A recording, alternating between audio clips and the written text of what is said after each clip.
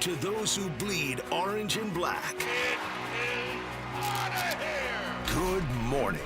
This is Murph and Marcus. Brian Murphy and Marcus the Waterboy Boucher. Streaming live at twitch.tv/The Sports Leader. Sponsored by Bigelow Tea. Grab a mug and tea proudly. Yo, are you kidding me? The 49ers beat the Eagles in Philadelphia with no defensive players. Unbelievable. Oh, my God. Bay Area, turn it up. Rejoice. Frickin' party. Celebrate. Oh, by the way, plan your trip to Seattle because that's where they're going next on Saturday. We can talk about that. But man, oh, man, oh, man. I did not see it coming. Me, hand raised, took the Eagles to win that game. Not because I wanted the Eagles to win that game. As I wrote in the Jockblot, I'm not a communist, all right? I wanted the 49ers to win. They're my life. There's no way they can win that game. They have no players left. They had no players left. And then they lost George Kittle in the middle of the game. Oh, we'll have to talk about that, too. I don't know how, other than heart, grit, the Eagles being really bad, and an incredibly ballsy, Bobby Weir-inspired performance. Wow, wow, wow, wow, wow. Awesome, awesome, awesome. Great for our show. Great for the Bay. Great for the NFL. 49ers, Seahawks. Eagles go down. I'm just very, very, very happy. Obviously, heart is broken by the loss of Bob Weir, too. We'll talk about that and maybe his role as a 49er fan saying, hell yeah, hell yeah, hell yeah, up in the heavens. But man, oh man, Marcus, I did not see it coming. I am so, so happy to have been pleasantly surprised. Hell yeah, hell yeah, hell yeah, Murph. What a win for the 49ers yesterday. Maybe the particles were stronger than some of our picks last Friday, Murph, but who gives a damn about our picks? I'd like to start today's show with a special song. Bye, Eagles, bye. You lost to Brock Purdy. Very good. I'll start that off the show for you. Bobby Weir and the Dead would appreciate that. I got you for it, Murph. How about How that? about cry, Eagles, cry? I'll take a cry, Eagles, cry. I'll take a bye, Eagles, bye. I'll take a 49ers win in the postseason any day of the week. Bro, how did that happen? What a performance by that defense, which, by the way, so let's get over this, right? Like, you get to the game in Philadelphia, and it's sure enough, no Tatum Bethune, no D. Winters. You're going to start two linebackers who, as Kyle Shanahan said to the team in the jubilant locker room, hey, guys, we had two linebackers who weren't on our team a month ago. He actually said that in the postgame. I mean, first of all, Eric Kendricks. Now, listen, we talked about Kendricks last week. We knew he's a player, and he proved it again. It's like, I don't even know why he wasn't on the team all year. You know what I mean? That guy should have been, he was coming off surgery, I think, right? Yeah, and then he hung out on the practice squad for a little bit, started to get a couple snaps a couple weeks ago. But, yeah, it was about time to give him that green dot. And then, bro, Garrett freaking Wallow, who we, sort of had a little fun with the sound last week when Wallow was late to the party. Well, let me tell you what. Wallow was on freaking time to the party. He led the 49ers in tackles, Marcus. Bro, he wasn't just the first one to the party this weekend. Like, he's the guy that gets there early and, starts help to set out. He brought the ice for the cooler. He brought the charcoal for the barbecue. Garrett Wallow was at the party this weekend. And early on, they did not lose at the line of scrimmage from the jump. Well, first of all, from the jump. The 61-yard pass to Demarcus Robinson. From the jump. Out the gate. Like, we talked about so many of these things we talked about last week that were going to matter. Can you start fast? Because if you start fast, maybe you got to hope. Because if you go out there, Eagles get the ball first and go 6 plays, 80 yards, and you're like, yeah. Great season. I read the Jock blog. It's time to go home. It's okay. I wrote the whole Jock blog. They're going to lose, and it's okay. Because I was like, it's just too much to ask. It's just a bridge too far to have to ask this over and over and over again. But it didn't. Niners got the ball first, and the Niners score first. That was huge, Marcus. Huge. Didn't you feel that way? Like the 61-yard pass to Demarcus Robinson. By the way, slashing and bobbing and weaving and juking. He looked like he's ready for the slalom at the Milan Olympics next month, dude. He was going woo, woo, woo, woo. That play change? I don't want to say it changed everything, but it changed my mindset. It was like, yo, it's on. Well, it gave me the thought process of, Kyle does have something cooked up for this defense, because we talked about it all last week. Kyle's got to get creative. He's got to get into his bag. And yes, we can get into some of these plays later on in the game. But you're absolutely right. That first drive gave me some excitement about this 49er offense. But I got to be honest, there was a bit of a reality check after Saquon Barkley ripped off that 29-yarder on the very next drive because the Eagles responded with a 10-play touchdown drive themselves. Then missed the PAT. Yes, they did. Yes, they did. But the 61-yard pass to Demarcus Robinson was a couple of things. One, it announced that the Niners were not going to get blown out, that they were going to be there. And number two, it announced that Demarcus Robinson was going to be a very important figure in this game. Like, yo, what? Well, why? Ricky Pearsall. Again. Dude. Nowhere to be seen. But you know who did play? Big old 71. And I watched him on several plays, bro, just swallowing guys. Dude, you thought they were going to be able to keep Trent Williams off the field this past weekend? No way in hell. There he goes with the boombox. And in fact, if you go back and rewatch, because I went back and rewatched some of the stuff, the boombox entry, not only is Trent out there saying, I'm playing, but Demarcus Robinson is very near the front of that line. And I was like, ooh, foreshadowing. Now that I know he's going to have a big game, it's cool that he's right there at the front of the boom. I don't know if he does it every week, but either way, I was like, oh, okay, there it is. But anyway, guys, so from that point on, when the Niners took a 7-0 lead, now they fall behind 13-7. They blow it at the end of the half. Everybody's mad. It's 13-10. But at 13-10, bro, I'm like, I don't know how the 13-10 halftime score to me felt like the Seattle game, like how the hell are they in this thing? And that was after George Kittle was carted off the field with the torn Achilles. After he wrote "For Bob" and "Dead Forever" on his cleats. After we lost Bobby Weir over the weekend, man. So yeah, so there was that same feeling of the Seattle game of like, man, they got nothing left. They're too hurt. They can't get this done. They're in this game, just like we talk about the Seattle loss. They were in that game and 13-3, and McCaffrey had the ball on the 2-yard line, tip off his fingers, right? But, dude, it was all then. So then they come out, and the Eagles go 3 and out, and the Niners go down. And there's a key. Well, then we go into Purdy throws the pick. Yep. I'm going to build up to this point here. The pick looked bad. When Purdy threw that first pick, were you thinking, Brock's collapsing? Yeah, bad read by Brock. Yeah. And I started to think about the stats that we talked about last week, Murph, when Brock Purdy turns the ball over. And the 49ers, when Brock Purdy plays a flawless game, doesn't turn the ball over once, he's 23-1 in his career. When he turns the ball over one time, he's 11-15. When he turns the ball over more than one time, in games where Brock Purdy has multiple turnovers, going into this weekend, he was 2-8. Now he's 3-8 in those ball games. The 49ers found a way to win this game without half of their superstars, losing the turnover battle, losing the time of possession battle, and it was Brock Purdy, despite the 2 interceptions, making the plays downfield at the end of the game. Absolutely incredible, because then we get to the fourth quarter. It's 16-10, sky, bang, reverse. Bang that sky. What a play. Kyle gave credit to Clay Kubiak, so if that's the case, we'll give it to Clay Kubiak, but they hadn't called it since 2019. I remember that New Orleans when Emmanuel Sanders hit Raheem Mostert. Same play. Just look, dude, every 6 years, 7 years. Mark your calendar for 2032. Book it. When the Niners are going to run who's a high school kid now who will be in the NFL then, who will run that play? Yeah, right. What is Carter Shanahan going to draw up in 2032? Carter bang reverse, dude. But anyway, that's the play. That's 17-16, dude. But then Brock throws another pick after that. They hold the Eagles to a field goal. Anyway, it all leads up to that final drive. I put this out on Twitter. I'm like, it's 19-17 Eagles. 8 minutes to go in the fourth quarter. On the road, you have the ball. You'd sign up for that 100 times out of 100. Now, what do you do with it? And that march down the field. It was 10 plays, 66 yards. Incredible. Aided by a Blankenship defensive hold on one play where Brock got sacked. That climax was just a nice little slice and dice. There were screens. There was balls over the middle. There was a run. There was a Purdy scramble. It was just a nice, consistent drive. But then you got to get it in the end zone, which is so hard to do. And if you've watched the film of that McCaffrey touchdown where he lines up right and then winds up crossing the line of scrimmage and then runs this Texas route back in, which, as all the film analysts were pointing out, it was a long developing play. So you needed Brock to stay alive in the pocket, which we know is one of his best qualities, right?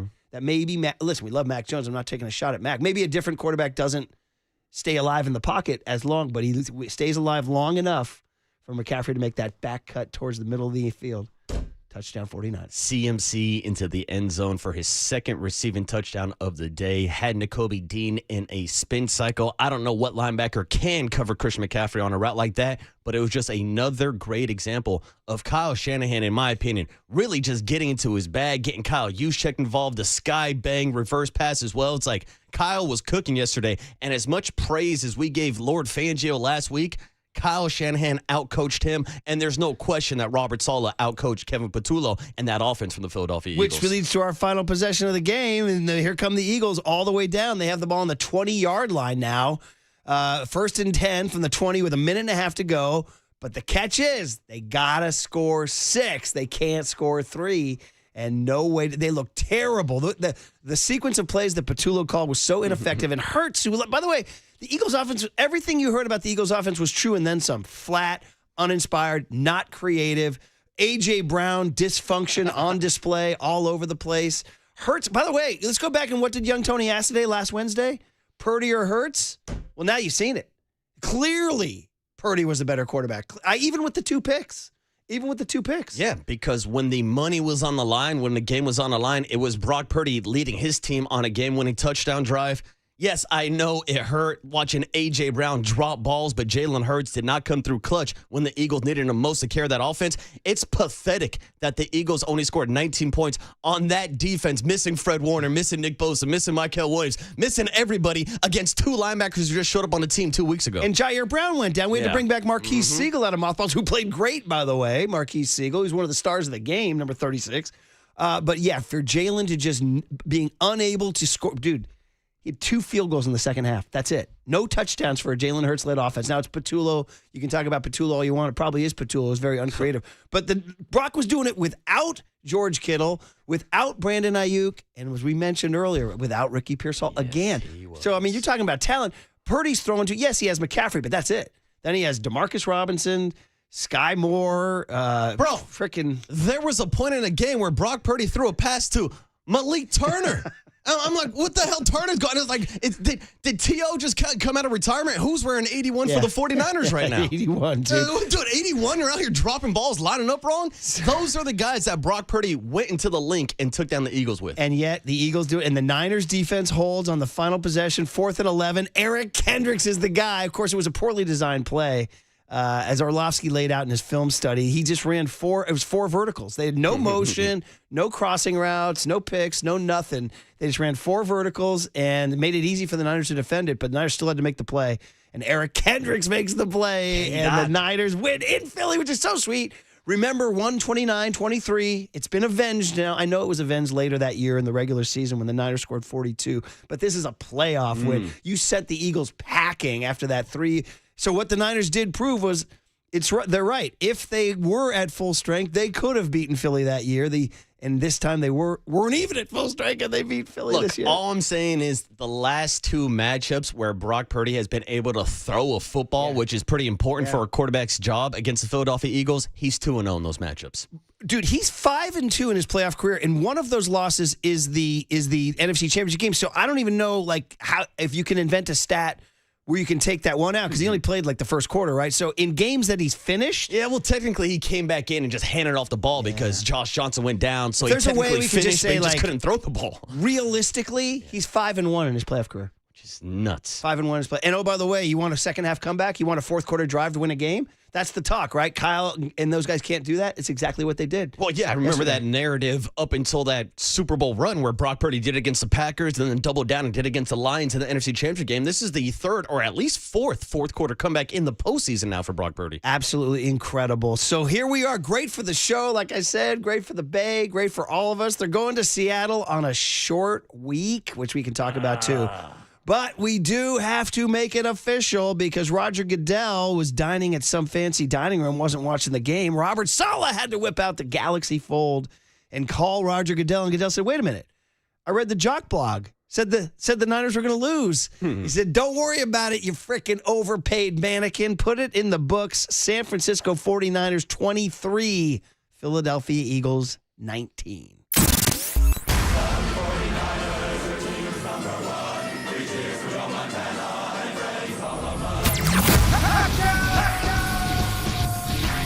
Beautiful people.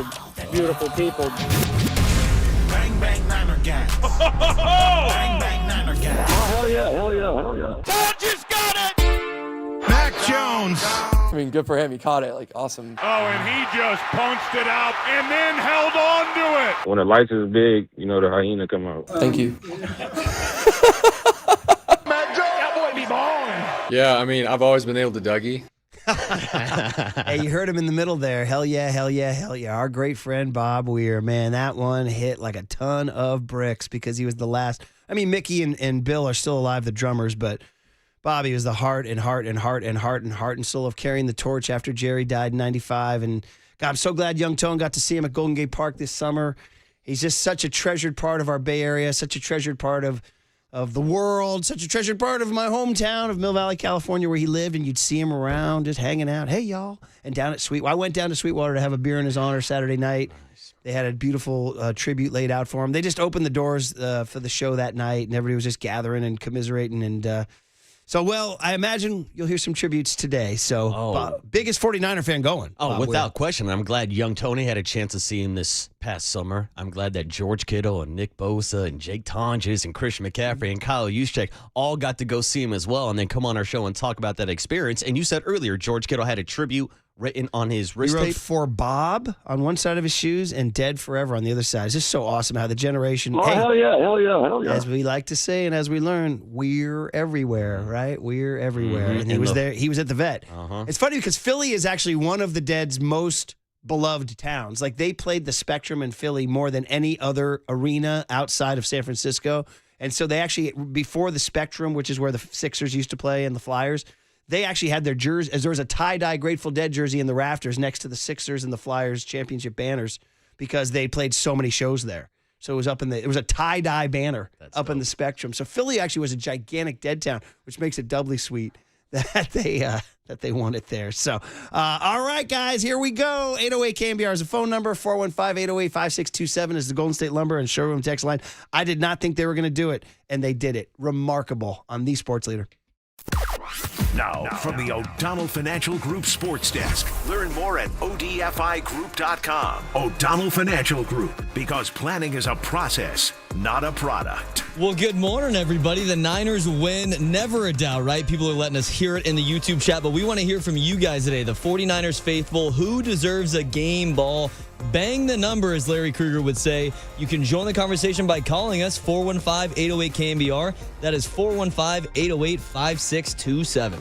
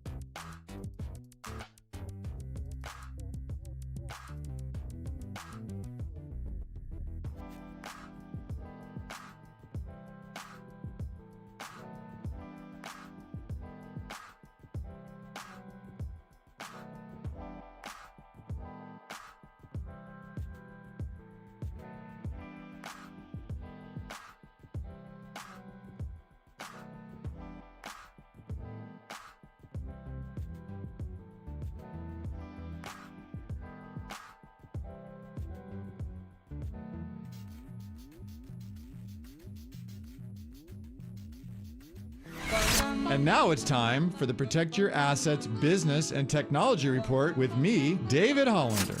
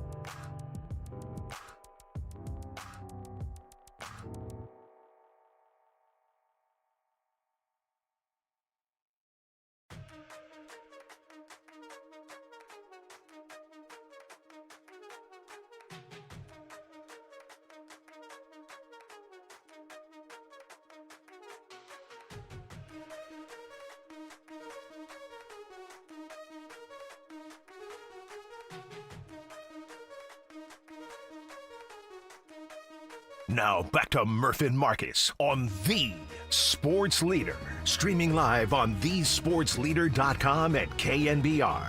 The Sports Leader app. Murph and Marcus is sponsored by Bigelow Tea. Grab a mug and tea proudly.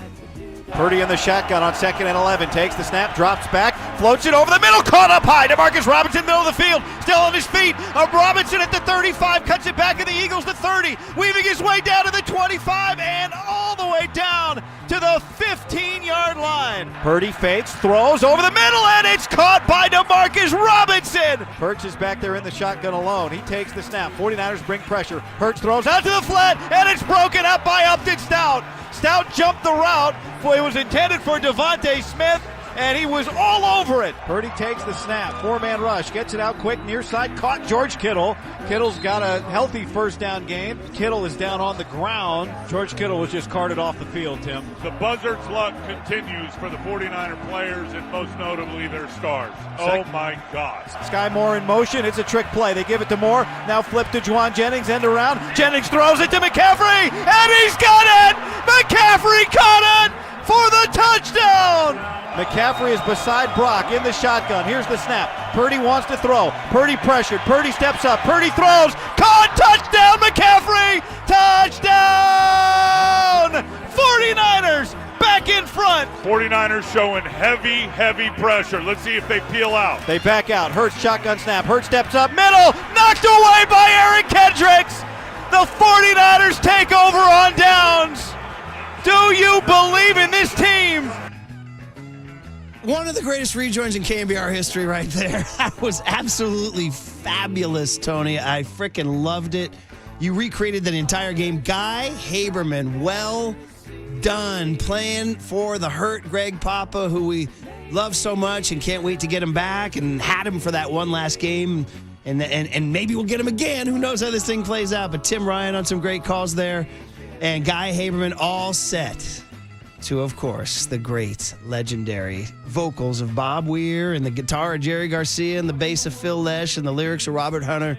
One of the all-time great songs in the American Six Songbook history, Truckin', which is funny because by the way, one of the all-time great lines, living on Reds, vitamin C, and cocaine. If you got a warrant, I guess you got to come in. Guys, they name check all the cities around America. They do not mention Philadelphia. That's the only thing. It would be great. But trucking up to Buffalo and Houston too close to New Orleans and all that good stuff. And so, yeah, of course, we're going to be playing mostly Bob Weir vocals today. But who knows? We may mix in a few others. But man, oh man, how'd that sound to you, Marcus? All those radio highlights there. It sounded fantastic. And I think it's the perfect rejoin song because, yeah, the 49ers are still trucking in the playoffs. And how about Kyle Juszczyk? Who was it? Reed Blankenship that got trucked on that check down pass? I mean, the 49ers are trucking right now, Murph. It sounds good. It looks good. It feels good, baby. Trucking up to Seattle on Saturday. We don't know the kickoff time yet. I guess it'll all be determined by tonight's Steelers-Texans game. But man, oh man, thank you, Tony, for playing this, man. That line there right there. You're sick of hanging around. You'd like to travel. Oh, no, pardon me. This is the lyric I was looking for here. Sitting and staring out of the hotel window. Got a tip. They're going to kick the door in again. I'd like to get some sleep before I travel, but if you got a warrant, I guess you're going to come in. The boys were getting in some trouble. Getting in some trouble. Young Tone, good morning to you, my brother. How are you? What up, Tony? Good morning. Everybody just take a deep breath. My God, a lot going on. Obviously, rest in peace to Bobby Weir. And yes, I'm so stoked. I saw a lot of stuff over the weekend, but a lot of the stuff I saw was his last show was August of 2025 in the summer. And I was like, wait a second, I'm pretty sure I was there. His last show was on Sunday. I was there on Saturday. Honored to see him play live, man. The line right here, what a long, strange trip it's been, is the most quoted line in Grateful Dead history. And I remember in my high school, like, everybody has their high school quotes, whatever. And I don't know, 8 out of 10 kids used what a long, strange trip it's been. Grateful Dead there. John Mayer, who, of course, played with him for the last several years, waited until last night to finally post his thing. So Bobby Weir was known for his very short answer. Sammy Hagar posted a great one. I reposted it. He goes, I'm going to do this in honor of Bob. He said, because Bob used to just say things like, yup, and F&A, and more fun than a frog in a glass of milk. He had his little sayings, and Sammy Hagar said, did I love Bob like a brother? Yup. Will I miss Bob every day? F&A. Did I have a good time with Bob? More fun than a frog in a glass of milk. Because that's the way Bob. So Mayer wrote it. He wrote it real short. He goes, okay, Bob, I'll do it your way. F&A. Thanks for letting me ride alongside you. It sure was a pleasure. If you say it's not the end, then I'll believe you. I'll meet you in the music. Come find me anytime. John Bo. That was beautiful because Weir's whole thing is the music lives on. And that's what I was thinking about. You going to see that means that the baton's been passed to you. You're a young kid. And just the significance, because you obviously heard a lot about him, heard you guys talk about him on the show for a long, long time. And then the boys, Kittle, Juszczyk, Jake Tonjes was there. Everybody was there, McCaffrey. And just understanding the significance and seeing it live, seeing the spinners, seeing the culture, talking to people that just travel all over the world to see these guys and then go to their next show that's around the world. Like, they just follow them everywhere, man. Well, right. And now you're a part of it. I know. You're a part of the lore. Yeah. Which is awesome. Really cool. You're part of the legacy. All right, guest list going here on a Monday morning. It is, of course, the El Cerrito Honda guest list. El Cerrito Honda, more than just a car dealership. We are family. Get to it, Tone. All right, well, we got Hums and Bums at 6:50 this morning. Ian Eagle, who is calling the game for Westwood One, is going to join us at 7:15. We're going to have cooler content at 8:30. Stay tuned for a very funny clip. An Eagles fan, a kid leaving the game, was interviewed about what was going on with the team and Kevin Patullo. Hilarious clip. You got to stay tuned. And then Todd Husak to break down the game. Obviously, a great quarterback matchup at 8:50 this morning. Yeah, let's get into it. All the sounds, all the key plays, all the reactions, and Hums and Bums coming up on the Sports Leader.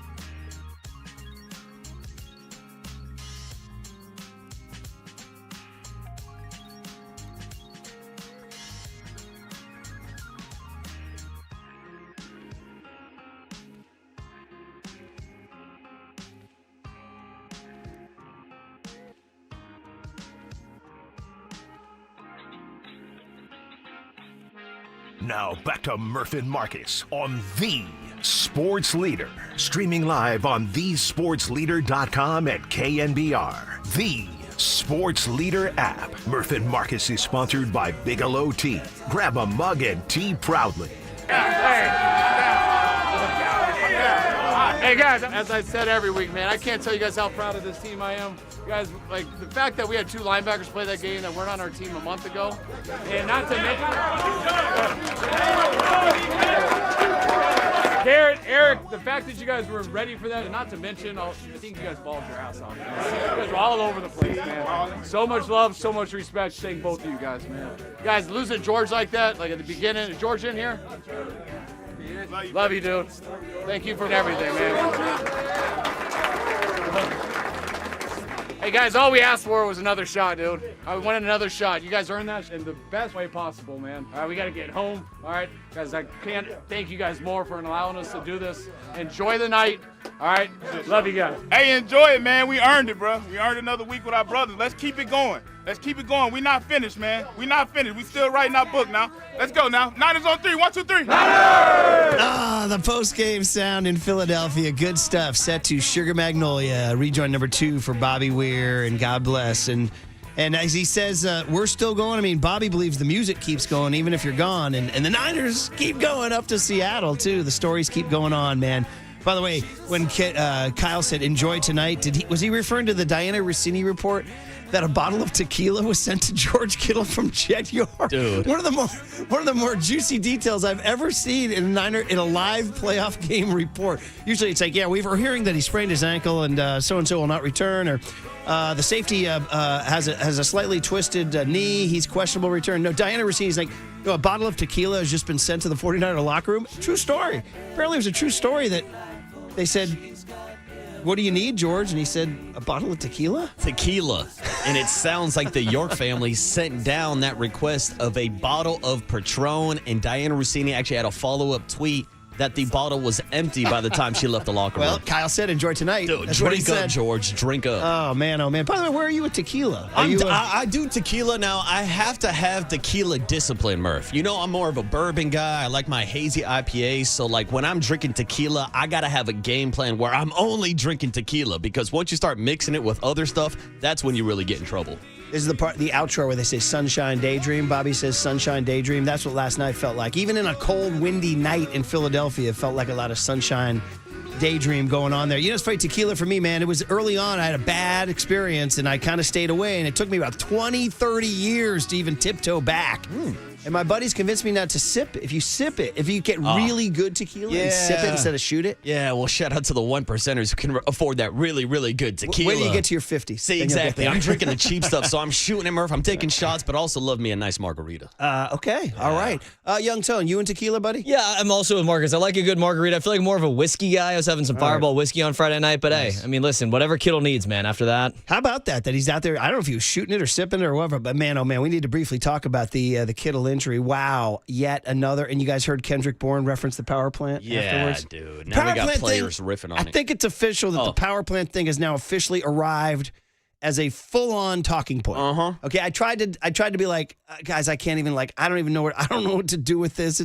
I don't know electromagnetic field.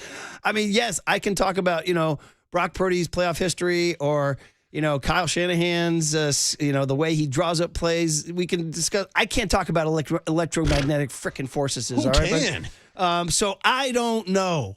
I don't think anybody knows. I do know now that it's something people are talking about. And Steve Young talks about, Steve Young talks about perception becoming reality. Yeah, and it's gotten to the point where now players are riffing on it. It's gotten to the point where we covered this story a couple weeks ago, and we were joking back then that we had no idea what the hell anybody was talking about. Since then, there's been Twitter doctors who have kind of said, no, this is not true. Some are saying it is true. So I'm with you. I have no idea what the hell is going on.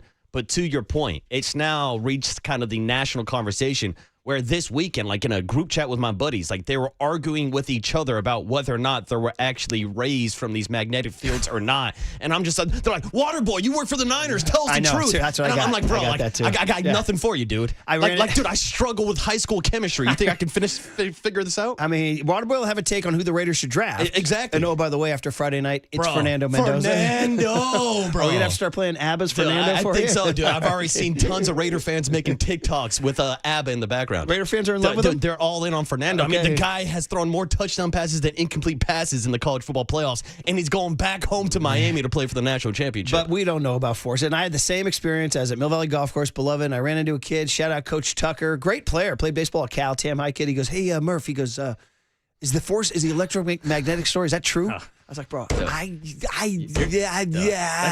That's above our pay grade. All I know is that George Kittle went down, and that's freaking believable that now it's Bosa and Warner and Kittle. Really, are they the three most, I mean, yeah, of course, Purdy and McCaffrey, obviously, but I mean, these are three of the most popular players in the NFL. These are three all-pro players. Yes, and now Kittle, arguably at the top of their position. I mean, we'll have this week to discuss whether or not the Jake Tonjes-led 49ers can win in Seattle or what it affects the 49ers and how it affects their run game. But getting back to what Kyle was just kind of saying, you know, all we asked for was a shot, and they got a shot. Listen, they lose to Seattle. They lose the chance at the 1 seed, and they got to go to Philly, and everything's tough, and they got no linebackers. It all puts into Curly's question of the day on the YouTube chat, though. Is this Kyle's biggest playoff win? I mean, it's definitely something to discuss. Now, you go to Lambeau in the snow, and you beat Aaron Rodgers when he was still Aaron Rodgers, and, you know, that one's going to be pretty tough to beat for me. Lambeau in the snow on a blocked punt. Dude, I commissioned a freaking oil painting off of that game. Which, by the way, I still don't even want to tell you how much money I spent on that thing, all right? That was a lot of cash. And I mean, that's how big that game was, knocking out Aaron Rodgers in the snow. Well, obviously, at Dallas, that's the end of the game. But this one, given how he had no arrows in his quiver going into this game, this one has to be considered. I mean, you guys mentioned we did the what's your favorite 49er playoff moment? You picked that Lions game, pointed out a bunch of good stuff about how they were way down deep in that game, right? Yeah, and that was a playoff run to the Super Bowl where Brock Purdy and Kyle Shanahan had two back-to-back second-half comebacks after beating the Packers the week before, and then the Detroit Lions in that second-half comeback with the ladybug catch with Brandon Ayuk. Right. So, I mean, does this one for you jump to the top? I think so, Murph. I think after yesterday's game, we might have to hit up our girl out in Florida and request an oil painting of A.J. Brown throwing a temper tantrum on the sideline. Like, for everything that was stacked up against the 49ers, like, we can go through the injury list of no Fred Warner, no Nick Bosa, no Michael Williams. Jair Brown goes down in the middle of the game. Then you look at the offense. No Ricky Pearsall, no Brandon Ayuk, no number one wide receiver. A game where you lose the turnover battle 2-0. A game where you lose the time of possession battle. This is a game that the 49ers should not won, and throwing George Kittle getting carted off in the middle of the game in a game where the Eagles still ran for 140 yards on the ground. It's amazing that the 49ers were able to pull off this game after everything they dealt with yesterday, which, in my opinion, does have to make this, if not one of the most impressive coaching performances from both Kyle Shanahan and Robert Saleh. One of the biggest plays of the game. And for me, right now, like the 61-yard pass to Robinson in the first quarter is just, to me, so freaking gigantic. But the play after George Kittle goes down. George Kittle goes down, and then the next play was a huge gainer to Juwan Jennings. Mm-hmm. So to me, like, the 61-yard pass to Robinson was like, yo, it's on. Okay, because, you know, you go 3 and out, and the Eagles score. And no, they score right away.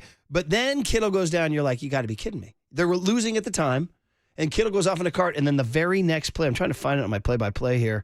The very next play, here it is. So you're losing 13-7. The Eagles have just scored a touchdown. It's the Goddard touchdown. Purdy throws the pass to Kittle for 6 yards. Down he goes. Off on a cart. 2nd and 4 from the 29. He throws a 45-yard crossing pattern to Josh Jennings. And that was like, yo, we're still here. We're still here. So incredible, incredible stuff. Do I think it was the biggest win of the Kyle Shanahan era? I'm not ready to go there yet because it wasn't an NFC championship and because that Packers game in the snow, I commissioned an oil painting. But man, oh man, I think it's something we got to talk about during the show, and maybe by the end of the show, I will come to that conclusion. It certainly is one of the greats. Any road playoff win in Niner history, the one I picked was the 88 NFC Championship game in Soldier Field. Any road playoff win is automatically in the hunt. I mean, I think maybe not the at Dallas. Tony picked the at Dallas game when Ezekiel Elliott got blown up by Aziz Al-Shire, which led to a very funny comedic reasons. Yeah. Okay, very good. Shout out the afternoon boys who had some fun with that audio. That was very fun. Oh, did very they? fun. All right. Yeah, Tony. You didn't see it? The afternoon boys riffing on me? No. Oh, no, the afternoon boys did? Oh, yeah. I didn't know that. They spliced up the audio of you talking about Aziz Al-Shire blowing Ezekiel Elliott. Oh, it's like, are you familiar with the... Taken out of context. Yeah. Familiar with the D. It's certainly up there, man. I'd say right now it's a horse race between that and at Green Bay. But, man, to do it without all those arrows in your quiver, it might have to be number one. Something we'll discuss. Hums and Bums, the Monday morning tradition. And then Ian Eagle, who was on the call for Westwood One at 7:15. So great radio coming your way. Don't go anywhere on the Sports Leader. Time for your Bay Area Chevy dealers traffic update.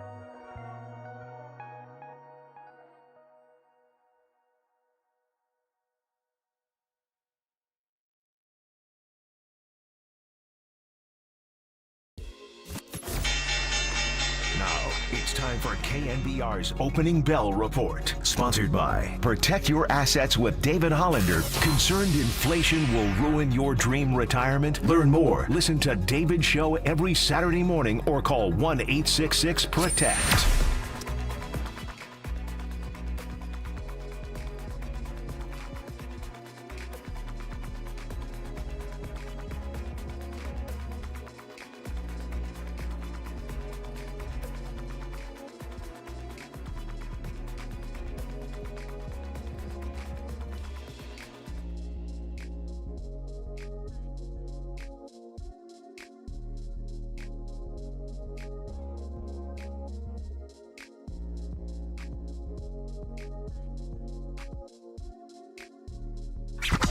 What do you want?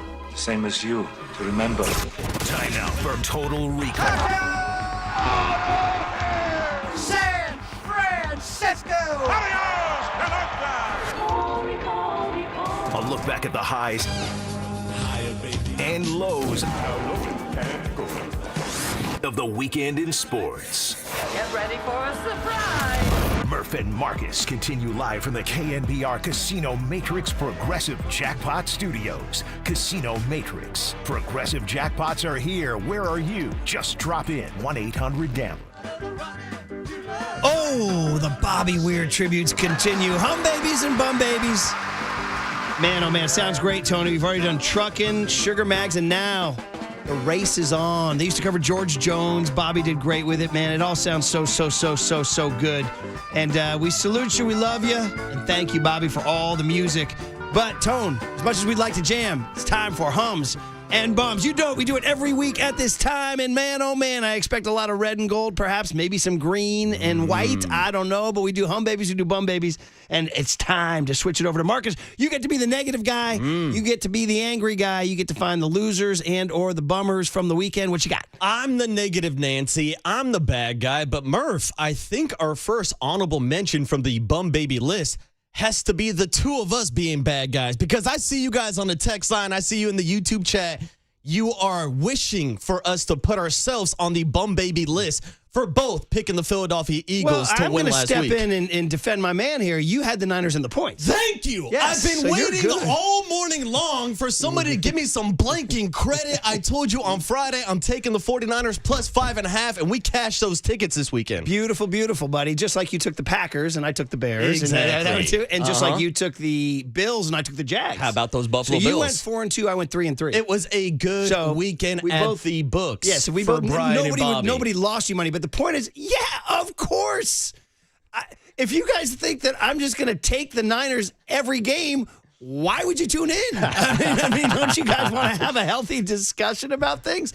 And if you guys would ever just read and instead of just like reacting, you'd see our rational discussion, how I am a Niner lifer that goes back to the junior 49er minor game in 1974, Boobie Clark's Bengals and Paul Brown beating them. And I've seen and bled more Niner football than 95% of y'all, but they had no players left on defense, and it was okay. I wasn't mad at them. It was a great year. And so that's why I made my pick. And I was wrong, and it's awesome. It's awesome. It's awesome for the show. It's awesome for us. It's awesome for the Bay. It's awesome for the Niners. So I made a call. It was wrong, and it's awesome. But the call was entirely reasonable and rational and thought through. And I think I was scarred by going to that Bears game and watching the Bears just destroy the Niner defense, just destroy it. So awesome. And yeah, as one KNBR icon frequently says, often wrong, never in doubt. Right? Tell him, Murph. It's never felt so good to be wrong. And Murph, I think both of us ended up picking the Philadelphia Eagles because of the injury report going into this game. And then that injury report got even longer in the second quarter. And that's where we're going to start off with our bum baby list, because we got the news that George Kittle is now dealing with a torn Achilles. In the second quarter, he goes down, immediately grabs for the back of his ankle, and we're all starting to think, oh no, not another Achilles injury here in the Bay Area. We see him get carted off. He's immediately ruled out from the game. Next thing you know, Diana Rossini is tweeting about how the York family sent him down a bottle of tequila to help him deal with the pain. So here is the highlights, or should I say the lowlights, the play-by-play of Tim Ryan and Guy Haberman talking about this injury. Kyle Shanahan giving us an update after the game, and Kyle Juszczyk talking about going out there and winning that game for George Kittle. Empty backfield for Brock Purdy, who's in the shotgun. Purdy takes the snap, four-man rush, gets it out quick, near side, caught George Kittle.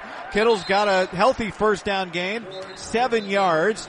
Out in front of the Philadelphia bench, Kittle is down on the ground, and the officials are stopping play. An injury timeout for George Kittle. He's laying on the near sideline, the Eagles sideline. So we will step aside. They attend to Kittle on the sideline. Hope he's okay. George Kittle was just carted off the field, Tim. Well, I'm hoping it's not his Achilles, the way that it looked. And he came down funny on it, and it stretched it, and then he lifted his leg and immediately carted. So the Buzzards' luck continues for the 49er players, and most notably their stars. Oh, my God. George, the trainers knew before the card came out, so they got word to me on the headset. And torn Achilles. Man, I mean, losing George is different. That's the heart and soul of our team. He brings so much energy and just what an incredible player that he is. So that definitely hurts a lot. But even when he was down, he was still positive. Like, I came in at halftime and he was smiling, and he said, "I'm not dead yet, man, and I'll be back, go win it," and that meant a lot. Man. Oh, bummer news. George Kittle, torn Achilles. You heard all the players and coaches talking about losing him in the second half of the game, Murph. Traditionally, the timeline for a recovery is about 9 to 12 months, so that also puts next season in jeopardy. And who knows how the hell his body is going to heal and recover if he's recovering right next to all those electric magnetic fields down in Santa Clara. Geez, I know. God, here we go.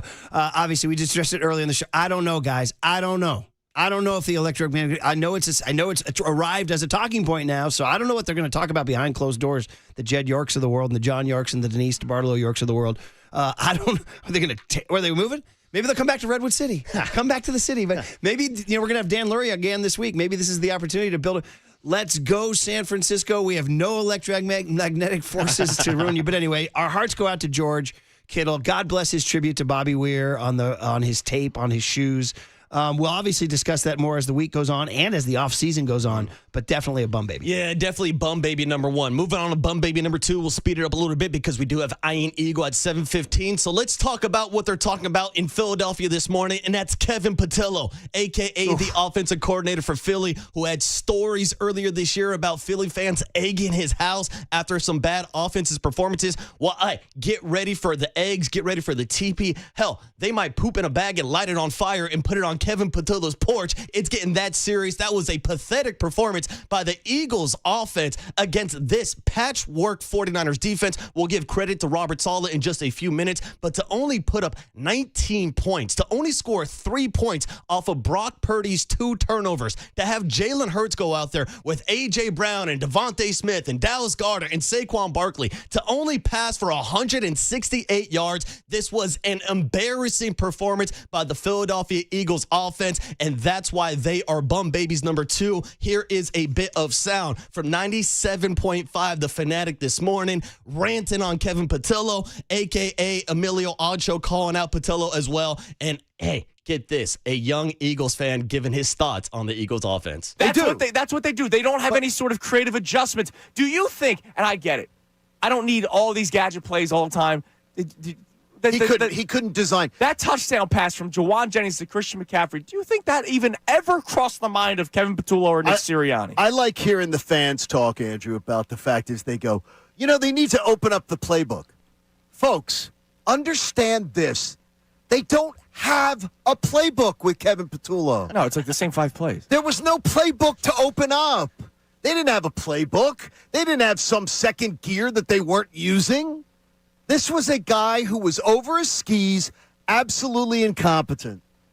And they let him do it, and they let him run the car right in the ditch. They let him run the defending Super Bowl champions into a ditch. It's a disgrace. Second person I'm looking at is Kevin Patullo. Because Kevin Patullo, how in the world, on the last play of the game, do you call all verts out of a 2x2 formation, the most basic call, out of the most basic formation with the most basic pre-snap movement, and you expect to win? How you let that happen? How you let that happen?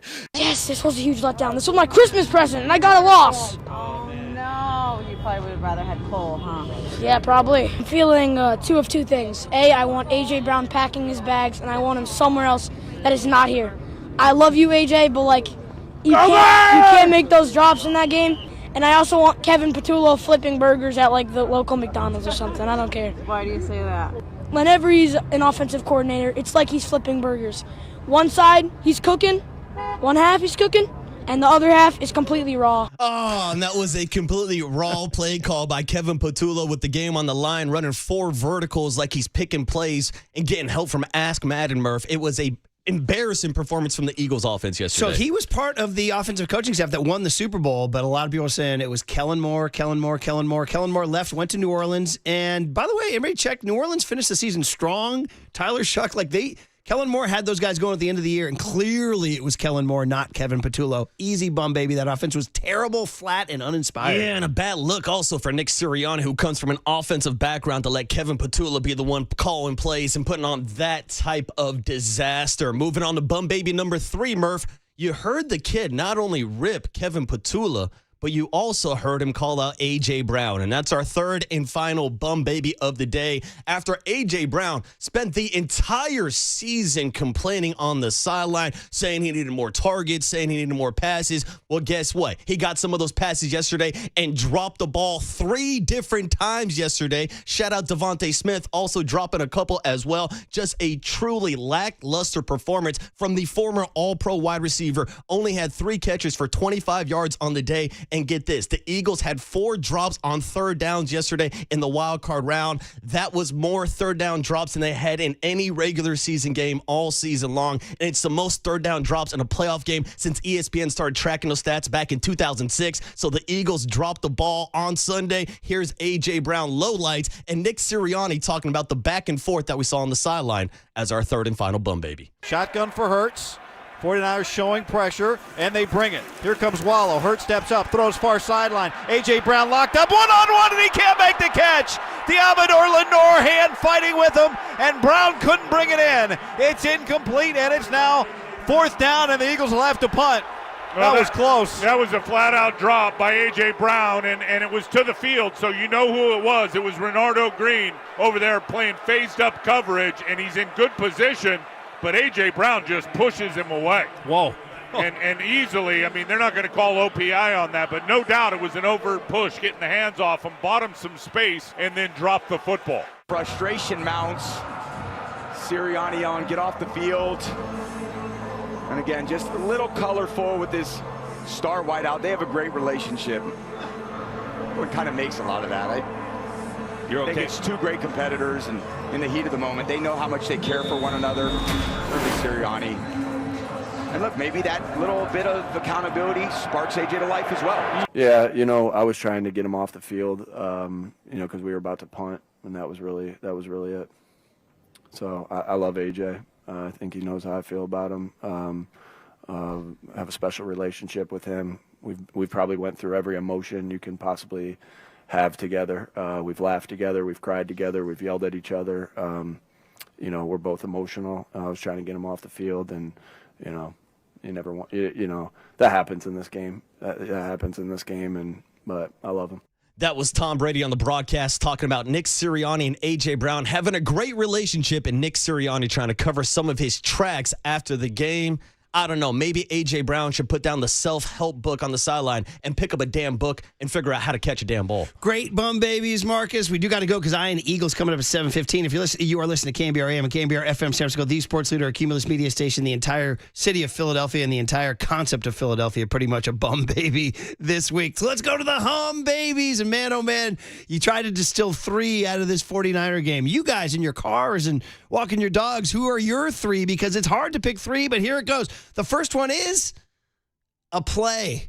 And whether it's Clay Kubiak or whether it's Kyle Shanahan, hum baby number 1 is called Sky Bang Reverse Pass. Sky Bang that number. If indeed the Niners continue this miracle run, those 4 words are going to become legendary in 49er lore, maybe like sprint right option on January 10, 82. First play, fourth quarter, Eagles 16, Niners 10, 1st and 10, Philly 29. Clay Kubiak and Kyle dig into the bag. They hadn't run this play since 2019 in New Orleans. Emmanuel Sanders to Raheem Mostert. Back then it was called Debo Bang Reverse Pass. Now they had run a jet sweep to Sky Moore earlier to bait the Eagles and then wanted to wait until they got to the right hash mark. That was the key. And Kyle said, Clay Kubiak said, we're here. You want to do it? He said, yeah, let's do it. And then the execution. Old Tennessee high school quarterback Juwan Jennings rolling right, takes the pitch from Sky Moore, lets it rip, takes a roughing the passer hit that had Brock Purdy feeling bad, by the way, going down the road feeling bad, Bobby Weir. And then the catch, Christian McCaffrey going Willie Mays over the helmet, over the shoulder. It gave the 49ers the lead. It changed everything. It's hum baby number 1. Sky Moore in motion. It's a trick play. They give it to Moore. Now flip to Juwan Jennings, end around. Jennings throws it to McCaffrey, and he's got it! McCaffrey caught it for the touchdown! Touchdown! 49ers! But a flag is down. Personal foul, roughing the passer, number 98 of the defense. It was all a play. It was a touchdown. You know, we just put that in not too long ago, a couple weeks ago, and I was ready. Excited, and just to see Christian, you know, pop up open there late, I just gave him a chance, and I didn't even see the ball, man, but great hands by 2-3, man. Great hands. That's your second one. You guys connected in the Super Bowl a couple years ago. I believe you broke a tie with Peyton Manning for perfect passer rating. No, yes, we just saw that from our research department when you start to hear stuff like that. I mean, you were a quarterback. Hey, back in the day I am. Back in the day I was, but not these days. We were wide out, wide receiver truly to the soul, man. Juwan ripped it. You know, that was in the air, felt like for like 15 seconds. But, it was, again, just a great play call, well executed. Good momentum play, too. It's called Sky Bang Reverse Pass. Last time we called it, it was called Debo Bang Reverse Pass. We ran it in New Orleans when Emmanuel threw to Raheem, kind of the same area of the field. We were trying to set it up a little bit. We got a jet sweep to Sky earlier in the game, and we had to be on the right hash for the play because Juwan's not left-handed. So we were just hoping to get it around there. Clay suggested it. It was a hell of a suggestion, and Juwan threw a perfect ball, which made me a little scared. I thought he should just throw in a bad ball and put it on him. So I thought it was a hell of a catch by Christian, and I didn't see it, but knowing that he got roughed up and stuff just shows what a G Juwan is, high school quarterback. What a G Juwan is. Well done. Everything from Guy Haberman and Tim Ryan on the call on down. Hum baby number 1. Hum baby number 2. Robert, Bobby, Saleh, and his band of misfits take a bow. I can't pick just one defensive player. They get a game ball, and boy, was I, for the old Fonzie Happy Days crowd, was I wrong. I thought for sure that the fading, banged up, injured, and going the wrong way Niners defense, missing Nick Bosa, Fred Warner, Michael Williams, and then they get to Philly, no Tatum Bethune, no D. Winters, and then in the game, no Jair Brown. Are you kidding me? I figured that, come on, you can't hold the fort. It's nothing bad. There's no crime. They just ran out of bodies. But they sure as heck did hold the fort, and it took great performances from brand new linebackers Eric Hendricks and leading tackler Garrett Wallow. The return of number 36, Marquise Siegel, to our lives. How about a sack from Keon White, the only sack from the game on the final possession? And the Niners hold the Eagles to just 2 field goals in the second half, made them punt 3 times in the second half, made the stop on the final possession, 1st and 10 from the 20 with a minute and a half to go. Kendricks with the PD on 4th and 11. The Niners wind up outgaining Philly, 361 to 307. Wow, what a performance. Saleh is a maestro. Hum baby number 2. Hurts is back there in the shotgun alone. He takes the snap. 49ers bring pressure. Hurts throws out to the flat, and it's broken up by Upton Stout. Stout jumped the route. Boy, it was intended for Devontae Smith, and he was all over it. 49ers showing heavy pressure. Let's see if they peel out. They back out. Hurts shotgun snap. Hurts steps up middle. Knocked away by Eric Kendricks. The 49ers take over on downs. Do you believe in this team? You know, we brought a lot of pressure today, so it kind of was fitting. You know, sometimes in those moments, you know, you forget a maybe show down or do something, you know, extra on it. But you know, we talked it through. Everybody was ready for that play, and you know, I don't know. I just I knew it was going to be somewhere on the hashes. I knew it was going to be somewhere on the hashes. I think I opened up to my right. You did. And then I just came back to my left. I just saw his eyes and just came back fast to my left. I wish I would have picked it off. I wish I would have got an interception. But I'm okay with the result. I'm ready to move to the next round of the playoffs. I remember saying at the beginning of the week on Wednesday and to the whole team, I was like, guys, I don't really know Eric that well, but I've been going against him on the silent tape forever, and that's why I feel like I do know him. And from going against him, I promise you guys this guy's going to be ready. And that's how he handled this whole week, just how he drops in the hooks. I think he's always a problem for quarterbacks. Looked like he knocked that ball down at the end. And then Garrett, too. Garrett was huge. I haven't gone against Garrett very much, but since he got here and played on our teams to start, he opted in a linebacker last week. I don't think they just stepped up and got through the game. I think they played at a high level, so it was really cool. Great sound. That was Eric Kendricks on KNBR, too. I love Tim Ryan. I'm not sure if I turned to my right. You did. And Kyle Shanahan talking about, man, I don't feel like I know Garrett Kendricks. I'm going against him on the silent film. So just what an incredible performance that definitely shocked me. I said they had run out of bodies, and they had, and then they won. So that's, you know what?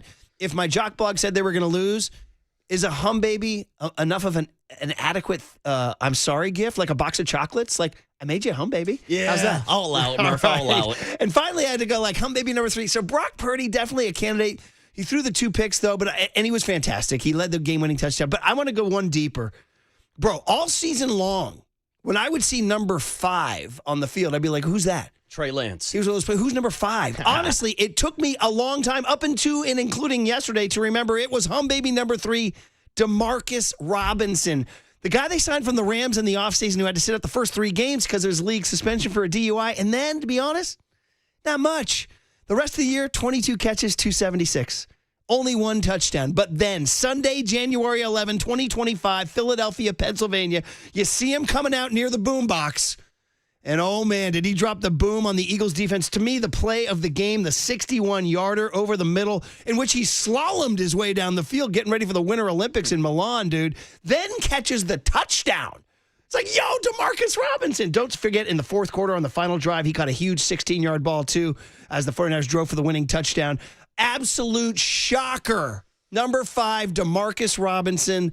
Epic performance. Hum baby number 3. Purdy in the shotgun on 2nd and 11. Takes the snap, drops back, floats it over the middle, caught up high. Demarcus Robinson, middle of the field, still on his feet. Robinson at the 35, cuts it back at the Eagles, the 30, weaving his way down to the 25, and all the way down to the 15-yard line. It was a great ball by Purdy, for real. So I was just trying to get upfield, and then I seen some kind of people out of my periphery, so I'm like, let me make a cut.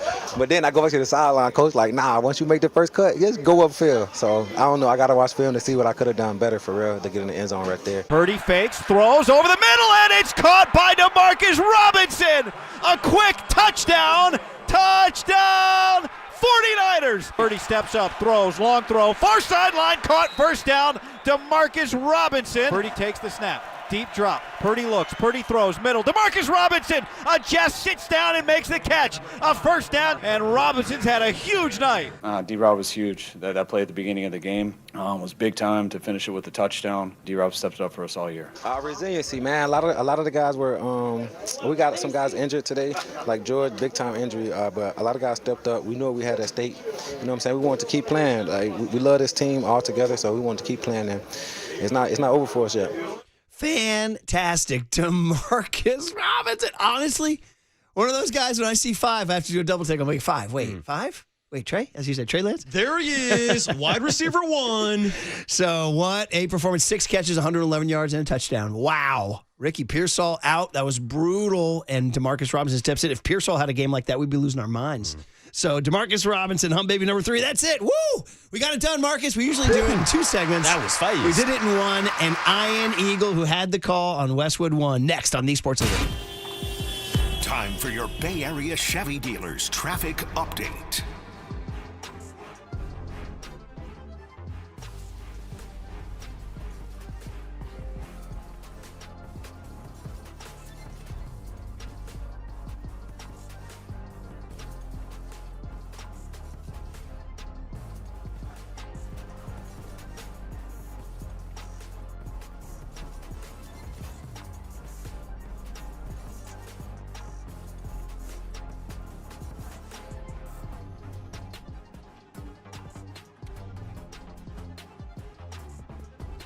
All right, bright and early on a 49er Victory Monday. Steve Moskowitz, our great friend, tax attorney. Real world stuff. I can't pay my tax. What if you can't pay your taxes? Somebody out there can't pay their taxes. Steve, good morning. What do you do if you can't pay your taxes? You call us. It's a common problem, and we want to take care of you. People think it's all or nothing. If you can pay or you can't pay. If you can't pay, that's it. Wrong. There's all kinds of deals that we want to cut for you. We'll explain them all in our free consultation. This is a common problem. You're not alone. We have good solutions, and there's all kinds of things you can do, whether you can make a deal to just pay part, or they forgive the penalties, or get you a monthly payment plan that you actually afford. Not what some IRS agent says you can afford, but what you can really afford. The bottom line is we've been doing this for a long time. We want to take care of you. We do everything for you. You don't have to talk to the government, deal with them, have anything to do with them. The only thing you do have to do is pick up that phone and say, hey, Steve, tell me what you can do for me. That's him. That's tax attorney Steve Moskowitz. He's my tax attorney. He should be your tax attorney. Give him a call at 888-TAX-DEAL, 888-TAX-DEAL, or go online to MoskowitzLLP.com.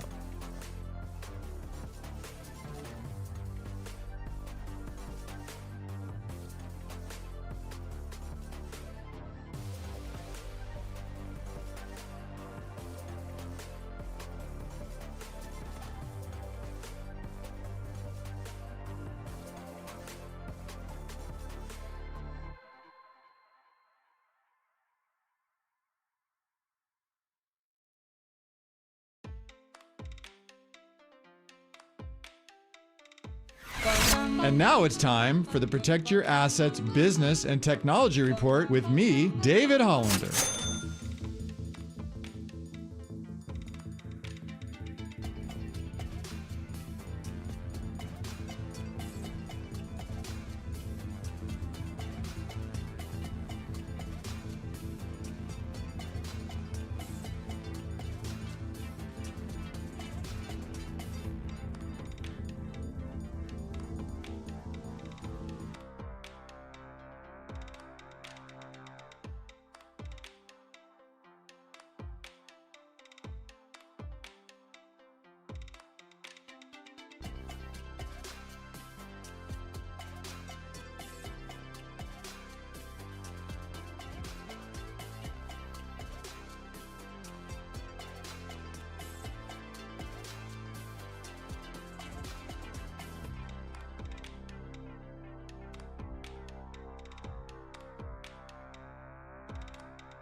Now back to Murph and Marcus on The Sports Leader. Streaming live on thesportsleader.com and KNBR. The Sports Leader app. Murph and Marcus is sponsored by Bigelow Tea. Grab a mug and tea proudly. McCaffrey in the backfield, and they are going to fake it on a jet sweep and throw it downfield. McCaffrey over the shoulder grab. Touchdown. Jennings is the one who did it. Flag is down on the play. Brock Purdy getting Jennings involved. They want the touchdown, and now it's a matter of the officials. 98 of the defense. It was all a play. It was a touchdown. The penalty will be enforced at the traffic point. Major razzle-dazzle, 29 yards for the score, and San Francisco with a chance to take the lead. Major razzle-dazzle. I love it. Ian Eagle, the voice you hear. The other voice you hear, Bob Weir, of course, is our continued tributes here, man. This is the iconic One More Saturday Night, which is a banger when it goes. And guess what? Unfortunately, the Niners have one more Saturday night in Seattle. Short week. We'll have to talk about that. But in the meantime, we have the great voice. We've had Ian Eagle on from time to time, but having him on after a stunning 49ers win in Philadelphia on the road with no bodies left. They pull it off. Ian, welcome back to Murph and Marcus, Brian Murphy and Marcus Boucher. Wow, what a game. Good morning. How are you? Hey, what's up, Ian? Good morning, guys. Just find a way. I think that's truly the philosophy right now for this 49er team. This sport can be so humbling. You can walk away from week 18 feeling as if maybe all the previous weeks, all the wins meant nothing. The number one seed was on the line. Turn around, have to go on the road against the defending champions. You're losing key players left and right, and you find a way against a team that no doubt was dealing with tumult, and there's stuff happening behind the scenes, but there's no asterisk on these games. Just go find a way to win. That's what they did, survive in advance. It's interesting, Ian, is that you talk about tumult. All week long, we had guests on from Philadelphia, and we kept asking them, is this team dysfunctional? And they're like, no, because, I don't know. Yeah. And as it turns out, when I was watching the game, I saw a 49er team that seemed more like, and again, now this is maybe biased because of the final score, but they looked more juiced and together, whereas the Eagles looked more flat and uninspired. Is that an overreach by me, or were you getting that vibe? No, I don't think it's an overreach. I think what ends up happening a lot is we're only privy to so much. We get our reports from beat reporters who are there every day, and obviously that's the finger on the pulse. But it doesn't tell the whole story. And you could have cameras in there. You could do a hard knocks on it. It's still edited. It's still handled in a way that is going to be the team's decision in what's out there, what's being consumed. The things that we can see with our own eyes, sideline interactions, how certain players handle themselves in certain situations, body language, dynamic that don't seem to be as strong as it was a year ago. They just had so much talent last year. They won the Super Bowl. They won on a magical run. Saquon Barkley had an NFL Offensive Player of the Year season, one of the all-time great seasons. Hurts has been a clutch performer. So everything worked. Everything clicked. And a year later, everybody that wanted to believe that they could recreate it and just flip a switch in the postseason, I think for the entire week, felt like, no, it's there. It's just a matter of getting the competitive juices going in a big game. And by the way, everybody the whole week talked about Lane Johnson. Oh, he's going to be back. He's good. He's back. And then what happens? We get the 11:30, or at this point it's 3 hours later. So 2:30 decision that nope, he's not going to be playing. He is inactive. And I just think that was very telling. It was a lot of hope and not a lot of reality. And San Francisco lives in reality. The Eagles ended up scoring 19 points against a patchworked 49er defense that had two starting linebackers that weren't even on the roster 2 to 3 weeks ago. And so when you come away with your takeaways from this game, do you give more credit to Robert Saleh for what he did with the defense, or more blame on Kevin Patullo and what the Eagles offense didn't do yesterday? Yeah, I would give Saleh a lot of credit because I do think they had a good game plan. They executed it well. There was a lot of trust in Kendricks, who, as mentioned, didn't join this team until November and didn't have an expanded role until the last couple of weeks, where they just needed a live, healthy body. So the fact that this team schemed it up well, that Saleh, who does give off very good positive vibes on the sideline. He's dapping up literally every person on that defense when they come to the sideline. That's real. That's tangible. That is togetherness and cohesiveness and belief, and something that you guys alluded to early in our conversation, that one team looked like a team together, juiced up, and the other team looked uneven and fragmented, and it mirrored their regular season, which was a bit underwhelming. Everybody was trying to figure out, why can't they get it rolling? We saw San Francisco at its best during times of the season where they looked like a true contender, looked like a team that could be the number one seed, and went into Week 18 with a chance to be the number one seed. But I do think the Philadelphia offense has left something to be desired all year. So you can't just look at this game and say, wow, man, they just didn't have it. They didn't have it all season for a team that has so much talent on that end of the ball. It just never clicked. Ian Eagles, voice you hear, and of course Westwood won. He did the game yesterday, Niners Eagles, but of course we're here Ian on NFL and college basketball, and of course Prime Video, NBA, and the Yes Network, Brooklyn Nets. Just does it all. He's fantastic, and great to share some time with him after this game. Quarterbacks in the NFL are everything. Brock Purdy has been quite a story ever since he stepped on the field and beat Tom Brady, has picked 262 and went to the Super Bowl and all that stuff. He throws 2 second-half interceptions, emboldening his haters, as they say. And then he leads the game-winning touchdown drive, emboldening his supporters. So where are you with Brock Purdy's place in the NFL hierarchy right now, particularly after yesterday's performance, both the good and the bad? Well, I think that's playing the position in a nutshell of the highs and lows. But with Brock Purdy in particular, it's who he is. There's just a sense of calm to him. Even the 2 interceptions to Quinyon Mitchell, and they tested him quite a bit. That seemed to be part of the game plan of, hey, we're not going to back down and just work one side of the field. We're going to test who many consider one of the best corners in the NFL, a first-team All-Pro. And the guy solved the test on a couple of occasions, making 2 excellent plays. But the reality is Purdy he's unflappable. It blows me away in how he carries himself and then the tone that he sets for his team, because I do think that permeates.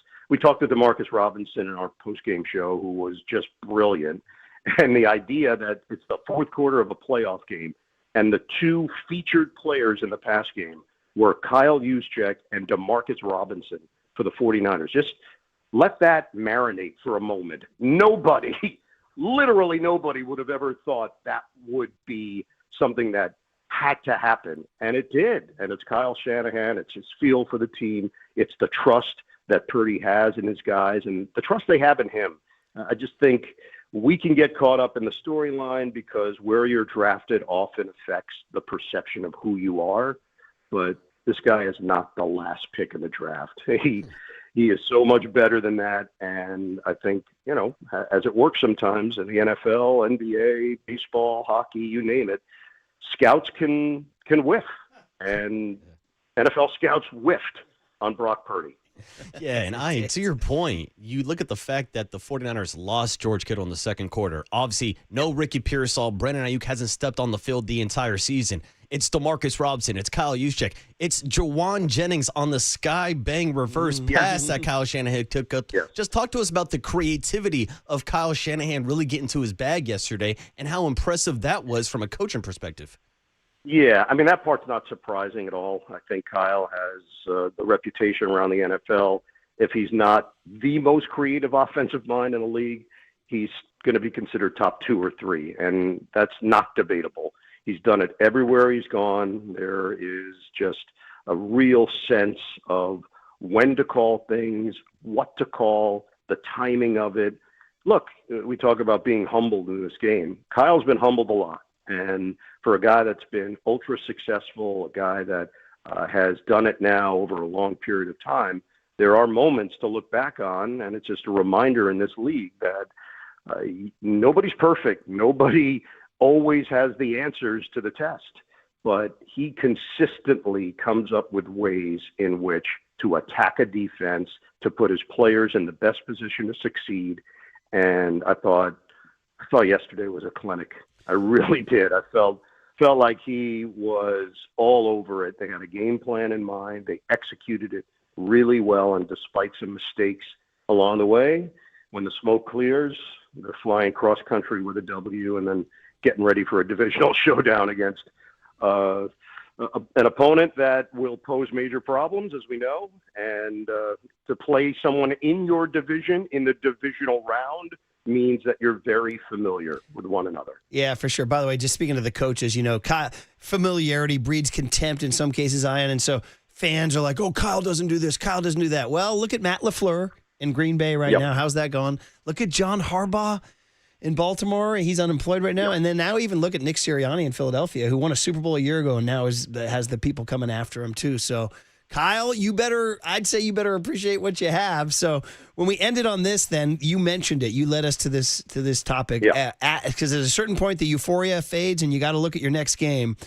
Do you have an opinion on the NFL's scheduling of a short week? I mean, I guess, it's been pointed out when the 49ers were the 1 seed in 2019 and 2023, they enjoyed a short week foe. Yep. Both the Packers and the Vikings came into Levi's Stadium off a short week.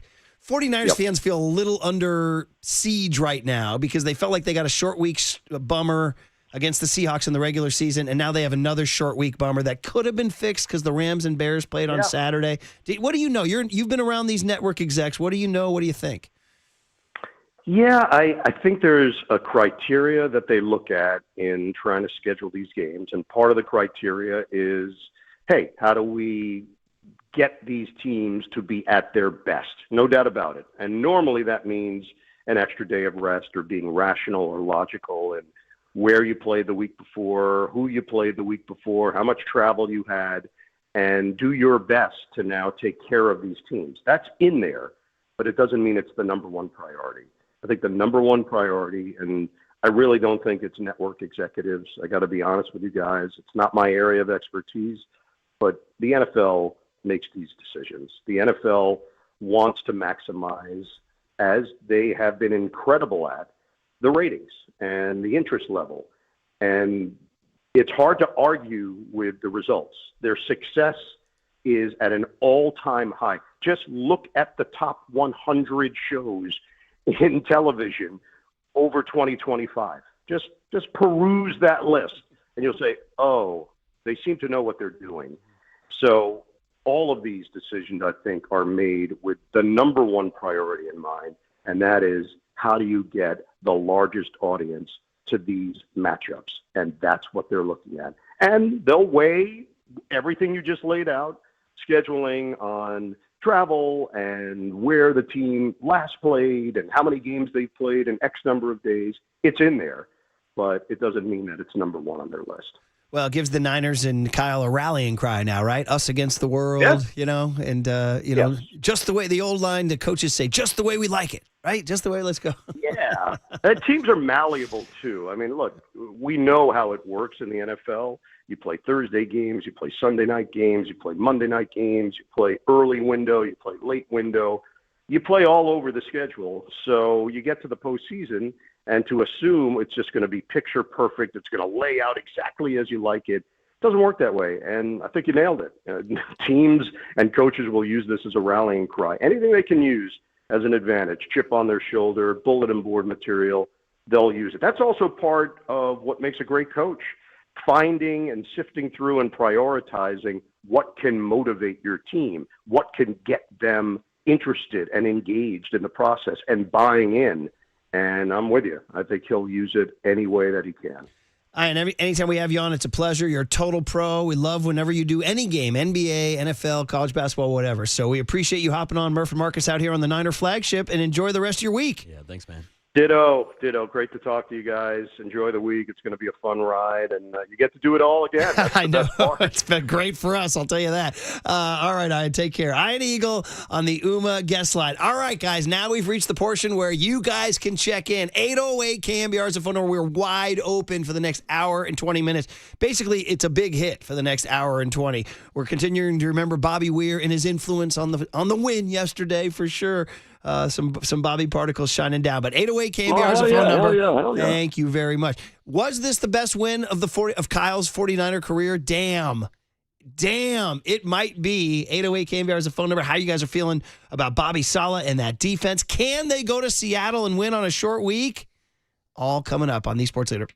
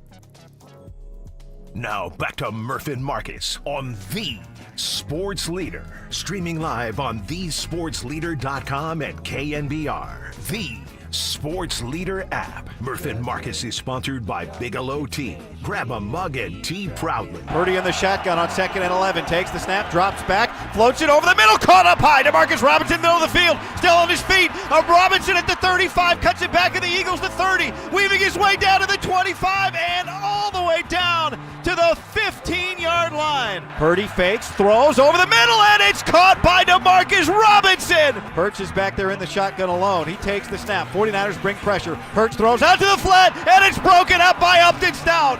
Stout jumped the route. It was intended for Devontae Smith, and he was all over it. Purdy takes the snap. 4-man rush. Gets it out quick. Near side. Caught George Kittle. Kittle's got a healthy first down game. Kittle is down on the ground. George Kittle was just carted off the field, Tim. The Buzzards' luck continues for the 49er players, and most notably their stars. Oh, my God. Sky Moore in motion. It's a trick play. They give it to Moore. Now flip to Juwan Jennings. End around. Jennings throws it to McCaffrey, and he's got it!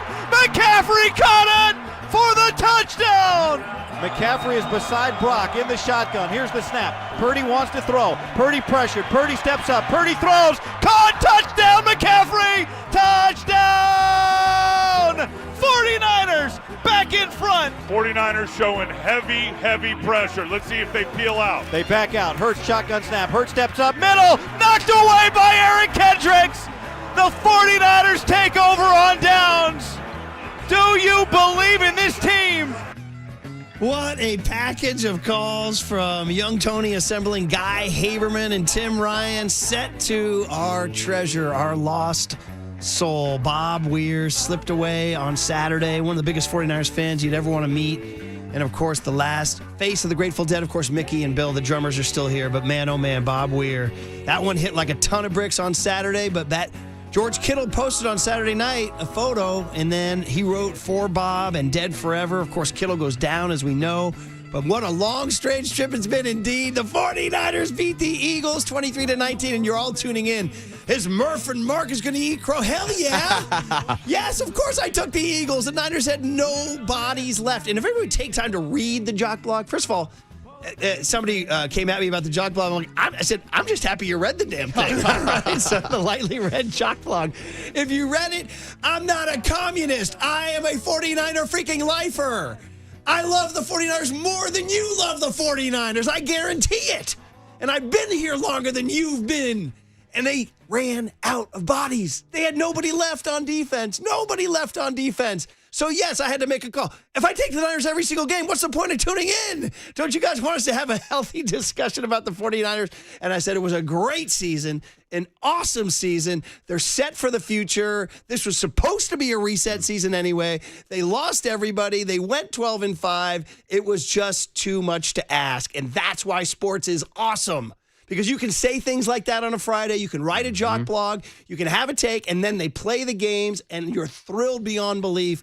And I'm happier than all y'all who want me and us to eat crow. Marcus took the points, by the way. You're damn right Marcus I did. took the points. Won some cash this weekend. I had Eagles 27-20 is what I had. You had Eagles 24-20. 24-20, right, yep. So we both were wrong, and guess what? Life goes on, and we're damn happy about it. How about that? You know, Murph, it's always been a goal of mine to open up my own barbecue shop. And so I'd like to introduce the Murph and Marcus Barbecue Company this morning because we got crow on the smoker, Murph. Throw it on the trigger. We are eating birds because it's bird hunting season out in Philadelphia. You're right. It's never felt so good to be so wrong. I could put my hand up and admit I picked the Eagles, but I took the 49ers with the points because all you need is a chip and a chair to get into the dance, and that's exactly what the 49ers did on Sunday. So 808 KNBR is the phone number. Check in here, and of course, it's all set against our Bob Weir rejoins. We lost Bobby, man. Unbelievable. Hit like a ton of bricks. I always liked having him around. It was always great to have him. It's like, oh, at least Bobby's here. And young Tony got to see him. So happy The baton was passed, buddy. His second to last show, Now you have to, when you're Maya, you got to start passing on because the tunes are forever. As John Mayer said in his beautiful little brief tribute today, he said, "I'll meet you in the." He said, "I'll meet you in the music, Bob." He says, "Meet me anytime." So I mean, it's incredibly beautiful stuff in the music. Bobby himself said this stuff will go on for hundreds of years. It's about the music, and you just heard some of it right there.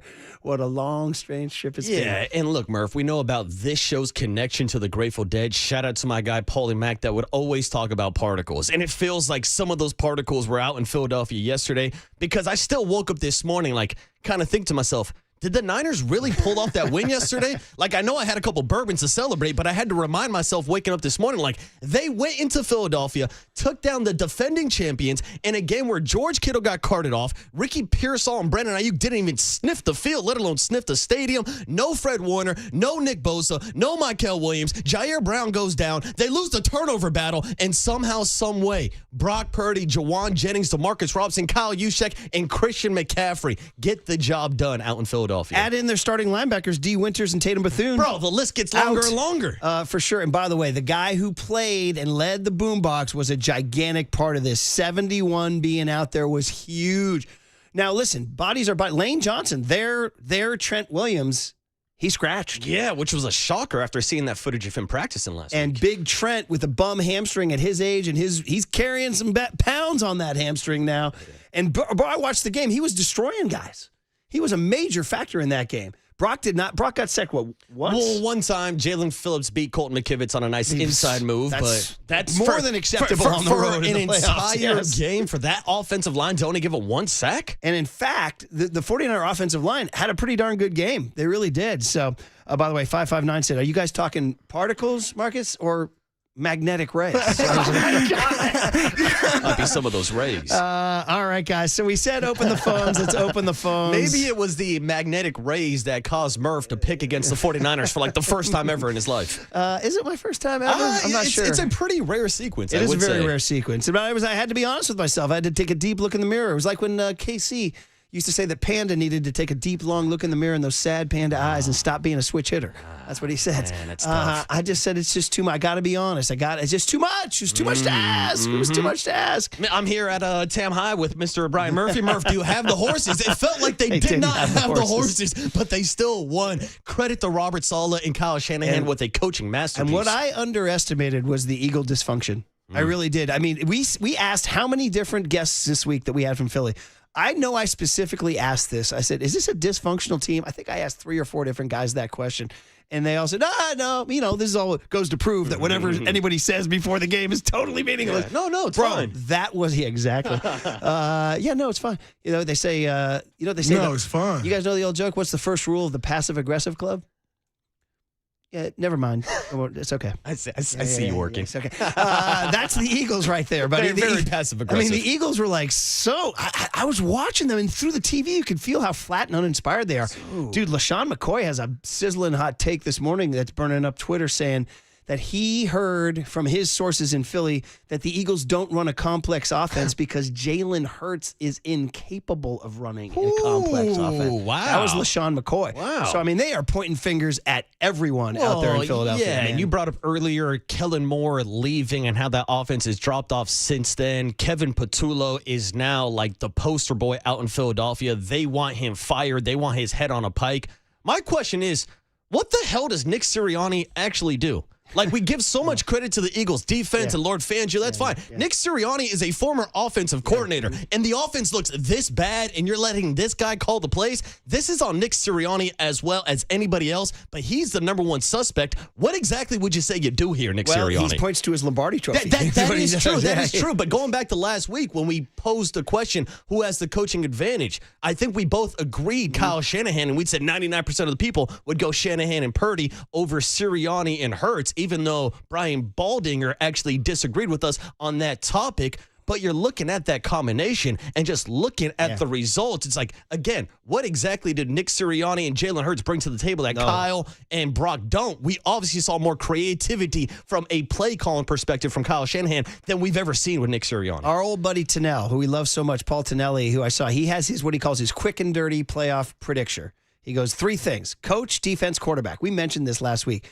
He says, and whoever has 2 out of 3 wins. And we said, coach, definitely Kyle over Sirianni. We definitely had that. But some people texted in saying Sirianni has the ring. He's a better coach. No, Kyle. I agree. Defense, we gave it to the Eagles because the Niners were so banged up. Quarterback was the one where I said 50-50 because Jalen has a Super Bowl championship, but Brock is a little more, I don't know.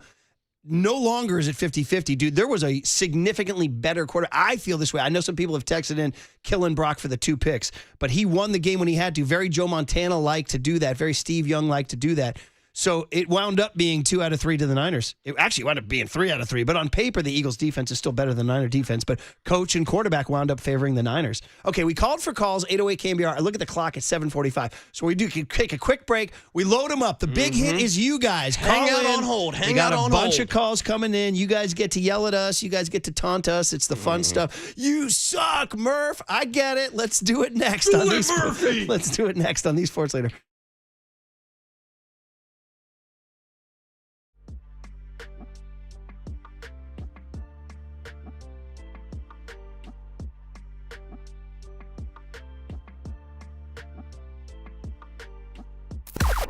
Now, from the O'Donnell Financial Group Sports Desk. Learn more at odfigroup.com. O'Donnell Financial Group, because planning is a process, not a product. It's time for the Young Tony and John Joe question of the day. We want to hear from you guys today. We want to hear who deserves a game ball, but the question of the day, Curly had a good one. Was this the biggest road playoff win in the Shanahan era? There's a couple good options. There's really 3 options after last night. 2021 versus the Packers, 2021 wild card versus the Cowboys, and last night. You can give us your take by calling us, 808 KNBR. That's 415-808-5627. Or you can join us in the YouTube chat now.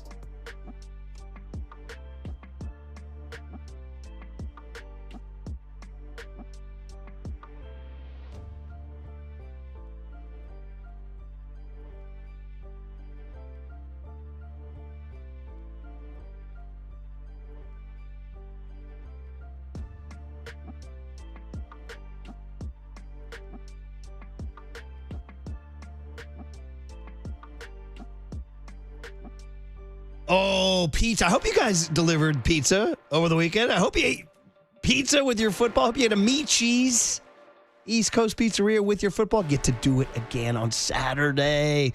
Playoff football and pizza.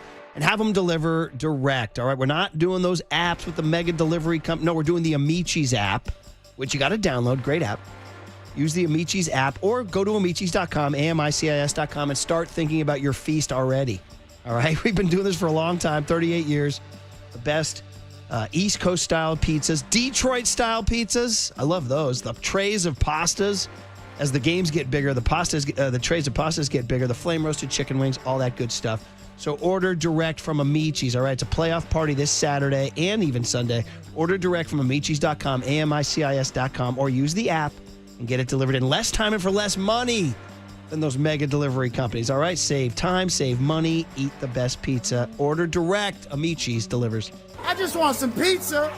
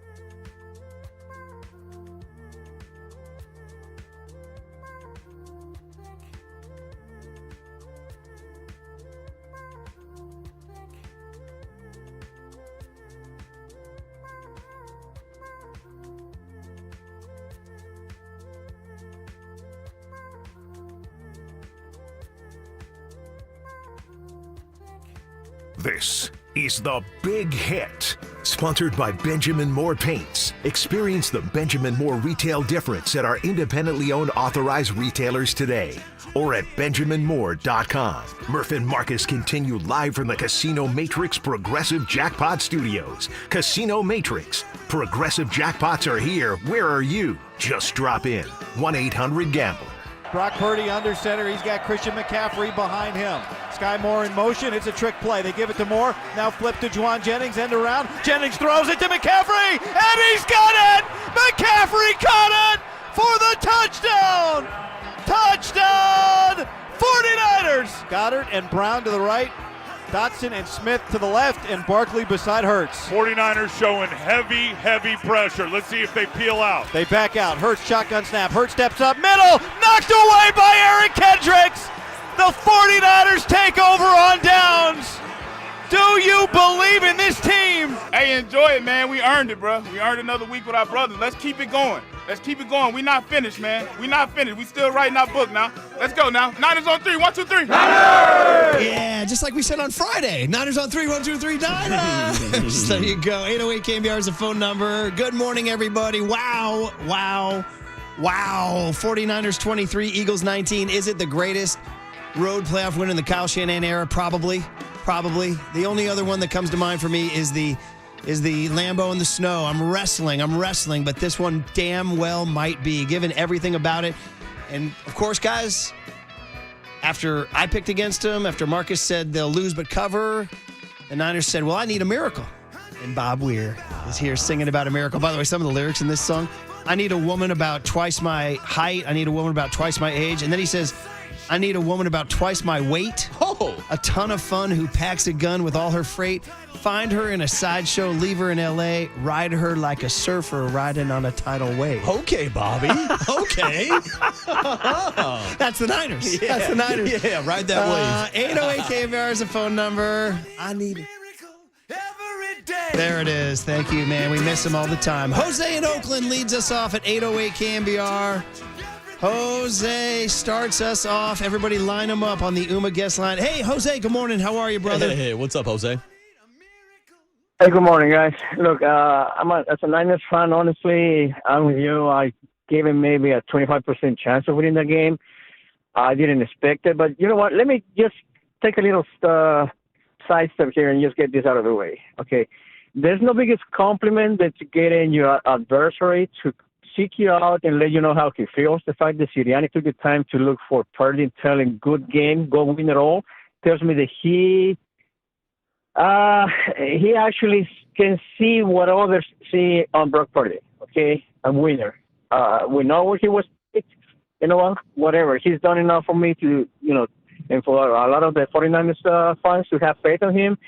I know the Seahawks right now are feeling themselves, thinking, last time we got them, they only put 3 points on us. You know what? Whatever. It's a new game, new day. Just like Sirianni said, go win it all. As far as the defense, is the middle of that defensive line is the one that sets the tone, to be honest with you. That push. If only they had Nick Bosa, I know they don't, but you know what? That's what's making the defense bend but don't break. Just following what Sirianni said, you know what? Brock Purdy, go there and win it all. Man, oh man, good stuff, Jose. I appreciate it. You're right. Sirianni did say that, and he referencing Purdy, and Purdy just continues to climb in the annals, man. He's 5-1 now in games that he's really played in. 5-2 if you include the UCL game, and 4 of them have involved second half comebacks. Yeah, he's played in 7 postseason games. He has fourth quarter comebacks, or should I say second half comebacks, in 4 of those 7 games. I mean, he threw 2 picks, but I got news for you. Joe Montana threw a lot of picks in the catch game, too. So, good stuff, Jose. Thank you. That's the thing. Brock Purdy threw 2 picks, and then when the game was on the line, he went 5 for 7 for 42 yards and a touchdown, scrambled and picked up a first down as well. It's funny. I was thinking about this because we had a caller last week saying, isn't this why you paid Brock Purdy $50 million to go out and win these games? And we both said, yeah, theoretically, yes. But look at the other side of the field. Jalen Hurts is getting paid $50 to $60 million to go out and win those games. Guess what? He didn't win that game. And for Dwayne sitting on the couch with Dak Prescott, how much money is Dak Prescott getting paid? He's not even in the playoffs. Joe Burrow, Lamar Jackson, these guys all get paid top dollar, and they're not even in the playoffs right now. So, yes, the Brock Purdy contract was 100% worth it, in my opinion. Guys, Charger quarterback Justin Herbert, his playoff reputation is getting shredded right now. Have you seen the meme going around that Juwan Jennings has as many postseason touchdown passes as Justin Herbert in his career? Oh, my God. That's incredible. Also, shout out to Juwan Jennings, who had more passes completed 15 yards downfield than Jalen Hurts yesterday. Dude, those are banger stats. By the way, you're listening to KNBR AM and KNBR FM, San Francisco, the sports leader, a Cumulus media station, as we continue to pay tribute to Bob Weir, the great 49er fan. Man, I Need a Miracle sounded good. Mexican-American Dream in San Jose. He is, of course, one of KNBR's favorites. Here we go. Mexican-American Dream. Let's go. What's up, buddy? Hey, what's up, brother? Good morning, fellas. Rest in peace, Bob Weir. You left us a legacy. We'll remember you forever, baby. And Marcus, I'm very happy that you enjoy crow because I went bird hunting this weekend, baby. I'm good cooking it up. I'm making crow ceviche. I'm making crow enchiladas. I'm making crow tostadas. And to wash it down, I got gallon-sized bottles of Haterade for the both of you, extra salty. And by the way, tacky demands a proper apology. And Young Tony, baby, I beat up on you too much. You get a free weekend this week. Shuck some oysters, listen to some music, and learn a thing or two from the naysayers, baby. And by the way, I'm on my way to Philly to smack every Eagles fan I see. Therefore, for this order, Sarino tortilla, Mexican-American Dream out, utterly way. There it is. Great call. Thanks for the crow call. empanada. I was waiting for that. That sounded good. I'm to looking me. forward to those crow enchiladas. Are we eating it? Dude, I put it in writing. My favorite thing is, like, nobody ever reads the jock blog except for when I take the Eagles to beat the Niners, right? Exactly. Yeah, this was by far the most clicked jock blog in all-time history. Stefan's L.A. goes, what a nice jock blog. Try making some sense next time. I said, hey, man, I'm just glad you read it. Yeah. All right. Mert's out here playing for clicks. I guarantee you nobody read it. I guarantee you they just saw the headline that said, I think the Eagles will beat the 49ers. And I said, and it's okay, because it's not supposed to be their year. So, man, oh, man, yes, we are delighted to be wrong. Delighted to be wrong. Never felt so good to be wrong. Well, it's great for us. We love it. And by the way, I'm just going to add this. I know we're going to talk about it more as the week goes on. And I'm not making any calls right now, although 7, holy moly, I'll take 7 points. I'm just telling you, from years of experience, dude, the Seahawks do not want the 49ers to come in. Yeah, we can talk all about how they mauled the Niners last time they played them. They did. They mauled them. I get it. I guarantee you they would have rather have not seen the 49ers. This is way too familiar for them. Niners know them way too well. So I'm just saying, for the Seahawks, not their favorite draw. Definitely not their favorite draw. Definitely not. And we know about Sam Darnold in the postseason, but we'll get more into that topic as the week moves on. I'm just saying, my first take on it right now was, I was like, I don't care. I'm just saying Seattle's probably shifting a little bit like, oh, yeah, we got the Niners, no problem, I think. All right, Billy is sitting in traffic at 808 KNBR. Billy, good morning. You're on with Murph and Marcus. What you got, buddy? Hey, morning, Billy. Hey, guys. Thanks for taking my call. Longtime Niner. I'm an OG. I grew up at Candlestick. So I thought it was about the little things yesterday. You know, the lack of penalties we had. We never broke. Purdy stayed composed, even making mistakes. And I kind of attribute it, like, I thought of the Bears game in '84 when we went into Chicago and we beat them, and no one thought we were going to win, and it was just so sweet. So hat off to Saleh, and Shanahan. If people say coaches don't matter, watch that game. 100%. Billy, 88. Do you follow KNBR social media at all? Instagram?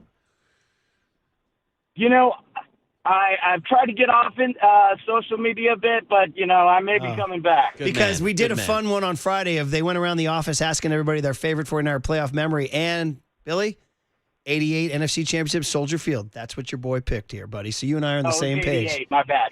You and I, we beat them in 84 at home, smoked them at home in a very ordinary game. In fact, that's the game where Montana is kneeling in the grass, drawing up the play with Bill Walsh that Zagaris took. That's so iconic. So, Billy, thanks for the call, man. We appreciate you, buddy. Douglas is in San Diego. Ooh. A call from Diego. San Diego. Yeah, Douglas, good morning. You're on with Murph and Marcus. What you got, buddy? Hey, what's up, Douglas? What's going on, guys? Hey, just a little quick update. I'm about to head over the Coronado Bridge, so if I lose you for about 5 seconds, please don't hang up on me. No worry, brother. Get the takeout.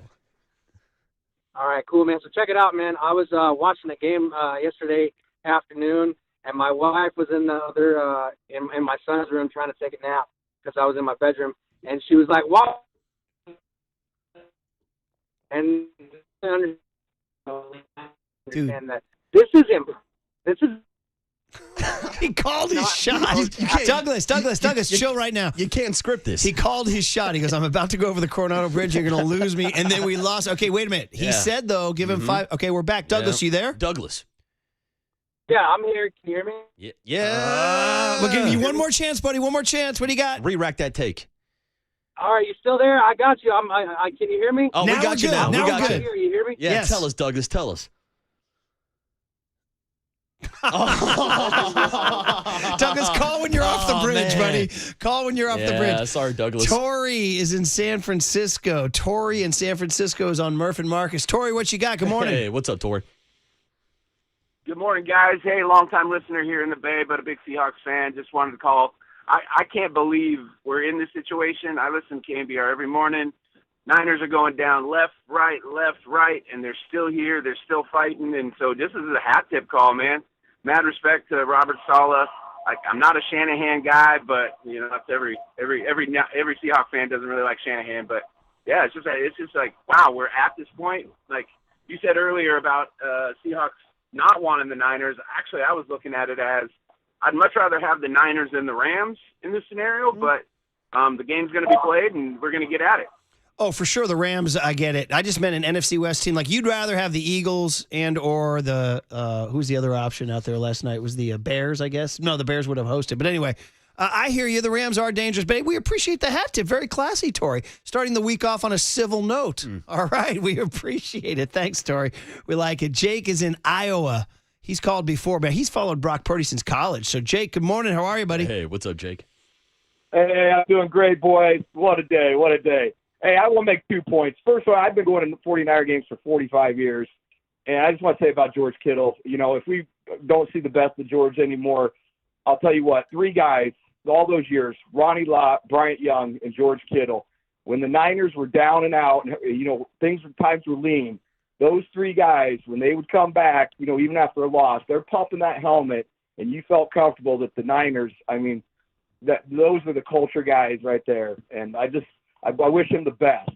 Second point, this league, the talent, I think sometimes we make a big deal that the talent gap between guys is so big, but I don't think it's as big as people think. The coaching is such a premium, and Kyle Shanahan and Robert Saleh, man, they put guys in position. Guy like Demarcus Robinson, that guy's a really good football player. I mean, that guy's been a star in college, had some great times in the NFL.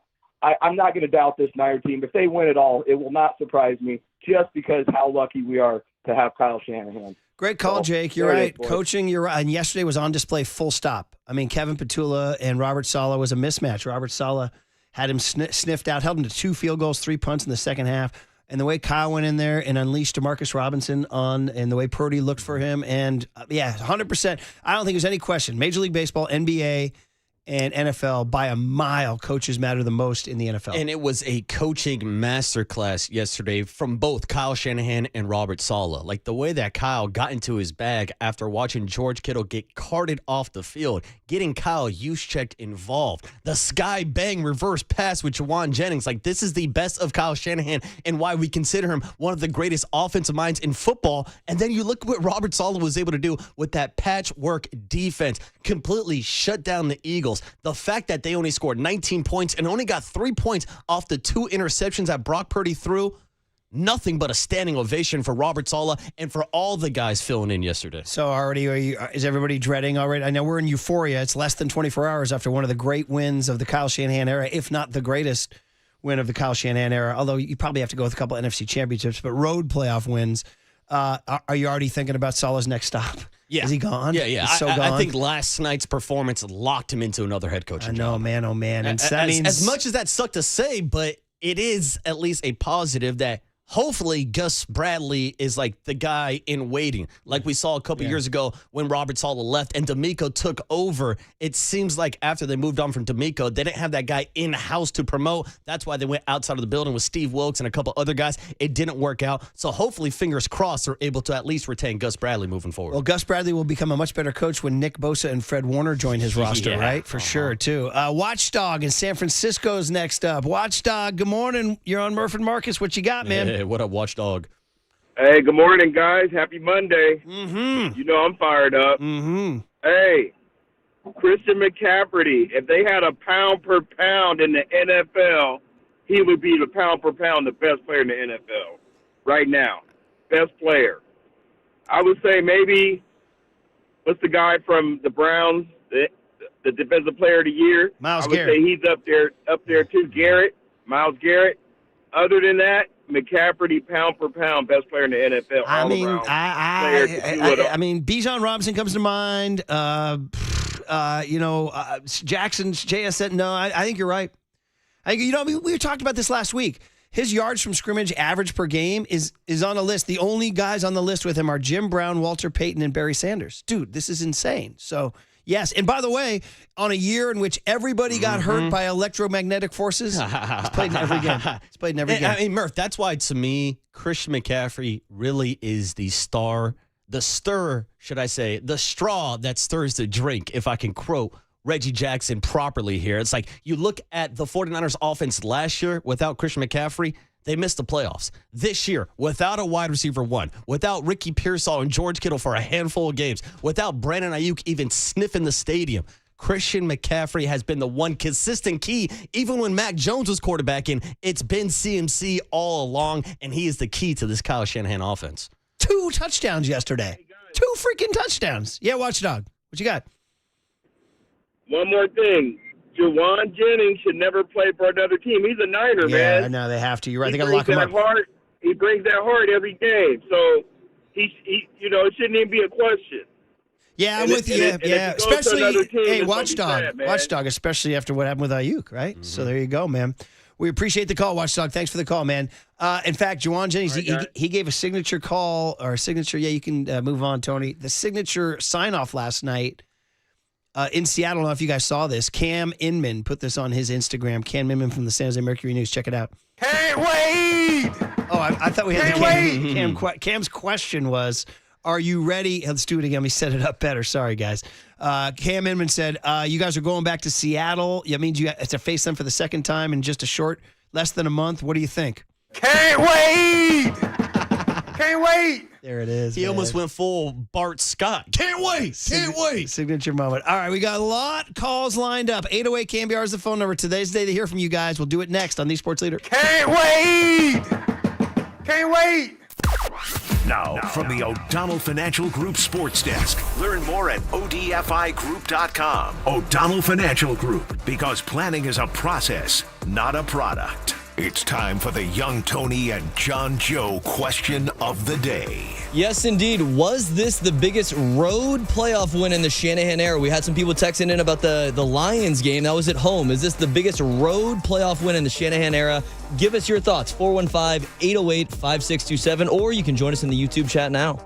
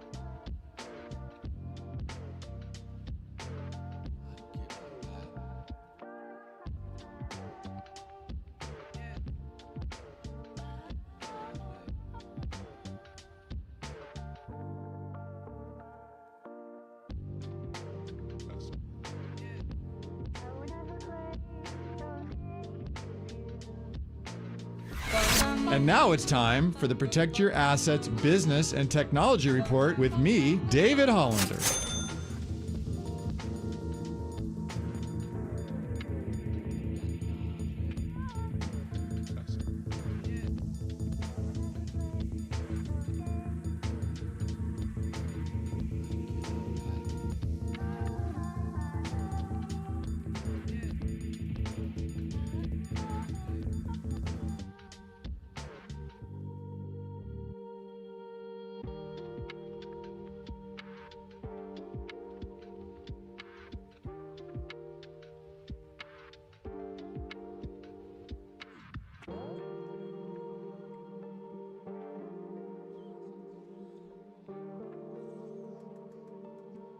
Always a pleasure to talk about my friends at El Cerrito Honda. Love my 2025 Honda CR-V Hybrid. You guys can go there and check one out yourself because it's a new year.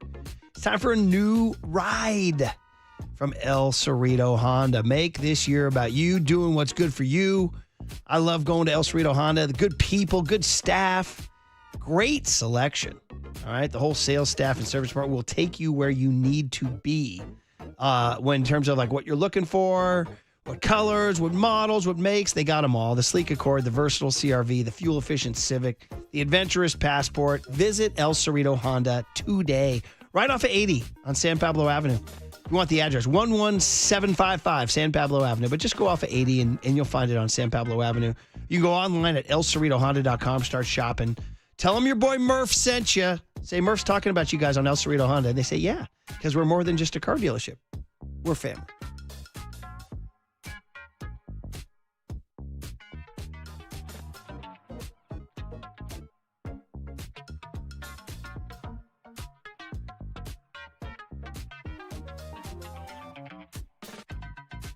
Now back to Murph and Marcus on The Sports Leader. Streaming live on thesportsleader.com and KNBR. The Sports Leader app. Murph and Marcus is sponsored by Bigelow Tea. Grab a mug and tea proudly.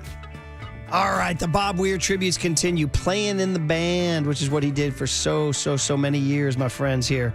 All right, hey, by the way, all the film study from all the guys who do film, like Dan Orlovsky and Brian Baldinger. Baldinger has a good one out right now.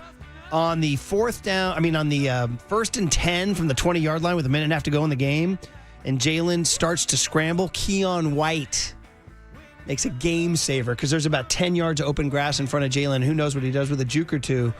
And Keon White, it's counted as a sack, actually, for a 1-yard loss. Only sack of the game, correct? Yeah. So Keon White, we talked about trade deadline pickups, right? How they didn't get a guy. So. Yeah, but Murph, it happened a week before the trade deadline, so it doesn't count. It's like the Rafael Devers trade, right? Wait, who? What? The Giants? Yeah. What? Who are they? All right, out to the phones. 808 KNBR is a phone number. Double tap of the heart, point to the sky for Bobby Weir. That was for you, Bob. Hell yeah. Biggest 49er fan you ever want to meet, and he's a happy man. He's playing in that band up in the heaven with Jerry now. Douglas is calling us back from San Diego after the Coronado Bridge incident. If you're going to lose your signal anywhere, lose it on the Coronado Bridge. Beautiful place to be. Douglas, good morning.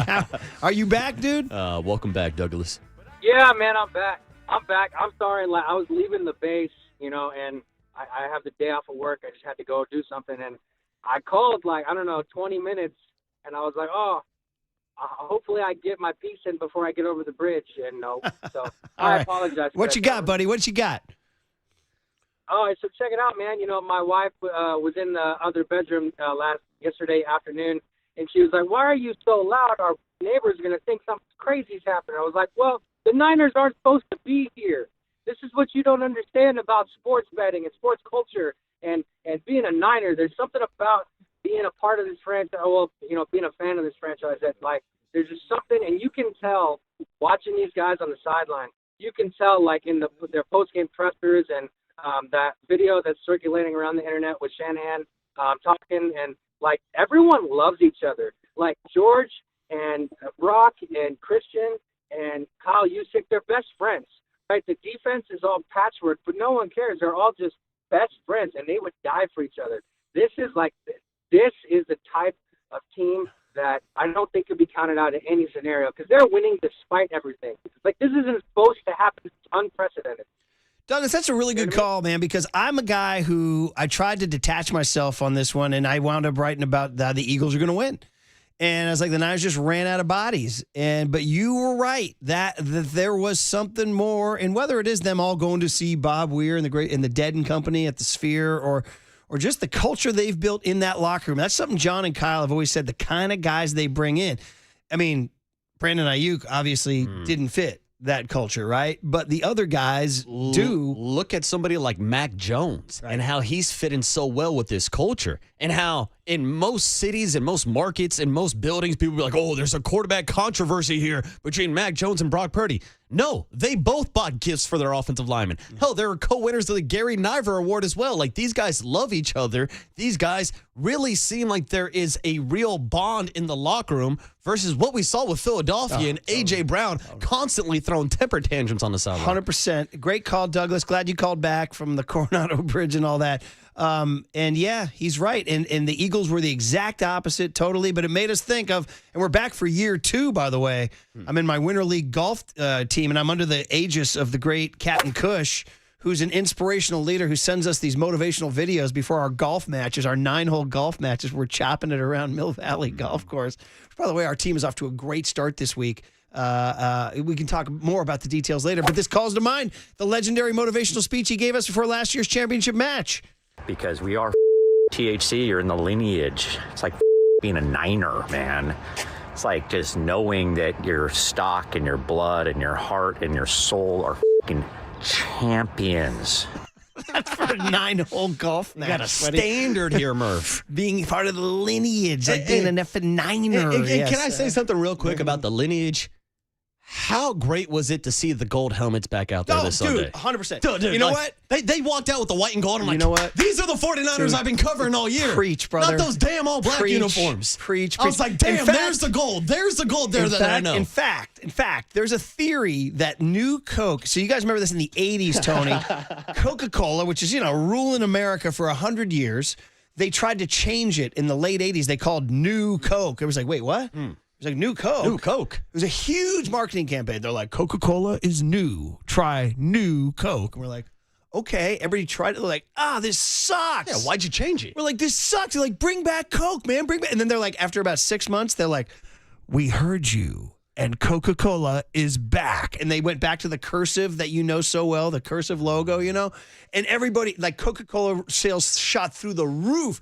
Years later, there's a theory, a Marcus conspiracy theory. Yeah, pull out the that they tinfoil. launched New Coke to create a demand ultimately from the nostalgia of old Coke, dude. So that's what they did with the black unis. And it was it's the working. New Coke. It's working, dude. I've never thought the gold helmets have looked better than they did on Sunday. We were like, hell yeah, those unis look great. I'm going to go buy one, man. Yeah. I'm going to go buy one. Because you're right, they look so much better. Dude, they came out the tunnel. Agree. They got into that little Totally skirmish agree. before the game. And I'm like, hey, I actually know who these guys are. I recognize these guys. They looked like the lineage. Yeah, like the being a lineage. freaking Niner. Because we are THC, you're in the lineage. It's like being a Niner, man. All right, good stuff. Isaac from Stockton is on Murph and Marcus on the Sports Leader. Isaac, good morning. What you got, buddy? Hey, what's up, Isaac? Good morning, guys. Spoke to you guys on Friday. Just want to give a quick shout out to George. Thoughts and prayers are with you, man. Hopefully you get better soon. I think that it was just an emotional game yesterday. Truly, I mean, post game you heard Kyle Juszczyk almost break down in tears just talking about the George injury. Special teams, like I said, big deal. We made the kicks that really mattered. Missed one that was irrelevant. No pun intended, but it's all right. They missed their kick. That's the game right there. They could have kicked a field goal, tied it. They were forced to have to score a touchdown. I knew their offense was shut down in the second half. Back to coming up Seattle, we've held them to 13 points the 2 games we've played this year. There's no reason we can't do that again. We need to move the ball, run the ball like we did. I mean, McCaffrey only had maybe about 70 yards in the first game we played against him this year. I mean, I could see us doing a lot more this time with a lot more preparation. Yeah, I can see Seattle not loving this. There's going to be a totally different vibe, a totally different scene. I'm with you, Isaac. And by the way, speaking of special teams, I loved that 13-7. The Niners were going to go for it on 4th and 2 from the 18. I said, no, man, give me the 3, and they did. and it wound up being an important 3 points. Yeah, So. after they initially sent the offense out, a timeout was called, and then here comes Eddie Money to hit the three and cut it to a 3-point game, which I thought was huge because that was just minutes after losing George Kittle. There was a theory the Niners should have gone for 2 on the last touchdown. I would buy that, actually, for $1. I'd buy that because getting to 24-19 doesn't get you any measurable advantage, but if you went for 2 and got to 25, and then it was 25-19, and then they score and go for 2, 27-25, you could win on a field goal. You feel me? Yeah, too much math for me. I know, too much math. Ron the Lion. Ron the Lion is here in the Bay. I don't know who Ron the Lion is. Does he mean Detroit Lion? Does he mean a Loyola Marymount Lion? Ron, good morning. How are you? Hey, how you doing, fellas? What's up, Ron? Good, man. I don't know if you guys want me to come in roaring, but I think Demarcus Robinson, Weapon X, and I mean he got the award by Brady, the LFG award after the game. That was huge difference in the game. You know, it just freaking changed the game from the way the game started, and he kept making plays. Big shout out to him, 2-time Super Bowl champion. Hey, Ron the Lion, man, if you were up early, we do our hum babies and our bum babies, very exalted thing we do every week. And I heard it. Yeah, we made Demarcus Robinson a hum baby, buddy, because, Ron, I think that 61-yard play, the second play of the game, honestly, to me, I don't know, it was like the most important play of the game. Maybe, because, dude, I went into that game thinking the Eagles were going to win. And when that play changed me instantly. Like, oh, man. Niners came to win. Niners didn't come to lie down. Well, especially since we spent so much time last week talking about how the 49ers needed to get off to a fast start. Yeah. And Tim Ryan was on with Greg Silver and Greg Papa and talked about maybe taking the ball first. Well, the Eagles won the toss, so they handed the ball to Kyle Shanahan. And second play of the game, Demarcus Robinson. You know what was important, too? The first play was a 2-yard loss to McCaffrey, and you were like, here we go, right? Weren't you like? Yeah, Weren't you like, even at the first play of the game, 2-yard loss, I'm like, 2nd and 12, here we go. And then, man, it wasn't just it was a great throw. Second-level throw by Purdy. Another one of those classic second-level throws by Purdy. He's been making his career on that. But, dude, the slalom run down the field by DeMarcus, ready for the Milan Olympics. Or the Torino, what the hell are the Olympics? Torino, Italy, whatever. But that was incredible catch and run by. And so that point, I think even in Philly, they were like, yo. Because even when they scored, all they were doing was tying it up, and then they missed the PAT. Ron, Demarcus freaking Robinson, everything that Brandon Ayuk wasn't, everything that Ricky Pearsall wasn't. Does Ricky come back this week? I mean, I have no answer for you because I thought Ricky would have been available the last 2 weeks. Man, Elisha is up in Sonora. Elisha in Sonora. What's up, Elisha? Murph, what's up, my man? What's going on, dude? Hey, I called in last week. I said the Niners were going to win. I said CMC was the X factor, and you scoffed at me. Oh, I don't think I scoffed. You said that's just the fans' perspective, and then you called your buddy in Philly. It's time to call your buddy in Philly up again, and let's see what his perspective is. You know what he said to me, Elisha, last night? I sent him a text. I said, "Good game," with the handshake. And he said, "Leave me alone." Yeah, that's what he said. Yeah, Schmitty's going off the grid.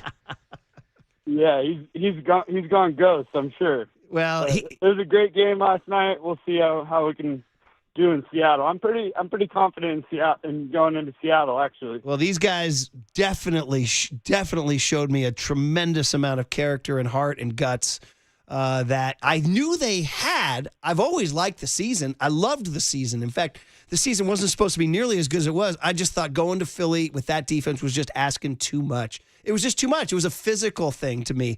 And I think I underestimated the emotional and mental part that the 49ers have. And also, to be honest, guys, playing a role was how dysfunctional and bad the Eagles were. Without question. Yeah. I mean, that offense was atrocious yesterday. They only scored 19 points on this patchwork defense. Again, credit to Robert Saleh and what he was able to do with his schemes and putting guys in the right spot to succeed. Upton Stouts up here breaking up plays on 4th down. The 49ers definitely made some plays on defense.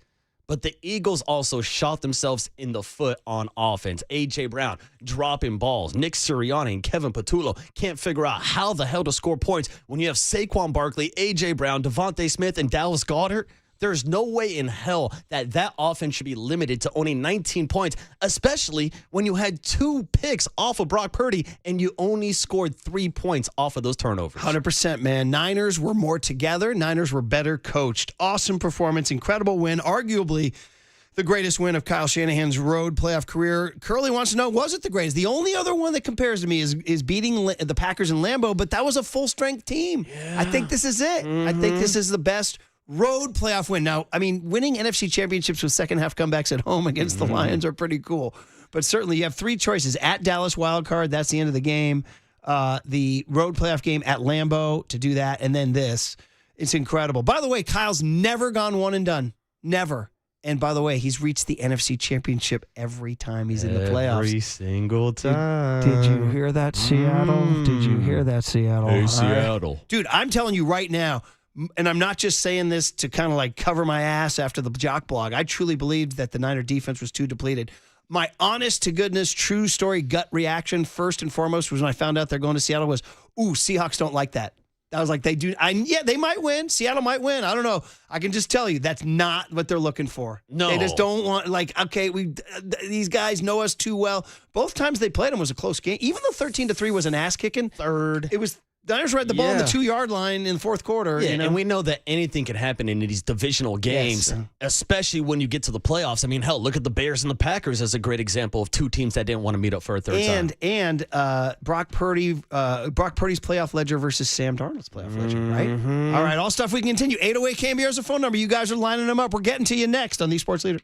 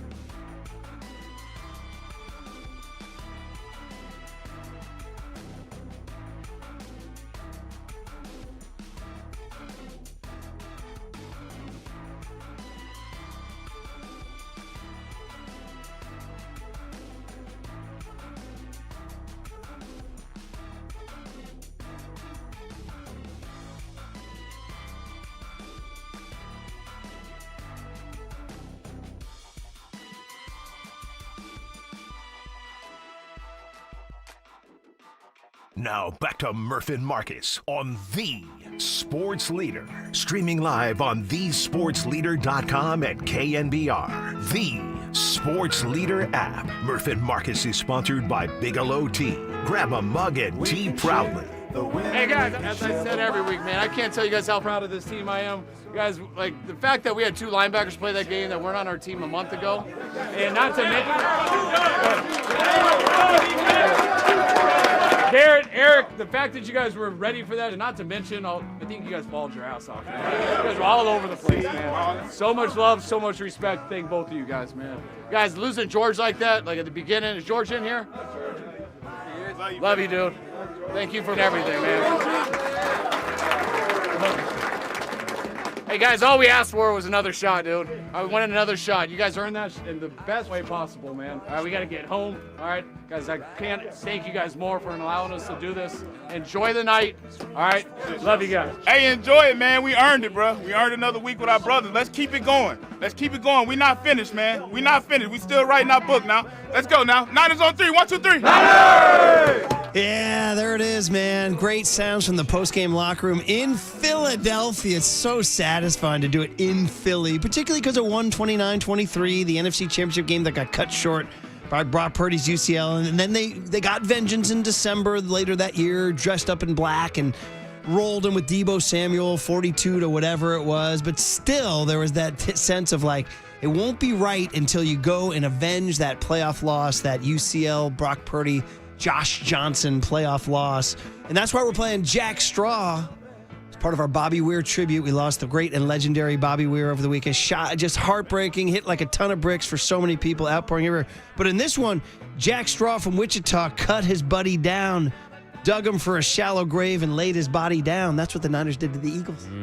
Cut the Eagles down and dug a shallow grave and laid that eagle body down. So good stuff. By the way, opening line of that song, we can share the women, we can share the wine. How's that for an opening sentiment? Sounds like a hell of a party.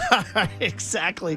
All right, guys, listen, man, it is awesome. Yeah, I picked the Eagles. Come at me, bro. Get Pick the Eagles. Get them. And I couldn't be happier. Man, oh, man, the 61-yard pass to Demarcus Robinson, the sky bang reverse pass. And Philly is, if you listen to WIP and all that, they're like, why is Kevin Patullo doing this? And they're running plays like that reverse touchdown.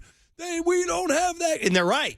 Yeah. Their offense was terrible. It was so predictable. And, oh, by the way, the Niners who stepped up, including Eric Kendricks. Go get your 43 jerseys, everybody. Oh, wait. Who led the Niners in tackles? Garrett frickin' Wallow. You're telling me Garrett Wallow showed up to the party? On time to the party. Was not late to the party. On time to the party. This time, he's the dude bringing the ice, getting the jungle juice ready to go, Murph. He's the first guy to RSVP to the party yesterday, leading the team in tackles. Number 49. You go him, and then, dude, how about Jair Brown, who started off good early? He had a couple nice plays at the line of scrimmage. And the run defense early on was strong, although Barkley did break one right away. I was going to say Barkley did rip off a couple of chunks in that first half. But after that, they shut him. He actually wound up gaining over 100. Yeah. But point is that there were a couple of big stops. There was a first quarter stop after the Eagles scored their first touchdown to make it 7-6. The stop, see, early on, so many things were important. I mentioned the 61-yard pass with Demarcus Robinson slaloming down the field.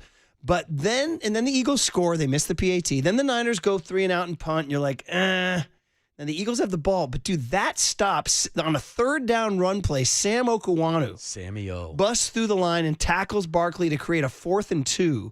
And then they go to Goddard in the flat, and Upton Stout knocked that ball down. And you saw the Niners sideline because he did it into the Niners sideline. The Niners sideline went crazy and all started doing the like Saleh was jumping up. And you're like, Niners are they're kind of here to win. They got some juice. I mean, they do. They got some juice. And you didn't see any of that on the Eagles sideline. No. They were flat all Not game. at all. And it goes back to the pregame skirmish where the Niners stepped into the link, almost acting like it was on site with the Eagles. With Trent Williams back with the boombox with Demarcus Robinson. And you're right, Murph. It's that energy that Upton Stout has been bringing all season long. Hell, he's been bringing it since the draft day call with John Lynch. And it led to us leading to a couple of Upton Stout mashups. Do it. Do it. Let's do it. Let's do it.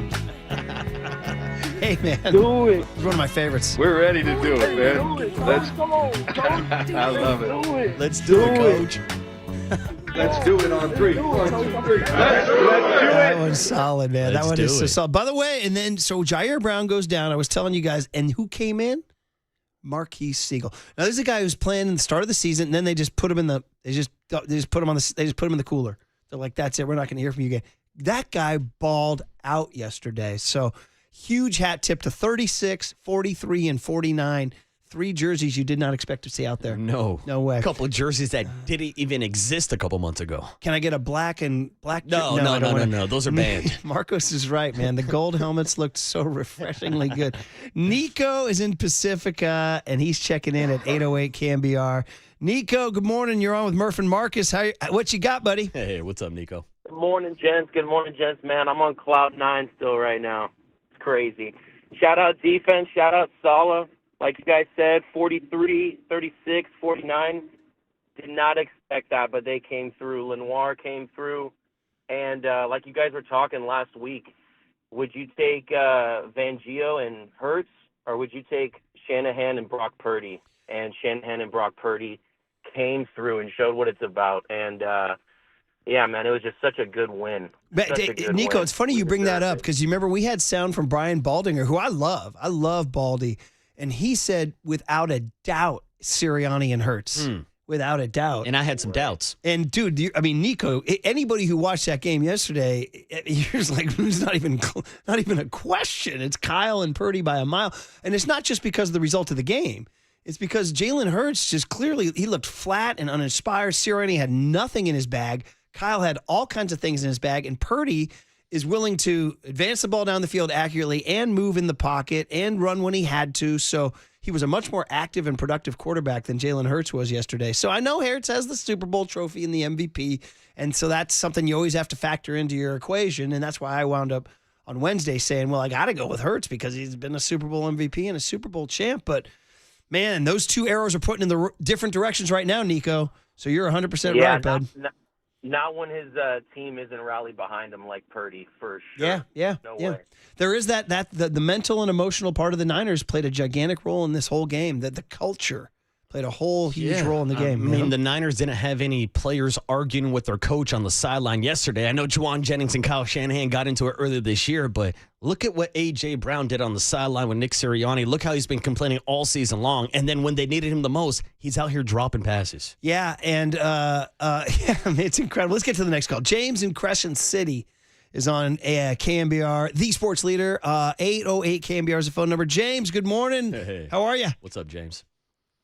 Murph, those 2012 Barry Zito particles, they were alive and well. Oh, dude, that was you? Was that you with the Rally Zito? Oh, come on, baby. That October Friday night game, I mean, those particles were so alive. James, I'm jumping in. Was that you who called last week about it? I forgot. Yes, Murph. Okay, thank you. Yeah, dude, you said it, and I said, that's insane, man. Go to the Rally Zito. And you asked who would be the Rally Zito. So who was it? Demarcus? Eric Kendricks. Yeah. Rally Kendricks. Eric Kendricks played out of his mind. He was everywhere. I was watching him the whole game. When I got off the phone with you guys on Friday, I went and looked up his highlights from San Diego. LA Chargers. And he's flying all over the field. He played kind of like Fred Warner yesterday. He played really hard. And he kept us in that game. Made some really good tackles. I've always been an Eric Kendricks. Dude, went to UCLA. Dude, I loved him as a Bruin. He was really, really good. Like, not every Bruin is awesome. He was a solid, sound leader. He was one of those guys you could count on. He was a heart and soul guy. He went to Minnesota, and he and another UCLA guy, Anthony Barr, played great together. And I was always like, yeah. So when the Niners were going to sign him before the 24 season, I was all in. And then remember there was some controversy. Yeah, ended up in Dallas. He wound up going with Mike Zimmer. It was about where the Niners were going to play him at either Mike linebacker or not. And he went to Dallas, and then there was some bad blood. Yeah. And then I don't know how, I guess he was coming off of surgery, but how he was on the street and available. We have a soundbite from him, James, where he said he waited for a situation like the 49ers. We can get that maybe in the cooler, but there's a quote after the game where one of his quotes was, they're like, how about this whole situation? And he's like, this is what I was waiting for. He goes, he's such a smart guy. Yeah. He wasn't just going to go play for a paycheck. He wanted to go play where he could win And now look at the deal. And I thought there were some great quotes from him postgame also talking about the team chemistry and vibe, which we've talked about earlier today on the show. And this is a guy that hasn't been there the entire season, but they've embraced him and he's embraced being a 49er. Going back to his days on the Vikings, he was always one of the smartest linebackers in the league. So even when the 49ers made this announcement of his signing, I was like, ooh, he's maybe lost a step or two since he was holding down the middle of the defense for Mike Zimmerman out in Minnesota. But that brain is still there. That's why he stepped in, wore the green dot yesterday. And our caller is absolutely right. It always seemed like he was in the right position, especially on the last play of the game to break up that pass. Man, oh man, awesome. So listen, we got Todd Husak coming up in the next segment, but a little bit of business to take care of here, Marcus. Oh, that's right, Tony. Cue up the music because it is time for the countdown to kickoff, sponsored by the Great Inn Resort and Casino. Win a big prize package every Saturday evening through February 7th. Details available at GreatInnResortCasino.com. And Murph, the vision is still alive. The 49ers will have a chance to play one more game at Levi's Stadium this season if they can continue their playoff winning streak this weekend against the Seattle Seahawks. That game will be on Saturday. Do not have a time yet. It will be determined after tonight's Monday night game, but we know that the 49ers will be in Seattle on Saturday. On Sunday, on the other side of the bracket, it's the Rams traveling out to Chicago to take on Caleb Williams and Ben Johnson after their historic comeback against the Green Bay Packers. And then over in the AFC on Saturday, you'll get Josh Allen and the Bills taking on Bo Nix and the Broncos. And as I mentioned, the Patriots are waiting on the results of the Texans and Steelers game tonight to figure out who they play next week. And that, my friends, was the countdown to kickoff, sponsored by the Great Inn Resort and Casino. Don't miss the shot at a big prize package this Saturday evening. Details available at GreatInnResortCasino.com. Just making sure the Niners cannot play at Levi's again because they are the lowest seed remaining. What are you talking about? The bowl. The Super Bowl's at Levi's, Murph. They have a chance to play one more home game at Levi's. It's the big game, man. It's the big game, brother. And I was like, no, they can't host next week. No. They got to win two more, and they'll be back at Levi's. This music. This one. This is the vision. Who's walking it out? I had Montana walking it out in 2019 and 23. So instead, who's it? Frank Gore? Yeah. I just said it. Just the vision just came. I'll take the vision that. is Frank Gore. Patrick Willis, BY. Or Hall of Famer Roger Craig. Ooh. And I'm saying Hall of Famer because I think I want him to go in. It'd be pretty cool to see 33 carrying that thing up there. I like that vision. Yeah. Or Gore. I'll take 33 or 21. All right, Todd Husak to talk about it next on the Sports Leader.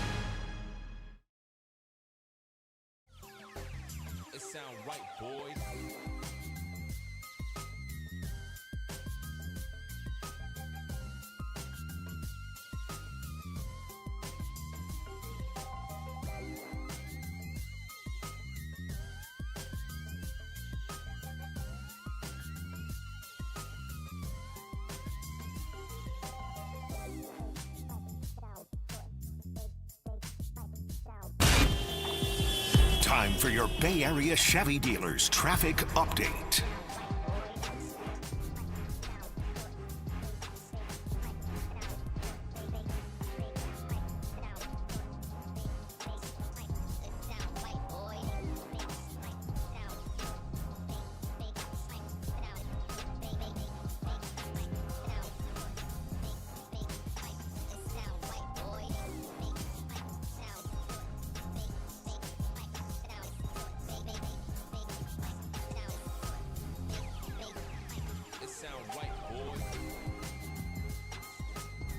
All right, new year, and let's take care of our money. Provident Credit Union is what you do. What is the smart move with your money in 2026? The answer, Provident Credit Union's Pick a Term certificates. So you get to choose. You get to pick it. 3, 6, or 12-month terms and earn up to 3.40% annual percentage yield. That's a solid rate that helps your savings do more. Now, Provident's getting love. Newsweek loves them. Named one of America's best regional credit unions. I love them. That's me. I'm not Newsweek, but it counts. So you can feel good about where you're saving. And whether it's unexpected expenses, a big purchase, or a little more flexibility this year, Provident makes it easy with financial coaches there to help. You can learn more at providencecu.org or stop by a local branch. We have one here in Daly City. Rate is effective January 9, 2026. Minimum balance of $10,000. Early withdrawal penalties may apply. Federally insured by the NCUA. Provident Credit Union. Discover the best in retail and business banking right here in your community. Start saving today.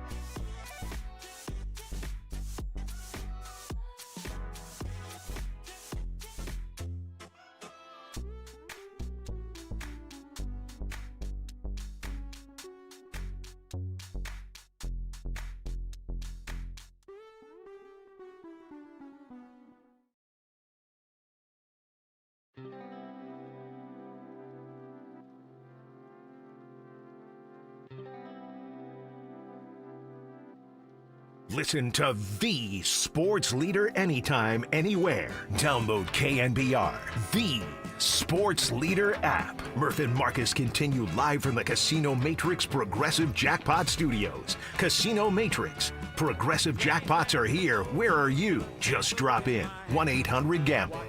All right, so listen, the music of Bob Weir is what we're playing as our rejoins all day today, and you get something like this, Mexicali Blues. It's just fun. Everybody thinks like, oh, the Dead are like some psychedelic LSD band. Well, yeah, they were a lot in the 60s, but they also have a tremendous history of great country western and Americana music here, and Bob used to sing Mexicali Blues, and you'd stop your foot. So rest in peace, Bobby. Niners got you a win is what they did, man. So fun stuff. All right, we were just talking about everything all morning long, whether it's the emotional, mental part of the Niners being more together than the dysfunctional Eagles, whether it was Brock Purdy overcoming 2 interceptions to lead the game-winning touchdown drive, whether it was Demarcus Robinson surging out of nowhere to becoming a dude, or whether it was the Robert Saleh defense with absolutely nobody left making all the big plays they had to. All these things to discuss with our buddy Todd Husak, who you hear on 49er Pre and Post. I was in my car a lot this weekend. I got some good Todd on Sunday, breaking it down. And you were out there in Philly, weren't you, Todd? So welcome back, buddy. Or I don't even know where you are. You might still be in Philly. So, dude, what's up? Hey, what's up, Todd? No, I was not able to make it to Philly. Oh, I'm sorry. And, I'm sorry. I thought I heard Kruger. I thought I heard Kruger saying that he was talking to you before the game. Maybe you guys were just having a side chat. We were, yeah. We were we were doing it here. All right. Yeah, I'm the cold doesn't agree with me anymore. So I was happy to be here watching it from it was pretty funny. That fourth quarter, we all had our seats on the couch, and if anybody would get back there, we're doing well. Let's keep the juice flowing in our living room and watching the game. And even my 9-year-old daughter was fired up watching the game. That was as exciting as it gets. And what a great a game, kind of just was a capsule for the whole season, right? I mean, they get off to a good start. They get out rushed. They have more turnovers than the opponent. they have a horrible injury early in the game. Like they lose a superstar, yet they find a way. And the two constants, the coaching staff and Christian McCaffrey getting it done. I mean, McCaffrey was awesome. Shanahan was awesome. Saleh was awesome. And Brock Purdy made enough big plays. And then you have guys stepping up. I got to admit, a couple weeks ago, I'm looking down. I don't even know who Wallow is. Like, who's that guy running around? And here he is leading the team in tackles in the first round of the playoffs. So awesome game. Top to bottom, everybody stepped up when they needed to. And you're right, the dysfunction, to see A.J. Brown throw a temper tantrum at halftime and then drop a potential play that could win the game for them late. I mean, that's their attention to detail. And every time Jalen Hurts dropped back, you felt good about it. I mean, it was crazy to see an offense that it certainly early looked like they could just run the ball all day. I don't know why they didn't run that read option play 30 times. You felt like they had the advantage, yet maybe they're trying to appease their superstar wide receiver and get him the ball and throw it deep, and it just wasn't there. So they got out-schemed, they got out-coached, they got outplayed, and gosh, the 49ers they've got it. You look at the stats, they should not have won that game, yet they found a way. It's a great comment about the capsule for the season with the fast start and then the injury and all those things, and yet winning 12-5 in the regular season, now 13-5 if you go overall too. So going into the game, I had the Eagles winning. I just thought it was realistic to think that the Niners had a really good season that exceeded their expectations, overcame a lot of injuries, but this was too much to ask to go on the road with that defense. It was just too much to ask. Where were you before the game? And if you had picked the Eagles, how did that sort of like adjust your brain as the game went on? What did your brain think of that game compared to your pregame prediction? So I picked the Niners. I picked the Niners 28-17. I thought they had enough. I thought the team that we saw against Chicago and Indy was closer to the team than the one we saw against Seattle. I think Seattle was a cut above Philly on both sides of the ball. And I expected the 49ers to figure it out and find a way. And I did say, like, that team, if you were to just read the clippings all year and read the Twitter and watch their body language, the Eagles just did not have it. Like, there was bad energy around that team, and we saw it come to play in a big game. And I thought if the 49ers could get on them early, that was a frustrated fan base by losing the last game against Washington and sitting in their starters. And you could tell that was a fan base that was ready to turn. And sure enough, they were getting booed with the lead late in the game at their home crowd. And so you just felt like they were doom and gloom versus the Niners, who just all season long find a way. So I liked the matchup with the Niners secondary against the deep ball. And I think one of the fascinating things about the Eagles is they return pretty much everybody on offense from a Super Bowl winning team, yet their evolution of their offense, they don't grow, they don't expand, they don't run a sophisticated style. It's really just, we're going to try to score 21 and hope that our defense can make some plays, and we'll convert on third downs and in the red zone and do the tush push. But they really are not creative offensively. And the flip side is what Brock's been able to do and grow and get paired with one of the best minds in all of sports with Kyle Shanahan, and grow that offense and grow that system and do so many different things. I mean, you got Juszczyk with a big game, and Demarcus Robinson playing possum all season and coming out of his shell with a huge game. And that reverse pass with Juwan Jennings, I mean, what's awesome about the 49ers, number one, to call that play in that situation. That's where Kyle Shanahan, his feel for the game and his in-game calls and just the way he sees things develop and the way he sets it up. I'm curious how many times they practice that play over the last couple seasons, yet they call it in the perfect situation and they execute it perfectly. Juwan Jennings took about 3 or 4 extra steps, which was the difference in getting that safety to bite up. And Juwan Jennings puts it out there, a great pass. That was a really, really tough catch from Christian McCaffrey to be running full speed, the ball coming over your head, kind of a basket catch, but he doesn't extend his hands until the last second. He's able to run through the pass instead of kind of trailing it, and he doesn't fall and he ends up in the end zone. I mean, that was that attention to detail that they work on throughout the season. It comes to play. It shows up in big time moments, and you could see it showing up for the 49ers and not for the Eagles. Todd, to your point, we heard from a handful of Philadelphia voices last week that said the Eagles might find a way to lose this game. Now, they actually won the turnover battle 2-0, but you mentioned A.J. Brown with the drops. They had 4 drops on third down yesterday that really killed them. And then you just look overall at this offense with all the talent, all the weapons you talk about. We heard LaShawn McCoy earlier this morning say that Jalen Hurts can't run a complex offense. As a former quarterback, Todd, what do you see from Kevin Patullo and Nick Sirianni, who was a former offensive coordinator, just really not being able to get the most out of this Eagles offense? That's the interesting thing. And maybe it is on Jalen Hurts. Maybe he is unable to read defenses. Certainly he's not to Brock Purdy's level. And pre-snap reads, I mean, they seem to be a 1-2 to run type offense where they're not doing a bunch of different formations and shifts and motions. It's either a hitch or a go. And that's a lot of what they do. They can get creative with the screens, which were pretty effective yesterday.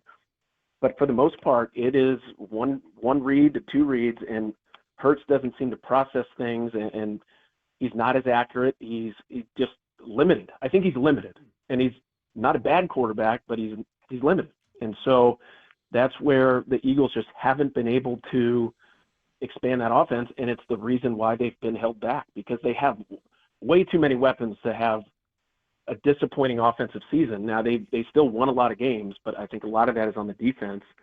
And so that's where 49er fans can revel in the fact that they are paired with a great head coach who anything is on the table, right? A reverse pass in a tough game on the road, that's on the table.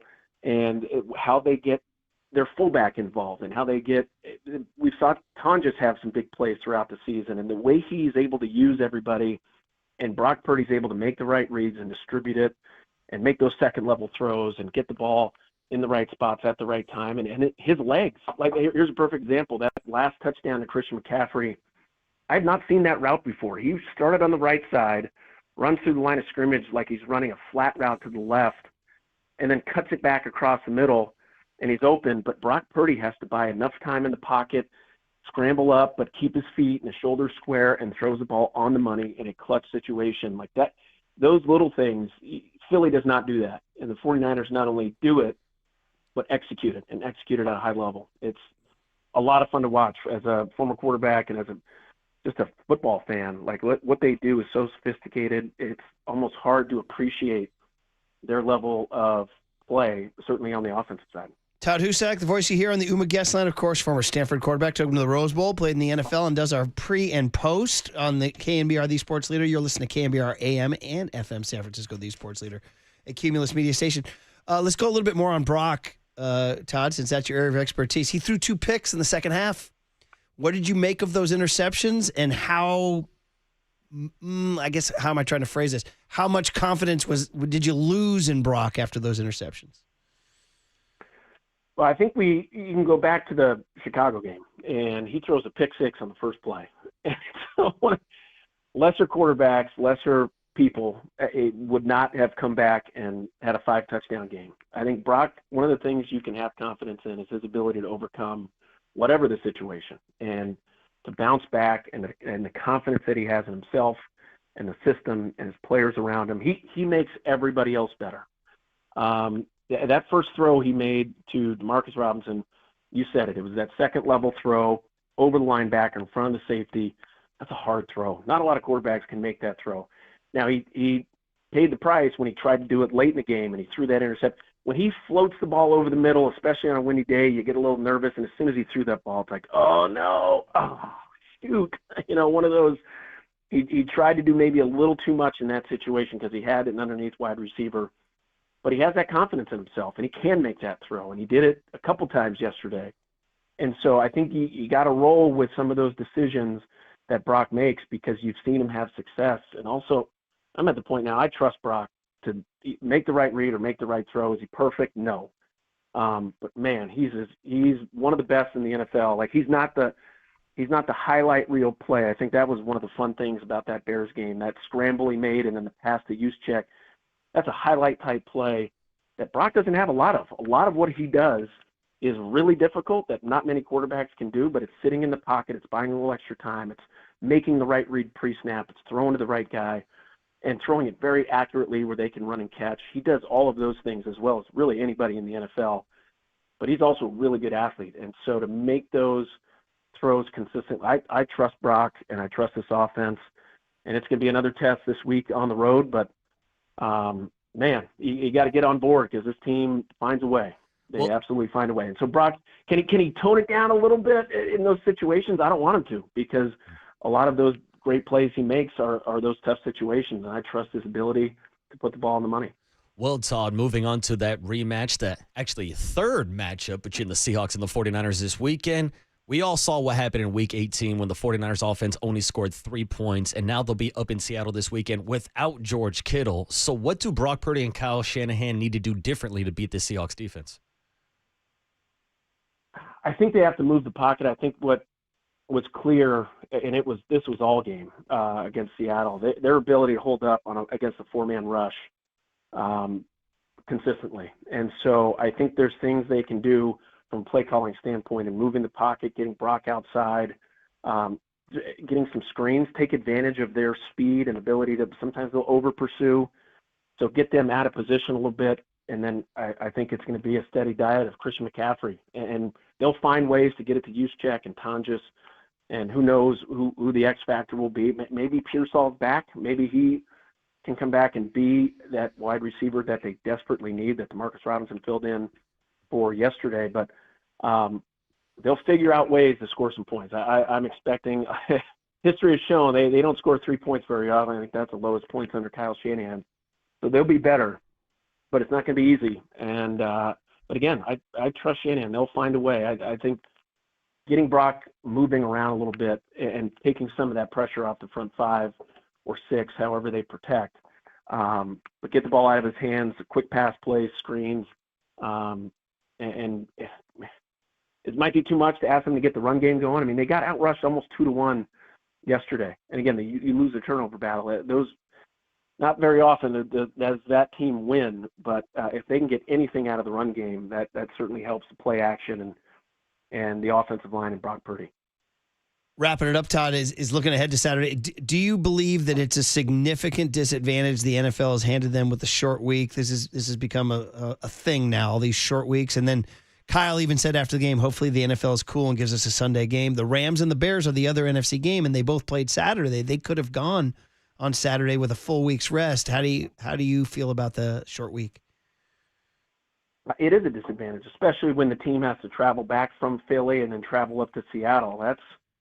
It's a disadvantage. There's no question about it. Can't cry about it. Got to go play the game. But having that extra day is important, especially at the end of a very long season where these guys, they got the bye week late. But, man, an extra day or two would have been nice for them to recoup and rest because of the 2 days of travel. But that's a hand they've been dealt. So figure out a way to recover and get better. And I mean, for Kendricks and Wallow to come in and not be with the team, I think he played in on a rejoin. Somebody mentioned these guys weren't with the team a month ago, and they combined for 21 tackles. I mean, that's one of the keys of this season. Guys just step up.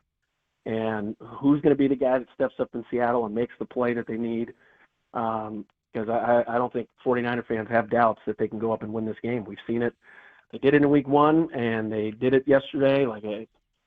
Figure it out, find a way, and we'll see who steps up. And then last one, just on Kittle. I mean, the only thing that made people feel better was, A, he had a tribute to Bob Weir on his shoes, and B, he apparently got a bottle of Patron Tequila sent to him by Jed. Shout out Jed York for sending it down. I mean, that's certainly an unusual detail. I don't know if you've ever seen guys sipping tequila after games, and I don't know what the road ahead is for him. I mean, obviously the future lies ahead. He's older now.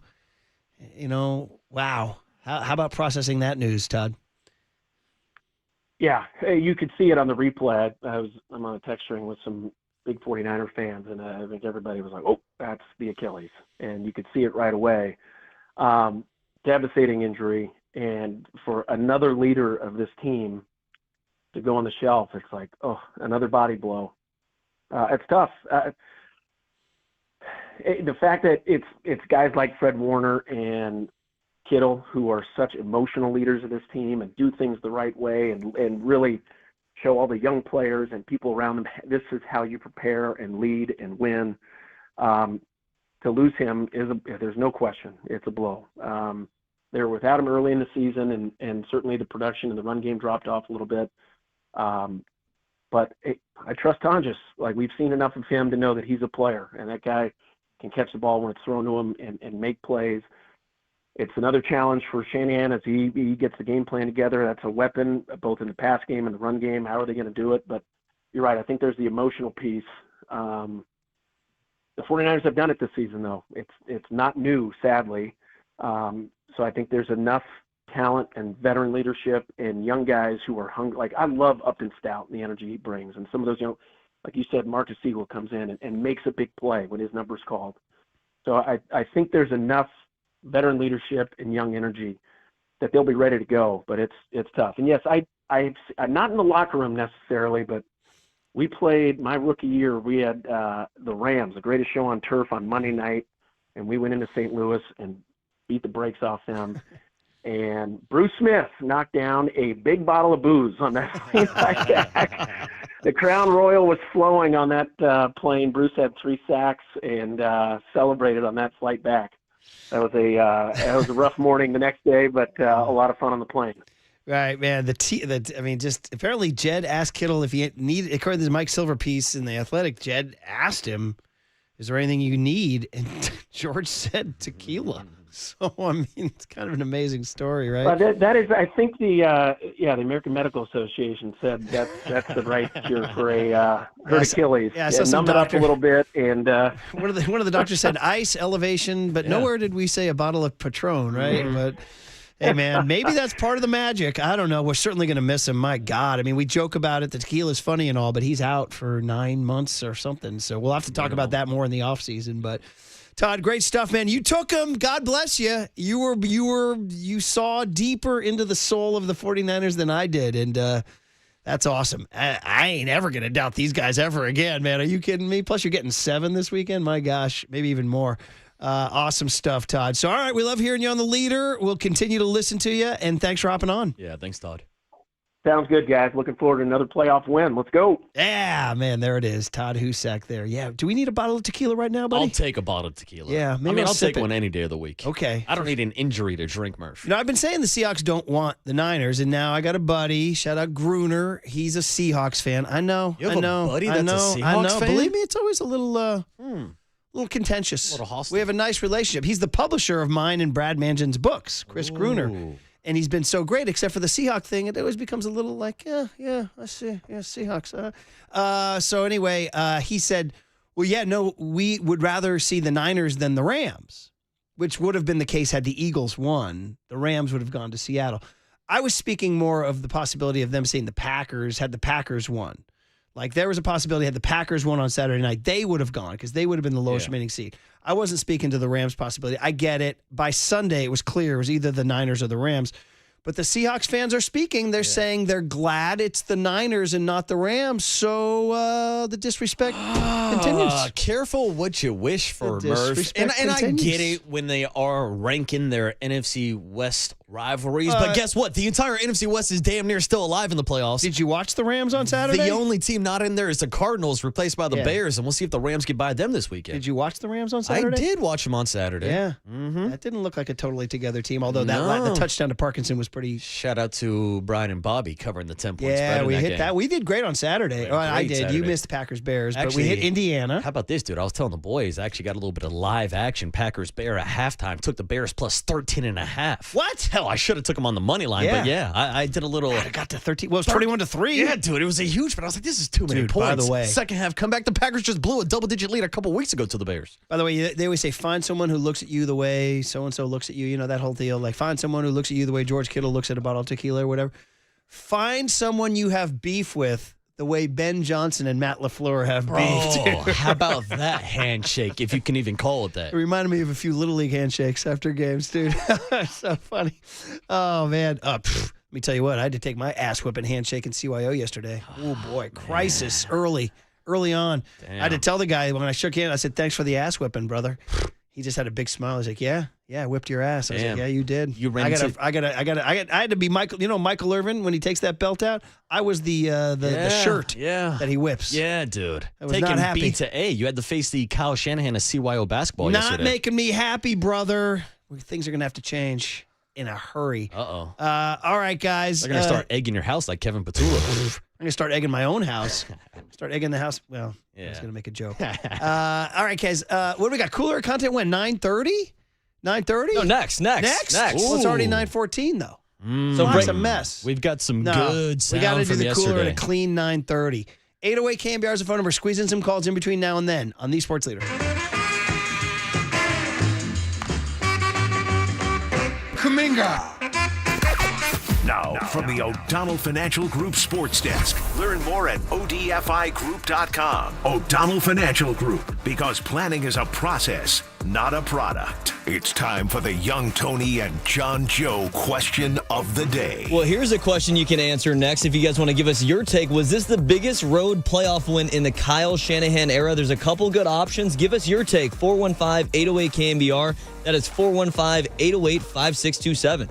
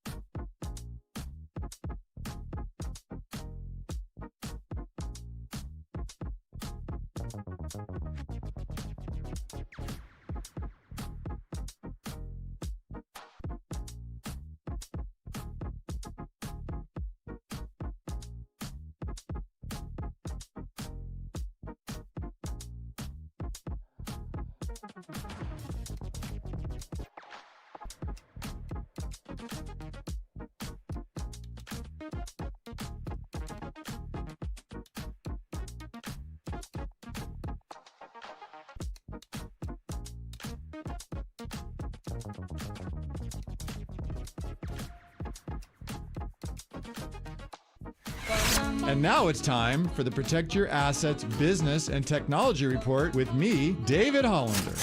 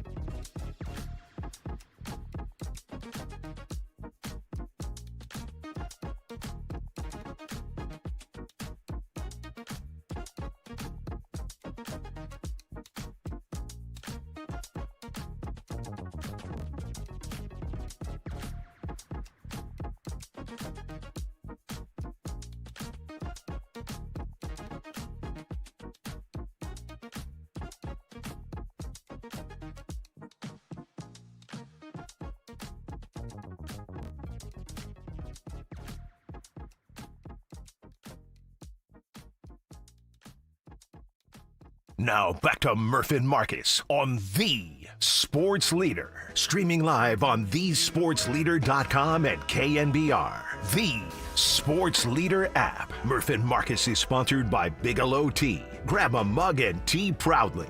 Brock Purdy under center. He's got Christian McCaffrey behind him. Sky Moore in motion. It's a trick play. They give it to Moore. Now flip to Juwan Jennings. End around. Jennings throws it to McCaffrey. And he's got it! McCaffrey caught it! For the touchdown! Touchdown! 49ers! Goddard and Brown to the right. Dotson and Smith to the left, and Barkley beside Hurts. 49ers showing heavy pressure. Let's see if they peel out. They back out. Hurts shotgun snap. Hurts steps up middle. Knocked away by Eric Kendricks. The 49ers take over on downs.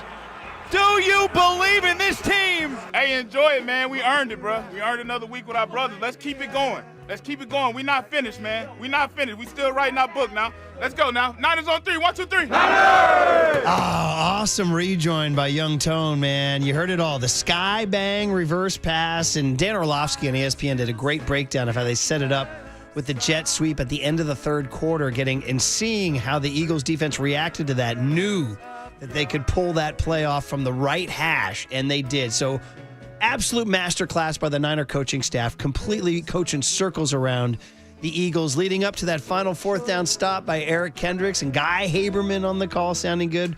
So for our Bob Weir tributes, as we lost the great and legendary Bob Weir, one of the great American musicians of all time and part of the Grateful Dead, dead at the age of 78. Complications from cancer and lung issues, and man, oh man. Tony got to see him last summer, but this one's for Philly. It's one of his ballads, Looks Like Rain in Philadelphia. It does, but not in Seattle, by the way. If you believe your iPhone weather app, clear and 49 degrees on Saturday. By the way, Saturday. Not Sunday. Yeah, don't love the fact they're playing on Saturday again. Yeah, but thanks for these Bobby Weirs, man. The Bob Weir tributes. We played Truckin', Sugar Magnolia. We've had some great ones, and now this one's for Philly. Looks like rain for you, Eagles fans. Yeah, it looks like another L out in Philadelphia. You can't spell Philly without double L's, Murph. But I did want to mention what you were just talking about, that sequence of plays with Kyle Shanahan before the sky bang reverse touchdown pass. Because I was sitting there and I actually tweeted out yesterday, something I don't usually do is tweet during Niner games because I'm usually locked in. And during the drive where Kyle Shanahan called up a couple plays for Kyle Juszczyk when he trucked Reed Blankenship, and then he got the Sky Moore reverse. Right after the Sky Moore reverse, I was like, damn, Kyle's getting into his bag, but he needs to empty out the bag if the Niners are going to win this game. And then a couple plays later, there's a sky bang reverse pass. And from the second that Sky Moore pitched the ball back to Juwan Jennings, I stood up at the bar and I just started screaming, "Throw it, Juwan! Throw it!" Before even seeing Christian McCaffrey running downfield. So yes, a great sequence of play calls by Kyle Shanahan setting up that big play that ultimately led to the win. Somebody had a screenshot that said coming out of high school, he was higher rated than Joe Burrow and Sam Darnold at quarterback. And Lamar Jackson was on that list also. Yo, man, at Tennessee, how'd they do him wrong and not make him a quarterback, man? Not bad for a wide receiver, I'll tell you that. By the way, that guy. Not bad for a running back. The money they gave to Brandon Ayuk should have given to Juwan Jennings. I mean, my God, he's so good. Listen, I know we have some tickets to give away, and so let's do it right now. We're launching a whole new week of tickets. 2 tickets to see another great country Americana guy, Chris Stapleton. He's awesome. Chris Stapleton's All-American Roadshow with Molly Tuttle, July 8 at Shoreline. Sounds like a good summer show. Ooh. Little Chris Stapleton's All-American Country Roadshow. concerts at Shoreline in the summer are phenomenal to go to during scene. the summer. It's a great scene, Tony. Great July scene. 8, 2026. Tickets on sale Friday at 10 a.m. through livenation.com. This is Steph Curry's karaoke, isn't it? Right now, we'll take one winner. Caller number 10, 415-896-KNBR. 2 tickets to see Chris Stapleton at Shoreline. Prize furnished by Live Nation. Caller number 10, 415-896-KNBR wins 2 tickets to see Chris Stapleton at Shoreline. Right now, we'll do it every day this week. All right. We have ignored the Golden State Lumber and Showroom text line all morning long, so let's get into it. 510 is the first to go, Marcus. Good morning. Happy Victory Monday. I'm tired of national media pundits saying that Justin Herbert, Trevor Lawrence, and Jordan Love are better quarterbacks than Brock Purdy. That narrative officially ended yesterday. The media said what? Agreed. Purdy versus Love. Give me Brock Purdy. Right? Purdy versus Trevor Lawrence. Give me Brock Purdy. And Purdy versus Justin Herbert. Give me Brock I Purdy. know, right? As crazy as that is to say, I mean, one guy wins games in the postseason, the other one doesn't. 415 says, how does it make any sense to have the Niners play Seattle on Saturday when the Bears and the Rams played on Saturday? Now, other people are texting in saying, traditionally the 1 seed plays on the Saturday. It's kind of their reward for getting going early. It gets them a longer week if they win and they go to the championship game. That is correct. The 49ers in 2019 and 2023 benefited from short week opponents, the Vikings and the Packers. So Seattle is benefiting traditionally, but there was another option because the Denver Broncos are a 1 seed, and they're going to play on Sunday because of the Monday night game. So the league could have adjusted. Yeah. They could have adjusted. Screw tradition. Well, and so the Niners draw the short straw on this one, but we like to say, Marcus, in the youth coaching circles, just the way we like it. Just the way we like it. Or as they like to say in the radio cycles, sometimes in life, you're going to get boned. That's very true. 323 says, hey, guys, heard about the tequila earlier this morning and not liking it. That's just, talking about us not liking it. That's because you all puked off the bad stuff. Whoa. Speak for yourself. I like myself some tequila. Well, that was me. Yeah. He says, Murph says there are sipping tequilas too, but don't mess with Don Julio or 1942 or Casamigos or any of those fake sugar bombs. Find a nice certified additive-free anejo like Fortaleza, Don Fulano, or Arete Artisanal. Okay. I will say, when I went down to Mexico, I had some really good reposado. That's like the sweeter tequila, right? I'm not a tequila expert, but it tasted damn good. 707 says the Packers snow game in 2019 is a close second to this game. This makes number 1. 4 and 5 says, didn't you guys ask Jennings when he was the player of the week if he was going to throw another pass anytime soon? I think we did ask him that. And I think he was like, I think we did. Go, why don't you come through that interview there, Tone, see if you can find that. Great listening. I like that. 408 says the Eagles were the Russians with all the talent. The Niners were Team USA with all the heart. All right, I like it, 408. What team do you skate for? The 49ers. That's what I do. 313 has your stat, Marcus. Juwan Jennings has as many playoff pass touchdowns as Justin Herbert. He does. Also, Juwan Jennings had more passes completed 15 yards downfield yesterday than Jalen Hurts. Oh, my God. 925 says, don't forget Garrett Wallow's trip up of Saquon on the last drive. What a play. Wallow finally made it to the party. 562 said, the Pittsburgh Steelers of the 70s had the Iron Curtain. The old Bears had the Monsters of the Midway. We have Rob Saleh and those guys. Yeah, dude. Dude, all the credit in the world to the job that Bobby Saleh's doing. A lot of people saying, someone do a wellness 408, do a wellness check on Dwayne from Stockton. Looks like today we're taking steak and eggs off the menu, only crow and eggs. He says, I was right there with you boys in your pick on Friday. Game ball goes out to Jennings getting blasted and still delivering the dot to TMC. Bonus game ball for CMC for tracking and reeling that in. Great catch by CMC. Put a helmet on and do that. Right? The people don't realize how much harder it is to catch a football in pads and with the helmet on. Obviously, these guys are professionals, so they make it look easy, but it's not as easy as you think. 831 with a great one. How long before we start getting the Juwan Jennings is a better quarterback than Brock Purdy takes? Bro. People are going to be like, well, Juwan Jennings can do 50% of what Brock Purdy does for 20% of the price. That's really funny. 302 says, I was there last night and couldn't believe it when they won. I looked around like, really? That just happened? I kind of feel the same way. I do. It was shocking. It really was. And I think everything for me in my mind changed on the 61-yard pass to Robinson in the first quarter. That to me said, so I at a CYO game, unfortunately, got our ass kicked. And I came back and picked up the game late first quarter when it was 7-6.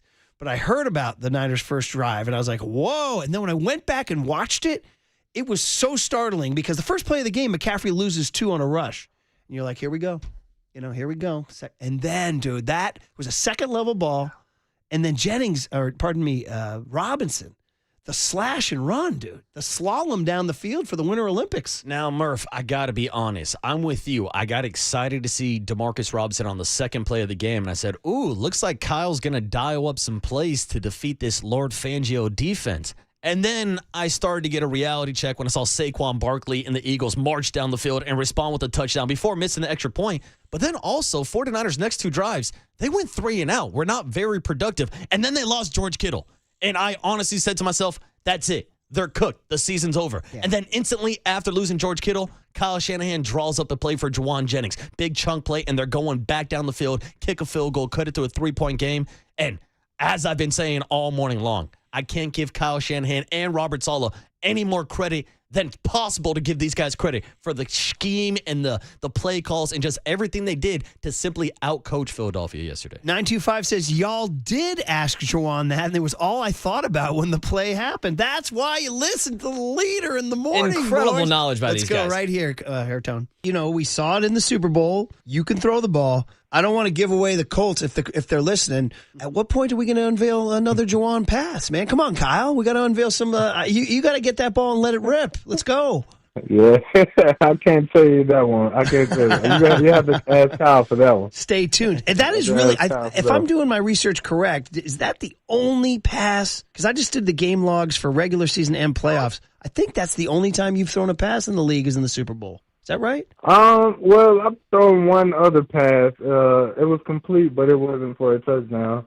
That was it. It was probably my first or second year, so yeah, it don't count. Let's just count the Super Bowl one. So we were on it. That's why you listen. Mm-hmm. That's why you're the leaker, Murph. You're the leaker. By the way, Larry in San Carlos listens. He won the Chris Stapleton tickets. All right, Larry. The cooler of content is packed with stuff. We have incredible sound from the Dan Orlovsky breakdown. We have the Niner locker room. We have Weir tribute on SportsCenter. We have Juwan Jennings after the game. The Eagles kid flipping burgers. We have the UK call of the CMC play. So let's stay tuned on the Sports Leader.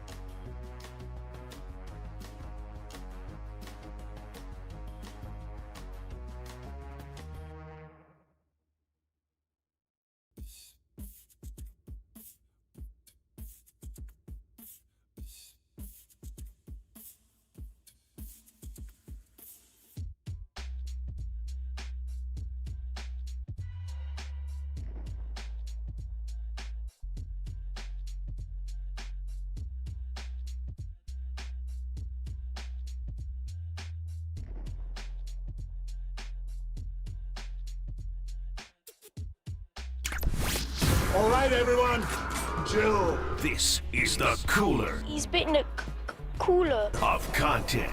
Cornucopacious of joyful news. We might be on to something. Yeah, baby! Murph and Marcus is sponsored by Bigelow Tea. Grab a mug and tea proudly. Oh, man, this is so awesome to hear the vast array of Bobby Weir rejoins. Now, this is for the hardcore crowd here. Estimated profit. I will confess that every time I saw The Dead or Dead and Company or Further, whoever, I only saw The Grateful Dead with Jerry once in 1987, which I was lucky to have done. Estimated was never one of my favorites, and old Paulie Mack used to get upset at me. He'd be like, we get upset, because Deadheads don't get upset. Everybody's happy. They're like, I was like, Estimated doesn't reach me in a certain way. He's like, oh, yeah, that's cool. He's like, you do you. He's like, me? I love a good Estimated. So I was going to say, it's actually sounding better right now. Right until we just got to this guitar riff, I was like, this doesn't really sound like Dead-ish It's to very me, the beginning. It's very funky. It's a different rhythm to the guitar. Bobby used to mess around with rhythms a lot, but a lot of true Deadheads and Weirheads love Estimate. They call it's Estimated Profit. They just call it Estimated. So anyway, thank you, Young Tony. It's a continued tribute to Bob Weir. Man, a great 49er fan. He must have had something to do with yesterday, didn't he? My neighbor Rick is really close with him. He's good friends with Bob. We talked in the driveway Sunday morning, walking dogs with a cup of coffee, and he was like, and he was just, full of philosophy about it and everything, talking about what a great guy Bobby was. He was such a great friend to him through the years. He talked to him about a month ago. He said, and then after the game ended, he texted from across the driveway and said, thank you, Bobby, after the game ended. So there you go. Cool. And awesome, the fact that George Kittle paid tribute by wearing the tape on his wrist, right? No, on the shoes. Oh, on the shoes. He wrote For Bob on one side and Dead Forever on the other side. And we've talked about every single guy: Christian McCaffrey, George Kittle, Nick Bosa, Jake Tonjes, and Kyle Juszczyk. All 5 of those guys who went, we all had them on the show, and we all talked to them about their experience, and they were all just like very enthusiastic about their experience. And it had all started with Bob Weir and Nick Bosa. Remember in Dead Mouse? Dude, that and was how the story. the security guard from Dead Mouse had the connection with the Dead. I mean, what a bizarro story. Nick's at a music festival in Miami. He's hanging with a buddy backstage. Dead Mouse is playing. Dead Mouse's security guard says to Bosa, hey, man, I know Bob Weir's security guard. He's a huge Niner fan. Do you mind if we send a picture of you and Dead Mouse? So he says, Nick's like, yeah, sure. Okay, Unreal, man. dude. Then he says, I guess Weir's security guy shows it to her. The Dead security shows it to Bobby. Bobby's like, tell Nick I want him and the Niners to come to our show. He texts him back and says, hey, Weir says, here's his number. He wants to have you guys just a show. And Nick's like, okay, man, let's go. And Nick then texts a bunch of his buddies. He goes, you guys want to go to Vegas to see Dead and Company? Hey, Tonjes, you want to go see the Dead? And they all said yes. Mm-hmm.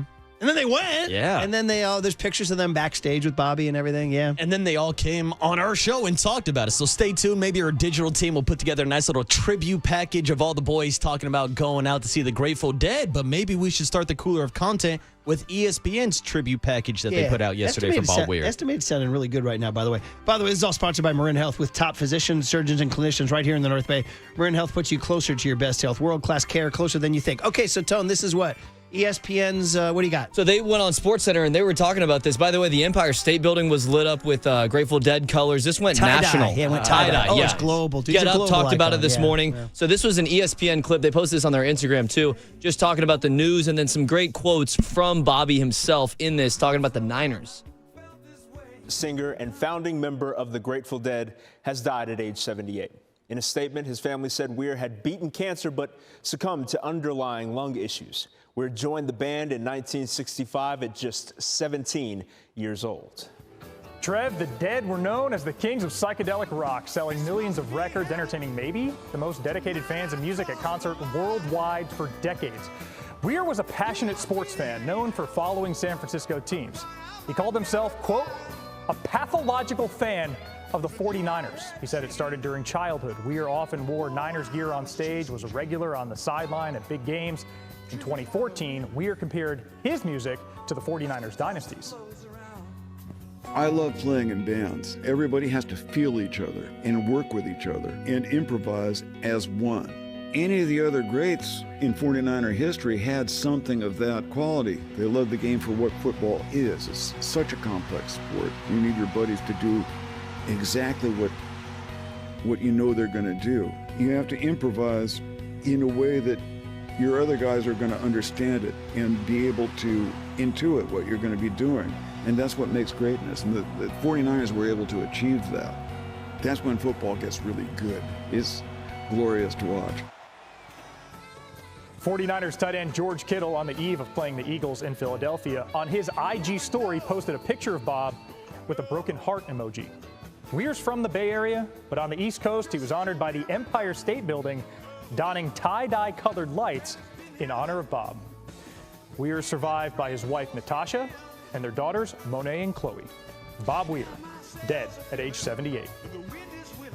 Man, great job by ESPN. Really, really, really good. I really like that, and I'm getting like caught up again. He's a Mill Valley guy now. He's been in Mill Valley for 40 years, and so he's one of our own. Like, we were very, very proud of him, and he was such a regular guy. I mean, dude, for a guy who inspired millions and millions and millions of fans, he would just be hanging out around town, walking around, going to Sweetwater, playing wherever he could play, and just, stopping by the Deuce for a drink. Yeah, well, famously, our buddy Daryl, shout out Daryl, Rory, and the crew, he was on his flag football team, and that's when we had him on. He talked about that play, Black 85. And then he said, and after the game, we go to the Deuce, the 2 a.m. club. And we had Bobby on a few times on the show. And I remember one time they weren't playing well. And he was talking about it. Platzi reminded me, he had a cut that we used. He goes, that's not Niners ball. Do you remember that cut? No, I don't remember that one. Because we had him on number of times through the years. We had him on during COVID. Remember when he and Ronnie Lott came on together? Yeah, I do remember that. He and Ronnie were so good. You know what's funny? I loved Sammy Hagar wrote a really, really cool tribute to him. So did John Mayer. He wrote a pretty one this morning, too. Sammy Hagar, also a Mill Valley guy, by the way. Everybody likes to live in the MV. He writes, Bob and I were born just 2 days apart. A couple of decades ago, we made a deal. We were going to live to be 100, then get together and decide if we were going to take it any further. He said, one of the last things I said to Bob was, hey, man, I thought we had a deal. So that's pretty cool. His lack of response made me realize I was on my own, because Bob was already way past 100. He was 100 when I met him, always the elder, the wise old soul. He had a pocket full of sayings that he would use to simplify a conversation. So this is the way Hagar wrote it. He goes, am I going to miss Bob? And he writes in Weir voice, you bet. That was a Weirism. And he goes, did I love Bob like a brother? And Weir would say, yup. That's what Bob would say. He said, was Bob a wonderful friend to have? And then he went to another Weirism, F&A. And then he said, did Bob and I have some good fun together? And another Bob Weir, he says, yep, more fun than a frog in a glass of milk. And he says, my love, heart, and prayers go out to the family for the loss of this wonderful soul. Godspeed. I thought that was a really good one by Sammy Hagar. So, cool. I'm glad we did that. Yeah, it's awesome, and it's really cool to see the global recognition because, of course, being from the Bay Area, representing San Francisco, like, we think of this as one of our bands, but, like, to see this go on nationally and the Empire State Building lit up in tie-dye, it's really cool to see the story of the Grateful Dead even be passed down, not just city to city, but now generation to generation. Well, I'm telling you, Young Tone going was a big deal. You going, and that all happened because the community, that guy who shucks the oysters, what's his name? Do we know his name? His first name is Mike. I can't remember. I mean, from Taco-licious, right? From Taco-licious, Oysterette in the marina on Chestnut. Yeah. He knew the community. He's like, Young Tone, you need to go. He goes, come in, work a shift at my oyster place, and then go. And there you were. And you were tripping out. I'm sure your first one's a trip. I know my first one in 87. I was like, I'm not sure what's going on here. But then it grows in your brain. It's like the boys, Kittle and all those guys experienced. So, And I know that it's a common occurrence for somebody to get miracled into a Grateful Dead show. Maybe that was the 49ers getting miracled into the divisional round yesterday as well. Yeah, man. Good stuff, man. Hey, good Mike stuff. Barrow from Poppy's Oysterette. Just want to give him a shout out. Yeah. What else we got back there, Tone? We got a lot of good stuff. You want, we had the Sam Salvo sound, the Eagles kid on Flippin' Burgers. Okay, sure. Oh, yeah. Give me the Eagles kid again. I need to hear this one. This was after the game. I think he was just on some local news report, and he was asked about what was going on the game and what he wants to see different.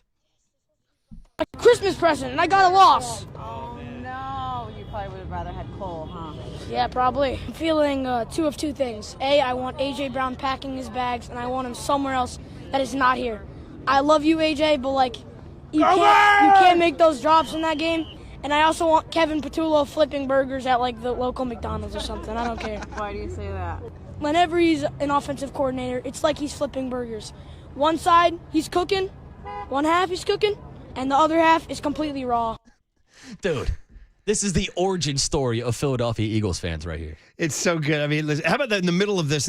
Some guy yells, "Go Birds!" Yeah, some drunk dude running by yelling, "Go Birds!" Well, yeah, there was some footage. KNBR Social had footage of a Niner fan getting stalked by a group of about 15 Eagles fans. I saw that. Also saw footage of Eagles fans throwing beer at Niner fans. Yeah, First of all, what are you doing wasting beer? Class. That's good beer. You could be drinking that beer. Class. But I also got to say, like, this kid, what is he, 9, 10 years old, you think, Murph? Yeah. This young Eagles fan. This is a kid that literally got to see a Super Bowl victory last year, and he's already complaining about Kevin Patullo and moving on to a different offensive coordinator. Classic, man. Classic. Here you want getting into the film, man. Dan Orlovsky of ESPN breaks down Skybang Reverse. So this is at YouTube, Twitch, and Twitter. You can watch it. It's also good audio. How Kyle set this up. Take a listen. This is where we said Sirianni and Patullo couldn't even touch Shanahan and Kubiak in this game. Orlovsky breaks it down better than I can, so let's take a listen here. The table was set for it beforehand, though. Okay, this is going to be the second to last play in the third quarter. It's second down. A couple things to pay attention to. Number one, San Francisco in their shrunk split. Two things. Kyle takes this receiver at the bottom. They go in jet motion, and they're going to hand the ball off to him. Two things to pay attention to. When this receiver goes in jet motion, does that defender cornerback-wise follow? Quinyon Mitchell follows him. Check for San Francisco to pay attention to. The second thing is Addison McCaffrey goes and makes that play fake, okay? After you hand that ball off to the jet sweep and McCaffrey's coming this way, does everybody on the defense pay attention to that jet sweep? You got vision here, vision here. They're all watching the receiver running with the football, and they have vacated this backside. So Kyle Shanahan's like, okay, I just handed that jet sweep off, faked it to McCaffrey, no one paid attention to him. So that gets them to 3rd and 1. 3rd and 1, they run the quarterback sneak, quarter's over. Between third quarter and fourth quarter, we have the conversation. Hey, remember when we hand that ball off to jet sweep? Everybody on Philly's defense was paying attention to the handoff. No one protected the backside. All right, so let's get into another shrunk down formation. Here comes the motion. Now, does that defender follow? When they run this jet sweep, does that defender follow? Absolutely.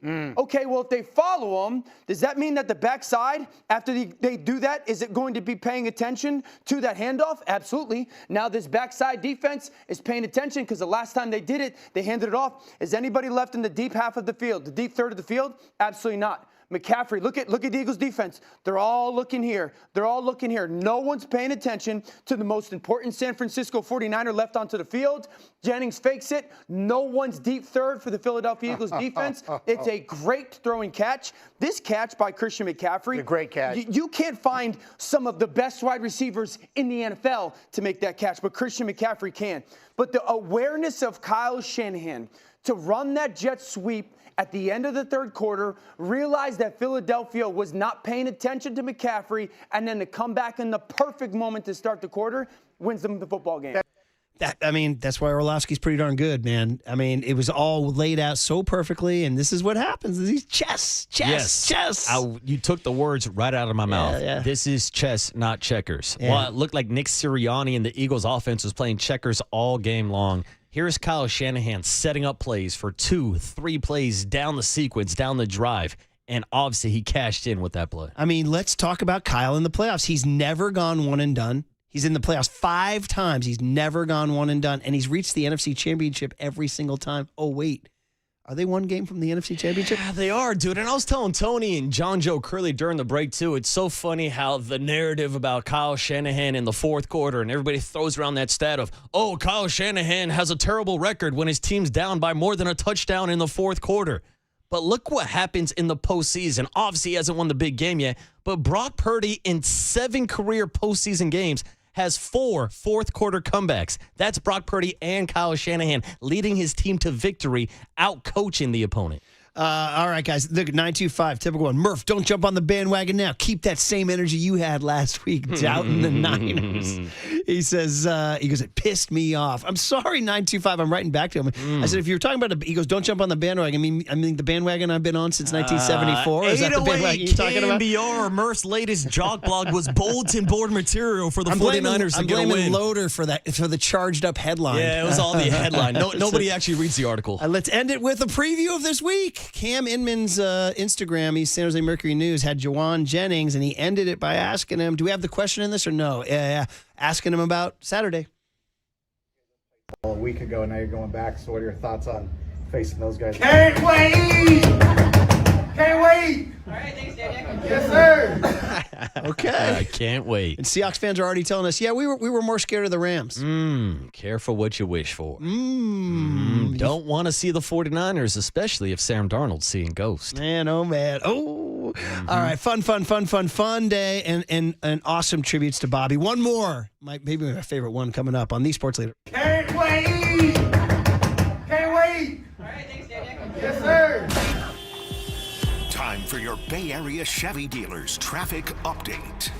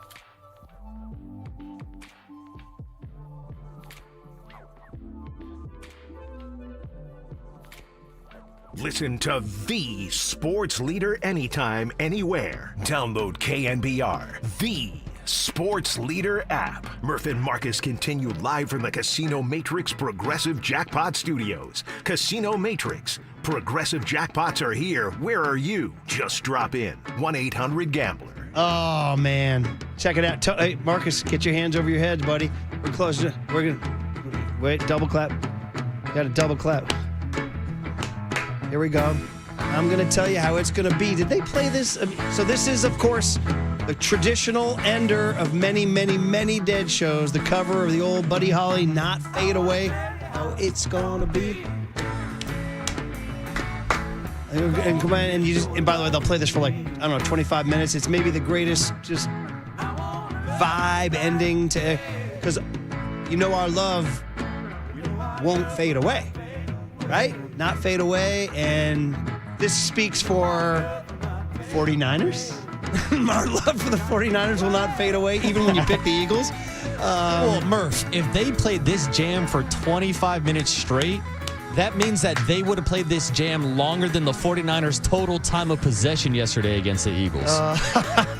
That puts it into a little blanket perspective. Which version are you going with, buddy? Which live is this?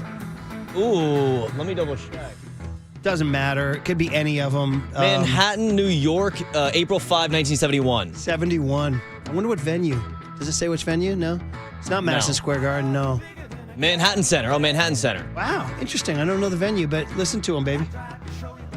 See, one of the things about the Dead was, of course, they were psychedelic, and some people really like that. If you were on the LSD and the acid, you really like the psychedelic stuff. But, man, their appreciation for just the history and roots of American music, American rock and roll. They were literally the greatest American band of all time because of their tributes and their connection to all the threads of American music. And you take a classic like Not Fade Away from original rock and roll days of the 50s and just turn it into a great old hoot of a jam. That's a great way to end it. We were doing it all too well, or all day long, the tributes thing. So this is what Young Tony learned, right, Young Tony? You want to hit your sounder or not? Absolutely. Murph and Marcus want to know, what did young Tony learn today? Well, so the joke is he's very, very young and innocent. Hey, I know that now! Okay! It's all sponsored by Bigelow Tea. Grab a mug and tea proudly. So you learned... I learned all about him in August of 2025 when I went to see him live. Dead & Co. with John Mayer and the whole crew. The original drummer, I'm blanking on his name, Murph. Who's he? Well, you saw Mickey Hart. Mickey Hart. Dude's incredible. Still got it, too. Guys, probably, 70, 80 years old. Well, he and Bill Kreutzmann are the only surviving members now.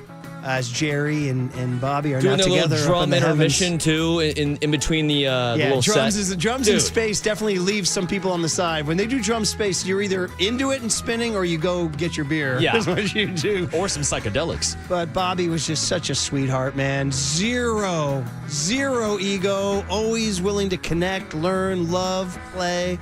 And that's why our love will not fade away. So we're everywhere, Murph. We're everywhere. We're everywhere. Had to have something to do with that game yesterday. Particles, friend. Particles. Had to. I'm just telling you, they had no business winning that game. And while we're sad we lost Bobby, George wrote it on his shoe. Yeah. He wrote for Bob, and then George goes down. Well, it was just about a year ago when Fernando Mendoza, future quarterback of the Las Vegas Raiders, talked about the bonding experience at Cal. This is why we went camping with our boys. This is why we went 98 yards. Yeah. This is why the 49ers all went to the Sphere this summer. George Kittle, Jake Tonjes, Nick Bosa, Christian McCaffrey, Kyle Juszczyk, all a part of this 49er season. I'm going to tell you how it's going to be. Hey, real quick, a young Bobby Weir looks like Paulie Mack to me. Maybe that's just me. I'm telling you, anytime I see him with the long hair, the shaved face, young Bobby Weir, Are you going to put Paulie in the Bobby shorts? I mean, if that's what we have to do, sure. All right, Papa and Silver are next. They're here to go over that incredible 49er win in Philly. I never doubted him for a second. It's all sponsored by Speedy Oil Change and Auto Service. We can fix that. You're listening to KNBR AM and KNBR FM San Francisco, the sports leader, a Cumulus media station. They need to open up the playbook. Folks, they don't have a playbook. I want A.J. Brown packing his bags, and I want him somewhere else that is not here. And I also want Kevin Patullo flipping burgers at, the local McDonald's or something. I don't care. That's the end of the game. 4 hours. 3 faces, Two Gregs and one place to be. Excellent. Greg Papa San Francisco. and Greg Silver. Let me tell you something. There is no such thing as being calm. I am fired up to be here. This is Papa and Silver. Purdy in the shotgun on 2nd and 11. Takes the snap, drops back, floats it over the middle, caught up high. Demarcus Robinson, middle of the field, still on his feet. Robinson at the 35, cuts it back at the Eagles, the 30, weaving his way down to the 25 and all the way down to the 15-yard line. Purdy fakes, throws over the middle, and it's caught by Demarcus Robinson.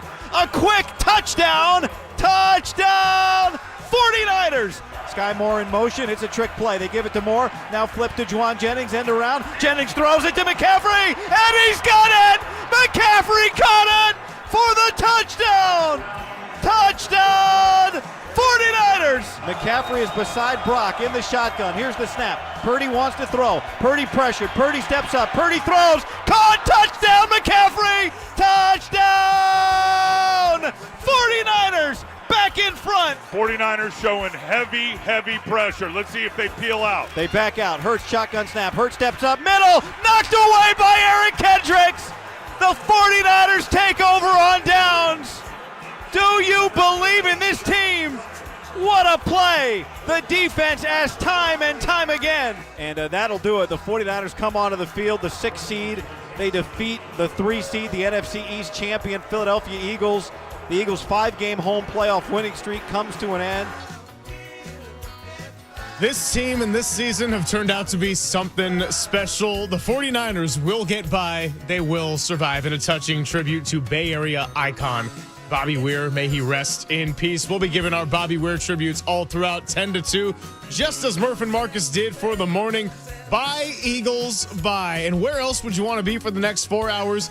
Greg Silver, Greg Papa, Danny Dunn in the house. And Papa, as I say good morning, may I also ask you a question? Dillygaff? You may. Yeah, we gave more than just an F. What a weekend of wild card football to start with. I was up in Lake Tahoe to watch it all, and a place called Bills yesterday to watch the Bills come from behind and win. Good day for me. Bills win, and the Niners win. Rams could have gotten beaten easily in Carolina despite the bad finger by Matthew Stafford. What exactly did the Chicago Bears do on Saturday night? What they've done all year, with the exception on the 2-yard line at Levi's on December the 28th. So, wow, the 49ers, and we do send out our best wishes to the Grateful Dead and the surviving members and Bob Weir. I had a chance to meet many times with Tim Flannery doing national anthems at Bay Area sporting events, so certainly a heavy heart. Saw them so many times. In between Christmas and New Year's, they would play the Oakland Coliseum Arena. We come back off a Warrior road trip and get a contact high coming in to check them out. So, and huge Bay Area sports fans. They would have loved every second of what they saw yesterday in Philadelphia. But Niners now have 40 playoff victories in their long history, the most of any team in the history of the NFL. The last 3 wins have been just insane. The win over Green Bay when Brock came back in the rain, the Brandon Ayuk ladybug catch, the whole comeback against Detroit 24-7. But those were both wins that occurred at home, and they kind of got lost in the shuffle of what would happen in the Super Bowl a few weeks later. And Juwan Jennings did throw a touchdown pass in that game as well. So we'll see how the remainder of these playoffs go. Though we can never forget what we all watched collectively, whether you were there or listened to it or watched it. What happened yesterday was a complete team victory. And I know, we believe in overcoming all that, and they harp so much on the guys that do not play, they forget about the guys that actually do play. And, I've got the veterans gear on today, and a couple of young guys did contribute along the way. But when you look at why they won yesterday's game, Trent Williams just went out there, took out the boombox. There was never a moment. And he tried to play against Seattle. The last game of the year, he did. He just couldn't make it. That felt like a playoff game, but it was not. But he was not going to miss a playoff game. And he went out there and played. Not every snap was perfect. He had some quick, twitchy guys over him, but he played more than well. And then what do you say about Kyle Juszczyk? he always gets overlooked in everything he does. We'll go back and, throughout today, and we'll have Todd Usack join us for the last 90 minutes of the show or so, and we'll do it all week. But at some point, we'll transition into heavy preview against Seattle, and that's unbelievable. We got to deal with that, man. But Sam Darnold did tell Brock when that game wrapped up in January on that Saturday that I'll see you in a couple of weeks. And I think it'll be exactly a couple of weeks. That may even be the early game on Saturday. But Kyle Juszczyk, his performance, I think where it all started was his play, a drive starter to start, about a minute and a half to go in the third quarter before the epic play for the ages. And he was a check down, and he made a big catch and got down that left sideline to get you into the area you wanted to take the shot. Kyle Juszczyk made catch after catch after catch. His dash motion is changing football. Kyle always has a way to do that with pre-snap motion, but Kyle Juszczyk played so well. We'll just kind of put Christian McCaffrey and Brock Purdy into one lump and one canister together. They just brilliant throughout the entire game. McCaffrey fought for every yard. For most of the game, Saquon Barkley was out rushing Christian, and it was easier for them to run the ball, and they brought the tank in. But Christian just fought and fought and fought, and obviously the 2 touchdowns, and we'll break down his epic one on Sky Bang reverse pass. Juwan Jennings, there's no one like him.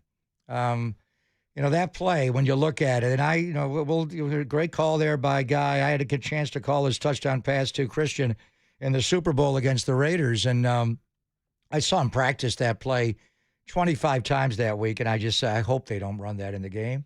That is not going to work. That is going to be intercepted, and it's going to go the other way, and he barely got it off in time and made that crossfield pass for the touchdown to McCaffrey, and Christian came back to the ball, and Spencer Burford made a great play.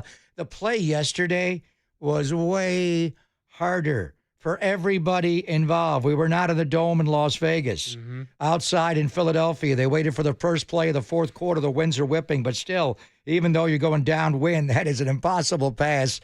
The way they set it up at the end of the third quarter by running Sky Moore in a jet sweep, he cut it back inside, and then Clay Kubiak made the suggestion, and Kyle called it Sky Bang reverse pass. And maybe we'll play our calls back to back, because the Debo Bang reverse pass in New Orleans was Emmanuel Sanders, who had a big game that day as well in the 48-46 epic regular season shootout. Jimmy against Drew and Kyle against Sean Payton. That was the forerunner of that play with a Debo jet sweep. But the way Sky Moore's not in a lot.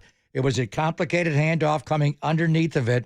Underneath that, they had ran that play going the other way at the end of the third quarter. And we'll break it down throughout the week with Walter not here. It's tough to do the playbook. But Juwan Jennings, when he took the reverse from Sky Moore, the way he ran so hard to get outside the numbers and sell that it was going to be a reverse and he was going to run the football, and then just had the presence of mind. The throw was good enough. He thought he overthrew Christian, and Christian's catch, it wasn't quite the ghost to the post with Dave Casper from Kenny Snake Stabler on Christmas Eve in '77 against Baltimore. But the one day Dave Casper was on the outside, he had to turn completely around to get it away from the safety. Christian had to catch this over the shoulder, but you'd rather have it be the inside shoulder than the outside shoulder. Just an amazing, amazing play, one that will live. And again, like the Ladybug play and Brandon, these plays got to be remembered no matter what the Niners do the next week or the week after that or in the Super Bowl. T.O.'s catch against Green Bay, they didn't win the Super Bowl that year. You got to remember these plays forever and ever. And that play, the Sky Bang reverse pass, one of the greatest plays in the history of the franchise to call it.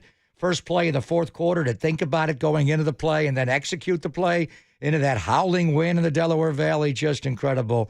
And then Brock stepping up to hit Christian over and over again, taking advantage of Nakobe Dean, the veterans on the offensive side of the ball, from Trent to Juice to Christian. And these are not just Pro Bowlers. These are all pro players. And then Brock executing it. And he made a couple of errors in the game.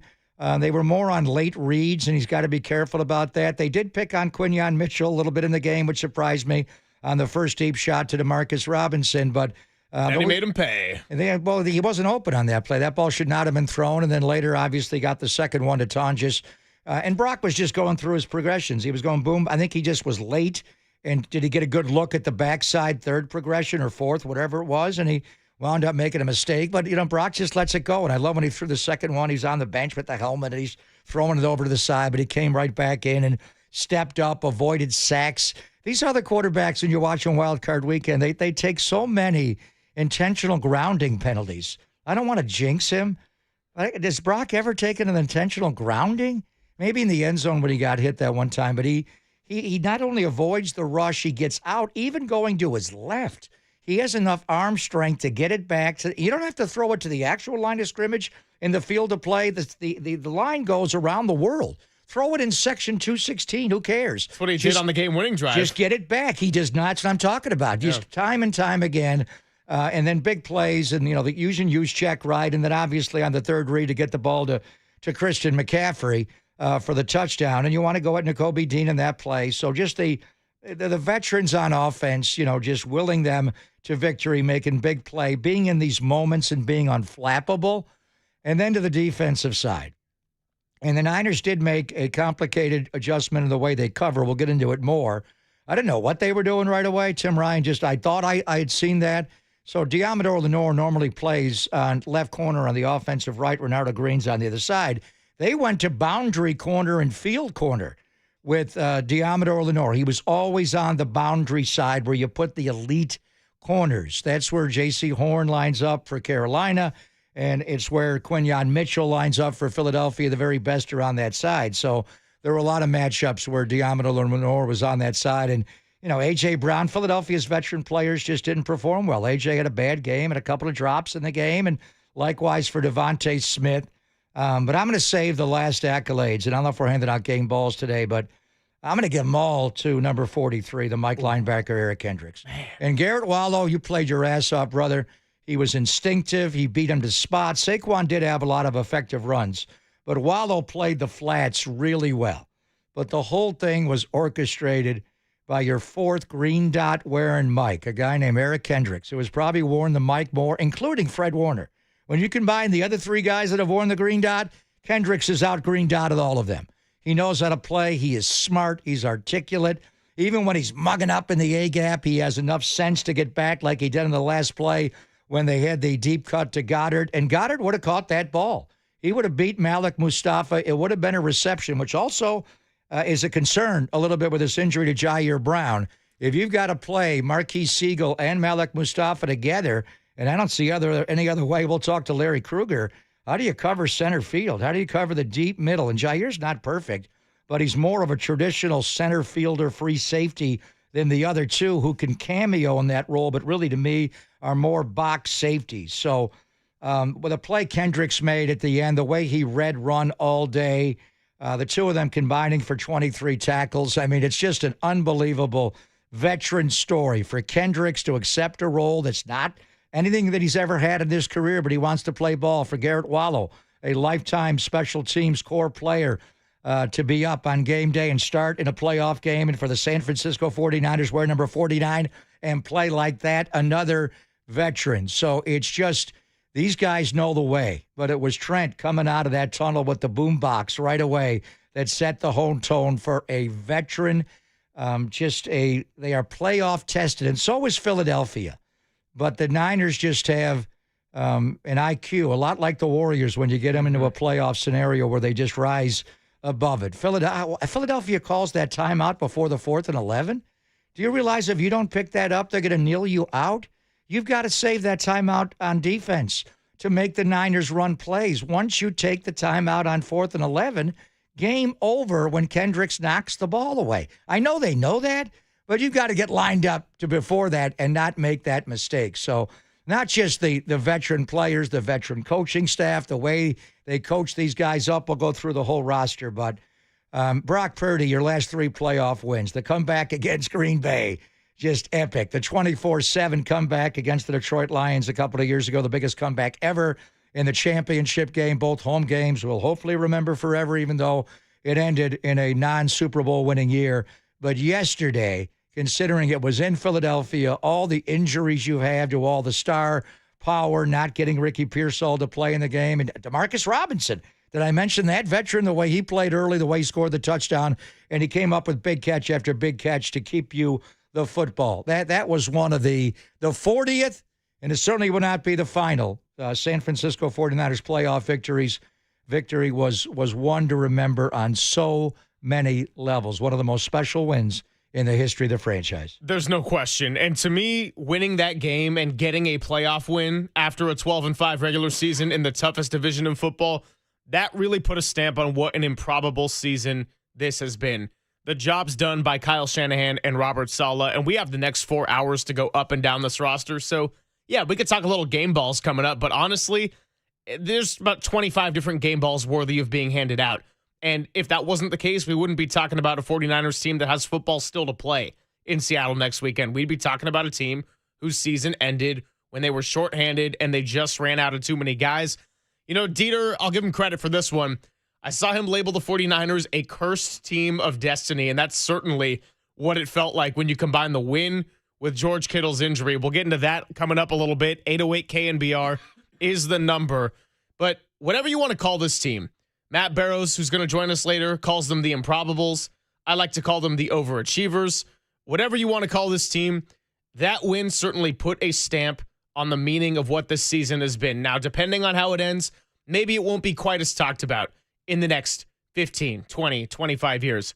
But you know what that game kind of reminded me of? And you hinted at the Warriors. 2019, Game 5, down 3-1 in Toronto, NBA Finals. You lose KD in that game, and it looks like your season's on the brink. Clay hits a three, Steph hits a three, Clay hits a three. You end up holding on, and I know they didn't win that series, and then you had the Clay Game 6 ACL. But that win, isolated in its own, meant a lot for a franchise that had its mettle, it had its culture, it had its DNA. 49ers, that was a big one yesterday. And what was the image? Kevin Durant's calf and Achilles exploding.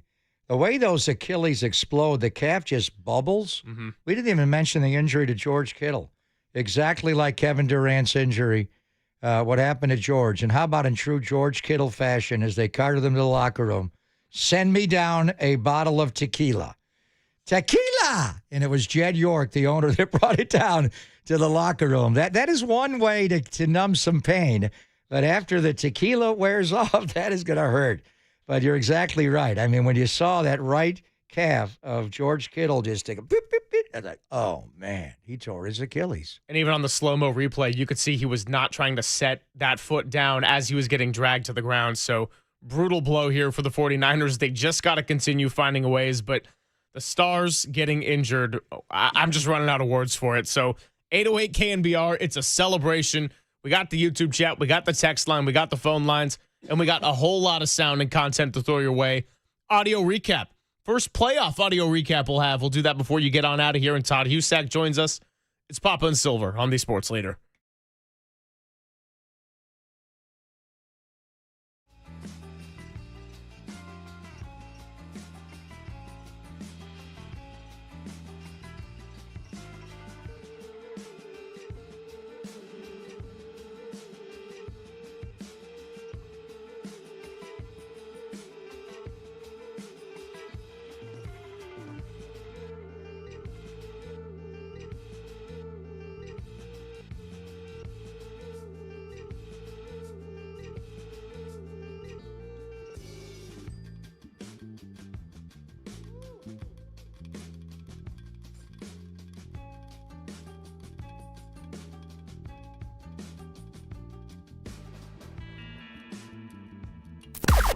Now, from the O'Donnell Financial Group Sports Desk. Learn more at odfigroup.com. O'Donnell Financial Group, because planning is a process, not a product.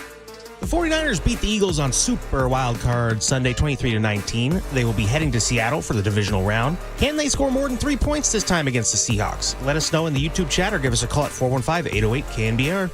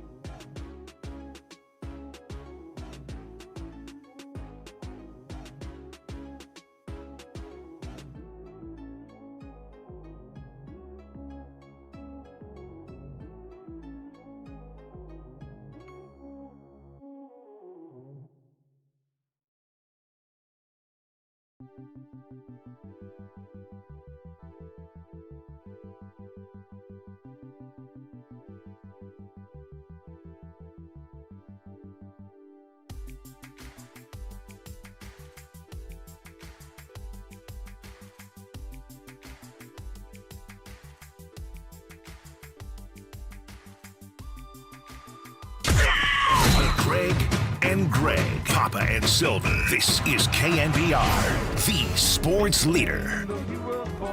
Purdy takes the snap, four-man rush, gets it out quick, near side, caught George Kittle. Kittle's got a healthy first down gain, 7 yards. Out in front of the Philadelphia bench, Kittle is down on the ground, and the officials are stopping play. An injury timeout for George Kittle. He's laying on the near sideline. No. McCaffrey is beside Brock in the shotgun. Here's the snap. Purdy wants to throw. Purdy pressured. Purdy steps up. Purdy throws. Caught. Touchdown, McCaffrey. Touchdown. 49ers back in front. The full emotional roller coaster of a wild, wild weekend. It is Papa and Silver, and we're here with you from 10 to 2. 49ers get it done on the road, 6-3. Kyle Shanahan has never gone one and done as long as he's made the playoffs, and they beat the defending Super Bowl champions. 808 KNBR is your number, and while we typically give out game balls after a win, and now there have been 13 of them this year for the 49ers, regular season meets playoffs, it's really tough on this one because, as Dieter said, and why we came in with both of those plays, are they a cursed team of destiny? You get the curse of the injury and the star players going down, and another one as a shorthanded team continues to find ways to win. You lose George Kittle on his only catch of the game, and it's not just the rest of these playoffs. We're talking about going into training camp and the start of next season, and it's going to alter how we talk about the 49ers this offseason. But then there's also everything thereafter and just finding ways to get it done with a linebacking core of guys that weren't even on the team for the first half of the season. And players like Demarcus Robinson, who didn't crack, 50 yards all season long, and goes for 111, including a 61-yarder on the second play of the game. So meet the overachievers. Juwan Jennings has been your X-wide receiver for the majority of this entire season, and he never was supposed to be that guy. But this is 2 years in a row now where he has stepped up. One catch for 45 yards yesterday and the big touchdown pass, the second of his postseason career, and we'll be playing that a bunch today. I think about Demarcus Robinson with 111 yards and the touchdown to get it going, including a big 16-yarder on that game-winning drive. And then I think about someone you mentioned, and I just thought, man, Kyle Juszczyk. And I kind of joked that the 49ers were so ravaged by injury that Kyle Juszczyk decided to take on the role of a yak bro. But remember, we lost him for a moment in free agency. Thought he might be going to Pittsburgh. Luke Farrell comes in, and they end up getting him back. He is so underappreciated, not just what he does in the run game, but those big catches he made, whether it was the yak play for 27 or catching one down inside the 10 on a ball that was thrown a little bit behind him. I mean, man, just whatever role these guys need to play. And as you noted at the top of the segment, a lot of it's the veterans. They showed their poise yesterday because that is not an easy environment to go into under any circumstance, and they knocked off the champs. It's going to live down as one of the great 49er playoff wins. Football's the ultimate team game, and yesterday was the ultimate team win. I mean, everybody contributed. Special teams were a little bit shaky at times, although Morstead did drop one in there with some nice backspin, and he was putting for birdie afterwards. But the wins make it difficult. They obviously missed an extra point. Eddie missed one. But beyond that, and I know we fixate on who is not playing. It becomes the narrative of the 49ers season. I understand that. But it's not like, you lose Fred Warner and you're not playing with a Mike linebacker and you're playing 10 and 11. It doesn't work that way. It's just next man up. And I honestly thought, and I told you throughout, they got to get Eric Kendricks on the field more. I didn't know who Eric Kendricks was anymore. And he was saying he was super injured last year, and he still played well that we saw him with Dallas, but not to his standards. And in the offseason, he had shoulder surgery, which is probably why he didn't have a job, and he was available Thanksgiving week. And then you get Garrett Wallow after he was cut in Denver. But it's coaching. It's just you plug in, you learn our system, and you know how to play here. And for Kyle Juszczyk, he's the longest tenured 49er. He arrived here before George. George was drafted. They signed Juszczyk immediately as a free agent. He made a Pro Bowl that final year in Baltimore. He's made a Pro Bowl every year since, and he's made more Pro Bowls than any fullback in the history of football, but he's not a fullback. What exactly he is, he's an offensive weapon. 4 catches, 49 yards. I think the game flipped late third quarter, and it wasn't like it was some epic comeback like the Bears pulled off. The Niners were in the game. They scored first. It was a toss-some game, but they were a pick-em game. I just didn't like the fact Philadelphia was running the ball better and more readily than the Niners were, even though Christian was fighting for his yards. I think that's where – but I had full confidence that Brock would outplay Jalen Hurts down the stretch, and the Niner coaching staff would figure it out.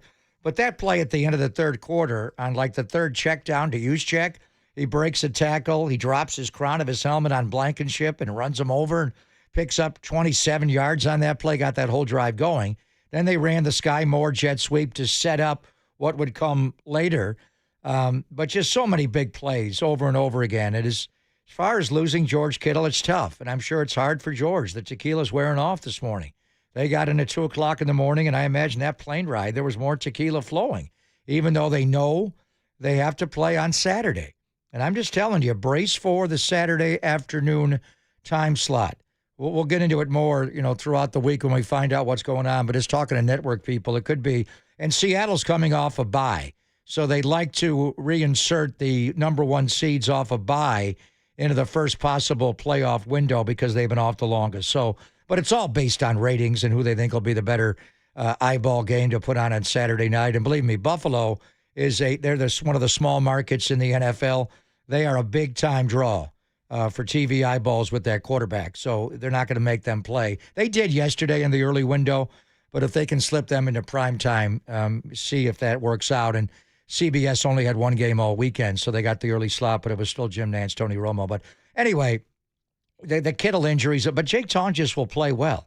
He will. And Jake blocked well yesterday. There were a couple of times where he fanned out where I thought, wow, 88 is the most improved blocker on this team. And he sometimes blocks better than 89, Luke Farrell. He's not 85, but Jake Tonjes, I have full confidence in him being able to pull it off. Then you heard the last touchdown there, to McCaffrey, and that's just a signature 49er route where you give Christian, you match him up on a linebacker, no matter who it was, and this time our fool was Nakobe Dean, who tore his patella tendon in his knee. I think it was a year ago today. Bad injury. That's why I was freaked out, about Jonathan Kuminga having bilateral patella tendonitis. You don't want, and a lot of times these injuries become precursors for the big one. Kittle had a hamstring earlier this year. Kittle had an ankle injury early this year. Are those all kind of setups for a torn Achilles on the right side in a playoff game? It certainly was for Durant. I'll never get past that. So, but anyway, Nakobe Dean, and then he missed a handful of games with a hamstring injury. He did not play much. They were playing, the young guys, Trotter's son, Jeremiah Trotter Jr., and the Jahad Campbell. I'm looking for Nakobe Dean. And when he did come back at certain games, I didn't think he'd run well. So if you find a guy that the Niners can match up with, especially, and sometimes it can be use check, but you're really trying to get Christian McCaffrey matched up on him. And that touchdown was McCaffrey in the classic, option route, the Texas route. Tim and I joke and call it the Cali route. It's just McCaffrey sees what leverages he is. He sets up Nakobe Dean to go outside of the flat. He came across his face, and after Brock looked over a couple of others, he stepped up in the pocket and he found McCaffrey. That's where, when you look at Seattle, can you do that to Ernest Jones, Ernest Jones IV? He's just so good in there. And then they play both of those they play nickel because that's what they do. They're going to play Witherspoon and they're going to play Emanwuri as linebackers on each side of Jones IV. Those guys can man. Devin Witherspoon's one of the best corners in football. He can take McCaffrey, not every snap, but a lot. So that's where you look at a matchup like Philadelphia. And I got to say, Greg, in a lot of areas, Kyle attacked at the right time. Obviously, the pass by Jennings is one of the greatest plays in the history of the franchise. The way it was set up, the intricate running motion they showed with the Sky Moore jet sweep going the other way on an inside handoff. It was more like, it was a handoff going inside. It was just brilliant. And they pulled Dominic Pooney on the play. It looked like a run. And then they reversed it to Jennings, and it looked like he was running off of it. And then, that guy was a quarterback at Tennessee before the Pastronaut got there. And he was a pretty good high school quarterback, a 4-star recruit. And he's tearing ass outside the numbers, but he's going to grip it and let it go. And it's just McCaffrey, who dropped the one against Seattle right into Drake Thomas's arms. It was a difficult catch, but nothing like the one he made yesterday, outside shoulder like that, was just an incredible play. So when the other team has a little vulnerability, they can pounce all over it. Hopefully we'll find one in Seattle. We'll worry about them later in the week. Kyle's got to worry about them right now. They got home crack of dawn. He probably had some tequila himself, celebrating on the way home. Watch the game back against Philadelphia. The good thing is that length of plane ride, you get it done, and now you move on. But you just played Seattle. They haven't played a game since they played you. So there's nothing like that. Show me all the game tape from Seattle since coach, they haven't played. Oh, that's right. That was their last game. So we kind of roll right into it. That's going to be a difficult game to get into. How much do you change? You would think you'd change a lot because they dominated you. But yesterday was the brilliant minds of Brock Purdy and Trent Williams and Christian McCaffrey and Kyle Juszczyk and Eric Hendricks and Diamador Lenore, but it was the coaching staff just flat out coaching their coaching staff. And I think there's going to be some changes in Philadelphia. Their offensive coordinator is going to either lose his job completely or be demoted or something. They're going to make some changes there. We'll see who they bring in. Let's hope Mike McDaniel does not go to Philadelphia. We'll see where it all goes. But just the brilliance in the game designing and game planning and these complicated actions, and then being able to go out there on game day and into night, Greg, and execute them through a howling wind off the Delaware River. What an epic performance last night. Oh, there's no question about all of that. 808 KNBR is your phone number. Rob in Alameda, I see you on the line. We'll get to you coming up shortly. And then Larry Krueger, he joins us every Monday, 10:50. You know the drill. We'll talk to Krug coming up in about 15, 20 minutes. It's Papa and Silver on the Sports Leader.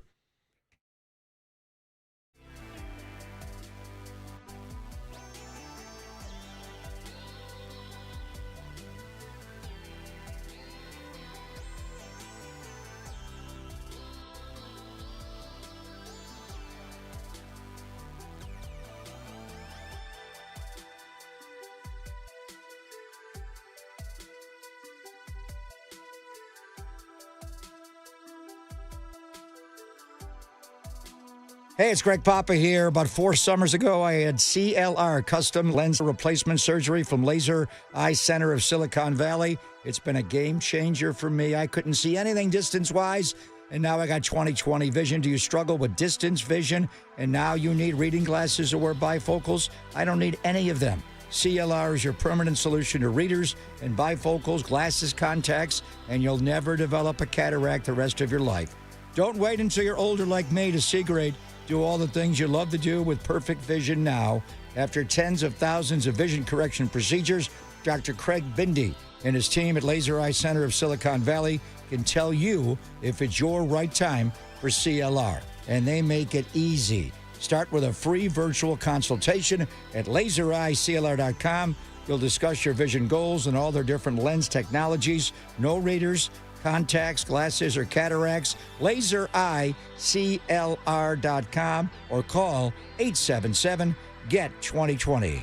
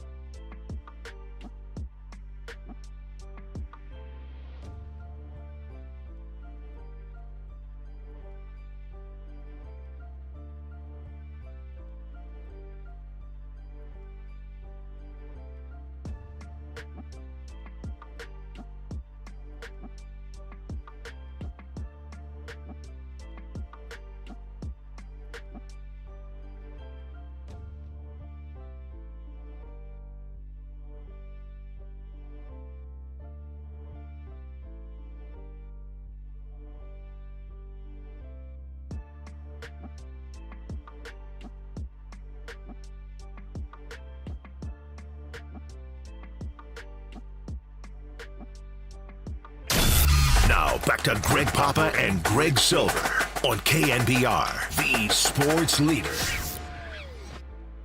Goddard and Brown to the right. Dotson and Smith to the left, and Barkley beside Hurts. 49ers showing heavy pressure. Let's see if they peel out. They back out. Hurts shotgun snap. Hurts steps up middle. Knocked away by Eric Kendricks.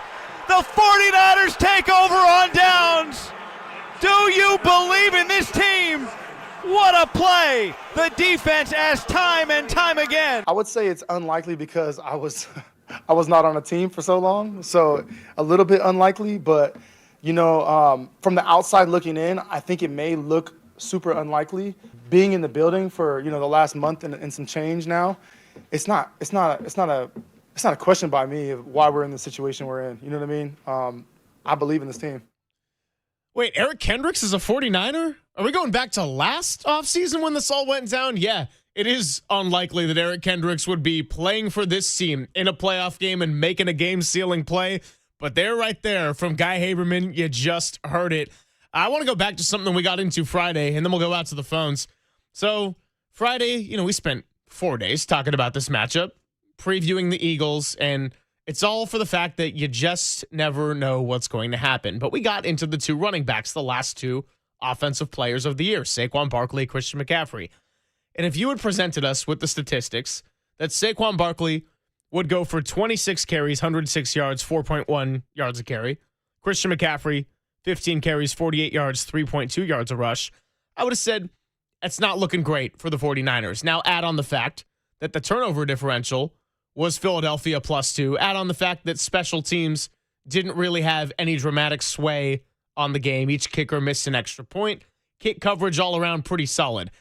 I would have said that's really tough for the 49ers. Yet, they win anyway. And as much as the Eagles' offense is a disaster, and it is, we got to give the 49ers defense a lot of credit. Keon White was someone we asked about Friday, is he going to play? What's his deal? He hasn't been practicing. He goes out there, has a couple of pressures, and that game-saving sack right around the same spot where Jalen Carter saved the Eagles' season last year when Tyler Higbee was wide open against the Rams. Philadelphia's last drive. Sam Okuanu stuffing multiple runs. Garrett Wallow for getting the start and holding his own, and then your guy, Eric Kendricks, game-sealing play, and so much more. So, again, Kevin Patullo is not going to be the offensive coordinator moving forward. A.J. Brown is probably going to find a way out of that city. And the Eagles' offense, I won't pretend like they got completely shut down because they didn't get in their own way. They have gotten in their own way all year. But Robert Saleh having these young guys ready to go, and somebody like Eric Kendricks being your 4th Green Dot wearer of the year, I got to tip my cap to you on that one. You were all over Kendricks over Bethune, and not only was it not a slight drop-off, it ended up being an upgrade yesterday. Well, it's like Phillip Rivers coming out of retirement. You're not going to bring him here and put him on the practice squad. The guy's going to take the team over, even though Riley Leonard maybe should have played. Eric Kendricks did not get signed the week of Thanksgiving to just watch and be on the practice squad. And Tatum Bethune had a terrible injury against Seattle. That was a bad groin injury, but I was confident that if Eric Kendricks was anything close to the guy that I've watched, and I saw him intercept Jimmy Garoppolo in a playoff game, January of 2020, after the 2019 year, and after that, Kyle went to heavy run. He did not want to throw the ball, and Kendricks, the whole thing about him being a Niner, they got him on a phone call in the offseason, and he kind of mumbled. He really wouldn't talk. They're like, do you want to come here? The agent said yes, and Kendricks really would not. Something was wrong when they hung up the call. They felt like they had an agreement, but it wasn't like this guy's not into it.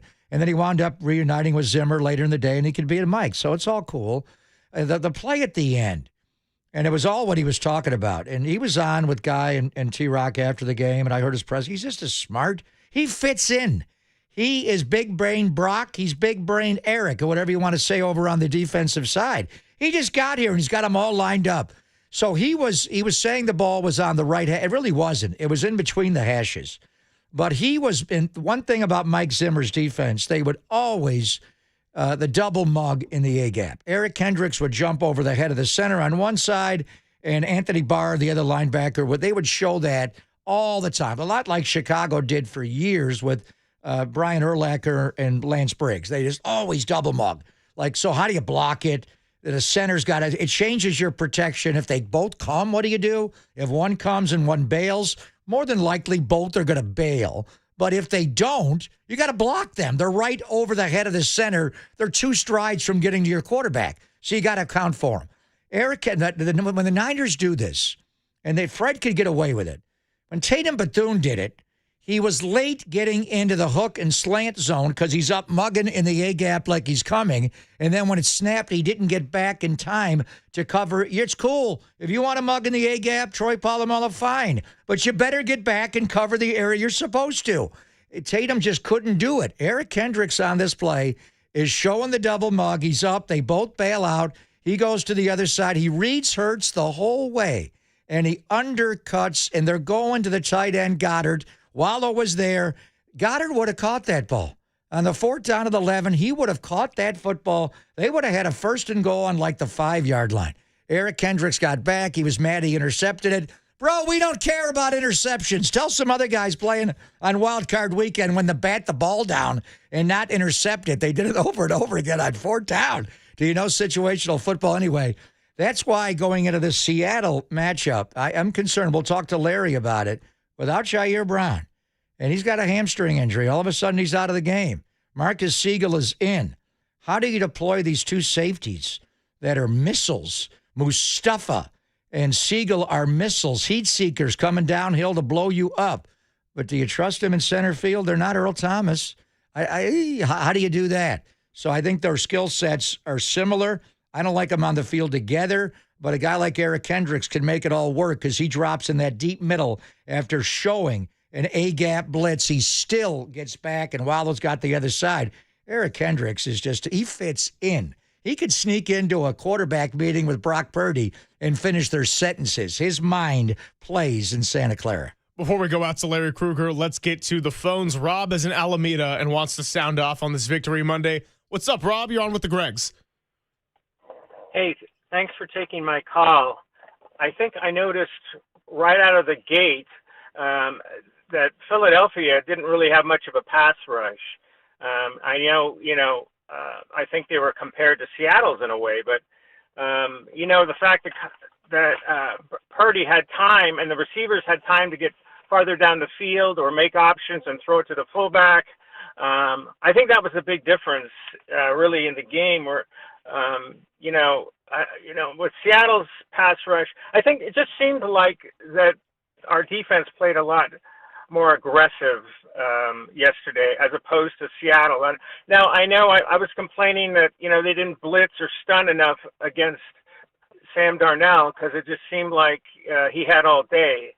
And some of the issue I had with the offense sometimes was it seemed like 1st down, give it to McCaffrey, 2nd and 9.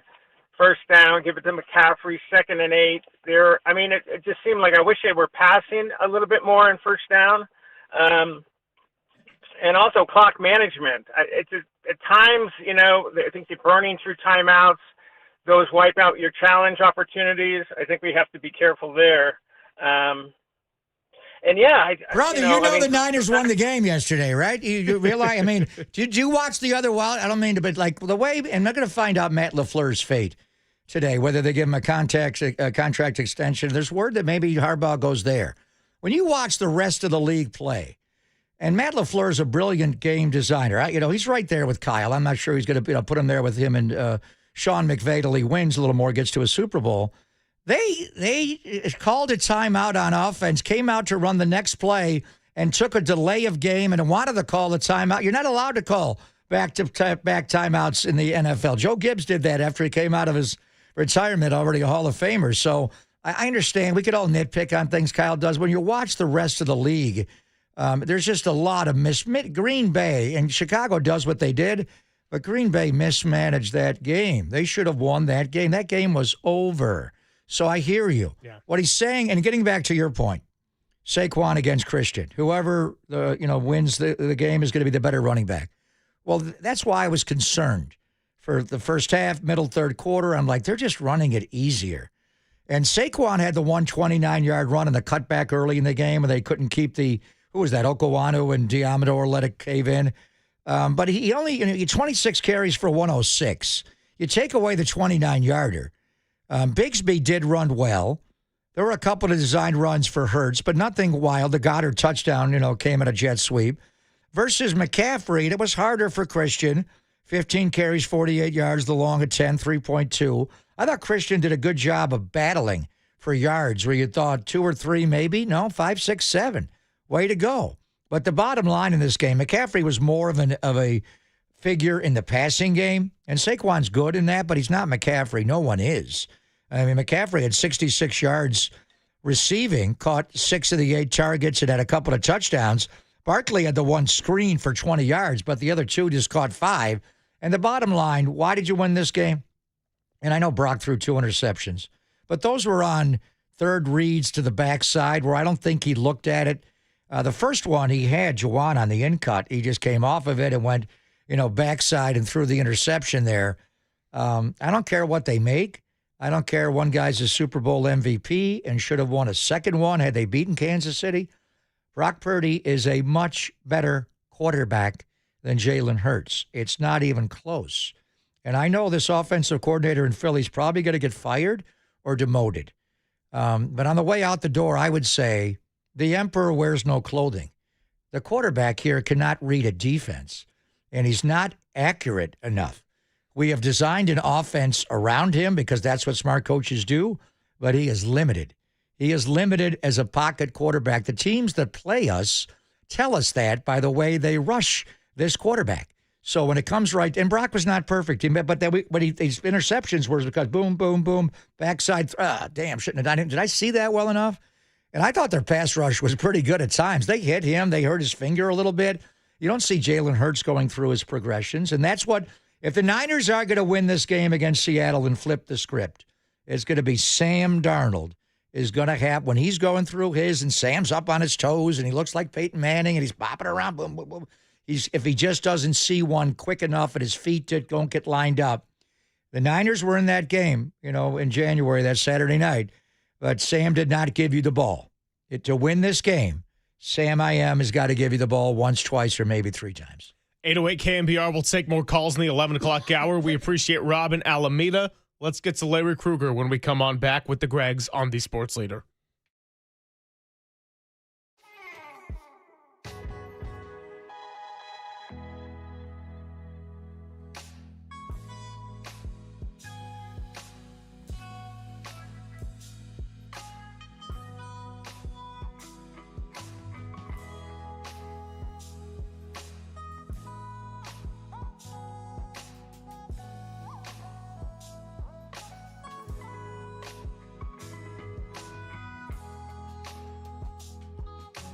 Hey, what's up? It's Silver, and it's a new year, but we got the same old reliable Dolan Law Firm. That's right. Chris Dolan and his team have been here for more than 25 years, and you know the deal. They are award-winning personal injury and employment attorneys that fight for you locally. They help you in the workplace. So if you've had issues with discrimination, wrongful termination, or sexual harassment, your rights matter. DolanLawFirm.com, same website, where you can learn more about your rights. Chris and his team have also dealt with plenty outside of the workspace. We're talking about no-fault injury accidents more specifically. And with all the vehicles, now self-driving cars, we got pedestrians, it's a busy city, the Bay Area is a packed region. Let's do what we can to make this a safer place. And no matter what happens, you can always feel confident that you're in good hands with award-winning California Lawyer of the Year, because the Dolan Law Firm has secured more than, you know it, $1 billion in verdicts and settlements on behalf of their clients. You don't have to stress about paying upfront fees or the hourly rates, and they don't get paid until you get paid. So they live here and they work here, but most of all, they win here. DolanLawFirm.com. Time for your Bay Area Chevy dealers traffic update.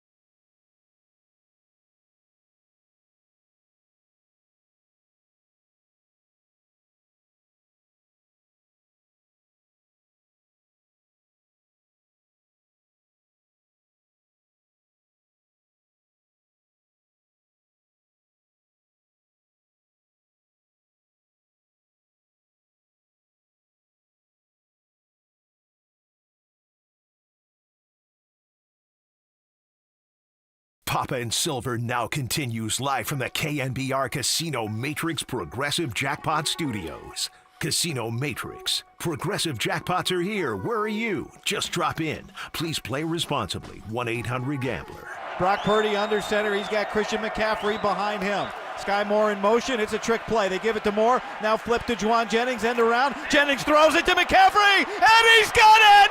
McCaffrey caught it for the touchdown! Touchdown! 49ers! We are still living off the high of yesterday afternoon, and that play right there was a massive momentum changer, but the 49ers would have to go and reclaim the lead again, and then they held on to it. 23-19, your final score. It is Papa and Silver, and I got to tell you, that first hour flew by just like that. We still got 3 more of them to go. Todd Husak's going to join us coming up in about an hour and finish out the show with me. And as we do every Monday, we talk to the one and only Larry Krueger. Now, last year, the two of us and Krug got one Victory Monday together. This year, we're talking about number 13. Krug, how was it out there in Philly? Were the fans every bit as hostile as advertised? How are you? Yeah, I mean, it's a sad group of people for sure. But you know what? It was an incredible day yesterday. And what can I say? I mean, I told Copes and in the pregame, JD, I said 23-29ers, and I was wrong. I was wrong, but it was close. I'll say this: I had a nice long talk with Tim Ryan, about strategy and about different things that we were going to see in the game, and I felt a little bit better after talking to him. But I still felt like the Niners were probably going to be on the short end. But I just, I was absolutely amazed at how well Siegel, Wallow, Kendricks, D-Rob, I mean, they had guys step up. And it's a credit to John Lynch and that personnel department for stocking this roster, because we talk about Purdy and CMC and Kittle, and we don't talk about D-Rob, and we definitely didn't talk about Wallow, and I was worried as heck about those guys. But Siegel, how about Marquise Siegel? He played great early, then he got picked on, then he got kind of replaced by Jair. He never would have gotten an opportunity without Jair having an injury. And, man, I thought Siegel really played great. So I'm sky high this morning, guys. I've been on cloud 9 for hours. Yeah, it sounds like it. And since you're talking about Marquise Siegel, let's get into it. And, they did change the way they deployed Diamador Lenore yesterday. He played more boundary corner, so he wasn't always at left corner on the offense's right. He and Renardo Green were flipping it based on the hash marks. We've been talking about Eric Kendricks forever and ever, and I'm a firm believer. I think it's an upgrade over Tatum Bethune, even though it's a horrible injury. But the other injury is Jair Brown with a hamstring. And I hear you about Marquise Siegel, and he certainly was the rage of the preseason of August football and early in the year. And then all of a sudden he disappeared a little bit, and Malik Mustafa came back. I do like the two young safeties, there's no doubt. They are both in their own right, missiles. And Malik is Mustafa, the way he plays the run and fires. But I don't see a traditional center fielder among them. And Jair does get picked on a lot in coverage, but he's the guy you want in the deep post playing that free safety Earl Thomas spot. Just going into the game, if Jair Brown cannot play, how do they deploy Mustafa and Marquise Siegel? Is it more two safeties high and split safety look? You want to bring one down to play the run a little bit? Are you comfortable with the other guy playing the post? Well, I am comfortable with Siegel in the deep middle, whether it be in man or zone. I think he can play the deep middle in the cover 3, the Earl Thomas role. He's a 4-3 corner from K-State who's converted, and he's very, very physical. I think what happened early this year, he played well in the early games, but as the games keep mounting, there's another game, that's like a whole new plan. And it's hard for young players to digest the volume of the game plan week after week after week. I think that's a big part of it. And I just think that as he played more games, he started getting nicked up a little bit, and he started being a little bit more effective, and we were seeing more and more issues with his coverage and his spacing. as the year went on. But I think he's, at this point, going to benefit from that experience. He's had a long time to watch, and I think he actually has better coverage ability than Jair Brown. So I kind of think if you said long-term, of the guys that are on there, they may need to go get another safety to add to this mix. But I think if it's just off of the guys they got now, I think Mustafa in the box and Siegel in the deep middle is the way I'd play it. So let's go from safeties to someone who can confuse safeties when he occasionally pulls out the arm to throw. That's Juwan Jennings. I was talking about it with Pop during one of the breaks, and Juwan is just a complete football player for this team, right? So as a wide receiver, what money would he demand? I don't know. But between the trick plays, the blocking, the attitude, the overachieving season in and season out, is this one of those cases as we look at this team and eventually into the offseason, Krug, where Juwan has far greater value here than he would for other franchises? He's just a great player. I mean, I think he's going to be valuable for any team that he goes to. I want him to stay here, though. I mean, think about him as a player. I mean, we know he's got cracked ribs. He may have one. He may have 5 cracked ribs. He winces when he takes hits to the ribs. So they run this play, and he's got Jalen Carter bearing down on him, the fastest interior lineman probably in the league. And the guy had his helmet pointed right at JJ's ribs. And nobody would have faulted JJ if he had let that thing rip a little bit early. But he didn't. He held it, and he basically released it right a half second before he got popped. And I guarantee you that hit hurt.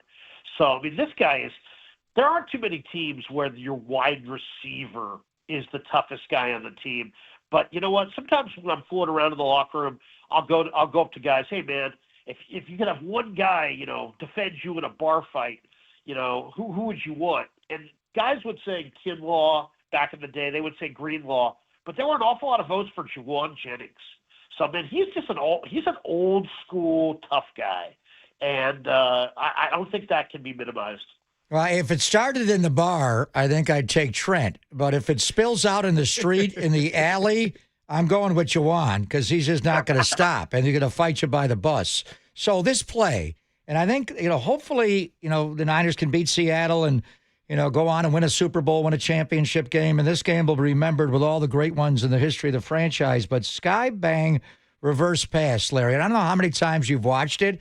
I've already watched it back like 12 times. And every time I do, I see something different. It is what makes Kyle Shanahan. And it was Clay Kubiak that gave him the hint to run this play. First play of the fourth quarter, the wind is changing now. The way they set it up late third quarter with a Sky Moore jet sweep. But the way they send Sky Moore in motion, he goes beyond Brock. Then it's the return motion. Cooper DeJean is following him. So they're showing man. And then the handoff to Sky Moore is an inside handoff. And Dominic Pooney, the right guard, pulls. It looks like a running play, an absolute signature running play, except it's a reverse to Juwan Jennings. And he's going to run, and no, he runs outside the numbers. He sells it a long time. He holds that ball. He holds it like he's running it, and he wants to take the reverse jet sweep going the other way, except he's a former high school quarterback, and he went to Tennessee as a quarterback, and the flip from Sky Moore wasn't perfect, and he throws off balance. You mentioned Jalen Carter, and then McCaffrey makes the opposite shoulder. It's the outside shoulder, not the inside shoulder, because you're playing in the wind. I mean, this play, just from Kyle diagramming it to the players executing it in the wind, sky bang reverse pass is one of the greatest football plays ever. Well, okay, for a couple thoughts. One, I mean, I said it in the pregame to the fellas. This was the game to let it all hang out, right? Nobody's picking the Niners. You're on the road. It's 35 degrees. It was windy. It was cold. It was hard probably to grip the football. I mean, nobody expects you to win. It's you against the world. This is when you bust out everything, including the kitchen sink. Then the play call, you're right. The one thing about Shanahan that makes, Greg Cosell, we used to talk to him for years on KNBR about Kyle's run-pass fusion and how Greg was so impressed how he links up the pass game to the run game and really freezes you 2 or 3 times a game. And this was an example of that. And then the catch. I mean, the one thing I've learned, I feel like I've learned more about this team every time I watch them and every year that I cover them. Christian McCaffrey looks like a smiley face guy.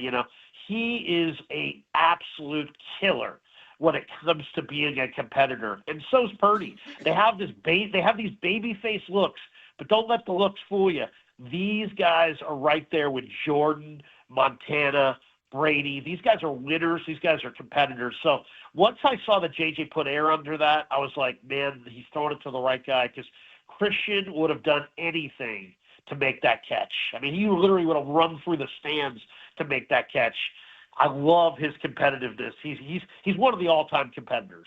Well, he wanted it much more after having the rare drop that led to an interception in Week 18 when the 49ers had one of their rare end zone chances. And we are talking to Larry Krueger here on the Uma guest line.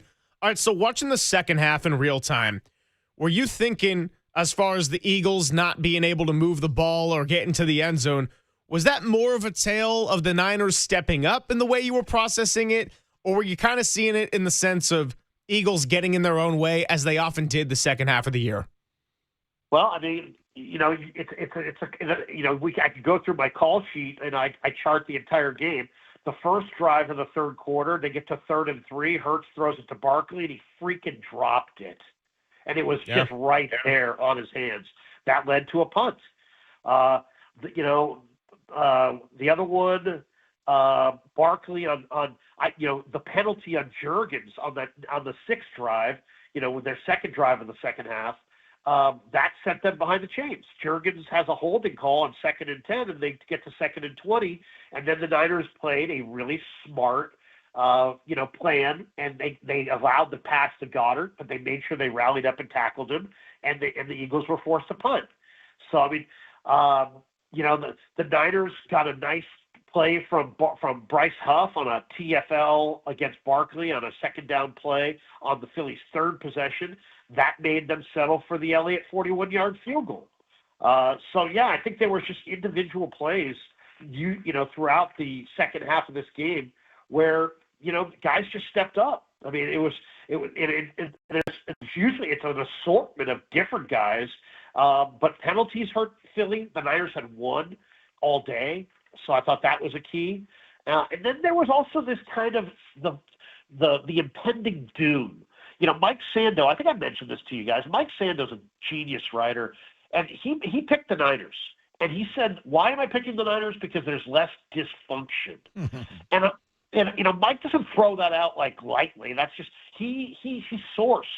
This guy is sourced, and there was a lot of dysfunction. The offensive coordinator is probably going to get fired in the next 24 hours. You saw the thing between Sirianni and A.J. Brown. There's a lot of people that don't believe in Hurts.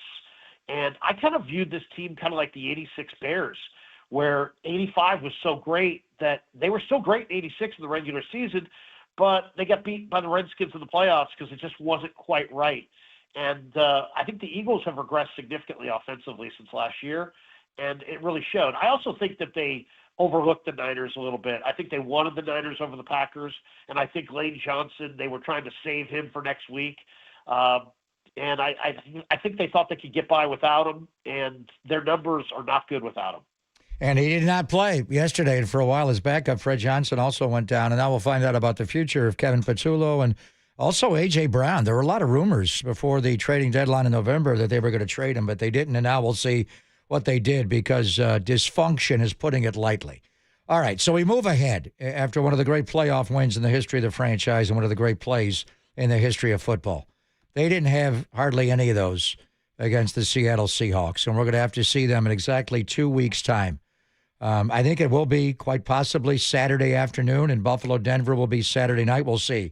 But it's sometime 2 weeks exactly after they were outscored 13-3, and it seemed like 31-3, and outgained 361 yards to 173, and out first down 23-9 by the Seattle Seahawks, who are quite possibly the best overall team in football. They don't have a glaring weakness, offense, defense, or special teams, with the one exception of the quarterback does turn the ball over. So outside of that, Krug, how do the 49ers flip the script and beat Seattle on Saturday?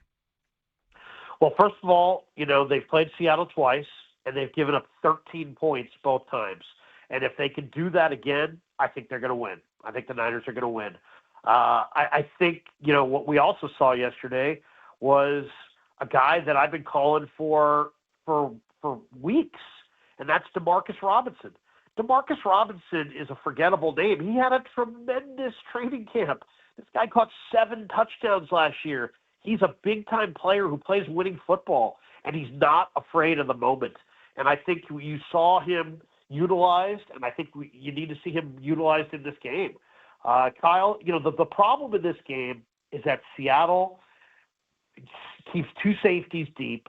They go with light boxes, and their front 7 is so good that they get it done. They stop your run with their front 7 while they still have 2 safeties, committed to the deep part of the field. They dare you to run the ball against light boxes, and then that Drake Thomas can fly, and Eman Ward can fly, and they just have guys on that second level that are closing that space down. So it's going to have to take some execution, but it's also going to have to take a couple of really great Shanahan play designs, possibly to fool them. He's going to have to get really deep into his bag this week to outduel McDonald, because McDonald's got what you ultimately want. He's got big-time players on the back end. He's got a great scheme. He's got incredible speed on the second level, and he's got a front 4 that can get it done all by themselves against the run and the pass. So there are no tricks to this thing, but I think Shanahan's going to have to really get creative. And I would love to see them use Tonjes. Tonjes is a sticky-hand receiver. He's got great hands. Obviously, the Kittle injury means Tonjes is going to get more run. I'd like to see him utilized a little bit more. I'd love to see them, try to use McCaffrey, bring him through the line and see if they can get him ISO'd on some of these linebackers. But there's not a lot of space there, so Brock's going to have to be accurate. We better see Mike McDonald start scouting out Juwan Jennings' passing tape. He's like the second coming of Mohamed Sanu, Krug. Like, if you ever look at Mohamed Sanu's stats, I don't know if he ended up having a perfect passer rating by the time he was out of football, but at one point he was like 6 for 6, 3-4 touchdowns. It was pretty incredible. So, but Juwan's doing it in the playoffs, so I give him an extra boost for that. And it reminds me a little bit of, for old-time Niner fans, Harry Sidney. Yeah. I believe Harry Sidney, I think, might have been a quarterback at Kansas or something like that way back. He was a Niner special team captain for a number of years in some of their great years. And, man, they utilized him a number of times to throw the football. And, the thing about JJ is he's not afraid. And JJ's tough, but he's also a really smart football player. Yeah, and he was willing to take it with Jalen Carter coming in for that roughing the passer. Just had a clear lane to him, and Carter did what he wanted to do there. Krug, you're the best. Enjoy Philadelphia. Go get a cheesesteak or whatever you're going to do for the final few hours there. And we'll be tuning in for a lot of Niners Nightly. I mean, this is heating up, and the team keeps finding ways to have their season stay alive. So I'm not going to write them off until it's officially done.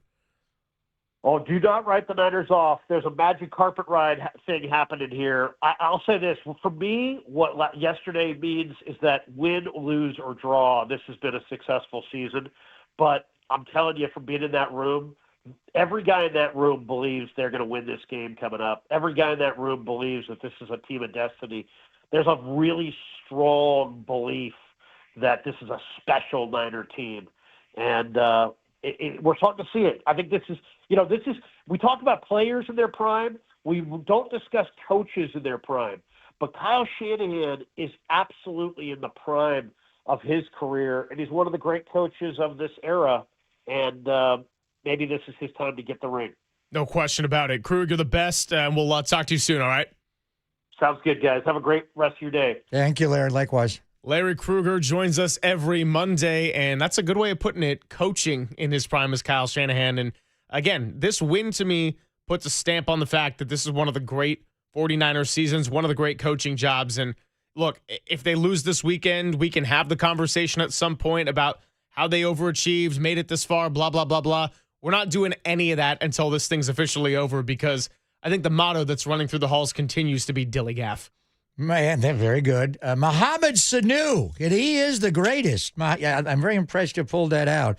I'm trying to think of the best throwing non-quarterbacks in history. Hines Ward of Pittsburgh was big, and he turned around a Super Bowl. Yeah. Antoine Randall L. But Juwan Jennings yesterday became the only wide receiver in the history of the NFL with multiple career playoff passing touchdowns. And he did it in a Super Bowl, obviously, to Christian McCaffrey. Then did it yesterday in those howling wins in Philadelphia to Christian McCaffrey. As far, he's not a wide receiver, but just non-quarterback throwers. Johnny Hecker, Hot Hand Hecker, it was the Rams punter for a long time with Bones Fossil, had an incredible rate. But Mohamed Sanu is a good call. Who is the best throwing wide receiver in the history of playoff football? It's Juwan Jennings, but all time? Got to think about that one a little bit. I mean, we got a lot of hours to kill previewing this matchup. Kill's the wrong word. We got a lot of hours to be communicating with all you, keeping you company throughout your workday. But maybe at some point, we are going to dive into the numbers of wide receivers throwing the football. We got to get Mohamed Sanu on the air. Yeah. We got to talk to the producer of Pop and Silver, see if we... I'm looking at him. Oh, yeah. We got to talk to Mohamed Sanu. Good call. Welcome to radio Good in call. 2020, 2026 call, now. That's right. So good. Mohamed Sanu, one of the all-time greats. I mean, he had a better career than some other quarterbacks. Incredible. All right, we'll keep this going. Todd Husak joining us at the end of the hour. We got the audio recap coming in a couple of segments, and let's talk about throwers of the football, but the one who doesn't just do it from time to time, the one who's doing it all the time. That's Brock Purdy, and that's next on the Sports Leader.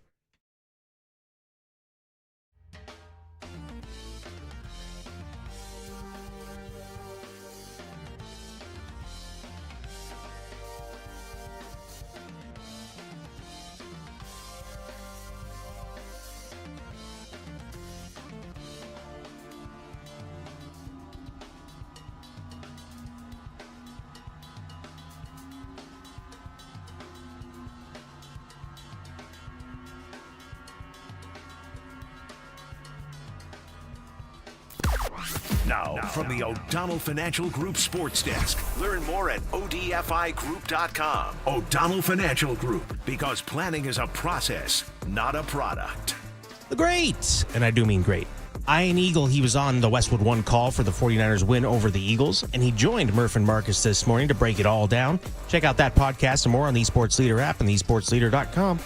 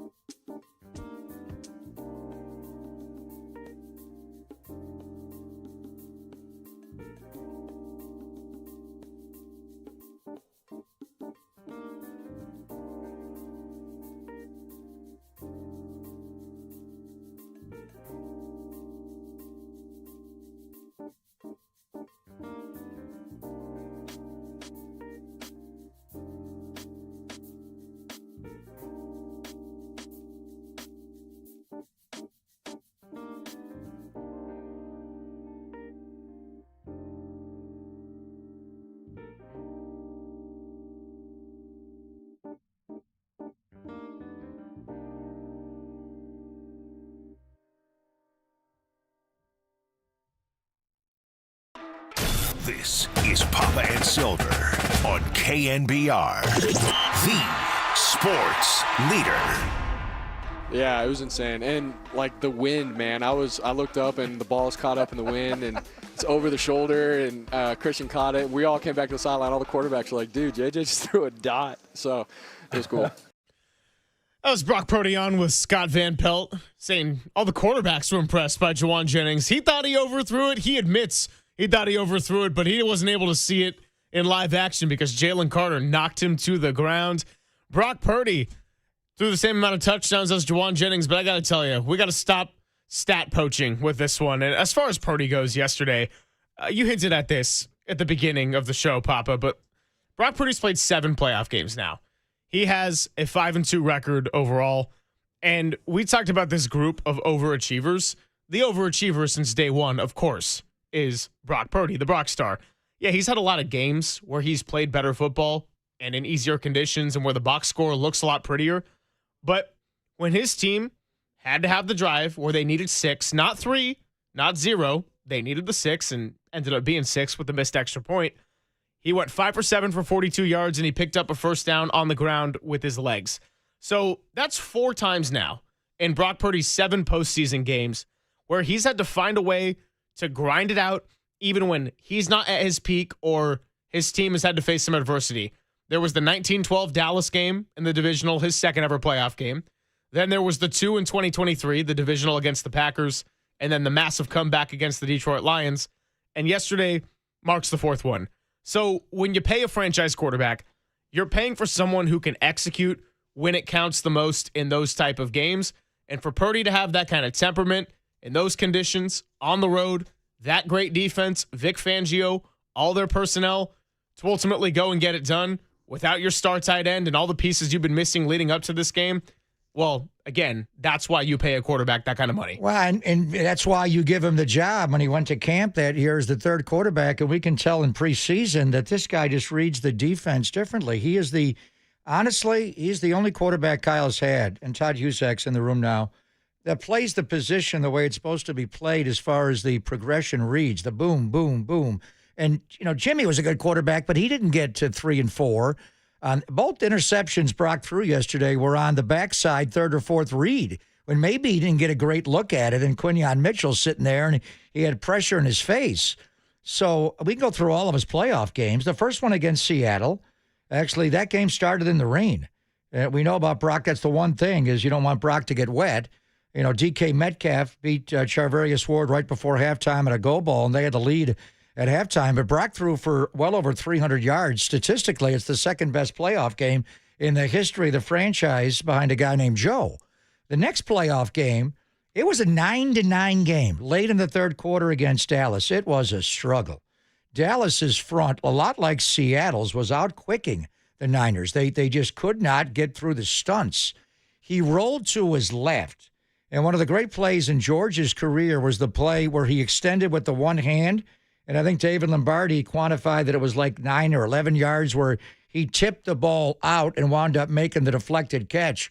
But that was on a Brock-designed roll left to get away from their pass rush. Demarcus Lawrence and Micah Odigizua, they were just all over us. He made that catch, then they ran McCaffrey right down their throat. Christian scored the first play of the 4th quarter, and the Niners took the lead and never gave it back.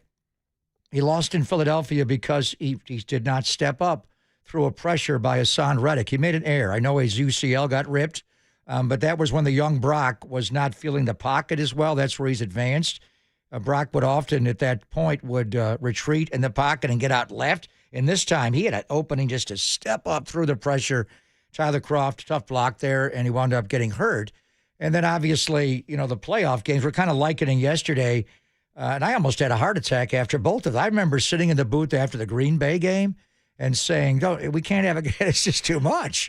Brock was struggling for 3 quarters. What did he go, like 6 for 7, 7 for 8 in the last drive? The one that was missed was a George Kittle drop on a little left flat. George just dropped the ball. He went right down the field. I think he had Chris Conley had an outcut on 3rd down. Anyway, got him in the end zone, touchdown, and then the up and comeback against the Lions in the championship game. Yesterday, they weren't that far behind. It was not a tremendous comeback required like what the Bears did. on Saturday night. But just the way Brock Purdy plays quarterback, and he really can forget, the interceptions. And he doesn't throw that many, but he does throw them in bunches. He threw, a couple against Seattle right away, against Jacksonville, came back against Seattle, won the game. He made a couple yesterday that looked like they could be game-losing plays because he went through his progressions and maybe just didn't see the backside, but he engineered the drive. He played the position well. One thing we were talking about, Todd, was you watched the rest of Wild Card Weekend, and that was epic. But a lot of these young quarterbacks take intentional groundings all the time where they can't run away from the pressure in time to get outside of the tackle box and then don't have the presence of mind. You got to get outside of the tackle box and throw the ball to the line of scrimmage. Brock, I can't recall Brock taking an intentional grounding because he's able to twist his body, even yesterday going to his left, and then he just heaves the ball. And you don't actually have to throw the ball to the line of scrimmage. You can throw it 50 yards outside out of bounds as long as it passes the imaginary line. There's so many things he does that is as outwardly to the casual, wow, is he a smart player? Then there's so many subtle things he does as a quarterback that are just genius. And we got Todd Husak in the studio, who's going to be spending the last couple hours with us. So good to actually have you in person. I mean, I've seen you in person at Niner games and everything, but the show we did together right before Thanksgiving. You guys haven't met? No, of course we have. Oh, okay. Yeah, I'm saying we never got to be in studio together. I had to go remote the one time. So this is pretty cool. And bringing in coffee and donuts, by the way, ultimate gentleman. I'll take the coffee. Yeah. So just had to get the coffee. Cancer loves sugar. Can't eat the donut. All right, I'll leave them out That's there. all right. I may just take a quarter one. By the way, what other teams don't ask their quarterback to do what the 49ers ask Brock Purdy to do. When they can't run the ball and you've got backups across the line and backup wide receivers and guys who weren't with the team and Demarcus Robinson missing the first 3 weeks, Brock Purdy is the one guy, the one constant, along with Christian McCaffrey, that makes everybody better. And his decision-making and the touchdown throw to Christian McCaffrey late in the game where he stepped up in the pocket and allowed that route to develop where Christian McCaffrey starts on the right side. And, Pop, I know you see it. And he breaks to the left and then cuts back to the inside. That took a long time to develop. And he needs that extra second or second and a half. And he buys that time and still maintains his body and his shoulders and is able to throw the ball on time and on the money. Brock Purdy is as good as it gets. Josh Allen is probably the one guy that they ask to do as much as Purdy. And Allen's a different athlete. He can do things that Brock cannot, but Brock is not far behind. And his ability to make plays in key situations and make the right decisions, and so much of what he does is pre-snap and recognizing the coverage and where he's going. And if it's not there, he can make that snap decision to go to 2 to 3, and everything is on the money and on time and on the proper shoulder where his receivers can get yards after the catch. He's an exceptional quarterback, and I'm very thankful that the 49ers invested in him for the long term. Yeah, I mean, think of what a different reality it would have been if they had selected him, as you see often with 7th-round picks. They get cut, they go elsewhere, and then the Trey Lance thing wouldn't have panned out, and we're going to move on from Jimmy G at some point. You already knew that when you did have Trey, and so I don't know where we'd be sitting right now. And honestly speaking, and this is no indictment on the jobs that John Lynch and Kyle Shanahan have done, but who knows if they would have ended up surviving? Who knows how the team would have performed? Because when you make a big trade to sacrifice multiple first-round picks to go and select what you think is going to be a franchise quarterback or a franchise-changing player, and it doesn't pan out, that pick specifically, often that is a regime killer in a business that demands results, is cutthroat. You got to have them quick. And so Brock Purdy has been the thing that's kept this thing going, and it's not just been him.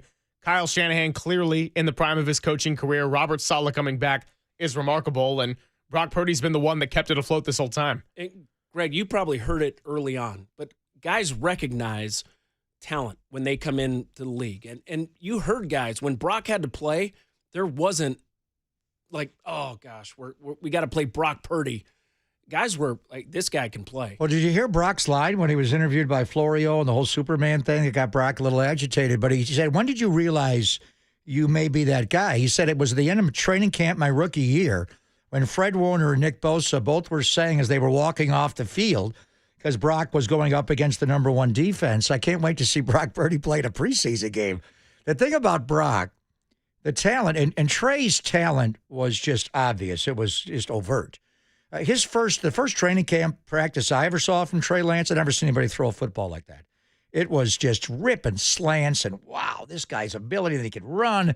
And then he did hit his finger. I do wonder about, Stafford and Brock got his finger hit yesterday. Trey Lance hit his finger his last preseason game against the Raiders on a Raider helmet, and it just changed everything. He could not grip the ball anymore. Didn't even use that finger anymore. It threw him off. I don't think he ever recovered as a Niner as his ability to throw the football. Where Brock's special talent was playing the position. It wasn't, look at this guy. And back then he was number 14, not 13. Look at this guy rip the out. It wasn't that. It's like, wow, he throws the ball before the guy even breaks. How does he know to do that? How does he see it at his size? And he's just a special player. The one thing, go back a year ago at this time. The season had ended against Arizona. He had to go into the offseason about paying him. And I, for one, for many months, I was in the camp that I want to see more Brock Purdy. He did not play as well last year. He did not. The coaching staff acknowledged it. A lot of it was the weapons around him and the way teams were playing the Niners. He ran more. I wanted to see more evidence. And there's times where he looks small. I mean, that's the one thing. He's not Josh Allen. He's not Trevor Lawrence. Now, he's got things those guys, even the great Josh, has to figure out. But he is 6 feet 5/8 of an inch tall. When you go into a weather game and the hand side, and there are times when he just looks small, which leads to Seattle. There were times, a lot of the game against Seattle, that pass rush was all over him. He looks small in the pocket. Now, sometimes he can run away from him, at some time he can. So as brilliant as his mind is, there are times when you just get overwhelmed by now, he stood up to that rush yesterday, and they hit him a lot in the pocket, and it affected a lot of throws, but we'll talk more about it. I mean, the Seattle Seahawks are a different challenge, and he did beat them opening day, but he also threw a couple of interceptions in that game. They hit him the entire game. Julian Love got him, and you can see on that blitz when McCaffrey was late picking up the blitz where he hurt the turf, the toe, and he got the turf toe. That's the one thing when you go into a matchup against Seattle, specifically, and the way those big guys from the interior rush the quarterback. How does he make do you roll the pocket more? Do you get him out there where everybody comes together, not just the boot and the keep game where that unblocked defender on the backside's waiting on him? We all go together and move the pocket and protect this quarterback. If we protect him, he's special. If we don't, these Seahawks can eat him alive. Well, and they did in week 18, that last game of the season. They were able to get pressure up front in the A and B gaps and really push him outside the pocket, and not so much outside the pocket, but get in his face right away. And I agree. That's the way to stop Brock Purdy. By the way, that's the way to stop the majority of the quarterbacks in the NFL. But Brock, he just finds a way. He's found a way all season when he's been healthy to make plays. And he did just enough yesterday. Again, how much of this offense is on him? So much when the 49ers cannot run the ball effectively. And Kyle Shanahan has got to come up with a way now without George Kittle. It's going to be a fun week in that coach's meeting room to diagram plays and figure out ways to take advantage of the Seattle defense that is super fast, super athletic, very strong up front. Can they get them out of position a couple times early in the game where the 49ers just need to stay in it? And if they stay in it, we've seen them win. I'm glad you're calling figuring out life without Kittle fun, because I want to know what word Kyle Shanahan would have to use over this short week here. Wanted that Sunday game, not going to be the case, and we're still awaiting to find out if it's a 1:30 kickoff or the 5:15 kickoff. Todd Husak in with us. Papa is going to hang out for another 20 minutes or so. We got the audio recap coming your way. We talked about the metaphorical game balls, and if you're going to win a game like that, overcoming the circumstances you did, you could theoretically hand out a game ball to 25 different people, players, coaching staff, personnel. But one person we haven't really mentioned that much, and that's not only a big difference for yesterday, it's going to be a big difference between Week 18 and this coming matchup. That's Trent Williams. So while we talk so much about Brock Purdy, Trent Williams was back. We knew he was going to suit up, but we didn't know what he was going to look like, and we didn't know how he was going to hold up over the duration of 4 quarters. So let's hear some sounds on Trent, by Trent when we come back. And then we'll have our audio recap and say bye to Papa on the Sports Leader. By the way, first play of that.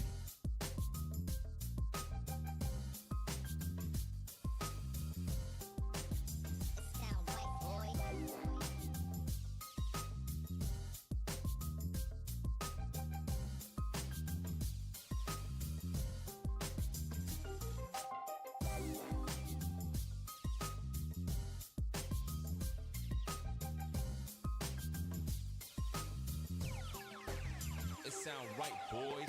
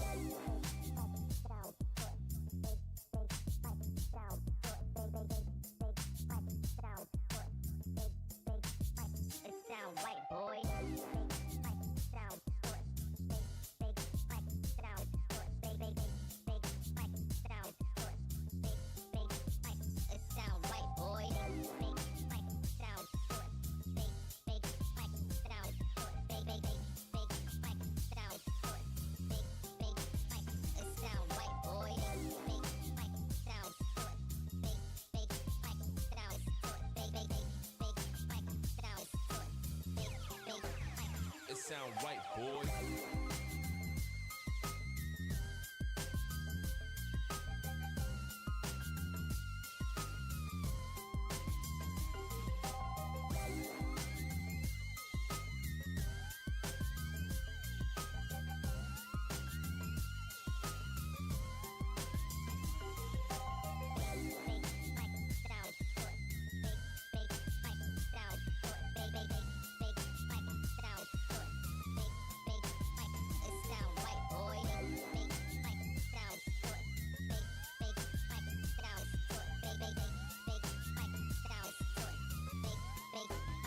It sound right, boy.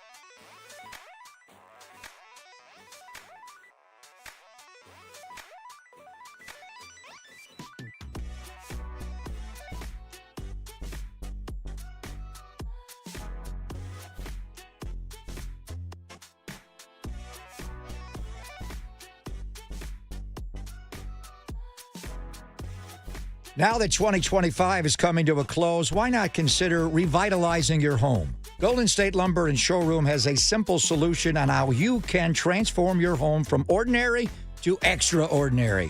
By choosing to upgrade crown molding and baseboards, you can instantly add elegance and character to any room. Golden State offers decorative options from Windsor One and Kelleher, who make it easy to transform plain walls and ceilings into timeless design features. Molding not only enhances your style, it also hides imperfection, protects your walls, and adds lasting value to your home.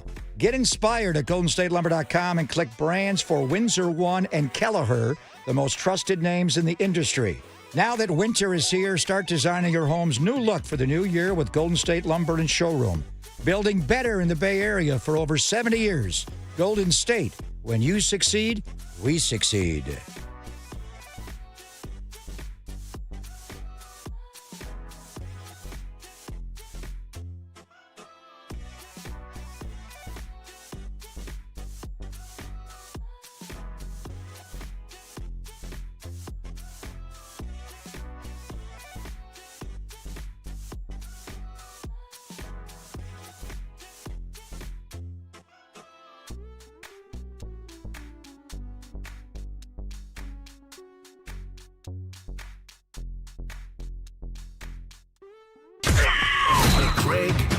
Greg, Papa, and Silver. This is KNBR, the sports leader. It meant a lot. It was a lot of, I wouldn't say mental gymnastics, but it did have a big effect on me because I didn't know how long my leg would hold up. I knew that that I was coming back early, and I knew that there was a huge chance of a reoccurrence. So to me, just trying to block that out and just go until I can't no more. So yeah, after we won the game was a sign of relief, and just super proud of the team. That's Trent Williams speaking on playing yesterday, and as we detailed on Thursday and Friday, when Trent came back to practice in uniform, we knew there was going to be no doubt Trent would suit up. The question was, how would he hold up? You can't inject a hamstring. You never had a hamstring injury before. And how would it work through a game of 4 quarters in which Brock Purdy needed that protection? Now you got to go and face the Seattle defense that you just saw a couple of weeks ago, and Trent Williams was not available for that. So just as important as what he did yesterday and the big relief and the big triumph of him getting through that game and how much that win meant to him is also going to be how he cares for it throughout this week and being ready to go on a short turnaround with the Saturday game against the Seahawks. It's Papa and Silver, Greg Papa, Greg Silver, Todd Husak in with us, and we'll say bye to Papa in about 15 minutes. We got our audio recap coming up as well, but great to have a little bit of a 3-person operation going for the time being. And look, playing the quarterback position when you have a left tackle in general as a starter, the level of trust. And wow, did 2 things occur at the same time in the worst time for Brock Purdy for Week 18 when you're talking, you got to go and face that Seattle front with everything on the line. Oh, and by the way, for the first time all season, Trent Williams is not going to be playing an entire game. I guess he technically had that reality in Chicago because it was 1 snap, and then he went the rest of the way with Austin Pleasance. But with all due respect to the Chicago Bears, that defense is not what they're going to have to deal with against Seattle, and it's not what they had to deal with yesterday against the Eagles. I think having Trent Williams there makes everybody else better. And Pleasance did play well against the Bears, but having Trent Williams there is just such a pillar of not just the offensive line, but the team. They can all look to him, all right, we're going to get this done. And I thought what was fascinating yesterday, they run that toss sweep to open the game, and they get pushed back, and they lose 2 yards, and it's 2nd and 12. And how are the 49ers going to bounce back? No problem. 61 yards to Demarcus Robinson. The 49ers are so good at just overcoming things throughout this season. And I've mentioned it before, but yesterday was really a capsule of their entire season. They lose a superstar. They have some adversity, and yet they're able to overcome it by guys coming in and stepping up and making plays. And sometimes it's guys that weren't on the team a month ago. Kendricks, who Papa has been a huge fan of, comes in, and Wallow leads the team in tackles with 11. Like, guys just step up when their number's called and make plays. And the offense, the defense, special teams, not great yesterday, but good enough. And they finished with the win, where really you look at the stats. How did they win that? I don't know. But enough big plays with guys stepping up, asked to do things that maybe they weren't thinking about doing, with a wide receiver making a pass and Christian McCaffrey made a great catch in the end zone. And just the entire game, the team, the coaching staff, all the way down, linebacker core, like it was super. It was great to watch. It was fun to watch from a football fan standpoint, because they had guys making plays throughout the game that ended up in a win. And it's so interesting that they opened it with a toss, whether it was 19 toss or whatever it was, because we talked about it. How is Trent going to be able to handle 19 toss or a bubble going that way and get out and run? The pin and the pull, the crack toss where he's got a lead. Can he run? This locker room is filled with guys that are already Cantonized or are going to be. Christian McCaffrey may have a little bit of work to do, but not much. He's going to be a Hall of Famer. So is George Kittle. On the defensive side, Fred Warner's already a Hall of Famer. Nick Bosa's heading that way. Trent Williams was a Hall of Famer when he got here. He really was. I remember when we traded for him the second day of the draft and with Washington, and Joe Staley announced his retirement on that Saturday. And I remember firing up the tape that night, and I said, it's almost impossible to have a Hall of Famer. And Joe Staley will be a Hall of Famer one day, retire. and have another guy come in, and Joe was still, very close to the height of his powers, and have the new guy be appreciably better. And Joe admitted that. They've had a lot of great offense. Bob St. Clair was one of the great linemen in history, the right tackle. Trent Williams is the best offensive lineman this franchise has ever had, and it's not close. And everybody in that locker room knows who he is without him saying a word. And then there's a side of him when he just looks at you that gives you comfort as a human being. And then if you're on the other side, scares the you-know-what out of you. He's just got that switch. So for him to take the field yesterday, and there was no doubt, when I came back to walk through that day before the Seattle game, and he wasn't there. Austin Plances was playing left tackle, and Trent came out with Dustin, and I thought he's going to work on the side. And I said, what, are you going to take this game off and come back after we win in 2? He shakes his head. I'm playing tomorrow. I go, come on, bro. Seriously? He's like, I'm gonna give it all I got, and I'm playing. All right. Well, he couldn't play because he wasn't right. But I knew after that Seattle, he's playing the next game.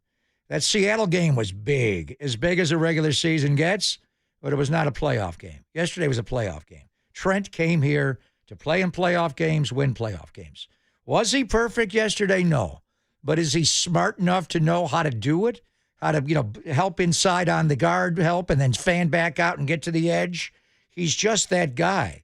And there's very few guys in that locker room that they look up to each other because they've all got that CMC Nick Bosa work ethic, but they all look up to Trent in a different way. He's the silverback. He's just different.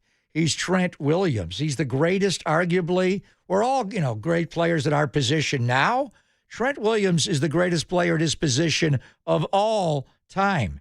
And there's just a certain comfort. When he gets in that huddle, and you can see him going down the line to every guy, and he's knocking helmets with them all and dapping them up. It's like, if you're Jake Tonjes or Luke Farrell, it's like, Trent Williams is my teammate. It's like, wow. There's a certain comfort he gives even when he's not right. And then when you go into the beast of the belly, like Philadelphia, PA, and those people in South Philly, Trent went in there 20 times with Washington, stared them all down, probably lost more than he won, but he don't care.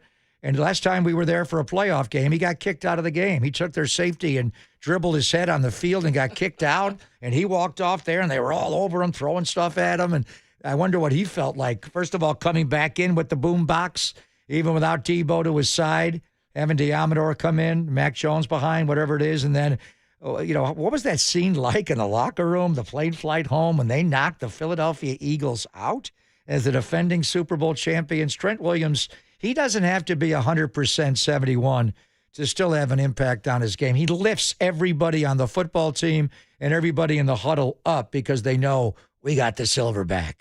That's could not say it better. I played my rookie year. We had the 2000 Redskins, and we had a guy, Bruce Smith, who turned it on. All-time leading sacker. All time. And we played at the Rams, St. Louis Rams, greatest show on turf. And he went in and had 3 sacks. And we beat them on Monday night, and he celebrated on that plane ride home like very few people I've ever seen celebrate. But you just trusted that there's a guy. Imagine being, to your point, Jake Tonjes next to him. I got one of the greatest left tackles in the history of football next to me. I just got to block my guy a little bit, and he'll take care of me. And the left guard and the center, like everything filters down from that excellence at left tackle.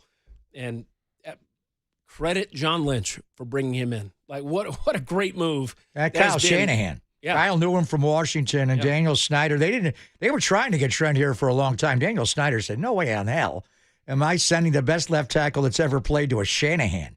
I don't like the old man. I don't like the kid even more. I'm not going to get him, but he kind of lost a little juice there. Ron Rivera is the one that finally made that trade with John on that weekend of the draft. That's right. So there you have it. And because there's a Trent Williams, because there's a Demarcus Robinson, a Juwan Jennings, because there are so many players worth talking about today, we got a really beefy audio recap coming up. So that means 2 songs. When we talked Eric Kendricks, that led us to a Jimi Hendrix. And, of course, as we've been doing all day long, tributes to the one and only cultural icon, Grateful Dead founder, Bobby Weir. So we're going to double up on our songs. We got a beefy package when we come on back. First audio recap with Papa and Silver in playoff fashion. 49ers knock off the defending champs 23-19. And we'll take your calls, texts, chats all the way until 2 o'clock with Todd Husak right here. Papa and Silver on the Sports Leader.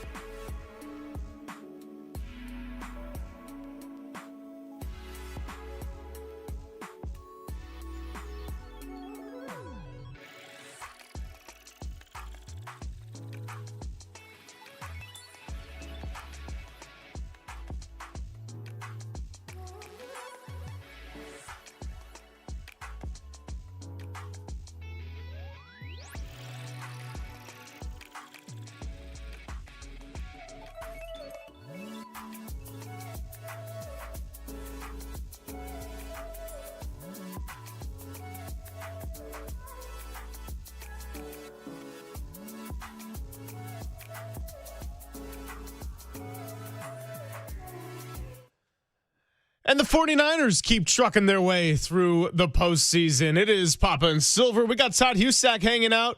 We got the 3-man operation going for another half hour. And Todd brought us donuts to spoil us. I mean, could you feel better on a Monday morning right now? Well, because it's Monday and because it's a Victory Monday, we have to do what the tradition is. And that, of course, is the audio recap. So usually it's Walter's baby, but then Walter went and has to take care of his real baby. I was texting him yesterday. He was sending me beautiful pictures of young Christian in a 49ers onesie. He named his son after Christian McCaffrey, by the way. And rightfully so, yeah. Great choice. And I'm joking with him. I'm like, dude, Christian's got to be like, dude, how many teams are in this league? We got to play the Seahawks again? But one thing that is true, 49ers undefeated on Sundays in the Christian Ikabalseta era. Nice. They're going to have to get a Saturday win, What are we playing this weekend? Damn. But we can enjoy what went down yesterday in Philadelphia. That was 23-19. That was the Eagles fans getting sent home with a little bye, Eagles bye. And Nick Sirianni, yeah, I know you love A.J. Brown and all that.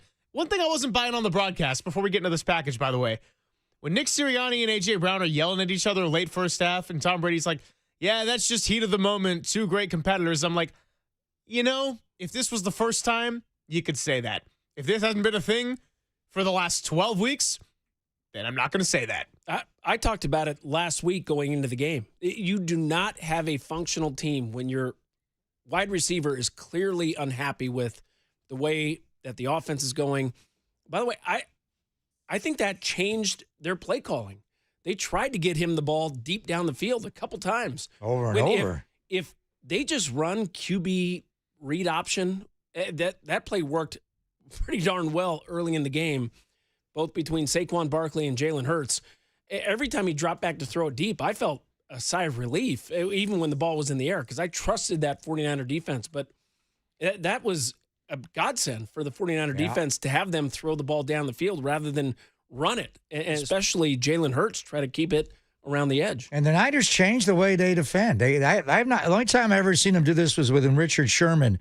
They would put Richard Sherman to the boundary side. They moved Diamador Lenore. Yeah, I'm like, why is Diamador Lenore on the other side? And Bernardo's over on the offensive right. They had Diamador Lenore lined up at the boundary side corner. And it's not like college football with the wide hashes, but you see the special ones. J.C. Horn in Carolina does it. Quinyon Mitchell with Philadelphia does it. And the Niners did it yesterday with Diamador Lenore. There were a couple of shots deep down the sideline where A.J. Brown was given 2 of their 4 drops. I think he could have had 3 or 4 where he got his hands on the ball. The one where they went nose to nose, when it went to break, it looked like A.J. Brown was yelling at Sirianni, but it was Sirianni that was yelling at him and actually ran down the sideline to yell at him because he took too long to get off the field.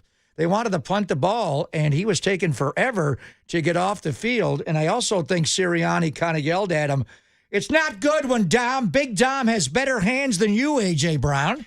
Big Dom DeSandro caught the ball on the sideline. He caught it more in his ponson. Yeah, I was going to say, he didn't use his hands. That was more his belly. It was a cheesesteak catch. He didn't get the hands, but Big Dom caught the ball. A.J. Brown kept dropping the ball. It was fitting. Jalen Hurts might have thought he was one of his targets because after you go to the first read, Big Dom might be the second read if you're Jalen Hurts. All right, let's get into it. The audio recap. We do this after every single victory. Danny Dunn, you're going to have to grade me because usually this is Walter's baby. But this is you? This was me. This is my production. I know. My whole reputation's on the line right now. Are you going Kendricks and Hendricks on this one a little bit? Yeah, by the way, I've been getting grilled for 14 months, so nothing's going to hurt me now. 49ers 23, Eagles 19, and the Niners move to the divisional round.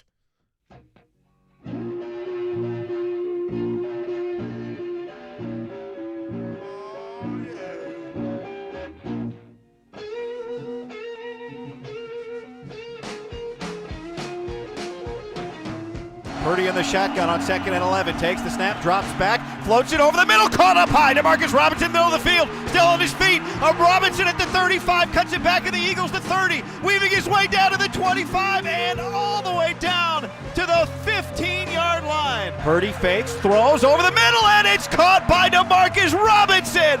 A quick touchdown. 49ers to to start the game here in Philly. Well, the fast start they were looking for. What a terrific hard play action. That's just a great play call by Kyle, man. He draws those plays up. He tells us how to do it. He kind of demonstrates it, and then we just try to replicate what coach just did or what coach said throughout the weekend. It worked out, but that was a great play call by him. Hurts is back there in the shotgun alone. He takes the snap. 49ers bring pressure. Hurts throws out to the flat, and it's broken up by Upton Stout. Stout jumped the route. It was intended for Devontae Smith, and he was all over it. And the 49ers take over at midfield. What a great job by Stout anticipating the quick out route. They ran A.J. Brown deep on Deommodore Lenoir and then ran the out route to Devontae Smith. Upton Stout was all over that. Purdy takes the snap, four-man rush, gets it out quick, near side, caught George Kittle. Kittle's got a healthy first down gain, 7 yards. Out in front of the Philadelphia bench, Kittle is down on the ground, and the officials are stopping play. An injury timeout for George Kittle. He's laying on the near sideline, the Eagles sideline. Man, losing George is different. That's the heart and soul of our team.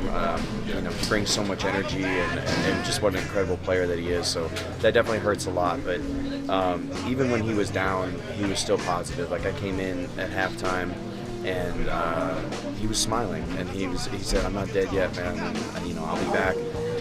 Go win it," and that meant a lot. This team has carried the character of George Kittle throughout the entire year, and since I got traded here, he's the heart and soul of this team, and so it's a tough loss, man. When he's not playing, it means a lot, but when you lose a leader like that, you never really lose him because his presence is still in this locker room, his energy is still here, and he's the leader and heart and soul of this team, and so we're praying for him, love him, and going to play for him the rest of the way. Jalen Hurts in the shotgun. He takes the snap. 49ers rushing 4.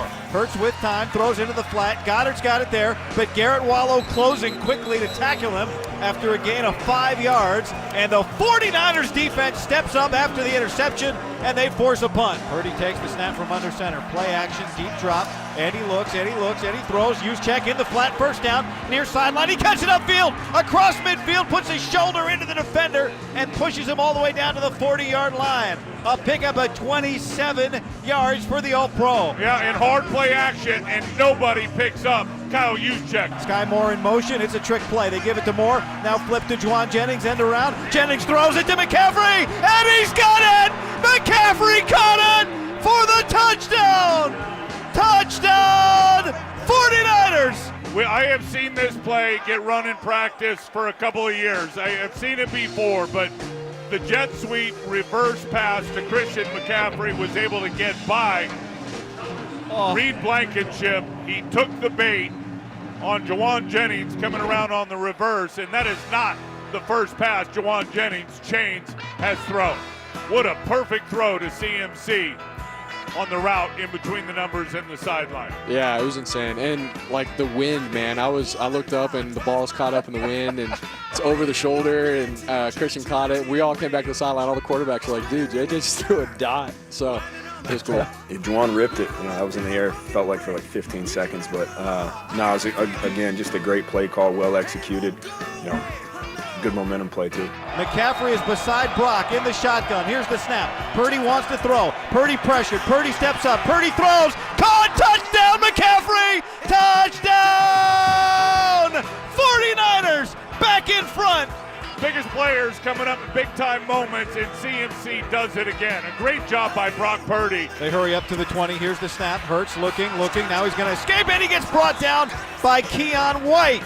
A huge play for Keon White. That is a sack, and the first of the game for the 49ers. And that is a huge play because Jalen Hurts was taken off versus that man coverage and may have been able to run that one in, and Keon comes off the block and is able to trip him up. 49ers showing heavy pressure. Let's see if they peel out. They back out. Hurts shotgun snap. Hurts steps up middle. Knocked away by Eric Kendricks. The 49ers take over on downs. Do you believe in this team? What a play! The defense asked time and time again. 2 interceptions thrown by the 49ers. George Kittle's devastating injury in the second quarter, and now the offense comes out of the field, and they can put this thing away here in Philly. To the exits they go. I'll tell you what, I think the defenders and Robert Saleh were thinking the same thing I was with Dallas Goedert. as he was split out and he runs a post into the middle of the field. Eric Kendricks is all over it with great depth. I think Malik Mustafa would have knocked it down anyway, but such great spacing by both linebackers, Wallow and Kendricks, and Robert Saleh is out of his mind. Fired up. The snap, the kneel down, and that'll do it. The 49ers come onto the field, the 6 seed. They defeat the 3 seed, the NFC East champion Philadelphia Eagles.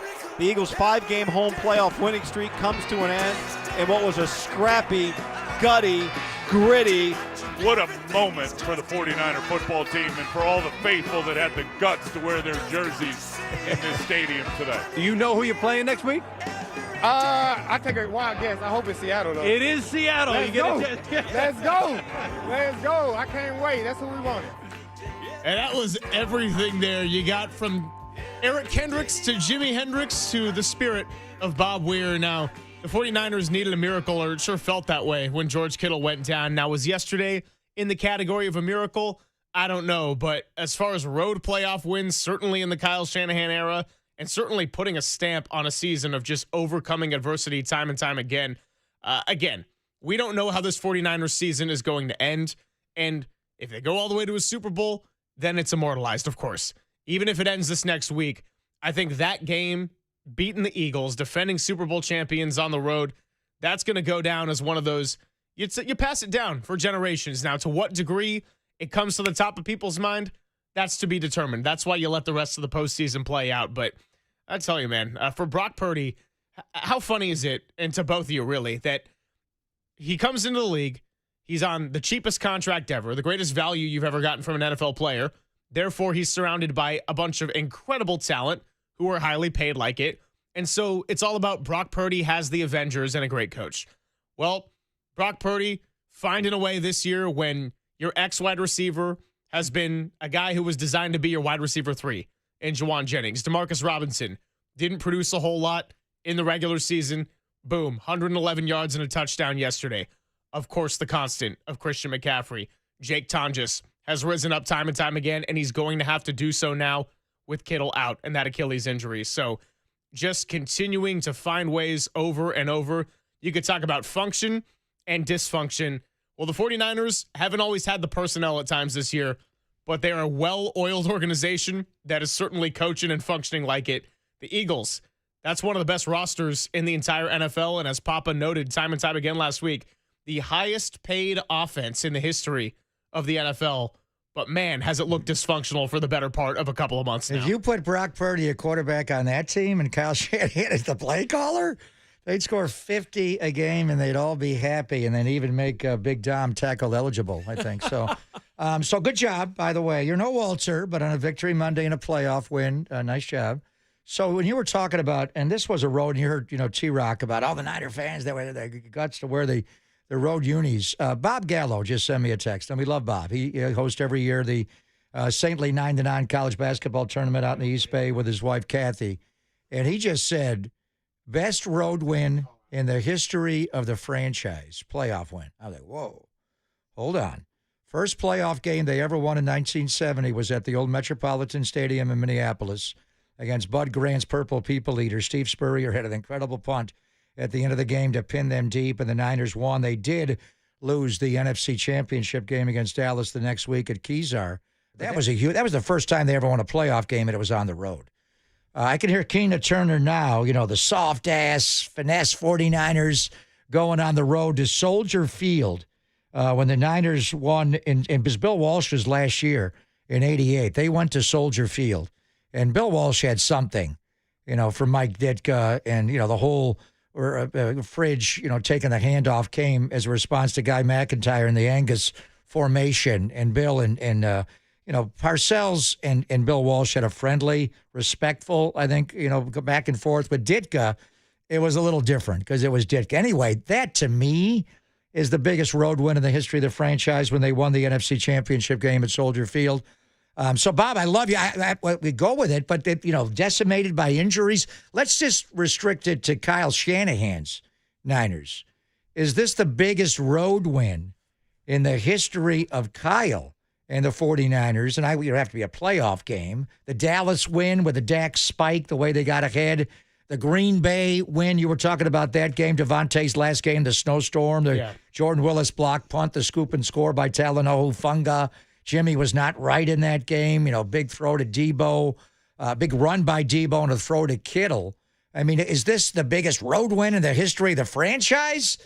Maybe. It's on what is it, the biggest road win that Kyle Shanahan has had as the head coach of the 49ers? I think coming into the game with the depleted linebacking core and guys people that are close to this team and people that are on this station in the morning show, it's just too much. It's too much.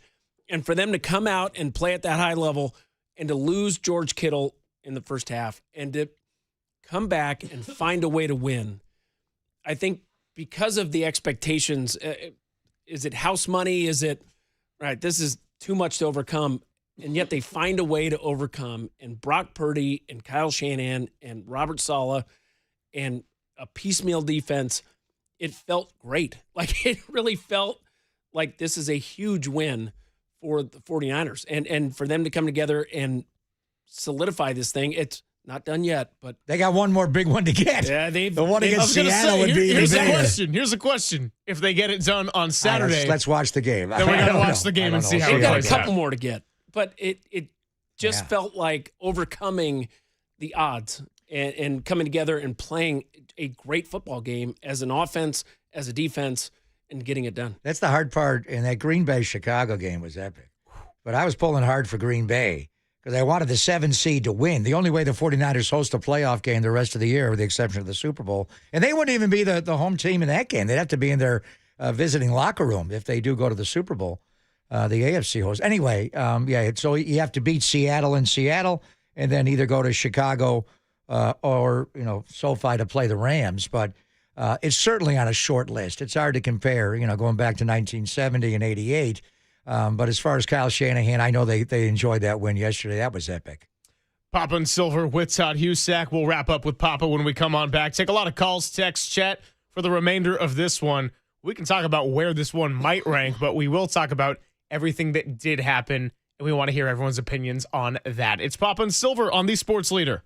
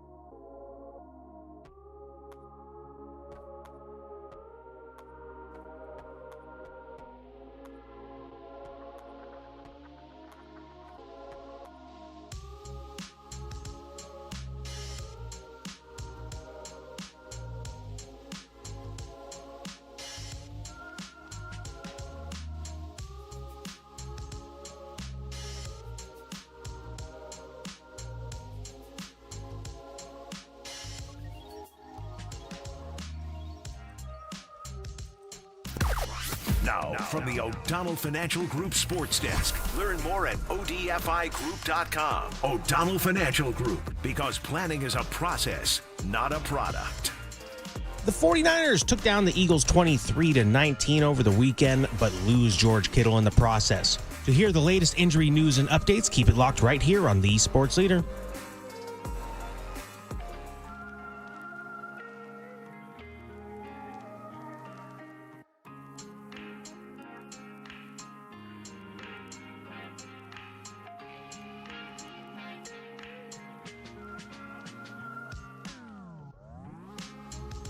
Hey, Greg Papa here. As Bay Area sports fans know all too well, sometimes the season doesn't go the way you want it to.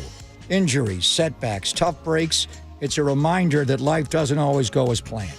One moment, everything's on track, and the next, an unexpected challenge turns your world upside down. That's when you need a team you can count on. Habas Law. For over 35 years, Omar Tarek and the Habas Law team have fought for people blindsided by life's toughest moments. Right here in our very own community, When the odds are stacked against you, Habas Law steps in, taking on big insurance companies with relentless determination to deliver life-changing victories. Habas doesn't just settle cases, they rebuild lives, fighting with compassion, grit, and an unshakable drive to make things right. When life knocks you down, call Habas Law and 1-800-INJURED. That's 800-INJURED, or visit habaslaw.com. That's habaslaw.com. Habas Law. They will fight to make it right.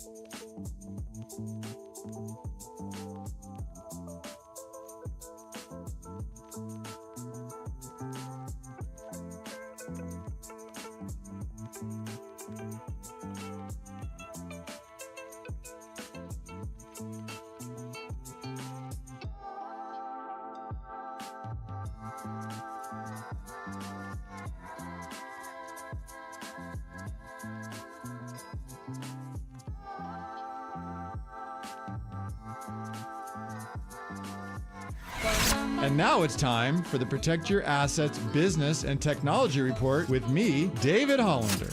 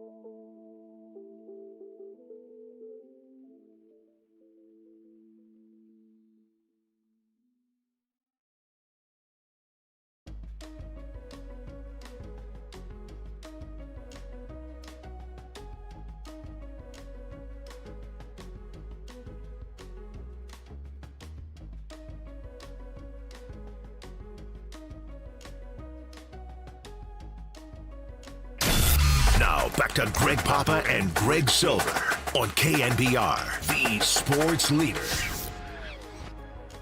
Yeah, it was not an easy task, and obviously it's the NFL, so it never is. But, you know, for us to come in here and just do whatever it takes, man. Obviously, wish he could play a little bit better in certain areas and in certain situations. But at the end of the day, it's a fourth quarter game, and you got to go score for the season and for your team. And then obviously for the defense to go down and get a stop like that, man, was huge. So it's a team effort. It really is.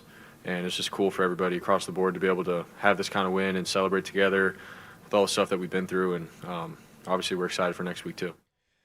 You could say it's a cliche that it's a team game and it took everybody, but look, if it didn't for the 49ers, not just yesterday, but for the entirety of the season, we're not talking about playoff football to be played for the red and gold. And we are glad that it is the red and gold. Okay, the Black Saloon thing was fun. Wish it was a different week. We're beyond that, all right? I love the whites and the golds and the red and whatever they're going to be wearing up in Seattle on Saturday. Still awaiting if it's the 1:30 or the 5:30 kickoff, but we do know it's a short week. So we got a lot to figure out. And Tim Ryan, we're going to have the football hour with him at some point. Maybe that's Thursday, maybe that's Wednesday. But I did think of Tim Ryan immediately yesterday, Pop, because Todd, when he was on with us, we were talking keys to the game, as we always do. And he's like, in a perfect world, the Eagles win the toss, they defer, 49ers get the ball, they go down, they score, you can have a fast start. And wow, did they need that? Because then the offense took a while to get going, and it wasn't really until the trick play with Juwan Jennings before they found the end zone again, before they were able to regain a lead right there. And so that Eagles defense, we knew that was a tough task going against not just the personnel, but Vic Fangio and Kyle Shanahan. Here's another talking point for this week. He has exercised some of the demons with some of those coaches that have presented a big challenge for him. Jim Schwartz, and I know Cleveland wasn't a good team, but Jim Schwartz has caused a lot of problems for Kyle Shanahan. Then you have Vic Fangio, where look at the last 4 games. Shanahan's offense has really struggled. Now you got to go and deal with someone who, yes, he's beaten as a head coach, but go back to week 18. What can you do against Mike McDonald and that defense? Kyle Shanahan, the journey continues, and it's not getting any easier. And the challenges on both of those games were the extreme wind conditions right at Sunday after Thanksgiving. And in Cleveland, the way Brock was able to grip it and rip it, and likewise yesterday, the wind was a huge factor in how you called the game. Kyle said it didn't change their thought about when they ran the Jennings pass play, but it did change to downwind, which helped. He still had to navigate the wind. And watch that play back again. It's one of the great plays. Design, execution, and then the pass and catch in the history of pro football. So it has happened a few times in NFL history, and I can think of 5 or 6 off the top of my head, where you actually close the year, your last game of the year, is also against your opponent for a playoff game the next week. That is not what is happening here, but essentially it is. For Seattle, it is their very next game because they got a bye. For the 49ers, they had to play one game in between, and there was a win in Philadelphia to set it up. But you guys can bask in the glow of this victory for the next 90 minutes. When I come back tomorrow, it's already installation day. It's Tuesday. And Tim didn't do his morning 7:50 hit because they landed at 2 o'clock in the morning. So we'll get T-Rock tomorrow morning. And tomorrow's a Tuesday on your calendar, Gregorian calendar. For the football calendar, the Shanahans, it's Wednesday. You're right away, you're flipping into it. So it's fascinating. Seattle has not played a football game since they played the 49ers. So it's normally, give me all the game tape from Seattle since we played them. Coach, they haven't played. Oh, damn. And they played pretty well that night. But there are some changes. I think the first and foremost thing is when Clint Kubiak, the offensive coordinator of Seattle, looks at the Niner defense, Tatum Bethune is not in the middle of that defense. D. Winters likely will not be with the ankle. D tried to go. So maybe he can make this game. But Eric Kendricks is the Mike linebacker, and he handled the run yesterday, but I was really impressed with how he handles the pass. You've got to stop their run. They trampled the 49ers, and a lot of that, with a touchdown to Charbonnet, was a cutback run, was Tatum Bethune in the wrong gap. The 3rd and 17, when Tatum Bethune got earholed. Are you going to do that to Eric Kendricks? How do you run all those in-breaking routes to Jackson Smith and Jigba, A.J. Barner, the tight end, all of them? It does change, I think, Seattle's thought process, offense versus their defense, now that the veteran Eric Kendricks is the Niners' Mike linebacker. I love that analysis because you're absolutely right. How did they attack the 49ers defense that, again, the numbers aren't great, and there were big gaps against Philly and certainly against Seattle where they were able to rip off some big plays. but the 49ers secondary held up against the deep passing plays against both Seattle and Philly. So can you get those 10, 12 play drives, and can you trust Sam Darnold? He's been great all season. Now, he will turn the ball over occasionally, and you hope that it's one of those games where he's just not feeling it. And can the pass – I think it's a different game for the pass rushers for the 49ers because Sam Darnold is not the athlete that Jalen Hurts is, where he can make you pay if you give gaps in the A and B, and he can scramble up and get 8, 10, 12, 15 yards. So how does Robert Saleh approach that? But Kendricks was awesome. And Wallow, again, he was a guy, we were sitting up top a couple weeks ago, Silver, and I was like, who is this guy? I didn't know who he was. And he ends up leading the team in tackles in their first playoff win. He wasn't on the team a month ago. So Robert Saleh has shown a way to piece together a defense that will keep their opponents off the scoreboard, not so much off the yardage board, but keep them off the scoreboard. And now it's, can the offense score some points? Can they outscore the Seattle offense? It's going to be a tough task. Well, look, I have no problem criticizing the defense, and not because of the personnel, but because of how many guys they've lost throughout the season. I don't have a problem talking about that like that's the weak link of the team. That said, I got to give them credit for what they did yesterday, particularly in the second half. And I also got to give them credit for the fact that, yeah, Seattle left some points on the board, to be sure, in Week 18. They did allow 13 twice. If you can do that a third time, can the offense generate enough to overcome and continue this magical run that we're on? Papa, we appreciate you very much being in on a Monday, and I think we can continue our opposing city music theme throughout the week because Seattle again? Last week we were going we all rocked Philly. Philadelphia. You know where Jimi Hendrix is from? I do. Seattle, Washington. Eric Kendricks, Jimi Hendrix. We're going to be on that grind all week long. Appreciate Todd, who's going to hang out with us for the next 90 minutes, and we will talk tomorrow at 10 a.m. Good seeing you, Todd. Absolutely. And a quick timeout when we come on back. For those of you who didn't get your thoughts in, calls, texts, 808 KNBR is the number. We got the YouTube chat as well. What does this road win signify to you about this team? We'll take all that next on the Sports Leader.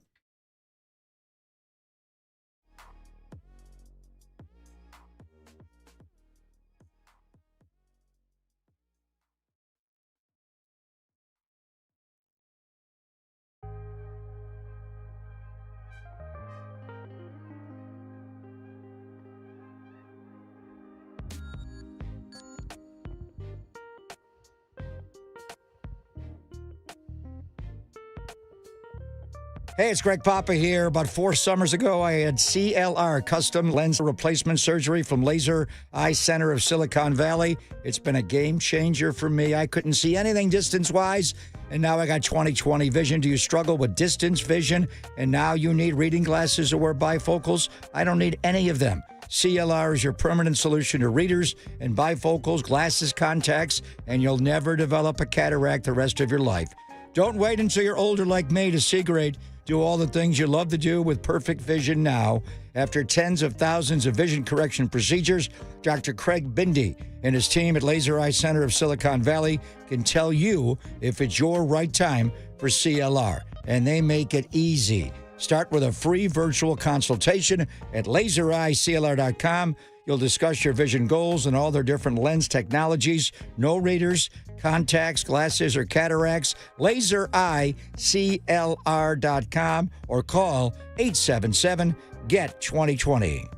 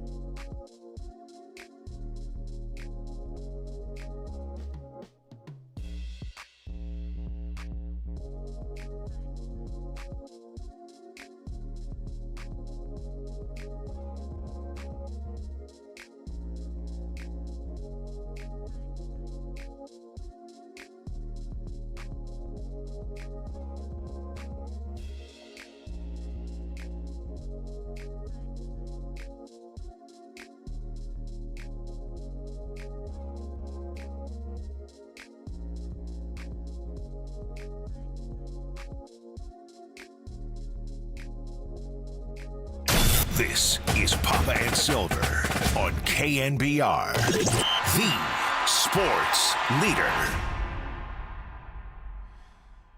Papa and Silver continues. We'll catch up with Papa at 10 a.m. tomorrow. Got to take care of himself on a Monday, and obviously it's been great to have him back on the shows throughout this wild up and down 49ers season. I mean, talking about the show having a life of its own. Well, the 49ers, I don't think anyone could have predicted this. How many shows did I have throughout the month of August, whether it be with JD, whether it be bringing in people like Todd Husak or Larry Krueger, and just do a lot of what-ifing and a lot of predicting for the Niners.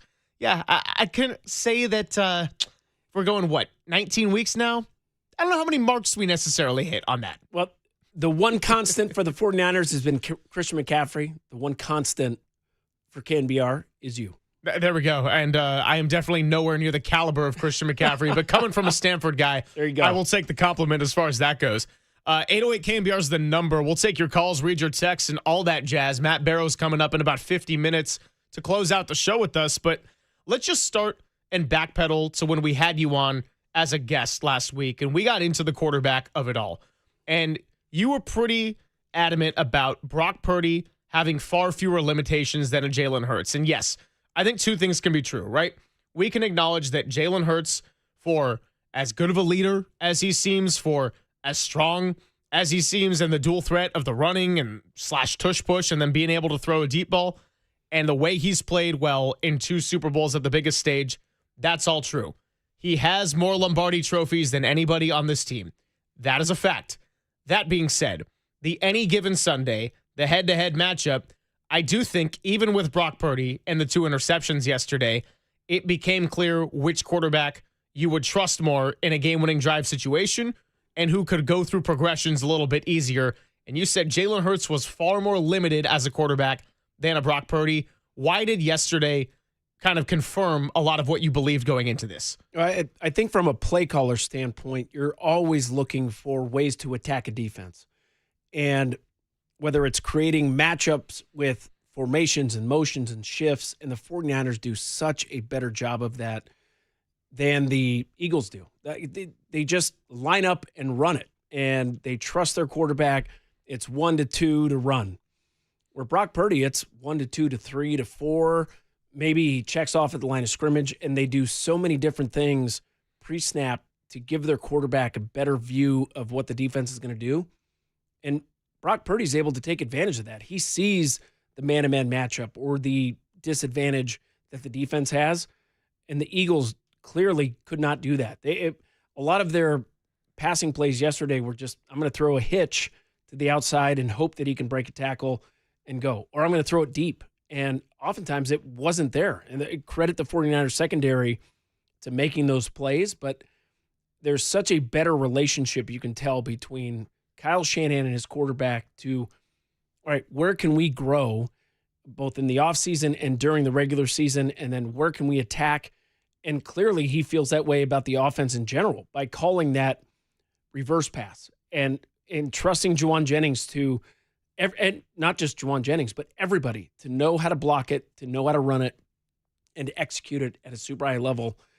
And that's top to bottom, attention to detail, practice, going into the season, going into the week, knowing what you have to do, and then when your number's called on Saturday or Sunday, getting it done. And the 49ers did that way more consistently than the Eagles did. Really good text here from the 650, and it's a long one, so I'll paraphrase it. But the text reads, to me, the difference in this game showed up on the final drives. Was not about quarterback play as much as it was about scheme. Take San Francisco. Purdy deserves credit for executing a play, but it was also designed to score with Christian McCaffrey matching up against the linebacker and Nakobe Dean. On the Eagles' last drive, Jalen Hurts did not have the same options. On the final play, it looked like the only realistic throw was to Dallas Goedert. Other receivers appeared covered, and the concept felt very vanilla. That is not a processing issue. That is a scheme issue. Now, I would say, good text, first of all, by 650. I think it was for sure both, right? Like, I think that Jalen Hurts, we've seen him play at a really high level, but he's had a different offensive coordinator every year. And, you know, we can all laugh at Nick Sirianni, and he likes to be a big showman and talk at the fans and everything, but there is some truth behind the what does he do question of it all. He was an offensive coordinator, got hired to be the head coach, and since then he had Shane Steichen That team nearly won a Super Bowl. Shane Steichen's done a pretty good job there in Indy as a head coach. Then they went in-house. Brian Johnson started 10-1, and then it completely collapsed beneath them. So then what do? They go and get Kellen Moore, now the head coach of the Saints. They win the Super Bowl. Offense looks amazing. Saquon Barkley comes in, boom. And then they go in-house again, Kevin Patullo, and all of a sudden it does look a lot more vanilla. And Jalen Hurts, I think, is a quarterback who already has some limitations.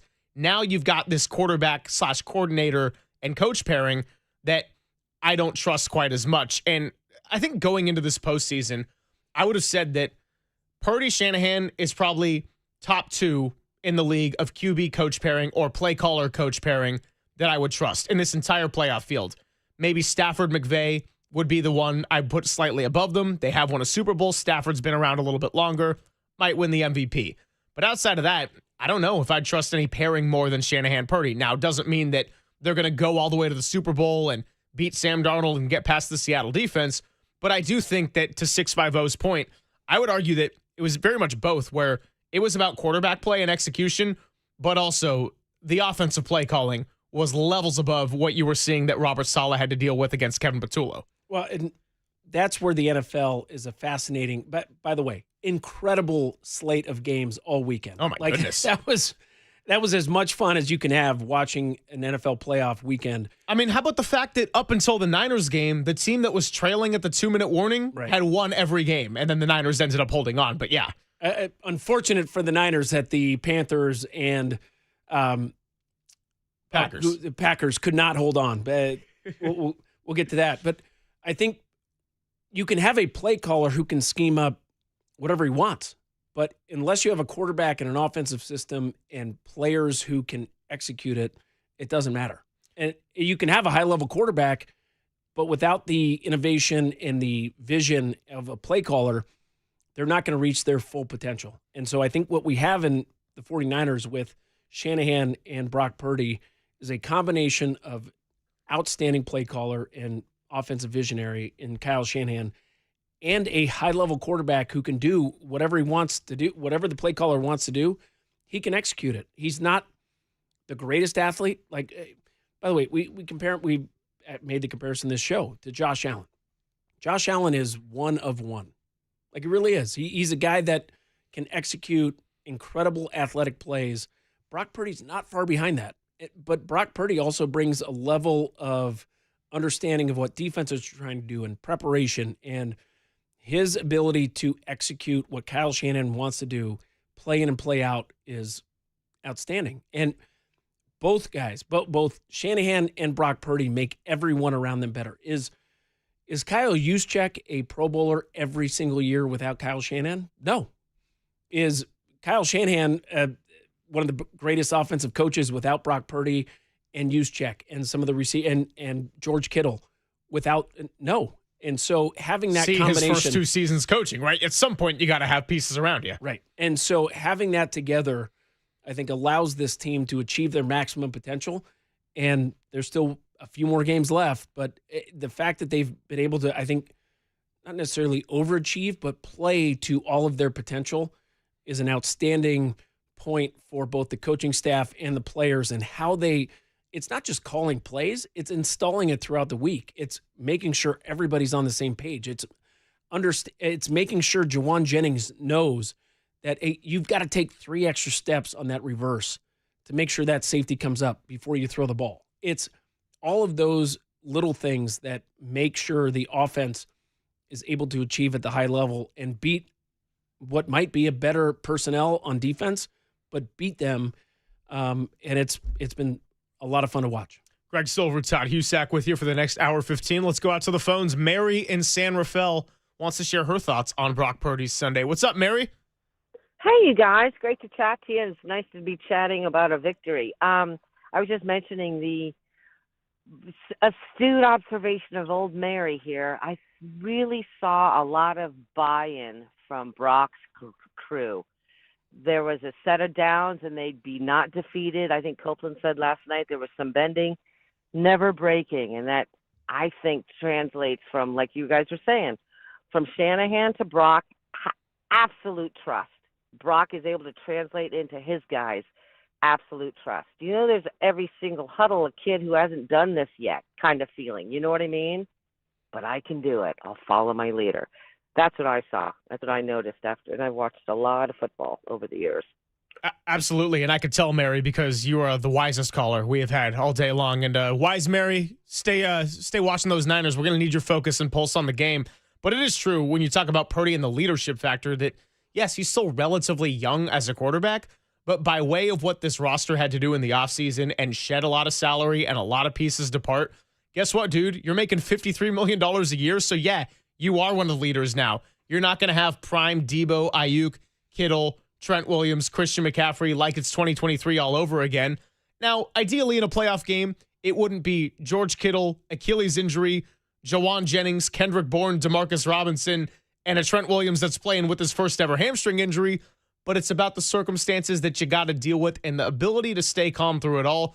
What's really cool about the sport of football to me, and I'm sure you know this as a quarterback, the mistakes at a certain point don't really matter. You just have to move on and have the amnesia, because when the 49ers had the chance to go ahead and score that game-winning touchdown, I even thought to myself right before that drive, after everything that the Niners have been through, not just today, but through the entirety of the season, and the 2 interceptions that Brock Purdy has thrown, and all the 3 and outs that we had seen from the offense, they still had a chance to go down, put pressure on the Eagles to try to take that game back, and all that mattered in that moment was that drive.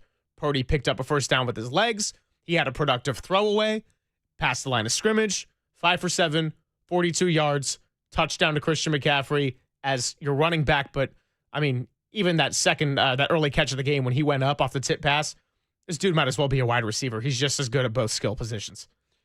It was awesome to see that team kind of, and Brock Purdy just has it. Like I think every 49er fan felt like, all right, they're in a position to win the game. And to your point, Brock we didn't see a lot of plays with his legs early in the game, but he did enough late in that game to buy some time, to scramble, to make the throwaway. Like all of those little things combined to make this offense tough to stop. And it's playmakers that weren't there a year ago or 2 years ago. And he just elevates everybody around him to where just get open for a little bit and I'll find you.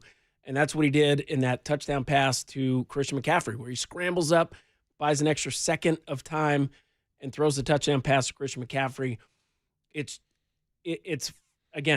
fun to watch from a fan's perspective, and being around this team all season and expecting more of Demarcus Robinson throughout the year and expecting more of, like, it's because of all the injuries, like who's going to play? There was a game, I think, week 6 or 7, maybe the Rams game. Kendrick Bourne. They didn't have a game where they had a guy that caught a ball that was on the team last year, yet they're still able, and that goes back to coaching, where they're able to bring guys in. This is what we're going to do this week. Know your position, know your role, and execute it when the ball's thrown to you. And that's what they do. And I think the piece of Brock Purdy being in command, taking that snap every game, every play, he's going to get the ball to the right person. And maybe it's Christian McCaffrey, maybe it's Jake Tonjes, maybe it's Kyle Juszczyk, but all of them are on the same page and executing that offense. We'll continue with the phone shortly at 808 KNBR. Also got a lot of funny sound coming your way, some of which was part of the audio recap and some of which is fresh from the state of Pennsylvania. By the way, Pittsburgh, another Pennsylvania team going for it tonight, but that's the last one standing as the Eagles, the defending Super Bowl champions, go down at home. Niners get it done on the road, as they often have under Kyle Shanahan, and it's Papa and Silver with Todd Husak in for the next hour on the Sports Leader.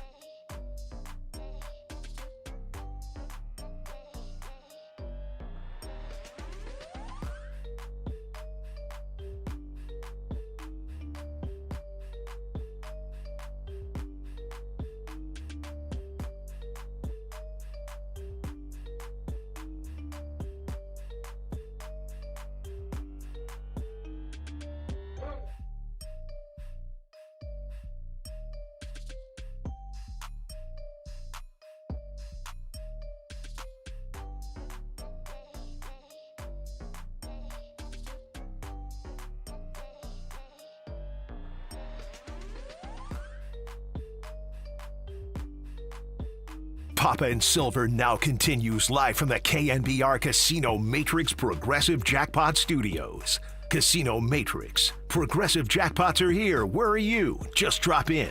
Please play responsibly. 1-800-GAMBLER. Yeah, the music will never stop. Rest in peace to Bobby Weir, icon, musician, founder of the Grateful Dead. Were you a big Dead guy, Todd? You ever go out to shows when they came to the Bay Area? Not a Dead guy, but have some friends who are. And actually, the Dead started in Menlo Park, where I live, right down the street, some of their first shows.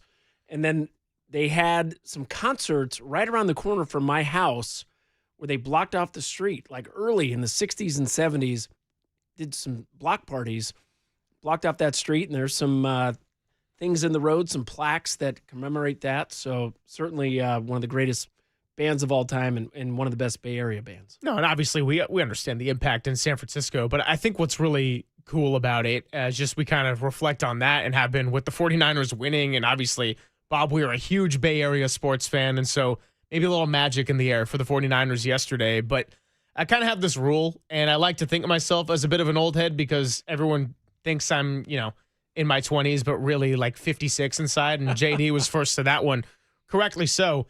But if you ever have the chance to go and see any of the GOATs in person, whether that be an athlete, a musician, a performer of some sort, you should try to take advantage of that rule. So even in my young adulthood, I try to be really mindful of that, and I was fortunate to go and see the Dead. Obviously, my parents have been into it for a long time. I'd never seen a Dead and Company live, but when they came to Oracle Park in 2023, was out there in August, and it was quite the experience. You just kind of soaked it in as not just a concert, but like a whole cultural gathering and revelation. And so good to be playing our Bob Weir tributes all day long as we consequently celebrate the Niners' victory. So 808 KNBR is the phone number. Let's get right back to it.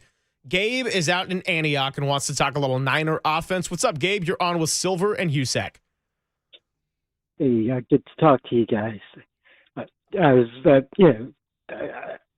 was watching, the game Saturday, and it seemed like Kyle was just, conservative, or because Brock was under siege, and last year, the year before, he used to roll them out, like Walsh used to do with Montana. Move the pocket and then create new passing lanes. This year, it seems like Brock is, just more stationary, and I don't know if it's with the new passing coordinator. I was just doing some research, and it's Clay Kubiak, and 5 years ago he was just a high school coach. So I don't know if Kyle is really in charge of the offense, or it just seems like they're out of sync. Well, Kyle's 100% in charge of the offense. I can promise you that, Gabe, and we appreciate the call. But what are your thoughts on as far as rolling Purdy out? Because I do feel like as far as just mobility and scrambling, we saw that progressively more and more as he got healthier coming back from the turf toe injury. Now, of course, the last two defensive lines, that he's faced, and defensive coordinators in a Mike McDonald calling that defense and then a Vic Fangio, that makes it really, really hard to play to a strength for Brock Purdy and step out, extend plays, or pick up first downs with his legs like we did see him do on the final drive. Boy, tough crowd when he's complaining about the lack of creativity when they run a reverse pass for a touchdown. But I think Brock Purdy coming back from that injury and what he showed both in Indy and Chicago, he's 100%. And I think what they're going to have to do this week against Seattle, because of their pass rush and their front four ability to really win at the point of attack, if Brock Purdy is 7 yards behind the center throwing, they were able to get to him. And not just on the edge, it was up the gaps. And so moving the pocket early, getting Brock Purdy outside and letting him throw unabated will be important, I think, early in the game. But also getting that defense maybe to take one step in the wrong direction. Just because they are so fast and so aggressive, they like to come downhill and make the plays, and we saw it a couple times 2 weeks ago now in that game at Levi's. They have to get them out of position, and getting those linebackers, and even Warren, who's so fast and so good. And how can the 49ers use that against them? That's going to be the challenge without George Kittle. So can Tonjes step up? Maybe it's a game where Tonjes has 6 or 7 catches and getting the ball out of Brock Purdy's hands, and that's where Tonjes can be an outlet or something where I think if you're looking to take advantage of a really good pass rush, it's screens and play action. And, of course, running the ball effectively, but they weren't able to do that a couple weeks ago and really weren't able to do it against Philly, which makes their offensive production that much more impressive. So how can Kyle Shanahan dial up the plays without a weapon in George Kittle? Maybe Pearsall's back, but even their deep pass plays, that was a second-level throw. It wasn't one-on-one to the outside where he overthrew the corner and Demarcus Robinson made the catch. It was underneath the secondary where he throws it over the linebacker. So I think taking advantage of some space, if they're going to play zone, which they did a couple weeks ago, and get those wide receivers and tight ends and Christian McCaffrey. I think you're going to have to count on Christian McCaffrey having 7 or 8 catches this week again and riding that player where that's the weak spot of this defense. And hopefully you can create enough 7 or 8 play drives that finish in the end zone. But it's going to be a challenge. Danny, we're going to need the Christian McCaffrey I didn't need less touches drop to just be fired off all throughout the week. And Danny's going to be with us Monday through Thursday this week. So great to have him while Walt is caring for young Christian right now, named after Christian McCaffrey, of course, or so we're all assuming here at the leader. 808 KNBR, let's continue. John is in Sacramento, wants to talk a little bit of Demarcus Robinson. Yeah, how about that as far as the overachievers? What's up, John? You're on with Silver and Todd Husak. Yeah, thanks for taking my call. I thought Kyle Shanahan's use of Robinson was inspired. I mean, at the first drive, he got that long pass and that great run after the pass, and they kept going to him, and he was playing great. And this guy's basically been the backup to McCaffrey all year, plays a handful of plays every game. But I was totally surprised, and I thought, I bet the Eagles were pretty surprised by that, too. You're thinking of Brian Robinson as the backup to McCaffrey, John, right? Oh, I'm sorry. Yeah, you're right. But yes, Demarcus Robinson has been a backup, and he was suspended the first 3 games, obviously, at the wide receiver position. So, no, it is a great call. I mean, 44 yards was his top in Tampa Bay. He did not get more than 44 yards the entire year, and even when he had that 22-yard touchdown in Indianapolis on that great Monday Night Football game against the Colts, he only had 1 other catch for 1 yard beyond that. So for Demarcus Robinson, so he was lined up at the X outside, and they had him working on Quinyon Mitchell a lot. And I know that Quinyon Mitchell was playing the boundary, so it wasn't always that way. You had Juwan Jennings there in the slot on Cooper DeJean for much of the game, another great corner. And so I was thinking when I saw that lineup, maybe we're going to see a little bit more Kendrick Bourne, or thinking Kittle before the injury happened, and then maybe eventually Tonjes. But really, Demarcus Robinson from the get-go was that guy. And here's the thing about Demarcus Robinson, because it's fair to say he was one of the more disappointing pieces for this team. Injuries aside, Demarcus Robinson coming off the suspension, you thought in a year where Brandon Ayuk didn't end up playing at all, Ricky Pearsall missed about half the season, he's a player who has good experience within this division on a lot of winning teams that he was going to contribute, and he really just didn't a whole lot statistically. But he's also played a lot of winning football. He was with the LA Rams. He was with Patrick Mahomes and the Kansas City Chiefs. So am I ultra surprised that he showed up in a big game when you needed an answer from somebody? I'm not. But to start the game that way when we were all thinking it on the first play from scrimmage, little toss right, Trent Williams, how's he going to hold up? McCaffrey gets stuffed by the running. You're thinking, okay, Vic Fangio defense, this might be a long one. Let's not start with a 3 and out. And then 61 yards later, all of a sudden, Niners get in the red zone. Boom, boom, boom. And I know that after that first touchdown drive, the offense did stall out a little bit. The defense settled in for Philly. And we knew that was going to be the case to some degree. But there's a big difference when that's the case. If you start 7-0 versus if you start 3-0 versus if you start 0-0. And that's why getting that first score was everything. Well, and you go back to the very first play where it wasn't just a 2-yard loss. It was 49er offense got pushed back. And it's like, oh, man, this could be a long day. And then to answer with a long play to Demarcus Robinson, who, if I was there in some preseason practices and talking to Larry Krueger, like, man, this guy looks good. Like, he can be a guy that wins down the field. And that was where he was used in the preseason, those practices, he could be that deep threat with Ricky Pearsall, Juwan Jennings maybe be the two, somehow fix that wide receiver room, and knowing that he's going to be out for 3 weeks, but really didn't do anything the entire season. That was the longest, not just pass play, that was the longest play period for the 49ers all season, that second play of the game. So to come out, and we had talked about it the last 4 or 5 weeks of the season, the 49ers' ability to rip off big plays. And that was something that was lacking early in the season. They had so many scoring drives that were 10 plays, 12 plays, 14 plays. And then Pearsall going out made it even worse. A lot worse. And so because they're so good on third down, they could piece those together.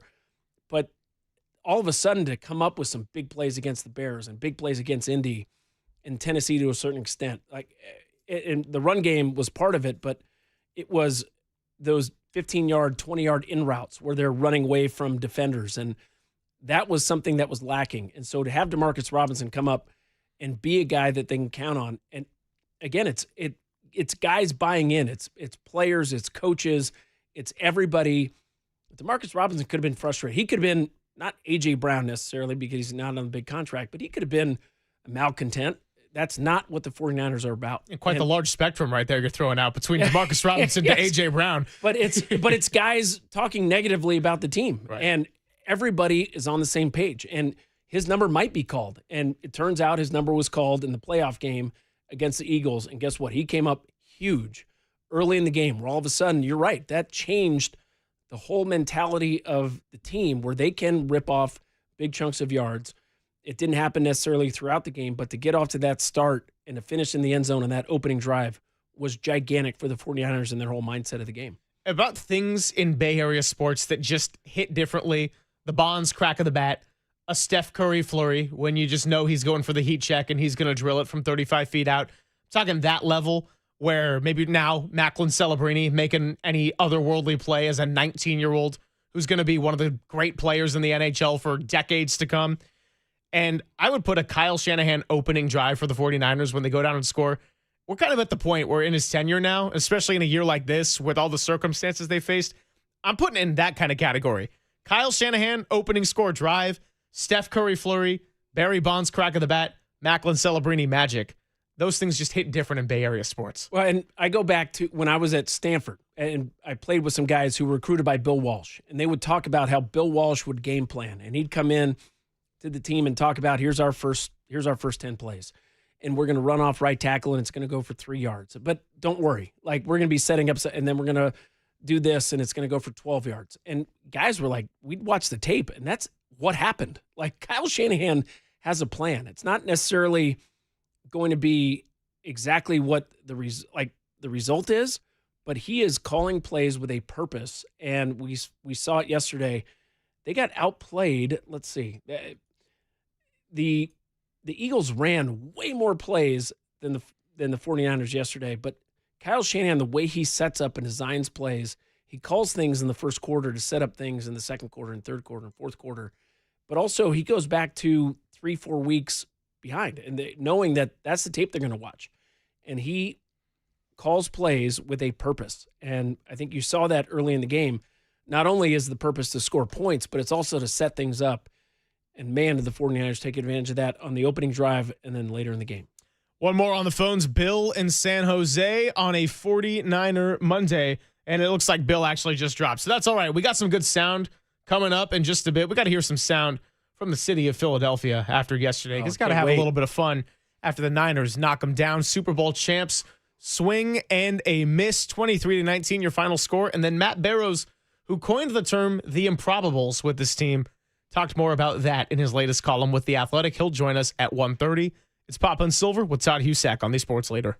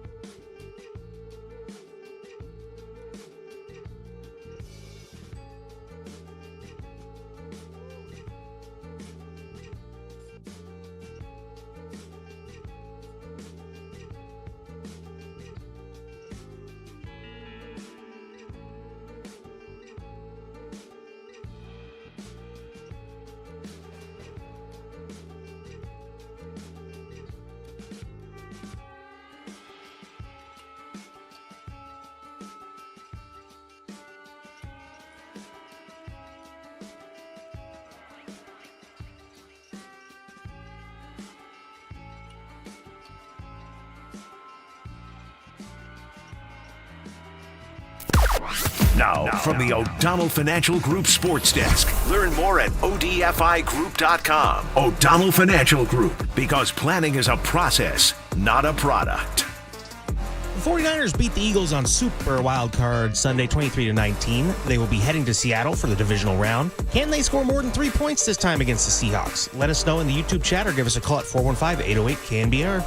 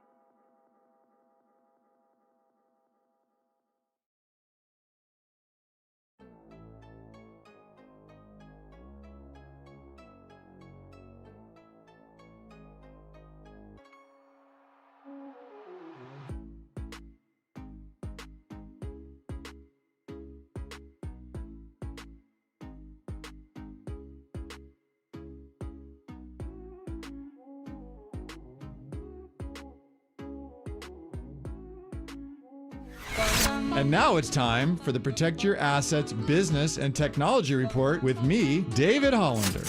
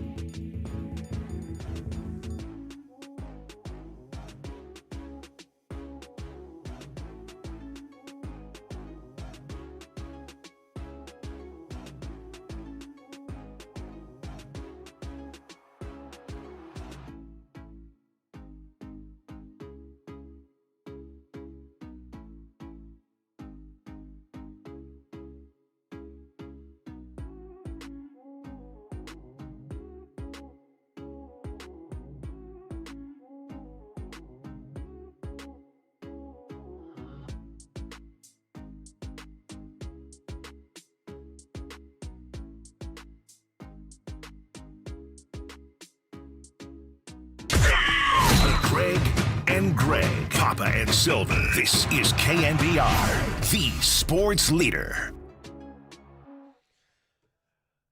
All right, let's get some sounds here as we honor the late, great Bob Weir here on the Later Morning Show. Was doing it all day. We're doing the same with a little sprinkling of Jimi Hendrix, because shout out Eric Kendricks. It's Papa and Silver. We let Papa go about an hour ago as he had some medicals to take care of because Yeah, it's kind of been the story of this season, and it's health all around, really, whether we're talking about Papa's situation, which has obviously altered the show and is much more serious than what we're talking about with sports. But then even yesterday, George Kittle to go down in that fashion, you're just thinking, man, this doesn't impact the playoffs. This impacts next offseason and OTAs and training camp. And will he be ready to go by week 1? I don't know. These are all things that we don't know. And so this has been one hell of a journey, to say the least, and it continues as they're getting ready to face Seattle for the 3rd time this year and the 2nd time in 3 games and 2nd time in 2 games for Seattle as they got the first round bye. So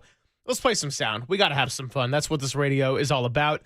Now, did you see that clip at some point, I want to say like week 6, 7, 8 of the Jets season, where there was that fan, probably looked about 13 years old, and he was getting interviewed and like, hey, what are your thoughts on the game? And he's just like, I hate this team. I'm never not a Jets fan, but I hate this team. And you just actually feel bad for him because you're like, there's no emotion behind those eyes. He's a loyalist, but he knows he was born into this hell, and he's just got to live it out with a franchise that truly is in no positive direction. Well, that's probably my favorite clip of the year, but this guy Sam Salvo on the local news in Philadelphia certainly giving him a run for his money with his thoughts after the game yesterday, and a pretty good analogy for the offensive coordinator, Kevin Patullo. Here's what he had to say. Yes, this was a huge letdown. This was my Christmas present, and I got a loss. Oh, no. You probably would have rather had Cole, huh? Yeah, probably. I'm feeling 2 of 2 things. A, I want A.J. Brown packing his bags, and I want him somewhere else that is not here. I love you, A.J., but, like, you can't make those drops in that game. And I also want Kevin Patullo flipping burgers at, like, the local McDonald's or something. I don't care. Why do you say that? Whenever he's an offensive coordinator, it's like he's flipping burgers. One side, he's cooking. One half, he's cooking. And the other half is completely raw. I wonder if he had that line ready to go, because she's like, why do you say that? I mean, that was pretty good. Also, pretty accurate for what the Eagles' season has been. God bless that kid. I mean, that's a tough way to grow up. And by the way, I played for the Jets for a couple of years. That's a tough place to grow up and be supporting that team for the last 20 years. And also, Philly, you won the Super Bowl, 11 months ago? Have some perspective. Like, somebody needs to talk to that kid. They don't do perspective in Philadelphia. No, they do not, clearly. But he's not wrong. That kid should have his own radio show in the next 10 years because he brought it. That was pretty astute analysis from a young man.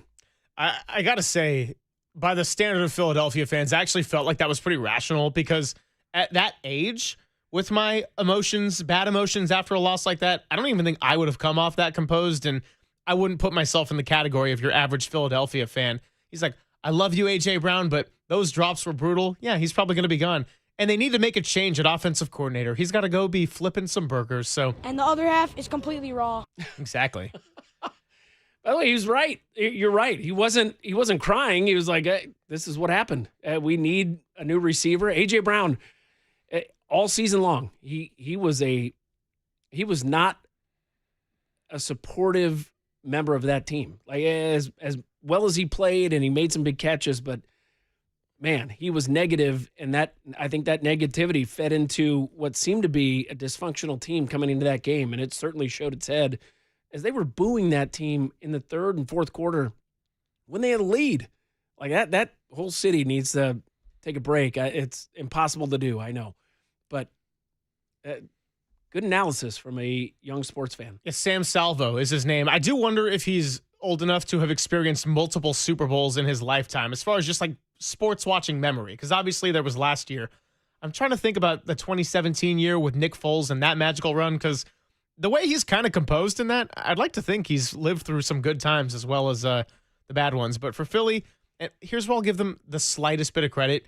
They kind of own it in that after the Super Bowl, they're like, all right, cool. They got about till week 3 next year before I just start losing my mind about things going wrong. And yeah, their offense would have driven a lot of fans crazy too. But if you had just won a Super Bowl, for most fan bases, I think they would have lived with it. I know a lot of us in the Bay Area certainly would have, given that we have not experienced that reality in the recent generations. But hey, one of a kind. Well, to be a playoff favorite at home against a 49er team that is playing a bunch of backups, you would expect that team to play better and really play better throughout the season, returning all those offensive starters.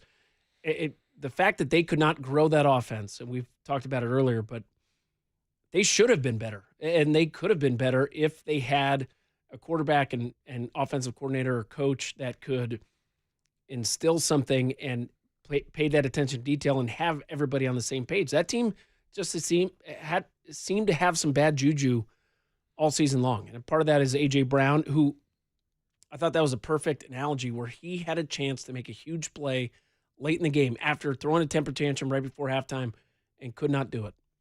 49ers don't have that problem. This is a culturally strong program, franchise, top to bottom, ownership, GM, coach, and it showed. That's one of the reasons why they were able to win that game.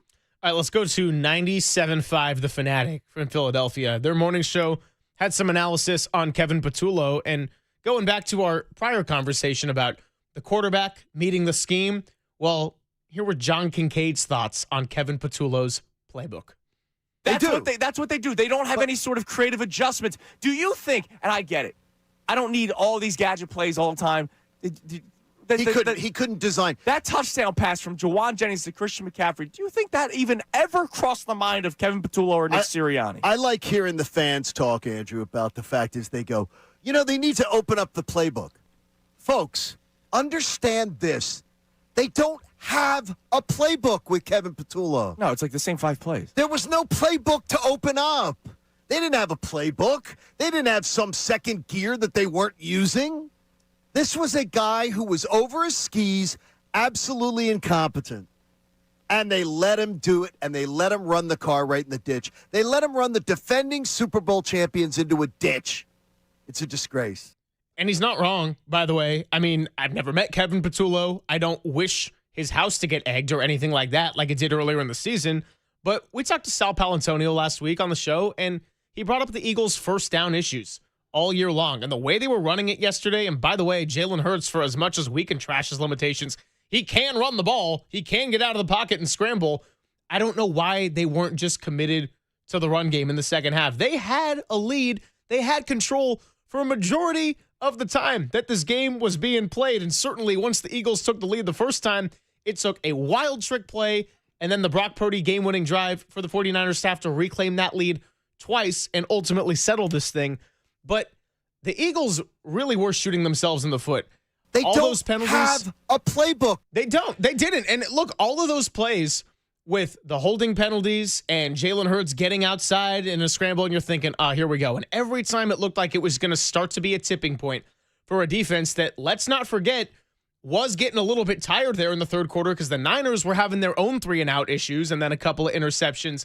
Well, the Eagles were shooting themselves in the foot to where all of a sudden you get to 1st and 20, and you'll appreciate this as a Stanford guy. I did a lot of work with the Cal football team, and I love that young quarterback, JKS. But they didn't have a lot of explosive play potential. And so anytime there was some kind of penalty that was holding 10 yards or a pre-snap penalty that backed them up 5, it was a drive killer because their ability to get anything beyond 6 to 10 yards felt like a monumental task at times. And that's sort of what we saw with the Eagles, where they had their moments of Tank Bigsby, 3 straight runs up the middle with these. Saquon Barkley went 26 for 106 and had the 20-yard screen early on. They never really adjusted to what was working. And I guess sitting here on KNBR the next day, I'm thankful for it. I agree. And I think part of that is an offensive coordinator who was maybe trying to appease his star wide receiver who's yelling at the head coach right before halftime and let's try to get him the ball a little bit more. They went away from what was working, which really was the run game. And when you have Tank Bigsby, I thought there was a point where Saquon Barkley came out of the game for 3 straight plays, and Tank Bigsby ran right up the middle and right at the 49er defense and had success. I thought Saquon might be hurt, and their reaction to that was just running up the middle with Tank, and oh boy, that the 49ers didn't have an answer. And then Saquon came back. I was nervous that this was going to be the remainder of the game. If the Eagles could just line up and run, which is what they did for a portion of that game, and then for some reason got away from in the second half, 49ers were in tough shape. But the 49ers you're right, they got them off schedule, and part of that was penalties. 49ers only had 1 penalty all game yesterday. Like that was a huge component of that game where there were some big plays for the Eagles, and you see the watching the game and you see the yellow. Oh, thank goodness! And they were pushed back the 1st and 20 or 2nd and 20. That was a huge point, and that comes down to attention to detail. It's not doing things the right way consistently.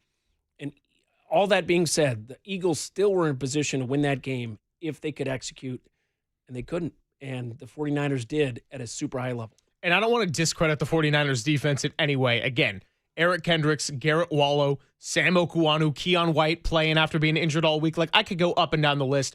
They deserve a lot of credit for what they did on the road and allowing only 6 points in the second half, keeping Philadelphia out of the end zone. At the same time, if we're on the other side of this, and I have a quarterback who, yes, has limitations, but also just won Super Bowl MVP, and I have A.J. Brown, Devontae Smith, Dallas Goedert, Saquon Barkley, those weapons, that core of weapons, and you can't get it done against a defense full of guys who haven't even been on this team for half to 2/3 of the season, I'd be going pretty crazy too. So it's two things are true. Robert Saleh and that defense, hell of a gutsy performance. And that Eagles offense, kind of with John Kincaid, they didn't have a playbook to open up, and it showed. I thought Devontae Smith, whenever he touched it, that was the most dangerous player for that Eagles offense. And they just could not find ways to get him, or maybe they went away from him to appease A.J. Brown. But, man, I agree with you. I think if you're the play caller and you've got 2 first-round wide receivers and Saquon Barkley in the backfield and a Super Bowl MVP quarterback and Dallas Goedert, who is a really effective tight end, how do you not score more points against Eric Kendricks and Wallow, who were not on the team a month ago? And we heard from Pop earlier in the show. Kendricks making that play, that tip pass, Goddard might make that catch. And they have 1st and goal from the 5-yard line, under a minute left in the game. But Kendricks in position, knowing the defense, knowing the situation, and making that play. It's an incredible job by the coaching staff to not just have a game plan, but to bring guys in throughout the season, not just this past week, but to bring guys in all season long and step up. We saw it on the offense with Tonjes and wide receivers who weren't on the team in the preseason step up and make plays. It's just top to bottom. It's a well-run organization, and 49ers fans should be thankful. Yeah, so don't go trashing Malik Turner just yet, even if you didn't know he was on the team wearing that number 81, because for all we know, he's due for 50 yards and a touchdown in Seattle against that defense next week. It's Poppin' Silver. We got Greg Silver, Todd Husak, Danny Dunn hanging out with us. Matt Barrows of The Athletic just flew back this morning, and we'll get his thoughts and seeing it all up close, the emotion, the reaction to Kittle's injury, and much more next on The Sports Leader. Folks, understand this. They don't have a playbook with Kevin Patullo.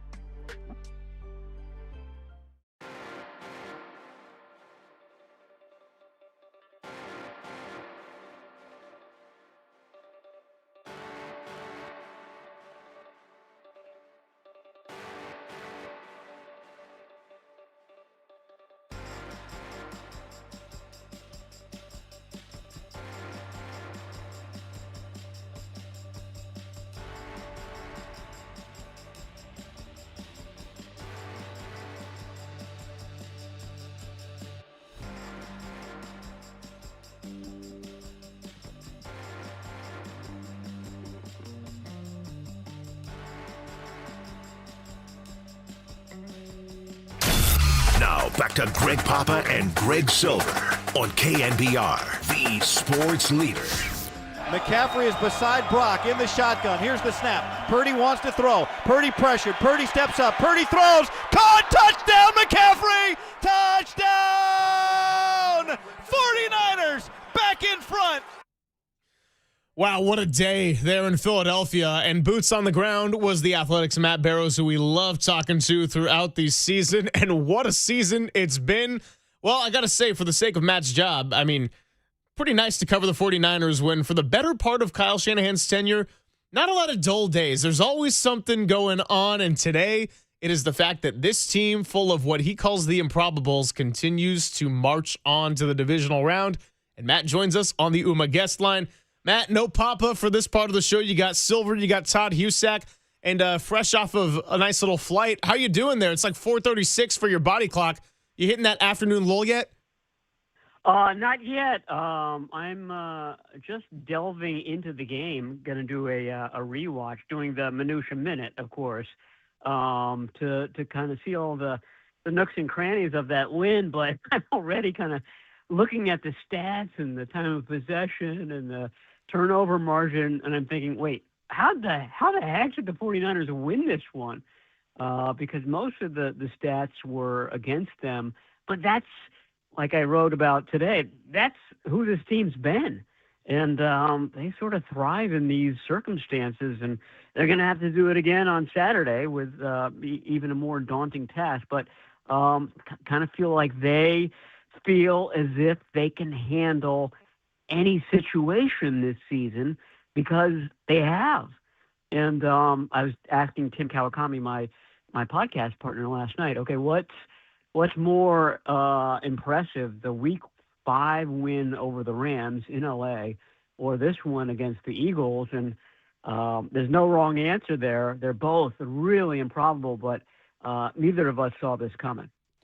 Well, I thought yesterday was a perfect capsule of the entire season, where they get off to a good start, suffer a huge injury to one of their leaders, and then find a way to win with guys that you weren't necessarily counting on who step up big, not just late in the game, but throughout the game, and whether it's Demarcus Robinson or Wallow or guys just making plays. What was the feeling like there with that team? Because I was texting guys in the third quarter, like, hey, they're still in this. Like, even going into halftime with the tough play where he fumbles out of bounds and they don't get 3 points.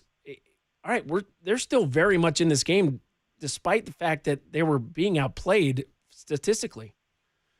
Yeah, I thought from my perspective, the atmosphere there was putting up a good fight, but probably going to lose. Putting up a good fight, but probably going to lose. But when the Juwan Jennings touchdown pass occurs, to me that was the first sign where, you know what, these guys can pull off this upset, because it seemed like the magic was with the 49ers in that the Eagles just didn't have it. I mean, this was, we're talking about this being a typical game for the 49ers in during the 2025 season. I think it was very typical for the Eagles this year too, just flat, not able to really take advantage of turnovers. Eagles fans usually are so obnoxious in terms of the press box, because they're right there on the other side of the glass, and they turn around, they bang, and they knock, and they do all sorts of things. And they did that. They weren't choir boys yesterday, but it was muted. It was muted for them, almost as if they felt like that was a possibility, that they weren't fully, convinced by their own team. And so once that Juwan Jennings to Christian McCaffrey play happened, all of a sudden you realize, oh, okay, they just need to basically score one more touchdown in this game. And remember, that happened at the very beginning of the fourth quarter, and the 49ers will win this game. And so as that fourth quarter went on, I went from huge skeptic to logging on to the Marriott site and booking my hotel for Seattle. I mean, that's how sure I was that they were going to come away with the win. There was just a change in the atmosphere when that happened. Matt, what was the emotion like in the locker room after all that? Because Trent Williams made a point to play, and he doesn't know how many more cracks he's going to get at this. McCaffrey had a drop in Week 18 that he never makes, and then responds with 2 incredible touchdown receptions. And then on top of that all, you have the loss of George Kittle with the Achilles injury, which doesn't just impact this playoff run, but we're talking about a conversation point for the entirety of the offseason. Just what was the general sentiment like in the locker room, mixing the loss of Kittle and that pain, but also just how proud they were to get that done on the road with all those circumstances they've been overcoming all year? Well, it was a happy locker room for sure. John Lynch, who we last saw on that 3rd and 19 play, screaming, "Oh my God, how did this happen?" He was the opposite. He was ebullient. But you're right. It wasn't the most ecstatic locker room I've ever witnessed by a long shot because of what happened to really their team leaders. They've got 2 guys who are head and shoulders above everybody else in terms of leadership. And those guys are Fred Warner and George Kittle. And now both of them are, Kittle's not on IR yet. He will be. And it doesn't look as if Warner is going to be back this week either. So they're without these voices. And the guys that everybody else sort of looks up to. And so I think it's going to be interesting this week. Christian McCaffrey after the game was more, sometimes he's a bit bland, just kind of, answers the questions, doesn't, get deep into it, doesn't have really that interesting answers. Yesterday was different. I mean, I thought it was his best kind of podium appearance in a long time. And I just wonder whether he realizes, okay, I've got to channel Kittle. I've got to be more like Kittle. I've got to somehow be the voice of this team, because the voices of this team are, falling by the wayside week after week. Obviously Trent Williams is up there. Brock Purdy, of course, is up there. But, last year there were, I don't know, more than half a dozen guys that would regularly talk after games. They would be, the guys that the cameras encircle during the week for interviews. It's just a lot fewer guys now. Nick Bosa is one of them. So it's interesting. It'll be even more interesting and sort of focused this week. Well, I think that's been one of the fun parts of this season is to see guys step up throughout the year when given the opportunity, whether it's Tonjes in week 1 or throughout Kittle's early season injuries or Kendricks and Wallow yesterday. It's different guys stepping up.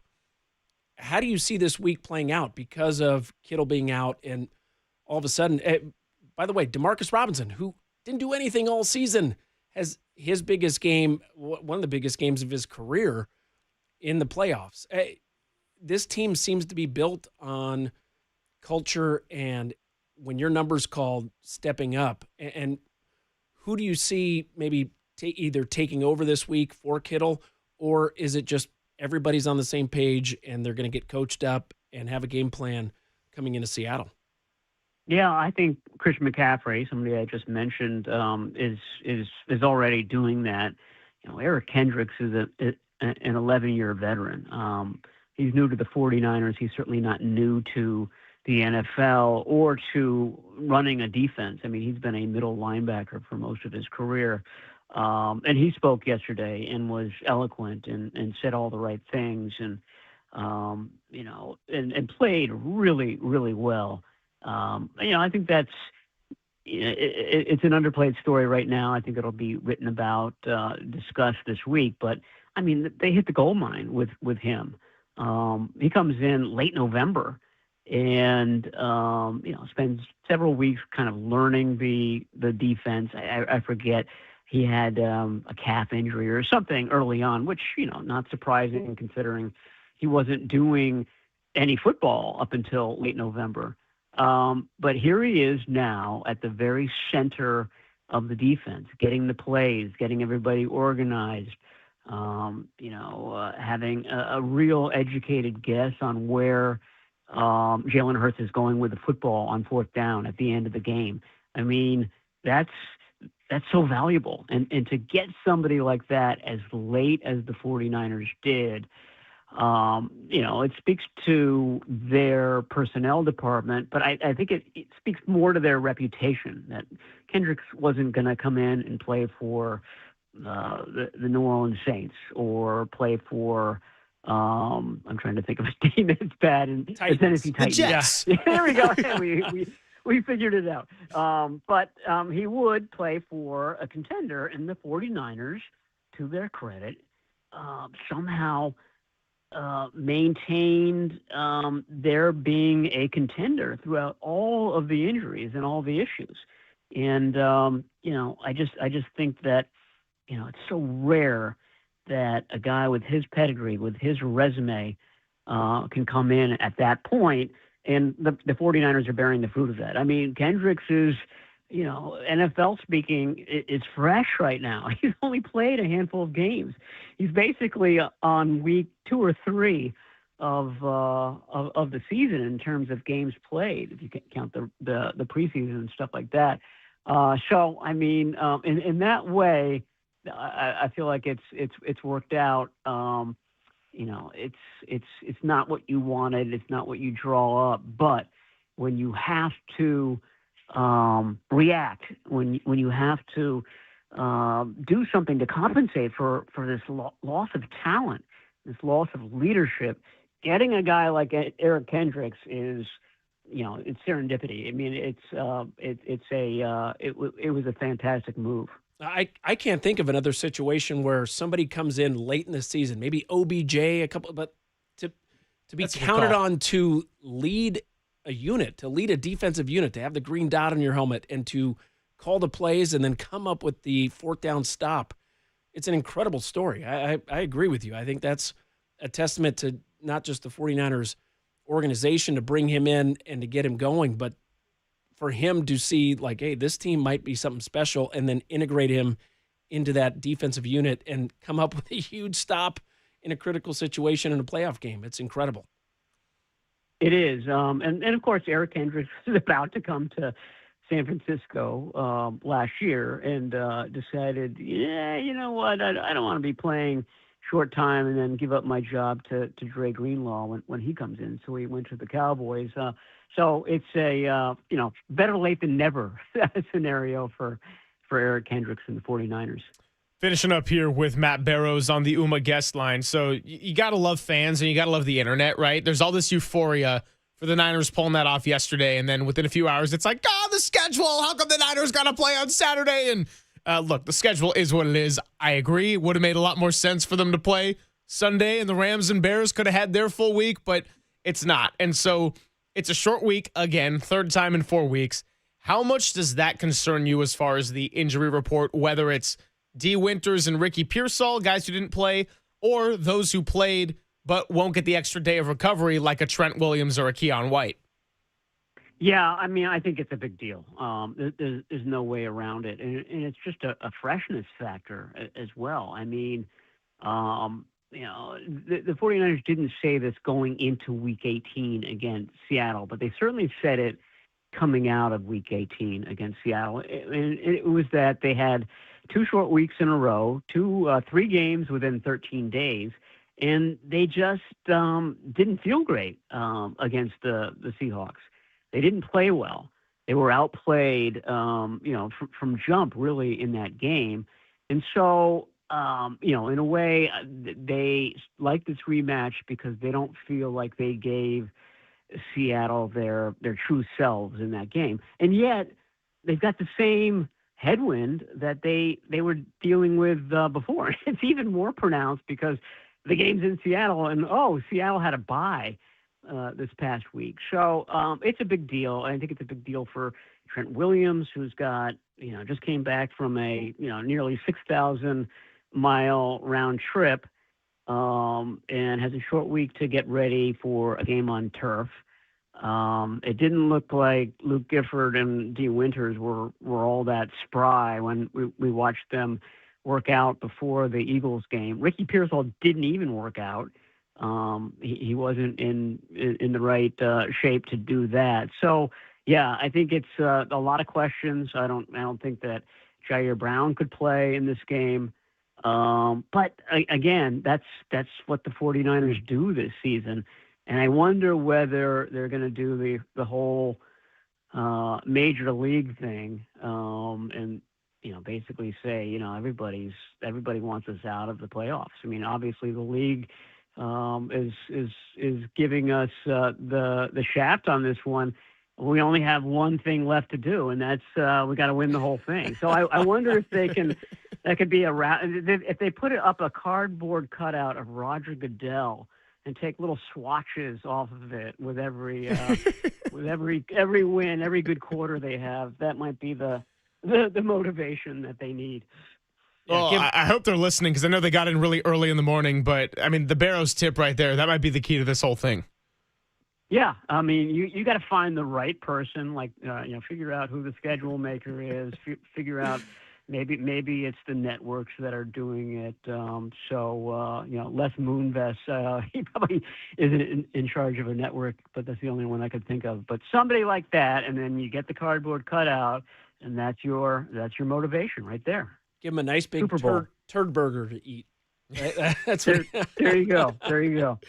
Matt, you're the best. We appreciate you. Get that minutia minute done because I'll certainly be reading it. But then after that, go and find some time for rest because the Niners, they're just going to keep going. And you might need to conserve your energy here at least through the next Saturday, but hopefully for a little bit longer than that too. Yeah. It would be an easier trip to Seattle. And then if they win that, it would be an easier trip probably to LA. I don't want to count the Bears out, but that would be my hope just in terms of travel. Yeah, well, we'll see how it plays out. And as we've seen with the 49ers all season, that's why you play the games. We appreciate you, and thanks for coming by. All right. Anytime, guys. Talk to you soon. Matt Barrows of The Athletic. Love having him on. Got to check out that Minutia Minute. And when we come on back, we'll wrap up the show. It was great. It was jubilant. It was victorious here on a Monday. But we got to get ready for Tuesday, Wednesday, Thursday, Friday, and then not a day off on Saturday. Getting right to it, Seattle Seahawks. We're looking right back at you. It's Papa and Silver. Great to have Todd Husak with us on the Sports Leader. Good stuff, dude. Yeah. Easy. Flies by.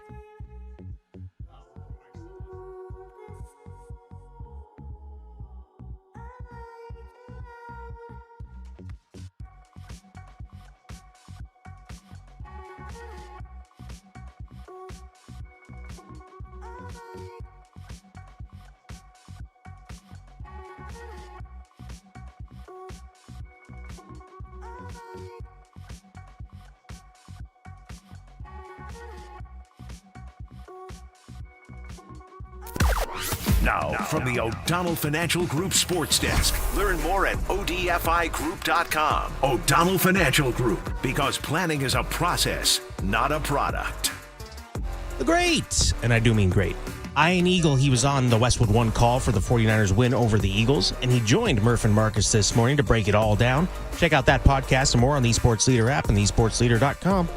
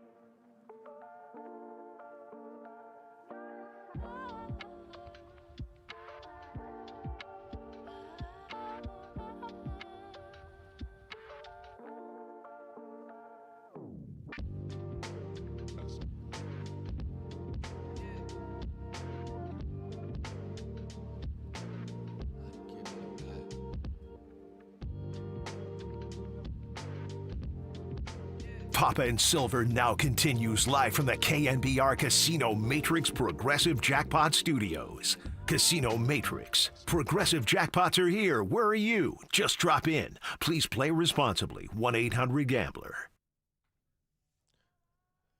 Finishing up with a little bit of morning dew as we tip our cap to the great life and legacy of a Bob Weir, and whether there was something in the air with him and the 49ers yesterday, I guess there's no way of knowing for sure. But, man, the 49ers with one certainly for the ages. It wasn't some epic comeback like the 2023 NFC Championship game. It wasn't the weather conditions of Lambeau Field there in the 2021 postseason. But when you just consider the picture start to finish, I'm going to end the show how I began it. It really puts a stamp on the job done by a Kyle Shanahan, a Robert Saleh, and so many of the overachievers that have made this team what it is this season. Agreed. And to battle back and overcome throughout the season injuries and there will be so many great memories from this season, whether it's guys stepping up or some of the great performances and great plays throughout the year. And Mac Jones reviving his career, really, and becoming, I think, a bona fide starter in the NFL. And but this last month of the season, that Bears game was as good as it gets. The performance against Indy, this offense, and watching these guys continue to grow and elevate their careers without some of the Hall of Famers that they started the year with, and seeing all these guys step up, it's been incredible to watch, and I think something to remember. The coaching job that they've done on both sides, and then guys plugging in holes and filling in and playing at a high level. And that game yesterday against Philly was a perfect example of everybody stepping up and getting it done. So today was our day to revel in it, and tomorrow is the day to look back to Seattle. Big thank you to Todd Husak for hanging out for the last couple hours. Thank you to Greg Papa for joining me on a Monday. Thank you to Danny Dunn, who's going to be with me for the next few days, for helping me prep out this big thing. And a big thank you to all of you out there. Calls, text, chat was on fire today. Larry Krueger, Matt Barrows, our guests, and we will be back at 10 a.m. tomorrow to turn the page. Let's get it over to Dirty Work. Copes, Depop, and Tim Webb will take it away as you're listening to KNBR and KNBR FM San Francisco, the sports leader, a Cumulus media station, and Dirty Work starts now. They don't have a playbook. Okay, the fun's over. They've done the dirty work of the radio business. Anybody messes this thing up for me tonight is through. Engineering, board operating, and producing. Not only are you fired, your life is over. And now they have the microphone. What could go wrong? Nobody messes up. You understand me? Don't mess up.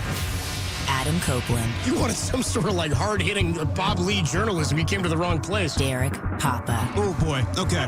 It's getting hot. Is it getting hot, sir? That's even worse. How are we feeling? It's getting hot. Oh, boy. And Tim Webb. Mankini, yes or no? 59. We go with this, Tim. It's a dirty job, but someone's got to do it. Ridiculous. Completely ridiculous. Welcome to Dirty Work. KNBR 104.5 and 680. The sports leader.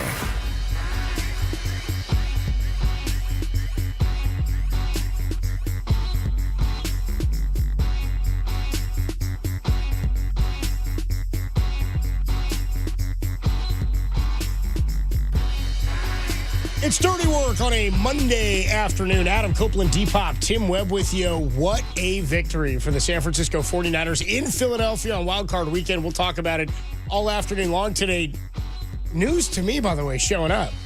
Short show. Yeah. We don't have a full show for you today because Wild Card Weekend pours into a Monday afternoon, and we can talk a bit about that as to whether or not that should still be a thing, if we should be going 3-3 on Wild Card Weekend. You don't like it? Well, it would certainly change some of how we're dealing with the scheduling come divisional weekend in terms of the short weeks for a couple of teams. Something the NFL did a few years back was eliminate Monday night games. Yeah. Which your chair's falling apart? Yeah, I just realized. Yeah. The mic seems to be in place now, my microphone. They finally fixed the mic, so that's good for you. I don't have a... They probably took the screw out of the chair. Yeah. I don't have a place to put my hands. Yeah. I'll figure it out. We have a finite number of screws here at KNBR, and you can only use so many. So they took sounds about right. Took one out of the chair to make sure you can have. What do you want? Do you want an armrest? Do you want the mic? We're on a very tight budget. I'm sure some people are like, whoa. They need more than one screw here? They need more than one engineer? Screw you. They need more than just a producer and a host? No, they don't. You can be the same guy is the way they see this. Yeah. But the thing the NFL did a couple of years ago in Week 18 and in Week 17, when it was a 16-game season, was they eliminated the Monday night game in the final week of the season because then it made it an unfair scheduling imbalance when it came Wild Card Weekend into divisional weekend because you had Saturday games. So you could have a Monday game. So remember, they got rid of the Monday night game in the final week of the year. Oh, yeah. We would have had a Monday night game in a few seasons. On the last week of the regular season since 2005. That's what I mean. 20 it's been a while. years, But they did that because it was creating an unfair imbalance on the back end. Of course, but also you would have meaningless games at the end of the year. Absolutely. Yeah. And so now, because of the flex situation, it was better in all facets. But now, and Tony Dungy was making this point on Twitter last night, now we're in a situation. There's a lot of things on Twitter that Tony Dungy. Well, it's just a lot of things at home, I think, too, Tony Dungy. Probably shouldn't say. Look it up. And his kid. Anyway, what, I'm the bad guy? There's no way I'm the bad guy for this. No. Just trying to shed light on something. He was talking about how brought it up. We used to avoid doing that. Or we made a rule so that we didn't have the unfair imbalance in scheduling on the back end. And now we're scheduling unfairly, intentionally for TV ratings, where we'll be getting better matchups potentially for TV, but we won't necessarily be getting a fair scheduling situation. Now, Niner fans, I know immediately I was getting texts last night. The NFL screwed us again. 3 games in 4 weeks on short weeks. It's a Saturday. And I'm with everybody else. It makes zero sense that the Bears and Rams don't play on the Saturday in terms of scheduling. But the NFL doesn't care about the scheduling for the players. It's all about TV, baby. It's all about TV dollars, which is the point of being upset of that. Now, in that, the other part of this is the 49ers have benefited from this rule twice in the Kyle Shanahan era, where they had a bye and then played a team on a short week. 2019, early 2020, January 5th of 2020, they played the Vikings first game of divisional weekend. Yeah, I remember. That game was on a Sunday and that was on a Saturday. Yeah. The Vikings played on Sunday. They beat the Saints, and they played on Saturday against the 49ers. Yep, remember it well. At Levi's Stadium. And I think it happened again in 2023 against Seattle. No, against the Packers. The Packers, that's what it was. They played that Sunday against the Cowboys. And then played a Saturday night game against the Niners. What? It's never going to be fair. And also for the 49ers, they don't give a damn. They have rise to the occasion so many times this season, and I know people are going to let me hear it that I picked the Eagles. Look, I am equally parts surprised, but I shouldn't be. Because at this point, the 49ers, everything they've gone through, why wouldn't they win this game? And we talked about it all week long, Copes. We talked about the quarterback and head coach combinations, and it came. What was the reason they won that game? Into effect for this game. They got some stops for sure, but it was less about the stops for me and more about the quarterback play on the other side. And, Absolutely. And the quarterback play of Brock Purdy when it mattered. I mean, we know Brock Purdy's got the gunslinger mentality. We know you've got to have a short-term memory when you make a mistake. But the way Brock operated after two, what should have been back-breaking interceptions. Absolutely. For a play against a playoff team in the playoffs, playoff teams make you pay at least for one of those. Yes. And for them, quote, making them pay by getting 2 field goals out of those interceptions, or 1 field goal out of those interceptions. Yeah.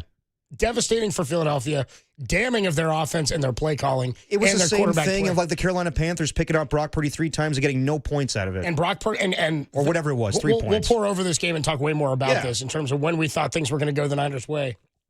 But there was a point, and I said it to the guys here at the studio. I said it to Chips McCarthy and to Anthony Garcia and Kyle Haar, who were here. I said, guys, like late third quarter when it was, before the Niners got that touchdown pass from Juwan Jennings, I said, the issue they're having here is the game is not unfolding in the way they wanted or needed it to unfold. Now, Kyle did say after the game, we kind of thought it was going to be this kind of game.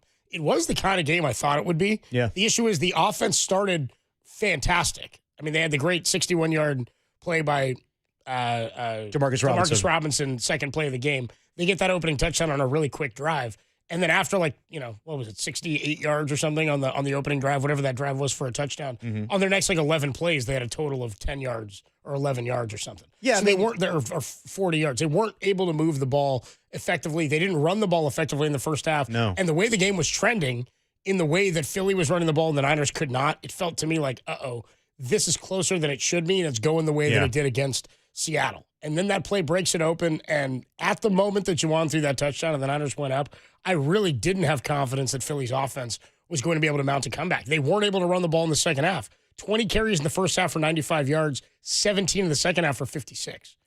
I was watching the game with my little brother, and I said after they got the Quinyon Mitchell interception when it was 17-16. That's the weird crap, too, that happens in sports where you're like, dude, this guy didn't have a pick all year. He's got 2. That didn't feel like a thing that was going to happen for the 49ers. Well, how many touchdowns does Demarcus Robinson have all season? Just 1 against the Colts? Dude, that's his 3rd 100-yard receiving game of his career. Yeah, it was his performance, in spite of Mickey Pearsall not being there or Kendrick Bourne I don't think having a catch in that game. And committing, forcing the 49ers to use their final timeout at the end of the first half on a mental error. And Juwan Jennings only have 1 catch. I think it was for 45 yards. Big play. I think it was a major catch, too, based on it happening the play after Kittle goes down to get that play from Juwan. And I think that drive ended in a field goal.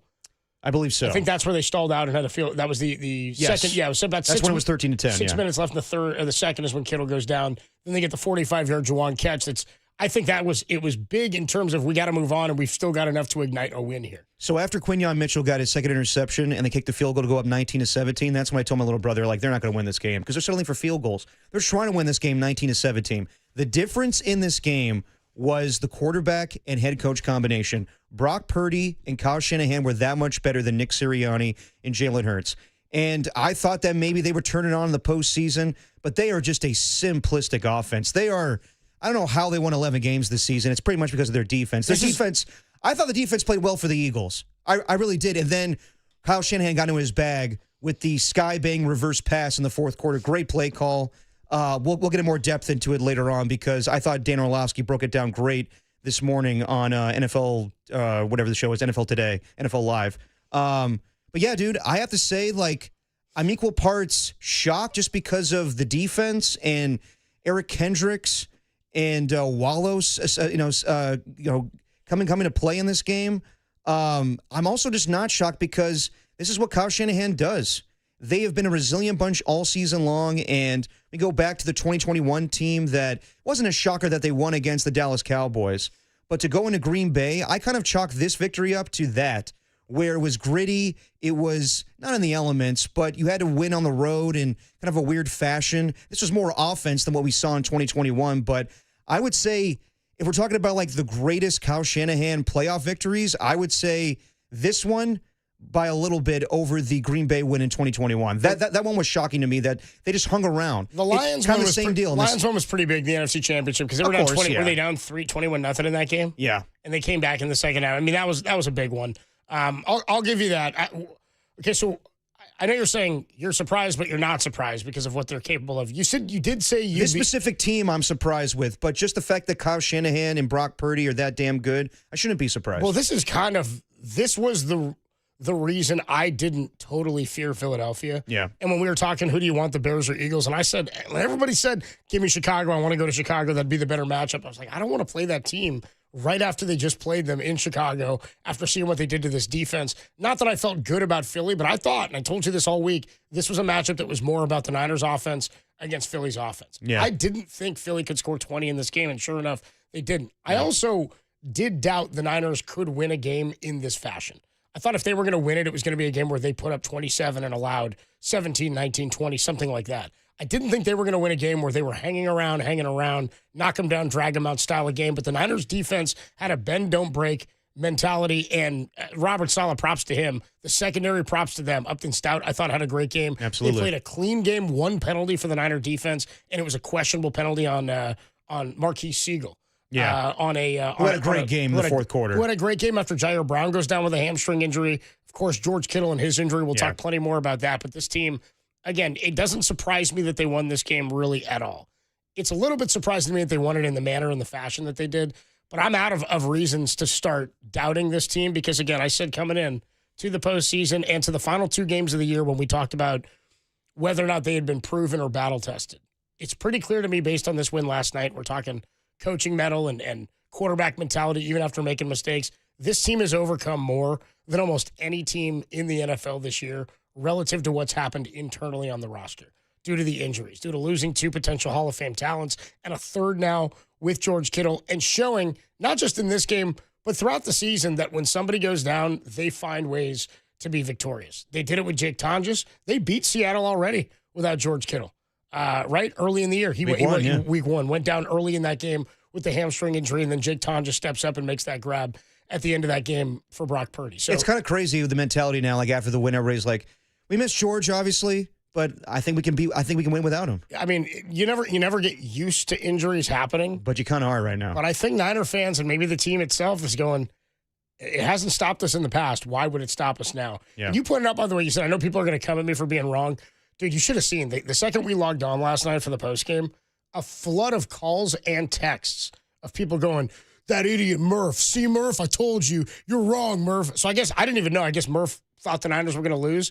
And what's funny is reading all those texts, I'm like, you guys know Murph's like a diehard Niner fan, right? Yeah. Like he's like, he wanted the same result you had. And as a fan, he was protecting himself and trying to be a realist. Also, to Tim's point, he said this to me because a couple of people called in on the postgame wanting to rip Murph to me. I was like, what do I care that he picked Philadelphia? I'm okay with you having a take. That's the job, Tim. You got to have your take. You got to have a thought. You're being paid to have an opinion, and as someone who's been wrong quite often on this show, wrong all the time. The whole point of it is you're saying what you think is going to happen. It's a weird fandom thing to me where it's not necessarily that your team won. You just want to shove it in someo's face who didn't necessarily agree. I just find it odd. It's an odd fan behavior. You weren't going to upset Murph about being wrong. He wanted to be wrong. Absolutely. You know what I mean? But it made me think of that. You guys both got to go in deep on Coach Carter with me because you'll get some good laughs on this stuff. It's okay movie. No, dude, it's a good quotable movie though. It's fine. 808 KNBR, Coach Carter. 808 KNBR, Carter. Would you qualify? I think it's just 808 KNBR. Would you classify Coach Carter as fine or good or quality? You know it's not bad. It's just not bad. It's you fine. reference it all the time, and I'm like, dude, I've seen it once. That's what I'm saying. You got to. That's what I mean. Is I don't think you're giving it its due because I don't think you've seen it enough. I think you need to see it again. Where would you have it on your rewatchable list? Is it up there with it's a Limitless like Bill Simmons has? Bill Simmons has a Limitless. You haven't seen that clip going around? That's like when I talked to you about if I see Shawshank 5 minutes in, or we're watching it no matter what. Yeah. He's like that with Brad Cooper's Limitless. Yes, absolutely. He just loves De Niro trying to con him, huh? Is he? Yeah. I think Bob De Niro's in that. I actually have never seen Limitless, but that's like the big thing on Twitter where it starts okay. I mean, it's got a good first act. You know what I saw this weekend? We'll talk about it. I did see Marty Supreme this weekend. Oh yeah? Yeah. What'd you think? I enjoyed it. Yeah. I thought Chalamet's performance was better than the movie itself. But I did enjoy the movie. Okay. I thought the third act was a little I enjoyed the third act. I did not enjoy it. I would give the movie like a 7.3 to a 7.5 out of 10. Really? I would Okay. give Chalamet like a 9 out of 10. You're going like Dave Portnoy on his like pizza ratings. Yeah, I mean, like I feel like because I don't want to I feel like calling it a 7 out of 10 is not. I give is it like not an right. 8. Yeah, see, I'm closer to so I'm probably like 7.5 because I don't. It's not a 7 out of 10. I personally like I would Uncut watch it Gems a again. little bit better. Uncut Gems, yeah, different for sure. Yes and no. Unlikable characters and Yeah, but there's more unknown. sleazy the entire time. Yeah, the whole premise of Marty Supreme changes though in like the final 40 minutes of the movie. Like you when what you're rooting for changes. Yeah, I hear you. You know what I mean? Plus, I you know what I mean? I didn't really know how Uncut Gems was going to shake out. This one, I sort of, you're not rooting for the guy. No, you're not. You know what I mean? Like, you're not really rooting for the dude. Yeah. So, Uncut Gems, you kind of know who Sandler is from the jump. Yeah. So, anyway, the scene from Coach Carter I was going to get at is, because we were talking about the when your team wins and then you got to shove it in somebody else's face. He has a scene where after they start to win and they're like throwing down dunks and stuff, their team was crappy, Richmond Oilers. Yep. They start taunting other teams. And Coach Carter gets upset about this because you're supposed to be humble. So at practice, he calls a couple of plays and they run the play well. And he goes, "Oh, yeah, who did that? I drew that up. I did that. Run it again." And then he's like doing it and they're all, he's now showboating, right? And then he starts yelling at them for taunting other teams. And he says, "When is winning not enough? Why is winning never enough? To the baseline, gentlemen." That's kind of how I feel about the callers who want to call in and shove it in Murph's face. Your team won, just like I said. Well, okay. Well, okay, to be fair. That's just like I thought. To be fair, there's plenty of 49er fans that thought they were going to lose. Come on now. And we all wanted them to win. And I'm glad they did. 808 KNBR 415-808-5627. Did it feel like the 49ers exercised some demons in Philadelphia after that playoff loss a couple of years ago? And when in this game did fans feel like the Niners had turned things around? We'll react a little bit more about this game. Our biggest takeaways, my number one takeaway, I thought the Niners had a shot in this one because of Philly's offense being poor. Their offense is actually worse than I thought it was. One of the great 49er playoff wins and 2025 season ain't over. 808 KNBR 415-808-5627. The number to call and to text. It's Dirty Work on a Monday on the Sports Leader.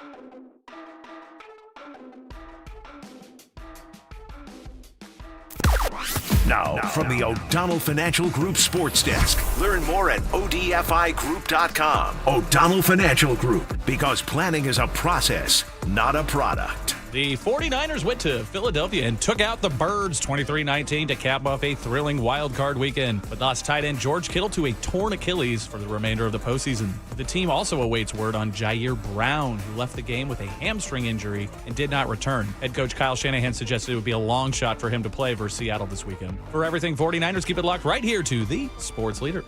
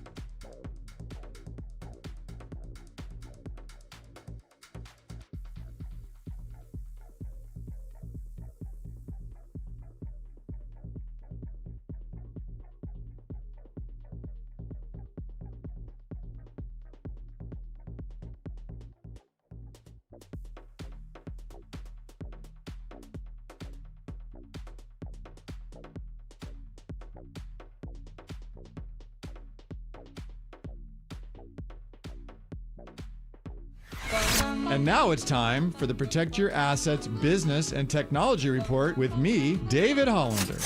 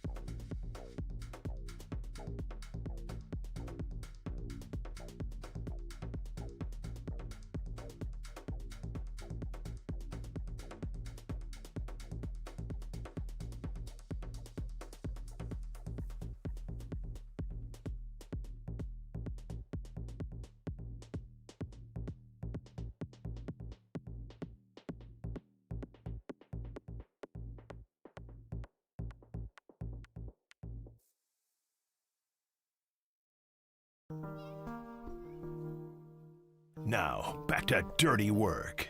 Adam Copeland and Derek Papa on KNBR 104.5 and 680 AM. The sports leader. Dirty Work is sponsored by Jack's Restaurant and Bar, an all-day, any-day kind of place. Goddard and Brown to the right. Dotson and Smith to the left, and Barkley beside Hurts. 49ers showing heavy pressure. Let's see if they peel out. They back out. Hurts shotgun snap. Hurts steps up middle. Knocked away by Eric Kendricks. The 49ers take over on downs. Do you believe in this team? What a play. And what was a scrappy, gutty, gritty, a team that did not lose its belief when George Kittle went out with that painful injury. They've overcome 2 interceptions. Christian McCaffrey 2 go-ahead touchdowns in the second half, including one thrown by Juwan Jennings. And the 49ers, who were just inches away, or at least a week away last week from the 1 seed, they got beat by Seattle. Now they get a chance at redemption. They'll head off to Seattle. Here in the city of the underdog, the 49ers knock off the defending champ.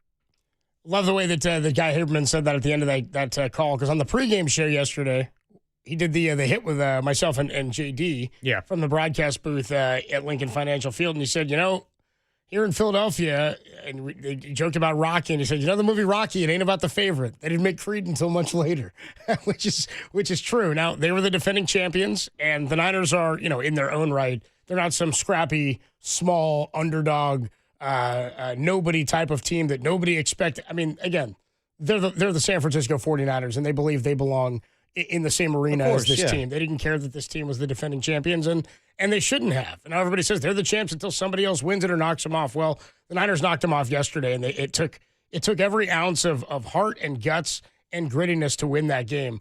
Kyle Shanahan, after the game in the locker room, I'm sure we'll play the audio later in the Sound Soiree, said to the team, what we were able to do, he said, where are the linebackers? He said, for guys like Garrett Wallow and Eric Kendricks to do this, he said, a couple of guys who weren't on the team a month ago.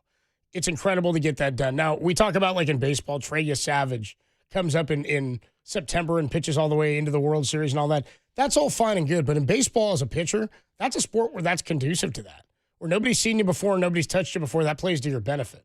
As a linebacker who doesn't know anybody, hasn't been on the field and up to speed with everybody, playing on a string with another guy you barely know or have any connection with, you're getting play calls and a D coordinator's giving you play calls to a helmet and a voice and to a guy who has not heard the cadence or all that all year long.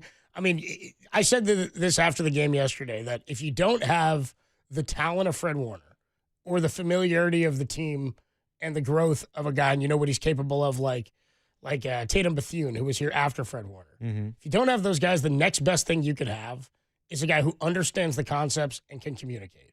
And that's what Eric Kendricks does. He's not going to give you the best physically. He was a free agent. He was just hanging out there, was on the practice squad. He's a guy that they tried to add last year. And it would have been great if he were in the building last year for a situation like this year. All that said, it took everybody on this roster, especially after George Kittle went down. It took resilience from Brock Purdy in the fourth quarter. And on that 10-play drive that ended up being the game-winning touchdown to put the game away after the 2 interceptions, this is one of the great 49er victories in the postseason all time. I think it exercised some demons. And my number one takeaway is that Philly's offense actually is worse than I thought it was. The offense ran the ball in the first half far better than I anticipated they would. And that's when I thought, okay, it's as bad as I thought for the Niner defense. And then they bolstered up. C.J. West, I thought, had a really good game. Yep. I thought Eric Kendricks and Garrett Wallow had a really good game. I thought the secondary had a phenomenal game. And now I'm of the belief, and have been for a while, that there's no reason to logically deny this team an opportunity, because no matter what the matchup is, they have found a way each and every week this year, despite who's at quarterback, who's at tight end, who's at receiver. You had the biggest game of the year for Demarcus Robinson, his third career 100-yard game. Kyle Shanahan game planned all week knowing I'm not going to have Ricky Pearsall, and that's the guy that he decided to go to, something nobody could have anticipated. Kyle Juszczyk a couple of huge plays in the second half in the passing game. And I said to you, for me, it wasn't about the number of yards or carries for McCaffrey. They just had to run the ball effectively enough to keep the pass game alive and the quick game alive, and they did. And I said, for me, it was bigger to get the ball in his hands in the passing game. If you don't have Pearsall, and without Kittle, they kind of went back to what made them successful early in the year, 6 catches for McCaffrey. Yeah, I mean, I thought that they had to come in and McCaffrey had to have a big game as far as on the ground, like 125 yards rushing, but not the case. He had his best performance, or where he shined the best, is in the fourth quarter, where he had finished with 48 yards and, of course, had the 6 receptions for 66 yards and 2 touchdown receptions. But, yeah, man, I mean, this whole week I was kind of downplaying the defense because, for the most part, the defense has not been great this season. They've shined in moments, but lately it's been where the lack of Fred Warner, Nick Bosa, and the lack of pass rush, the lack of turnovers have led to my skepticism and a lot of fan skepticism. But I didn't give enough credit to Eric Kendricks. He is a longtime linebacker in this league, and he didn't have a home for the majority of this season. But he's been on playoff defenses before. He was on that Minnesota Vikings team that upset the New Orleans Saints back in 2019. So he's been there, done that, and he came up huge yesterday, along with Garrett Wallow. And I agree with Kyle Shanahan. Robert Saleh had a simple but effective game plan where I'm surprised the Eagles didn't go after, in the passing game, the linebackers and Eric Kendricks and Garrett Wallow. They tried to play their game the way they did it all season long, but it bit him in the ass. So kudos to Robert Saleh for knowing the way the Eagles would play and their missteps. And even though they didn't get after the quarterback a ton, 1 sack, but that was really just Jalen Hurts stepping up in the pocket and trying to make a run. But then, who was it? It was, who got the lone sack on the day. But it was Keon White. Keon White got the lone sack. And by the way, just a quick note, everybody who was upset about John Lynch not making any moves at the deadline for a pass rusher, and he did get Keon White. That was the trade that they made with New England.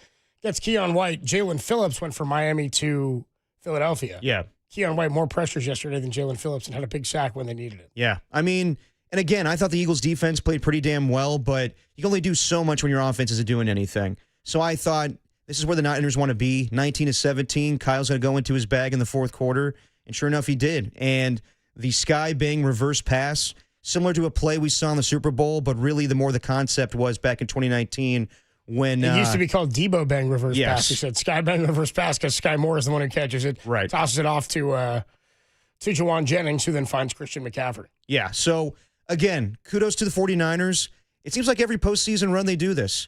I shouldn't have made it where they're just one and done. Even with all of their deficiencies on defense, Kyle Shanahan, along with Robert Saleh, most of this team just finds a way. They're so damn resilient. And yeah, I'm not going to doubt them anymore.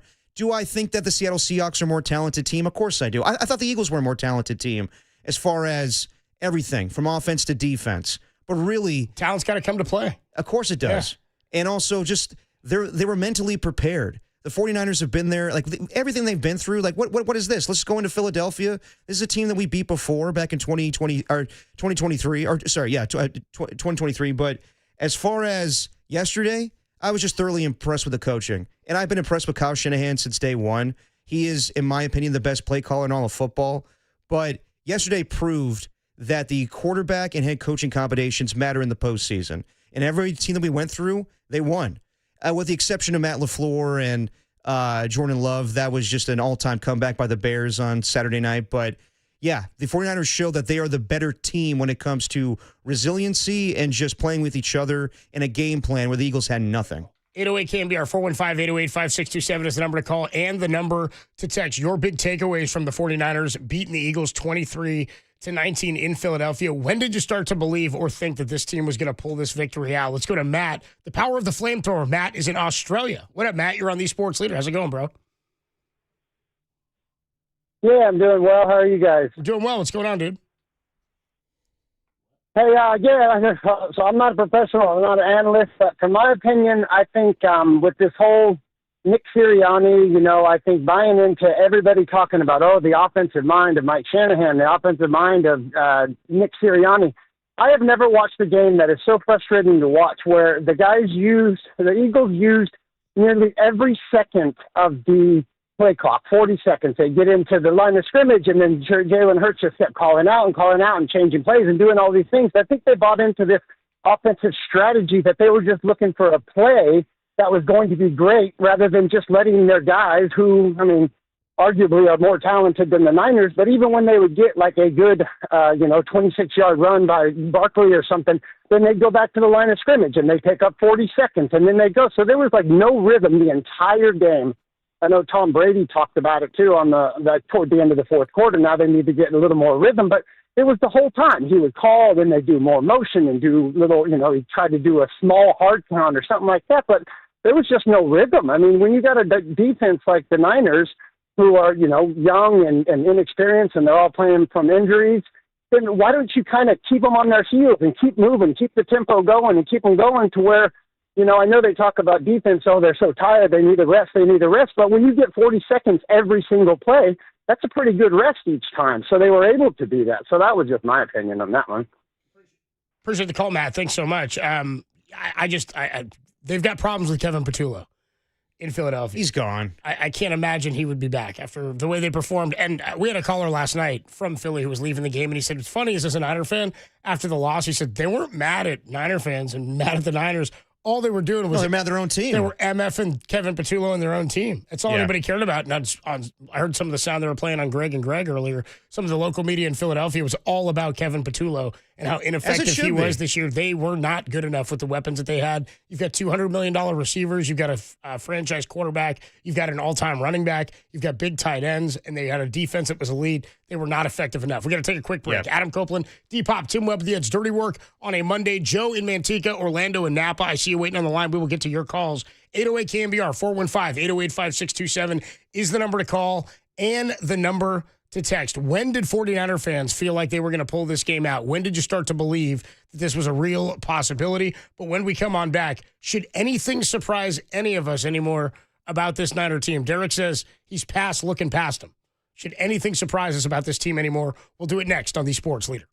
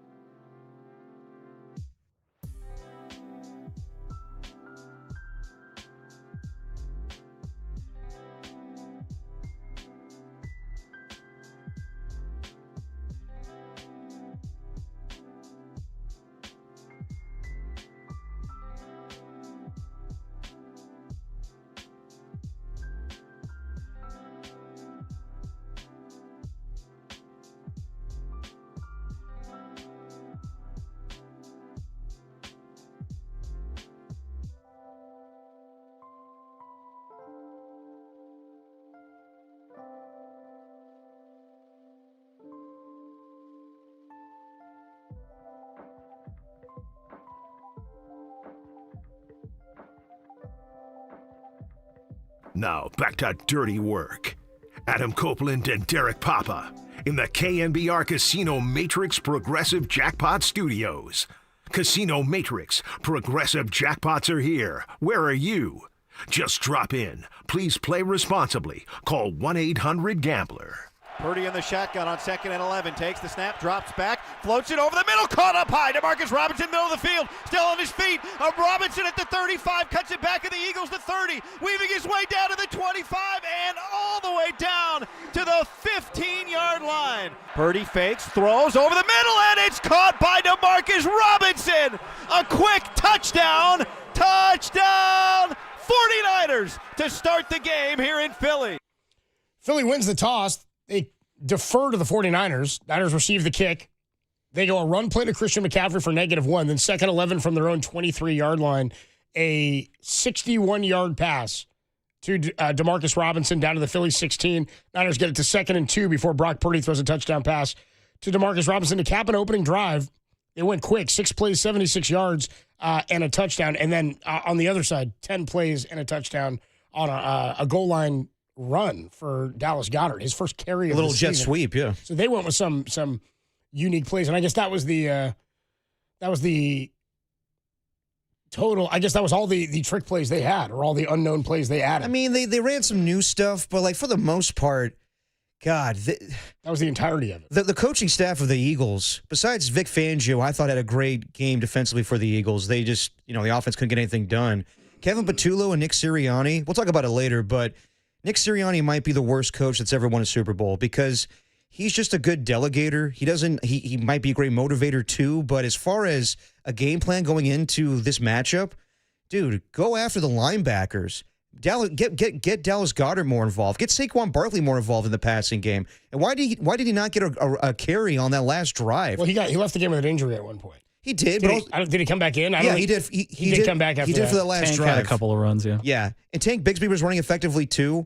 I give a ton of credit to Robert Saleh. And I thought the defense played their ass off, their best performance of the season.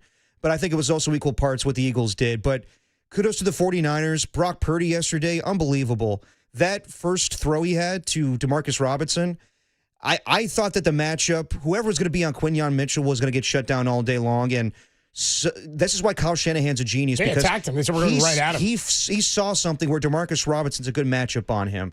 And Brock Purdy just found holes in the zone coverage. He threaded the needle on that one pass to Juwan Jennings, the 45-yarder on Cooper DeJean. So, yeah, that's why Kyle's so damn good at what he does, man. Even, the fact that Brock Purdy threw 2 interceptions, it didn't matter. Where I thought the 49ers were going to win this game was on that first play in the fourth quarter because they saw opportunity. 16-10, that's nothing.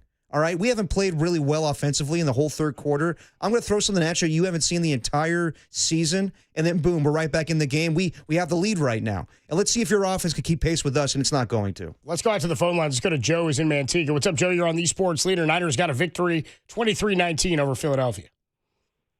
What up, man? How are you guys doing today? What's up, What Joe? up, Joe? All right, man. So first of all, I want to start off. Coach Carter is a top 5 basketball movie, so we're gonna go with that. That's legit, yeah. Well, yeah, top 5 basketball. Yeah, yeah, right. Secondly, man, like you talk about exercising demons. You talk about how bad that loss in the NFC Championship at Lincoln Financial Field felt a few years ago. That was one of the most deflating losses, and to go into their house and to win the way they did. And you want to talk about the trick play. the sling bean pass, whatever. I'm unofficially naming it the Philly finagle. And I like that. That play was what picked it up, man. That play gave them the juice. They had the momentum. Kendricks was balling, and as a side note, I was listening to Seattle Sports Radio this morning, and they're already looking towards the Rams. They're already looking at the Rams right now, man. So, keep sleeping on the Niners. Let's go. Let's roll it. Let's go, man. Appreciate the call, Joe. Thanks so much, man. I want to do that, Seattle. I want to do that. Yeah, look ahead. No. I don't. I mean, it doesn't mean the team is. Do you like that, by the way? If you're Seattle, does that feel weird having to play a team that you just played after a bye? It's 2 games in a row against the Niners for Seattle. 1 on the road, 1 at home, but they have the bye in between. Whenever you play a divisional opponent in the postseason, it's weird. It could go to your benefit. Played them so recently, which is so weird. Yeah. I mean, I think the 49ers score a touchdown in this matchup. I think that... Can you imagine if Seattle has to beat the Niners and the Rams again to get to the Super Bowl team? If I had to say right now, I think they're going to have to. Kind of where we'll see, though. But, yeah, I think right now it's good for Kyle Shanahan. He can go into the film room and look at everything that went wrong in that game and look back to what worked in week 1. Totally different teams right now. But, yeah, I think it benefits the 49ers. And as for the Seahawks, they've been on the bye week. But at the same time, I'm sure that Sam Darnold has to rip it a little bit more than he did in that Week 18 game. There was moments where they could have been up by 24-3 or won that game 24-3, and he was just hesitant. So I think that there's things where the defense could build upon this win. They could see things that went wrong against Seattle, and now they could go hunt against Sam Darnold, where they know they have to stop the run. That's no question. But could we apply a little more pressure on Sam Darnold? Could we see where it's a different game where he doesn't recover that fumble in the fourth quarter, or he's a little more hesitant on that 4th and goal, or that play action fake he had to Zach Charbonnet that he didn't pull the trigger on. So look, we're going to talk about it all week, and I think that Seattle is the better team, but there's no reason why the 49ers shouldn't win this game. Yeah, I'm out of reasons logically to tell you why I don't think they should win or can win. Let's go to Orlando. Orlando's in Napa at 808 KNBR. Orlando, you're on the Sports Leader. What's up, dude? Yeah, I'm going to tell you something, but first, before I tell you, please stop boasting. Please stop saying how great the 49ers are. Look what happened the week before with the Bears. We did the same thing we're doing now. Oh, they're so good. I'm superstitious to some extent. Fair enough. I hear you, but we're on the radio. For 4 hours. Yeah, they were good. They did find a win. Say that. I don't want to. What a mediocre win yesterday. I didn't want to take that all away from you. I knew I shouldn't. I hear you. I understood. But are you feeling good, Orlando? Yes, Kendrick. Am I pronouncing his name? Kendricks, yeah, with an S at the end. Yeah. Well, anyway, he's. I believe he's more than physically good. Yeah, I think he inspires the team. Maybe he's inspiring White. White that played a great game. Keon White. Game. If he plays like that next year, you have your other pass rusher. Yeah. Pass rusher. Yeah. I have a feeling that he has something to do with that. That's all. Fair enough. Appreciate the call, Orlando. Thanks so much. I'm all about being superstitious, but also a little stitious. Yeah, I mean, I'm okay with the superstition, and superstition as a fan is a fun thing and a fun way to connect to your team. I totally get that. I'm more that way with baseball. Today's not the day for that. But today's the day where you look back at the win and you go, that was a fantastic win. You pull apart why it is that they got there, and then you try to evaluate whether or not Seattle can do it twice in a row to the Niners. I think, the Niners don't play a team like Seattle 2 weeks ago. Are they capable of winning that game yesterday? Do they have it in them in the same capacity? Because of the defense that they had just played, I think there's something to the iron and sharpening iron of that. You know Absolutely. what I mean? Like the preparation for this game, having just played the physical game against Seattle. So when did you think that they were going to win the game? Not until the Juwan Jennings touchdown pass. Yeah. Because they'd had it felt to me like the game was trending the way the Seattle game had been going, where the door had been left open because they didn't, Philadelphia, take advantage of the 2 interceptions. Yes. They got the field goal. And I felt the same way. Like Seattle was giving the Niners opportunities to stay in the game and get back in it, to the point where when the Niners were driving in 10 minutes left in the fourth quarter of that game before the interception is thrown by Brock, where it's really a McCaffrey fault there, where it's thrown low and he bobbles it up into the air and it's picked off. Yeah. Even at that point, I thought, okay, but even if they score, can they score twice? They're going to need to score and get the ball back and kick a field goal. Prior to that, they gave up then the next time down, they gave up right before that, they gave up the 3rd and 17 run of 19 yards to K9. And so it felt to me like the offense was already playing better in this game. And in the second half, the defense stalled out. The offense stalled out a lot for Philadelphia. Yeah. So I did think, okay, if they can score, I think Philly's offense is weak enough to where they're not going to be able to mount the comeback. When they scored the second time, I was really impressed, obviously. But after they scored the first touchdown, I thought, if they get the ball back, I don't know that Philly's going to be able to win. Yeah, I thought that the way that the first half ended, I was like, oh, this is a little sloppy The here. way the first half ended made me Brock fumbling. Made me feel like things weren't going their way. It made me feel like they had chances and they wasted them. And then he throws the interception in the third quarter. And if I thought Philadelphia capitalizes on that interception, they go up 20-10, then they're probably going to pull away. But they just hung around. The 49ers knew that, all right, this offense is not that special. That's where Kyle Shanahan, he saves his best stuff for the fourth quarter. Like this whole season, not the entirety of the season, but the last few games since Brock's been back, he's realized that, okay, I can't rely on my defense. This game he could. Where if I score 2 touchdowns in the fourth quarter, maybe they can make some plays here where I don't trust this Philadelphia Eagles offense. I don't trust in the play calling. I don't trust in that quarterback. I know my quarterback's that much better than theirs, and I don't think he's going to make a play on 4th and 11. So that's where Kyle Shanahan's like, let's just hang around. Robert Saleh, do your thing. We're down 16-10, not that big of a deal. And then let me go in my bag here and have something you haven't seen in quite some time. I thought that was a turning point in the game, obviously. Yeah, 808 KNBR 415-808-5627 is the number to call and the number to text. Are you beyond doubting this team? Would anything with this team still surprise you? And here's what I want to ask Derek. When do you start to believe that this team is a contender? Because they're into the Elite Eight now. You're into the Final Eight, dude, too. I don't know they are. I mean, I told you back when they beat the Colts that they're contenders. Yeah, I just, now that they've beaten Philadelphia, I mean, I think this team is more battle-tested than a lot of the league and the conference is giving them credit for. 3 of the Final 4 teams left in the NFC are NFC West teams, and the 49ers. How about that? 49ers actually, just in case everybody or anybody hadn't thought about it, with the exception of the Green Bay Packers who they didn't play, the Niners beat every playoff team in the NFC this year. Now, after that win against Philadelphia. Wow. They beat in Seattle, they beat the Rams, they beat Carolina, they beat Chicago, they beat Philadelphia. They didn't play Green Bay. God. Tell me they're not contenders. Would anything still surprise you with this team? 808 KNBR 415-808-5627 is the number to call and the number to text. They're on to Seattle. It's the Niners and the Seahawks this Saturday on the Sports Leader.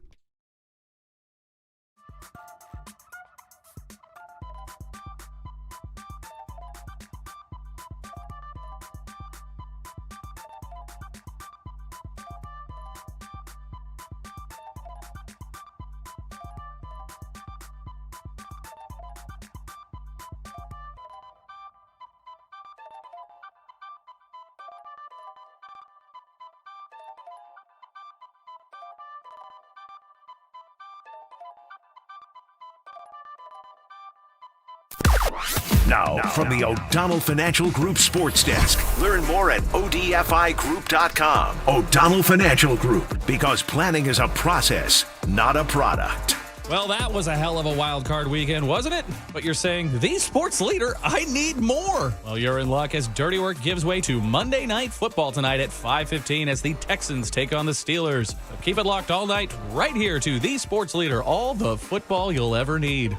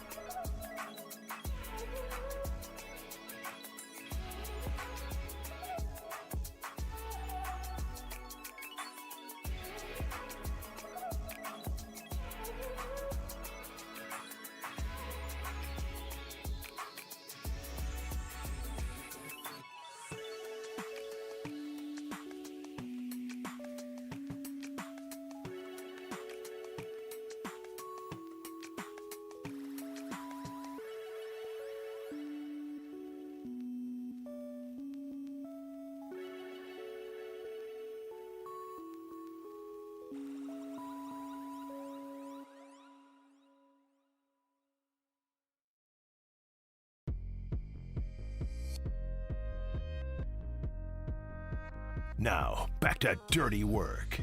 Adam Copeland and Derek Papa on KNBR 104.5 and 680 AM, the sports leader. Dirty Work is sponsored by Jack's Restaurant and Bar, an all-day, any-day kind of place. Brock Purdy under center. He's got Christian McCaffrey behind him. Sky Moore in motion. It's a trick play. They give it to Moore. Now flip to Juwan Jennings. End around. Jennings throws it to McCaffrey. And he's got it! McCaffrey caught it for the touchdown! Touchdown! 49ers!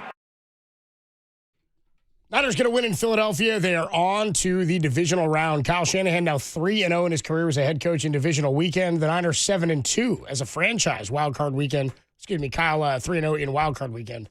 Niners 7-2 wildcard weekend as a franchise. 808 KNBR 415-808-5627, the number to call and the number to text. Derek, you said it surprised you a bit, but you're to the point now where nothing really with this team is going to surprise you. I was just surprised. I don't think there's a bad matchup left for them. No, honestly, like the rest of the way, they've played Seattle before. They've seen them twice this season. Same thing with the Rams. They know how to beat those teams. Same thing with the Chicago Bears. No. Yeah, the 49ers are definitely contenders right now. And it's hard to fathom just because of everything they've gone through. But then again, like, you know, in comparison to the Green Bay Packers, who had a lot of injuries, with Micah Parsons, Tucker Kraft, and a bunch of receivers, they were dead once they lost to the Denver Broncos. And they weren't coming back. You saw it on Saturday night where the offense was humming, and in the second half, their defense couldn't do anything. And now they're saying that maybe Matt LaFleur is going to get fired. I wouldn't do that, but we'll see what happens with his future. But they were done. Kyle Shanahan's like, all right, what's next? Like, okay, so we have to play in a short week? All right, that sucks, but we'll find a way. George Kittle's out for the season, torn Achilles. Man, that really sucks. He's the heart of this team. But we'll find a way. Jake Tonjes or Luke Farrell will step up. Oh, Fred Warner and Nick Bosa aren't playing? All right, let's sign Eric Hendricks to perform in the playoffs. Or let's have Cleveland Farrell come back, or Keon White to get the lone sack. That's the biggest surprise to me, you know, beyond Demarcus Robinson's performance. Like that's just crazy how sometimes each week a 49er will step up. Demarcus Robinson hasn't done a ton this season. The Colts game, he had that touchdown, but he was fantastic yesterday. Kendrick Bourne doesn't have a reception, but he goes off against the Rams this year. It's just some week you never know who's it going to be for the 49ers. The fact that the 49ers didn't get much pressure or just, you know, more than one sack yesterday, and they were able to come away with that victory, just goes to show the limitations of Jalen Hurts and that offense, but just how good they were defensively in coverage and the game plan that Robert Saleh had. I thought it was equal parts. Robert Saleh having a great defensive game plan, simple it may be, but it was effective. And then the Eagles just being totally inept offensively. So kudos to the 49ers. Fantastic win. Maybe the best of the Kyle Shanahan and John Lynch era as far as a non-NFC championship game, playoff game. Yeah, I thought it was spectacular. And I guess I shouldn't be surprised because they have rose to the occasion so many times, not just this season, but in previous iterations of this team. Yeah, I'd say, where does this game rank? Somebody yesterday on the postgame show called in and asked if this is like top 5 or on the Mount Rushmore of 49er playoff wins all time. And I said, I wouldn't go that high. And I said, first and foremost, it's hard for me to put a game in wildcard weekend that high in a top 4 based on the number of NFC championships and runs the Niners have had 2 Super Bowls. I mean, if you're going to go a top 4, you could probably build it on your own with Bill Walsh victories. Oh, of course. You know what I mean? That's if you're going to eliminate Super Bowl wins is what this caller was saying. I mean, Dwight Clark's on there. The lone wild card win I would give them is maybe the Terrell Owens. He caught it. Caught it. Yeah, the catch part 2. Yeah. So I would say, it's funny, I would have almost, if I were going to put one on their wild card, I'd say that one too. But I would go the win against, also the win against the Giants, the 38. Yes. The only reason I don't put that on there is an epic comeback, but the next week they just got blown out. Again, it's wild card weekend, so that's why I'm like, it's tough when it's wild card weekend. So, Dwight Clark's on there. You say catch part 2. I think divisional weekend against the Saints is on there. Oh, God, It's my favorite Niner playoff victory of all time.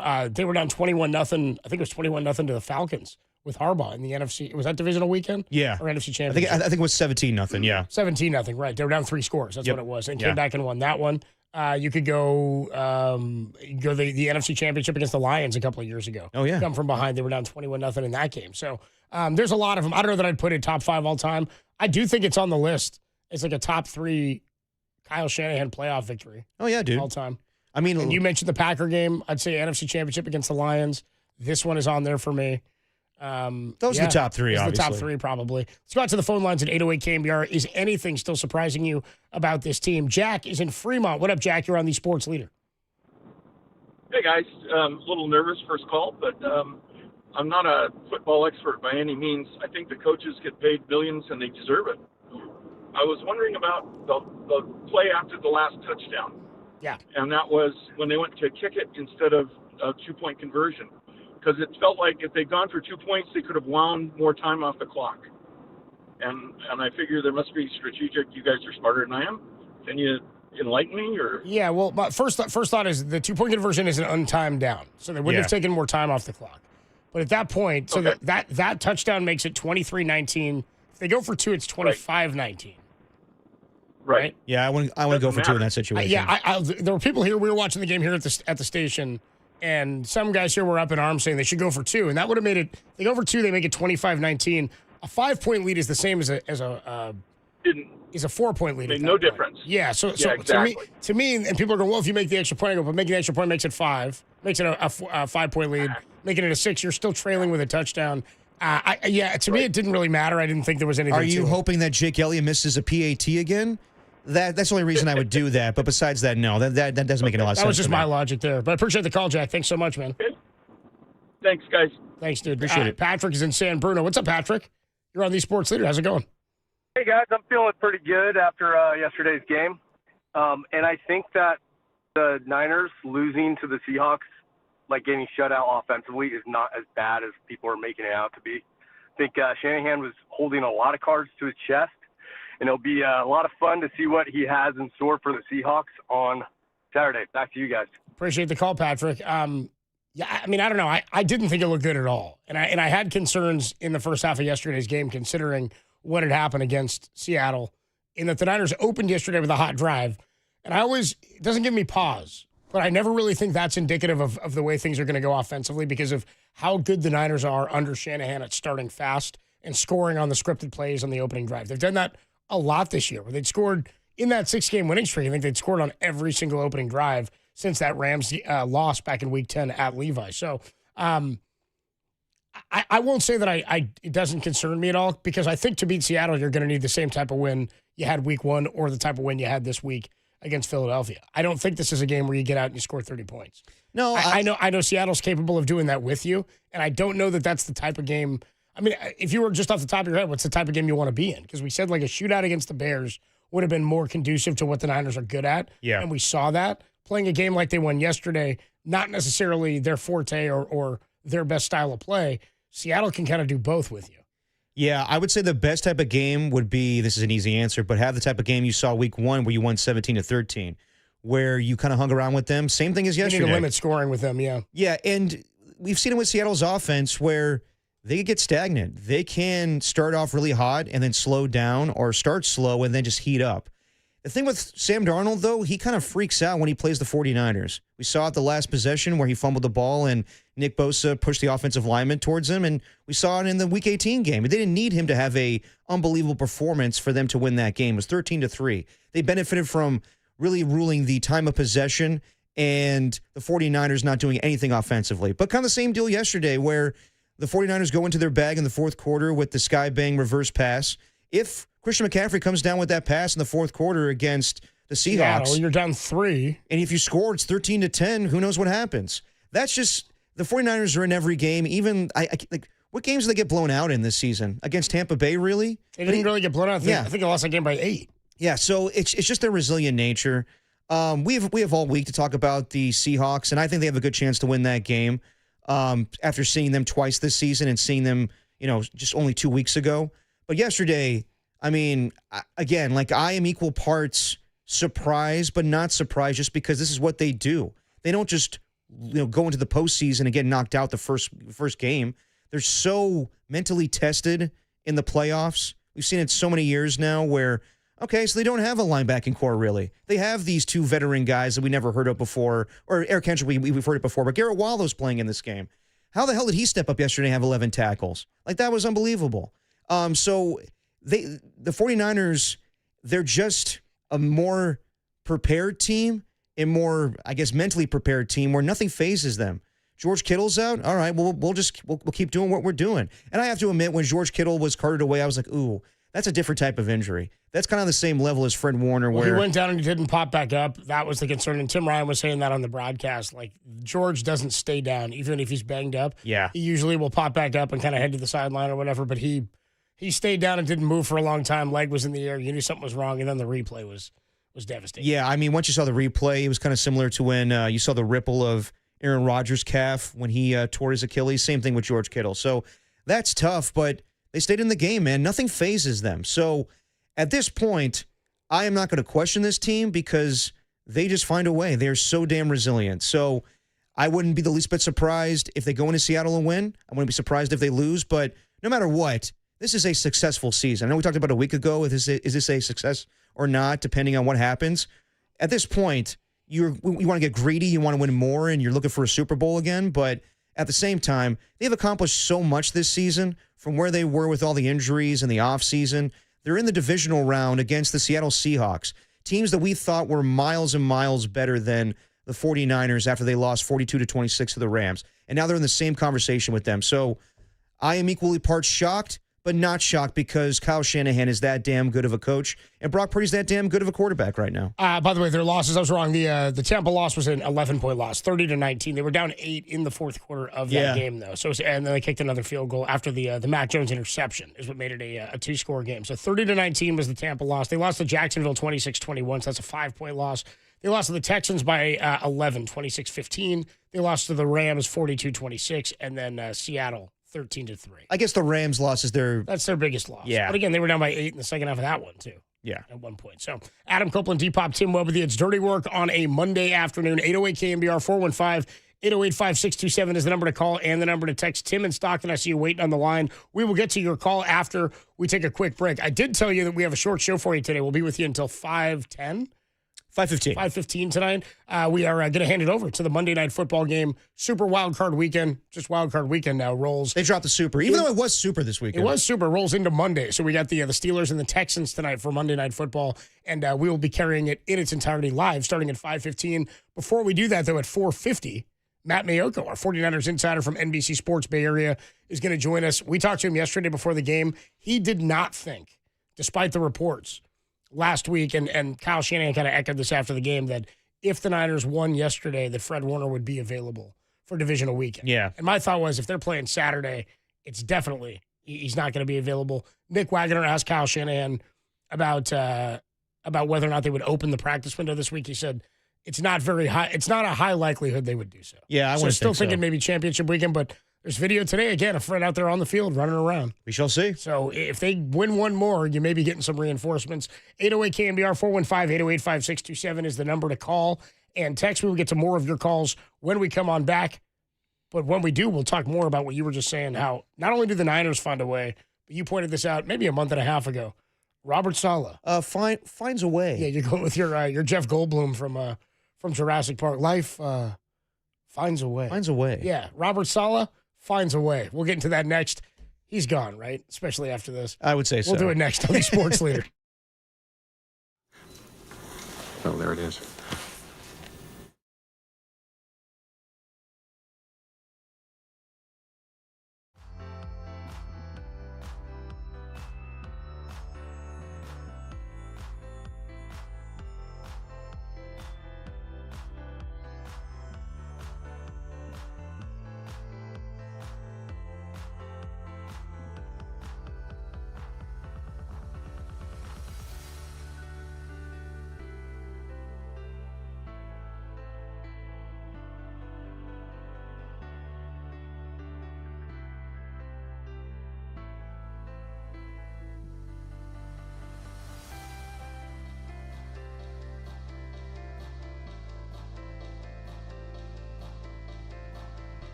Now, from the O'Donnell Financial Group Sports Desk. Learn more at odfigroup.com. O'Donnell Financial Group, because planning is a process, not a product. The Sharks mounted an improbable comeback in a 5-4 win in overtime versus the Dallas Stars Saturday night, but were smashed by the Vegas Golden Knights 7-2 yesterday as Macklin Celebrini's 13-game point streak came to an end. Mac's streak was tied for the second longest for a teenager all time in NHL history and tied for the second longest streak in Sharks history as well. For everything streaks, keep it locked right here to the hockey leader.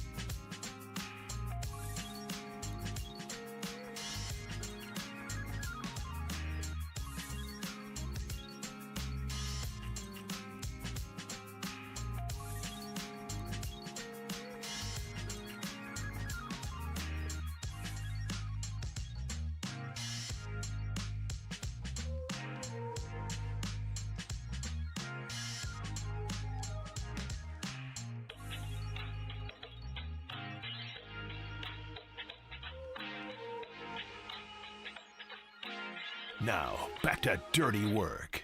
Adam Copeland and Derek Papa on KNBR 104.5 and 680 AM, the sports leader. Dirty Work is sponsored by Jack's Restaurant and Bar, an all-day, any-day kind of place. Fourth down and a long one, 1.5 as the Eagles go empty, just in 49ers territory. Hurts is back there in the shotgun alone. He takes the snap. 49ers bring pressure. Hurts throws out to the flat, and it's broken up by Upton Stout. Stout jumped the route. It was intended for Devontae Smith, and he was all over it. And the 49ers take over at midfield. What a great job by Stout anticipating the quick out route. Dirty work I'm on a simply Monday. saying that life finds a way. My bad, Tim. Dirty work on a Monday afternoon, and just like life, Salah finds a way. Niners going to win 23-19 over the Philadelphia Eagles. And for me, it was all about the defensive adjustments at halftime and how they came out and stopped Philadelphia in the second half. I mean, Philly in the first half I thought was, I don't know if electric is the right word, but A.J. Brown didn't have a catch after the first quarter, I don't believe. Saquon Barkley ran all over them in the first half. Just some of the splits from the first half of that game. He made a great move on that, I think it was a 43-yard run. Yeah, he had a big catch at one point, too, that went for 20 plus. Yeah. But I will give credit to the 49ers. Even though that Saquon finished with over 100 yards rushing, they were in the backfield. It may be the scheme of Kevin Patullo, the way that the offensive line is blocking, but they didn't have Lane Johnson either. Yeah, and that was a surprise to me, even though he was limited. He did practice, I think, on Thursday.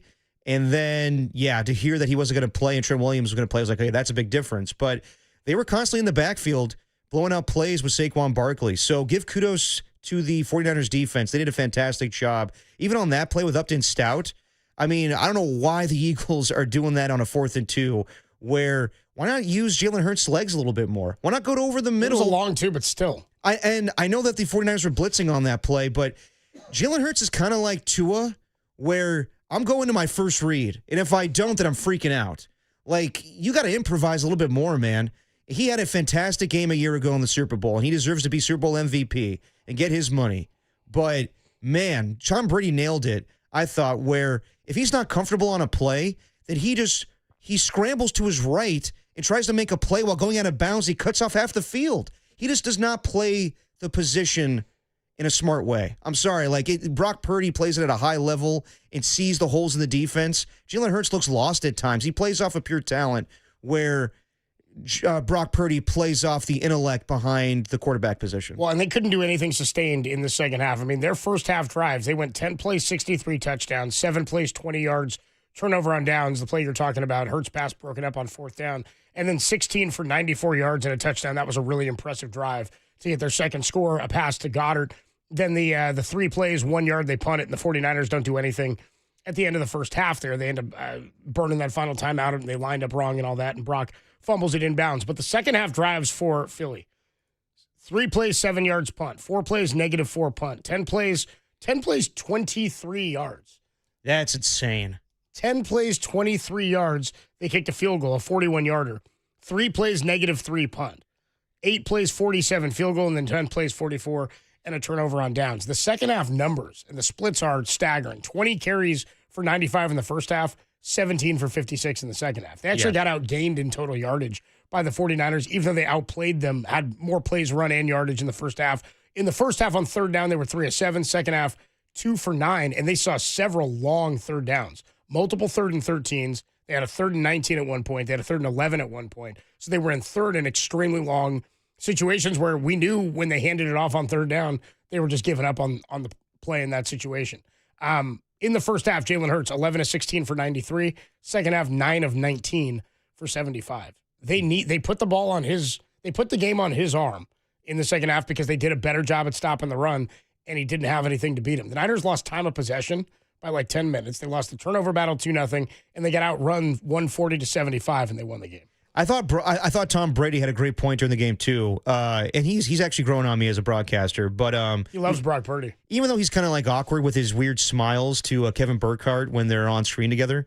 But there's one point where he's like, it's almost like Jalen Hurts is not used to having them this much time in the pocket because he just throws. He doesn't stay cool, calm, collected. He just throws, to A.J. Brown or Devontae Smith or Dallas Goedert when he sees them open immediately, but he doesn't take the time to read the field a little bit. Like there was that deep pass to Jahan Dotson where I'm like, what are you seeing there? Yeah. Are you seeing separation, or you just want did Kevin Patullo just call up a deep pass play? You're hoping try to hit a home run. Yeah, like it seems to me like Jalen Hurts just goes with what's called sometimes. Like you saw it in the last play of the game where it's 4th and 11. He's looking at Kevin Patullo being like, this is the play you want to call? Okay, then.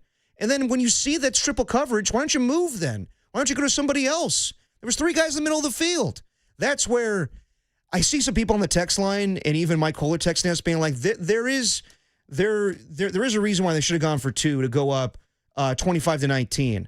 And I'm like, that doesn't make a whole lot of sense to me. I think Kyle Shanahan, this is one of the few times this season where he was like, I trust my defense. I trust my defense more than what the Eagles are going to do offensively. Or I don't trust their offense Yeah, to do anything. exactly. And they really didn't. They moved it a little bit. 44 yards, that was it on that final drive. But he was surprised, like, you know what, if we're going to lose on a Jalen Hurts touchdown pass, then so be it at this point. But I'm not buying it. I don't see it happening. I don't think that they needed to do anything. I thought that, it was unfortunate that Eddie Pinheiro missed the PAT, but going up 24-19, that's all you need to do right there. So I know some people are like, well, you could have accounted for maybe Jordan Elliott missing the PAT.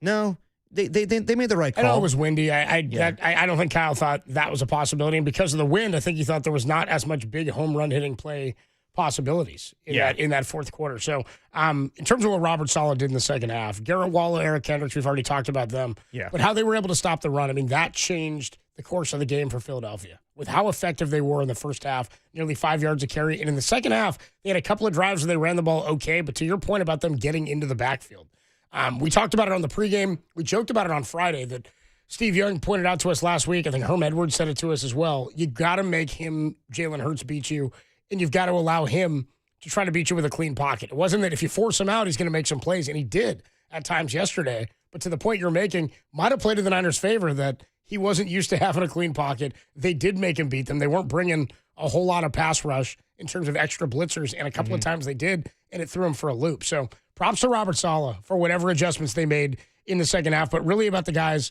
on the D-line who made plays. They got some fresh D-linemen in there. I thought C.J. West had one of his best games. Sam O made some tackles in the backfield. Bryce Huff brought some pressure. So they did just enough to figure out a way to make Jalen Hurts uncomfortable, and great coverage downfield. I mean, A.J. Brown had some drops, but there wasn't a lot to be had in the pass game. I mean, those drops were bad. Like, for a guy that's been so demonstrative this season about getting the ball and even during wins, like, doesn't look good to me. It's not good enough. You need to come up big there. And there was a weird moment where Nick Sirianni and him were at each other. I thought it was because he was trying to get A.J. Brown off the field because there would be too many men on the field, and A.J. Brown has to snap back at him, which I don't understand that. The Eagles could have made it a closer game if their offense was better. But give a ton of credit to Robert Saleh. He had a good game plan, and I think it's a foregone conclusion that he's going to leave. I think that after this performance, he deserved a head coaching job prior to this, but with what they were able to accomplish yesterday defensively, I think that a team's going to fall in love with Robert Saleh as a leader of men, and we'll see where he goes. Could be Tennessee, could be these other teams, Atlanta. I think that Robert Saleh needs to be in a position where the quarterback's already in place, and that's not on his shoulders as a defensive-minded coach. And I think that they'll be fine. The defense is coming into its own, and we'll see how they play against Seattle this week. But once they get Fred Warner back and Nick Bosa, they'll be back to the defense that we saw a couple years ago with Robert Saleh leading the charge. But I feel comfortable in them finding another guy, whether that's going to be Raheem Morris or somebody else. But well, I mean, what does a game like this and does the Niners season? I mean, it's hard to get a job, obviously, if you're not successful with the unit you just had. If the Niners didn't have the season they've had, would Robert Saleh be still viewed as a top candidate this year? I think that's a fair question to ask. That said, the defense and the team have performed. The team has performed great. The defense isn't great in a whole lot of metrics or statistics or numbers. So how does a game like this make Robert Saleh look better? Is it the body of work, or like what has he added to his resume this year in terms of his attractiveness as a head coach? I think just having to put everything on his shoulders defensively. I think that even when they haven't looked good this season, there's been times, the Cleveland Browns game, the Arizona Cardinals game, even though like the defense hasn't been championship-like, they've shown up at times. They've stuffed the run. They limited Bijan Robinson to however many yards and Rico Dowdle. There's been moments. I think it's just his leadership qualities, too. But the fact that they have this performance in the postseason, I think it's going to pretty much assure that Robert Saleh gets a coaching job. Do you think that as constructed right now, I mean, like, it's tough to say this team could keep winning with this defense. Again, the fewest sacks ever for the franchise. Yeah. The worst sacking team in the NFL at 20. And 21 if you tack on yesterday's in their 18th game. But they don't have a good defense. They're getting away with it, right? So I'm like, how long do we believe that they can get away with it for 2 more games into a Super Bowl? I'm not doubting them because they've figured out ways to win. They've also found different ways to win where the defense can give up 35 plus and Kyle Shanahan dials up 40. So, I don't think they're a good defense. I think they're getting away with it. Can they get away with it 2 more times against 2 more playoff teams? Yeah, and potentially a Super Bowl team. I don't know. And that's my biggest skepticism the entire season is I don't know how good this defense is, and at times it looks really I bad. think we do know it's not good, but it's capable of patching together and putting together stretches of effective play. There's games where if they play a really good offense, then they're bound to give up 30 points. We've seen that with the Chicago Bears game and the Rams game earlier this season. So I don't know if they need to do that against Seattle. I really don't. It depends on the matchup. If they play the Rams again, yeah, I think it's going to be a shootout. I think both defenses are pretty bad right now. Yeah, the Rams I mean, look what the Rams gave up this week. Yeah, and the same thing with the Bears. I think that if they play the Bears, it's a shootout again. That's where I go back to my opinion after the Rams-Seahawks game. Maybe you don't need great defense to win a championship this year because between the 4 teams, Seattle has by far the best defense. But the Rams, not great. 49ers, they get by. The Bears, they get by too. They're more opportunistic with their turnovers or takeaways. But I think this defense is getting better each week, and a playoff performance like this can only make you that more confident and motivated. I bring up the 2006 Colts where they were historically a bad rush defense, and then somehow, some way, they shut down Larry Johnson in the first game. Then Against Kansas City? Yeah. Then they held the Baltimore Ravens, who weren't a great offensive team, but they held them to 6 points, and all they needed was 5 field goals from Vinatieri to win that game. Then they have a shootout against the Patriots, and I think it's Marlon Jackson who comes up with the interception to get them the victory.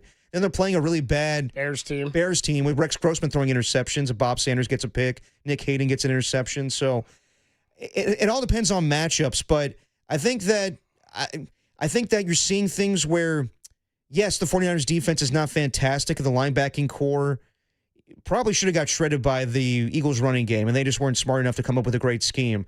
But Robert Saleh, I'll say it again, just finds a way. And we've seen other coordinators get head coaching jobs, just what they've done in the postseason before.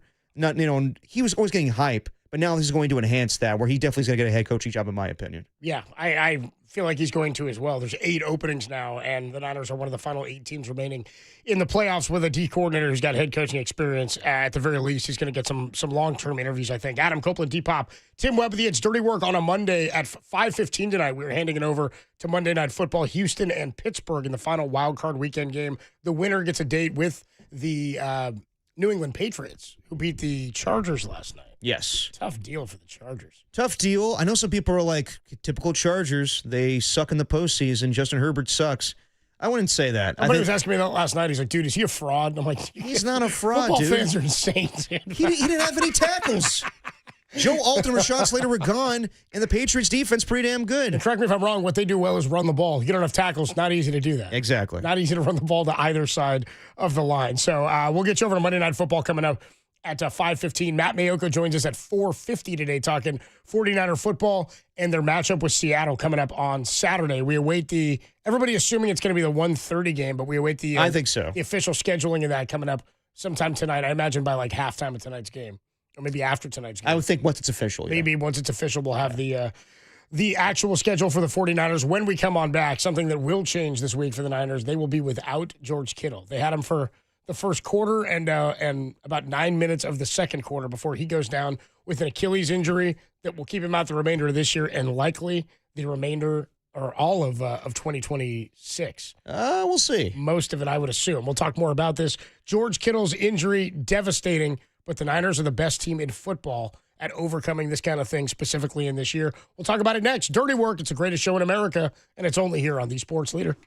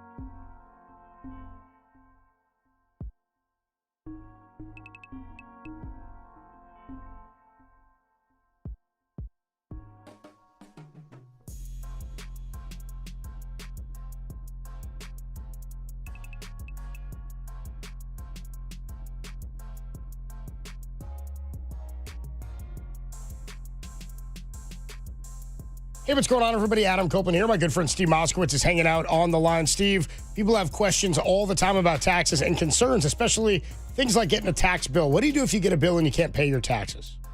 You call us. It's a real common problem. This shouldn't be wrecking your life.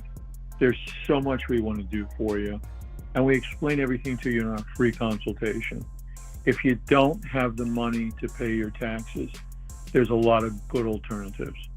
Whether you just pay part and they forgive the rest if you qualify, or if you qualify to get the penalties forgiven, or making monthly payments you can afford, not what some IRS agent says you can afford. The bottom line is there's so much we want to do. The only thing you have to do is pick up that phone and say, hey, Steve, take care of me. Steve Moskowitz can help. Give him a call, 1-888-TAX-SEALER. Find him online at moskowitzllp.com.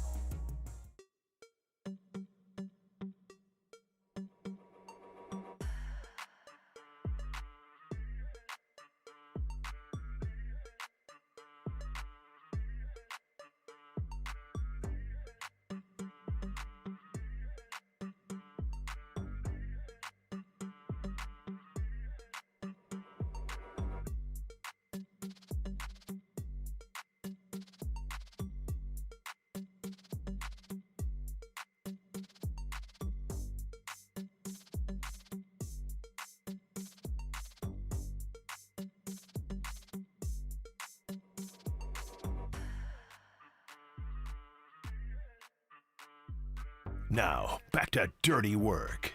Adam Copeland and Derek Papa on KNBR 104.5 and 680 AM. The Sports Leader.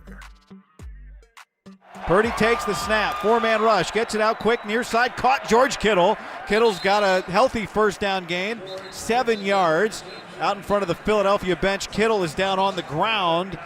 And the officials are stopping play. An injury timeout for George Kittle. He's laying on the near sideline, the Eagles sideline. I mean, it's always different for me just because I'm not by the bench, I'm kind of in front of everyone. And, once I heard on the headsets just going over there, just felt horrible for Kittle. Jake and Luke have stepped it up for us all year, so I think guys had a lot of confidence in those guys that they could still do it and things like that. But I think everyone's just hurting for Kittle. Yeah, nothing has come without a catch this year for the 49ers.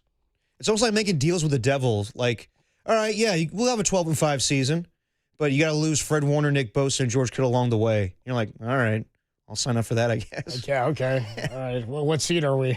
What seed are we? Yeah, Jed York's talking to the devil as this is happening. He goes, well, it'll cost me a bottle of tequila, but I guess it'll work. Yeah, so George Kittle goes down with a torn Achilles. I mean, how devastating is this for this 49er team? Certainly every element of the game for them is different without him. The run game, the pass game. I mean, when they're without him and Ricky Pearsall earlier in the season and McCaffrey became their leading receiver and their number one guy, we did say part of them getting back Pearsall was big, but Kittle coming back we thought was going to help the run game, and then he picked up where he kind of left off last season and being a key receiver for the 49ers in the passing game. I mean, he's huge for him on third down. He's huge for him blocking in the run, but it's what he does for the team as a heartbeat and as a leader, and as a guy who has been here before. I mean, there's very few teams in the NFL that have the experience offensively that the Niners do on this stage. And a big part of that is the number of big games that they've played under Kyle Shanahan. George Kittle is a huge part of that. I mean, I've got confidence in Tonjes and Farrell because of what we've seen this year. And now the confidence is short. It's you're only asking them to do it for a few weeks, and you're only asking them to do it one game at a time for 3 hours on Saturday. So is it devastating? Yes. But has this seen more devastation this year? Yeah, I actually don't think this is the devastating injury. I don't think this is devastating to the Niners' ability to succeed. While he gives me hope for them when he's out there because of what they've been able to do without him and without the other deficiencies in a more injured part of the field on defense.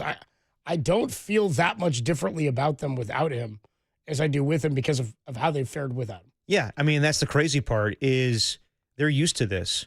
But, yeah, George Kittle is basically the offensive leader in comparison to what Fred Warner brings on the defensive side of the football, and just that emotional leader as well. And always optimistic. No matter what happens, George Kittle's talking to the media, even against the Seahawks, the loss to Seattle. He's taking all the questions, and he doesn't want to hear that Seattle's, smoking stogies in their locker room and having fun. But he's like, all right, cool, whatever. I do the same thing. And it's just good to have his presence in the locker room. He'll still be there. I assume he's going to travel with them to Seattle, hopefully. But just not having him out there as a pass catcher and a blocker, that takes a lot out of your offense. But Kyle Shanahan, again, as Robert Saleh does, finds a way. They scheme it up. You saw Kyle Juszczyk step up as a pass catcher on Sunday against the Philadelphia Eagles. And you get a whole week to prepare. I'm sure that Kyle will find a way to get guys open, find a way to get Jake Tonjes and Luke Farrell involved in the game. The game-winning catch against Oh, Seattle. I'm simply saying that life finds a way. So, if this injury happened and Nick Bosa and Fred Warner didn't get injured, I'd be like, God, man, I don't know how they win. And even yesterday, I was like, I don't know how they win without him yesterday. But it's just another thing. It's just another thing to the list of, all right, well, this happened this year, so how do we overcome this? I'd feel worse about it if this were the first time they'd lost him this year. If, they'd been with him all season, and he was, of course he's a part of the 12-5 run. But if they'd been without him, if they'd had him all season, and then this goes down, there are more questions around it.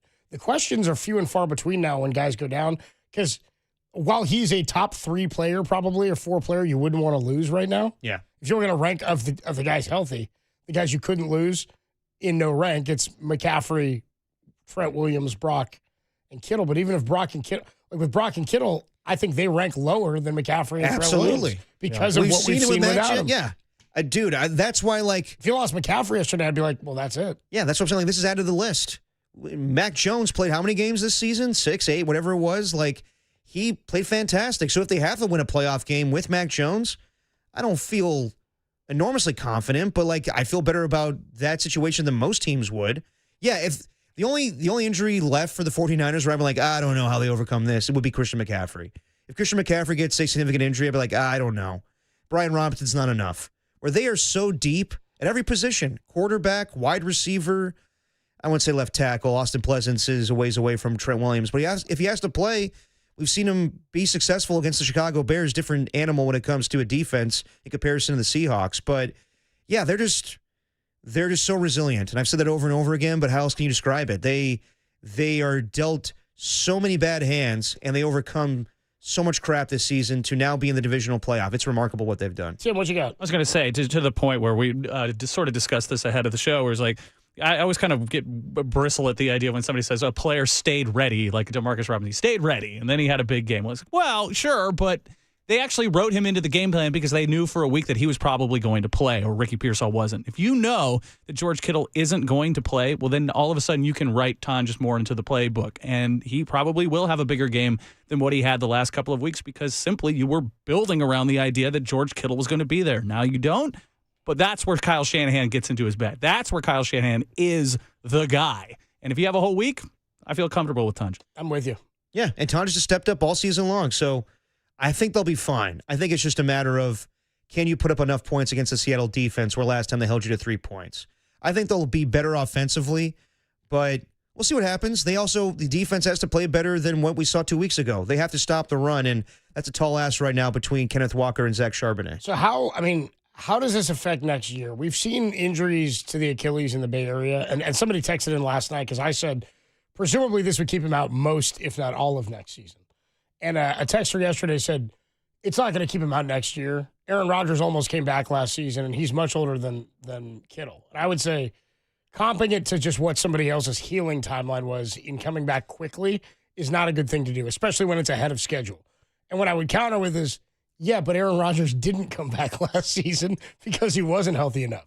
I'm not saying that he's absolutely out all next year, but they will be without him until late next season based on what an Achilles injury timeline generally is. Usually, in the Bay Area, we are used to that because we saw Kevin Durant go into free agency and lose a year with the Brooklyn Nets because he tore his Achilles in the postseason. Could he have come back by the end of that year? Maybe. I mean, they were out of it. It didn't really matter. Yeah, but they were at AC. It makes no sense. I don't think that makes, Now, the thing is, if the Niners are good next year, then maybe you do have them on the back end or for the postseason. That remains to be seen. Yeah, I mean, same thing with DeMarcus Cousins when the Warriors signed him. They knew that they were to get him until early spring when he tore his Achilles with the New Orleans Pelicans. Same thing with Klay Thompson. Here's the deal, though. I don't want to comp it to Aaron Rodgers, but I do want to comp it to Cam Akers. Are you familiar with this situation, Coach? Yeah, running back formerly of the Vikings and the Rams. Yeah, so I think he tore his Achilles a couple of times. Yes, he has. But the first time was in 2021 in training camp of the Super Bowl season, and he had something called a speed bridge surgery, where it shortens the recovery time from 12 months to 5. And Aaron Rodgers did the same. Now, he just ran out of time because the Jets were eliminated from the postseason. He probably could have played that last week of the regular season, but that makes no sense. If George Kittle elects to have this type of surgery, I wouldn't be surprised if he's back by the regular season. But to each their own. This is more of an experimental thing. I don't know all of the logistics of it, but basically you go down from a 12-month recovery to a 5-month recovery, and of course that would mean that George Kittle's back by the regular season. So we'll see. I don't think it's out of the realm of possibility that he comes back by the first week of the regular season, 2026. Yeah, you think it's not out of the realm of possibility that he's back for the start of next season? I wouldn't rule it out. What can you? I mean, I don't know what you can expect from him. I feel like it's longer than that. That would surprise me if he were back by. If he elects to have this type of surgery. If not, if he goes for the routine one of 12 months, then yeah, I'll probably take some time. Well, then there's the question of who is George Kittle beyond this? I mean, what was Klay Thompson beyond the injury? Now it was 2 injuries and it was 2 years. Kevin Durant returned, and Achilles for a while had become sort of what ACLs used to be in pro sports. Like it was a devastating, career-changing, effectively type of injury. And now guys will return and still get back to Richard Sherman's a great example of that. Niners signed Richard Sherman. He was coming off that Achilles, and there was a lot of doubts about whether or not he could regain form. By his second year with the Niners, he was pretty damn good. Yeah. I mean, he wasn't young, spry the same way, but his mind worked, and he was wildly effective in that 2019 season. Absolutely, and George Kittle is in year 1 of, I believe, a 3-year contract extension. So, I mean, his time is coming to an end eventually, and a lot of guys on this team. So, the injuries are mounting up, but, again, the Niners persevere. But as far as George Kittle next season, look, he's going to be here. I don't know what his age is right now. He's, I believe he's 32, if I'm not mistaken, but going to turn 33 this offseason. So, we'll see. Again, as far as the here and now, I think that Jake Tonnis and Luke Farrell could fill in. Again, it's like having an extra offensive lineman with George Kittle when it comes to blocking. They need to run the ball better than they did against Seattle 2 weeks ago. And again, from week 1, Jake Tonnis caught the game-winning touchdown, so they know how to play without him in Seattle. But, yeah, it's going to be a tall order, but they're built for this. Tim confirms he's 32 years old, is George Kittle. There you go. 808 KNBR, 415-808-5627, the number to call and the number to text. Let's go out to the phone lines. Ron is in Monterey and wants to talk more about Robert Saleh. What up, Ron? Get you a Ron, dude. You're on the Sports Leader. Yes, guys, regular listener, I enjoyed the show. Yeah, I do have a solid issue I'd like to raise, but just very quickly, I agree with you both. As great a player as Kittle is, and it's so tough to see him suffer an injury like that, I don't see it as devastating, and not the way that Congress has played this year. So, be that as it may, let me pose a hypothetical issue regarding Saleh. He's a youngish man. He's got a large family. Job security is obviously important to him. And being a head coach in the NFL is not the circumstance where job security is at its best. And he's experienced that himself. What if John Lynch were to go to ownership and say, look, the 2 years that Saleh was gone, we had real problems finding an adequate defensive coordinator. What if we go to Saleh and say, look, you're going to get offers, but we want to keep you here. Whatever team offers you a head coaching salary, we're going to match it. That's how important you are to this organization. I mean, it's obvious the Niners wouldn't be where they are without Saleh. And I think that doing something extraordinary to keep him would be something to be considered. Your thoughts? I appreciate the call, Ron. I think that's a lot. My initial thought is this. A head coaching salary? That's a lot. Well, my initial thought is if Robert Saleh were to get offered a job elsewhere and the Niners did a price match thing and he were to stay with the Niners instead of accepting that head coaching job, it greatly diminishes his chance at getting another head coaching 100%. job in the future. If you get offered a gig and you say no, it's a while sometimes before somebody's gonna make you another offer, unless you are I mean, this situation would force teams to ask the question, well, then does he really want to be a head coach? If he's allowing another team to match the salary so that he stays at a lower level, he doesn't even want to be a head coach. He wants to make the money and not be the leader and the responsibility of the team. So I think it changes his career arc if something like that is to happen. It's one thing if you decline a job, and even then I don't think it's a great thing, but if you declined a job because you don't think it's the right fit, Ben Johnson style, went back. Yes. Clearly he waited for the right situation. He's into the NFC divisional round. So that's a bit different. But if you say, no, I'm going to stay here because they're going to match the salary, it says something different, I think, league-wide about you and your aspirations to be a head coach. Absolutely. Ben Johnson's lucky that he got the job with the Chicago Bears because he pissed off the Commanders. He was going to have that job. They offered him the job, and then he got cold feet at the last second. I've heard the story where the owner of the Commanders and Bob Myers are on a plane, on a jet to go pick him up, and he just said, I'm not coming. And they were like on the plane. They were like, are you serious? Who was this? This is Ben Johnson. Oh, okay. And he turned that job down, and he knew that he was going to be a hot commodity in the NFL with his play calling. So he was like, all right, I'll just bet on myself, and I'm sure the Chicago Bears and other teams will come running in a year. With Robert Saleh, he's going to be as hot as he ever is right now. Like, yeah, he could wait a year, but just to benefit the 49ers, I don't think he's into that. I think that he wants to be a head coach once again. And he's saying he changed his representation where Doug Hendrickson is his agent now. So that's all I need to know, where he's interested in being a head coach again. And some people are comparing this to DeMeco Ryans years ago, where he was still defensive coordinator of the 49ers but turned down jobs. He didn't turn down jobs. He turned down interviews. He may have interviewed for a few teams, but in the end, he was like, I'm not ready to do this yet. So he waited a year. Robert Saleh is not turning down interviews. He already interviewed with the Arizona Cardinals and the Baltimore Ravens. So he's interested in a job. And I'm sure if one comes along that he's interested in, that he's going to take it. Even if it is the Raiders gig, which I don't think is very enticing as a year ago, where he could have been the defensive coordinator and the coach in waiting with Pete. But I think he's going to jump at the opportunity for a head coaching job because, let's be honest, for defensive coordinators, it all depends on your situation. I think that offensive coordinators will always get the benefit of the doubt. They're more sexy in this league. Electric, yeah. Exactly. It's tangible. With Robert Saleh, what's on his resume right now is he went in the season with rebuilding a defense from scratch, with only having really Nick Bosa, Fred Warner, and Diamador Lenore and others in place, but a lot of rookies, and then being really good for the first part of the season. Then they sustained injuries to their all-pros in Fred Warner and Nick Bosa, and they still stayed above 500. And then he won a playoff game with the defense stepping up, with Garrett Wallow and Eric Hendricks coming into their own. So you guys who weren't on the team a month ago. Yeah. And playing fantastic. So if you're looking for an opportunity to be a head coach, now's your opportunity for Robert Saleh, absolutely.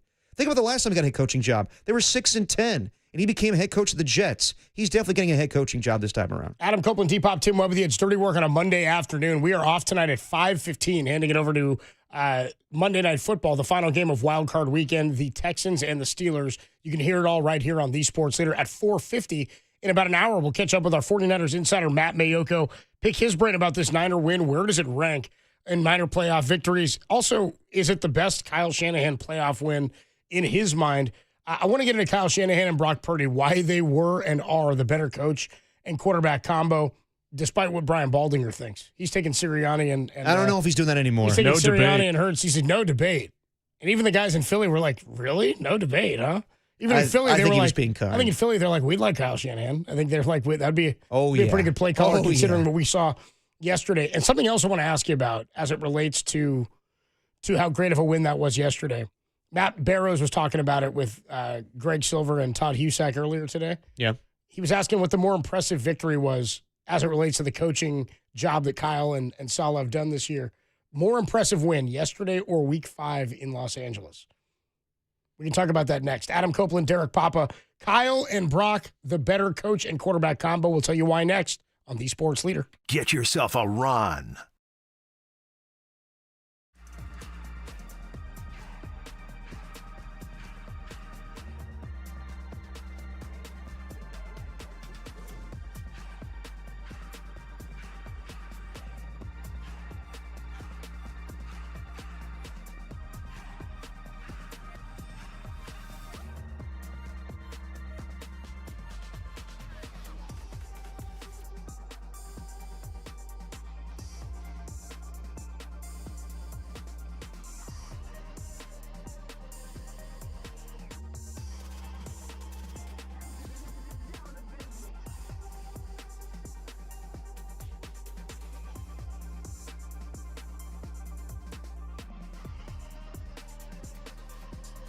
NBA grab bag. Now, from the O'Donnell Financial Group Sports Desk. Learn more at odfigroup.com. O'Donnell Financial Group, because planning is a process, not a product. Well, that was a hell of a wild card weekend, wasn't it? But you're saying, the sports leader, I need more. Well, you're in luck as Dirty Work gives way to Monday Night Football tonight at 5:15 as the Texans take on the Steelers. But keep it locked all night right here to the sports leader, all the football you'll ever need.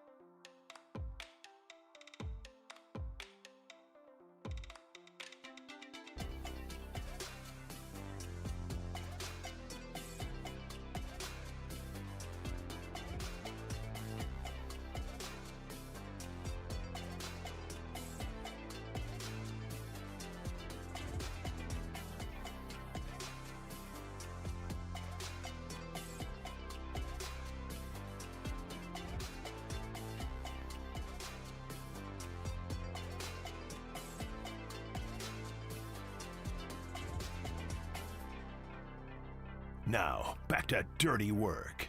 Adam Copeland and Derek Papa on KNBR 104.5 and 680 AM.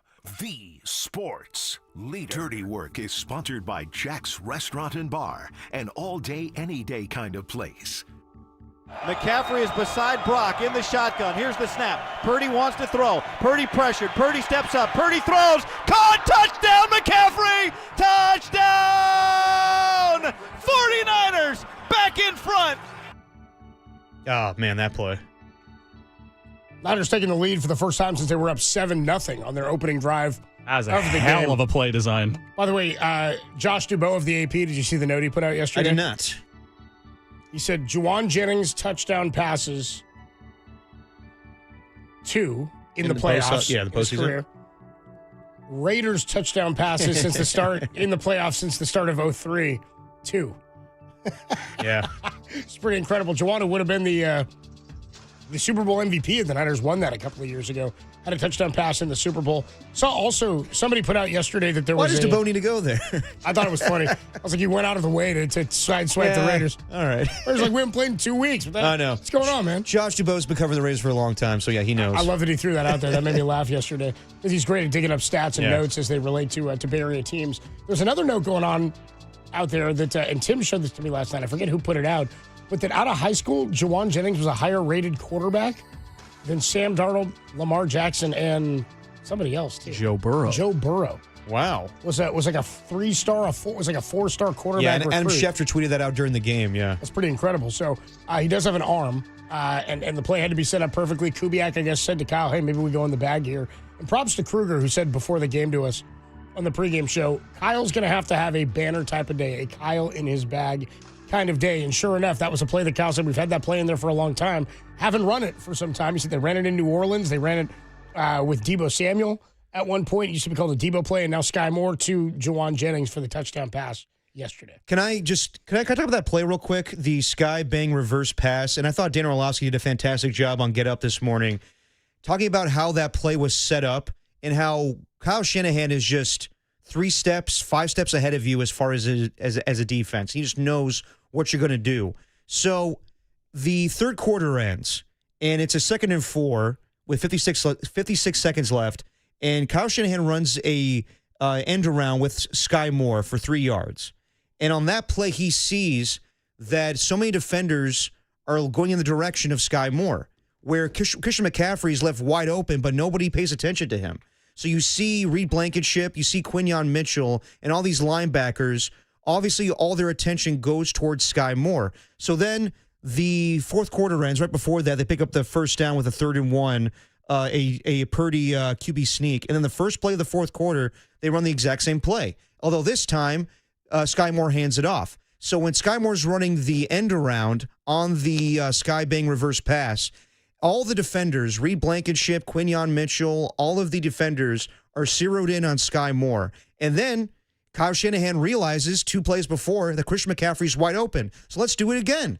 And this time around, he's wide open for a touchdown. Juwan Jennings throws a touchdown pass. That's what you're getting in a head coach with Kyle Shanahan. That's why he is such a damn good play caller, because he sets up plays in order to think, okay, can I do this later on? Todd Husek was talking about that. He said he sets up plays sometimes quarters or games before. So that's where I'm intrigued by this matchup with Seattle, and this is why I hate division games and having to pick them in the regular season, especially when one team appears to be so much better than the other, is a lot of times, unless it's a new regime, these players, this team, have seen you for a number of years, and you've got to show them something different or something they haven't seen from you in a number of years. I view it like Roger Clemens, I heard one time, told a story about that, where when he came to the Astros after he had retired from the Yankees briefly and then came back with Houston, he had said he started throwing a pitch. I can't remember what the pitch was, but he started throwing things, maybe it was a get-it-over curveball, that he said he used to throw earlier in his career, and then he went away from it and started throwing more sliders or whatever it was.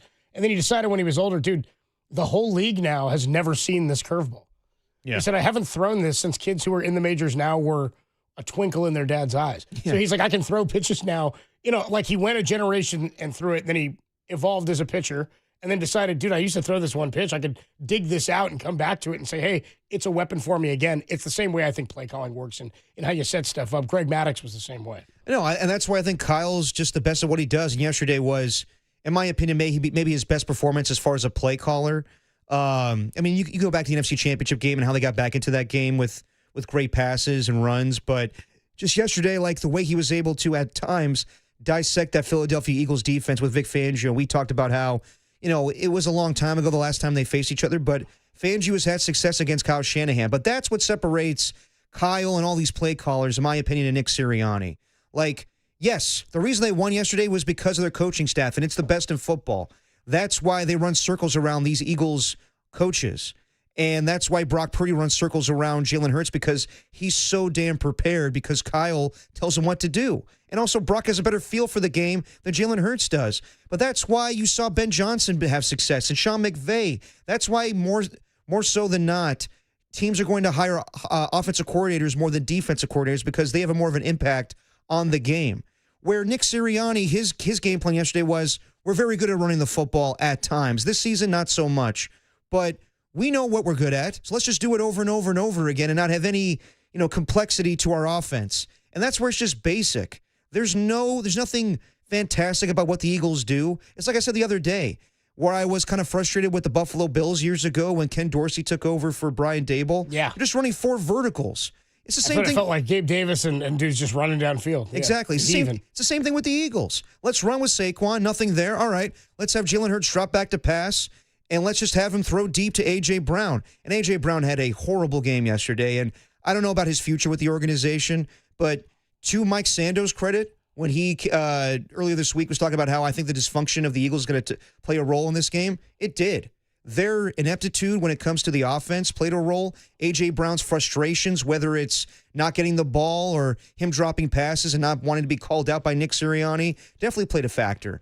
The same team that we saw for the majority of the season with the Philadelphia Eagles that play really good defense and crappy offense showed up yesterday, and I was anticipating that we see something different, but that was not the case. They did not capitalize on the interceptions that they cost. They didn't go after the linebackers that were playing with the 49ers and give them credit for the way they played yesterday, but just horrible coaching by the Philadelphia Eagles all across the board. Yeah, I thought it was terrible. I thought they couldn't get out of their own way in the second half. The Niners left the door open and gave them numerous opportunities.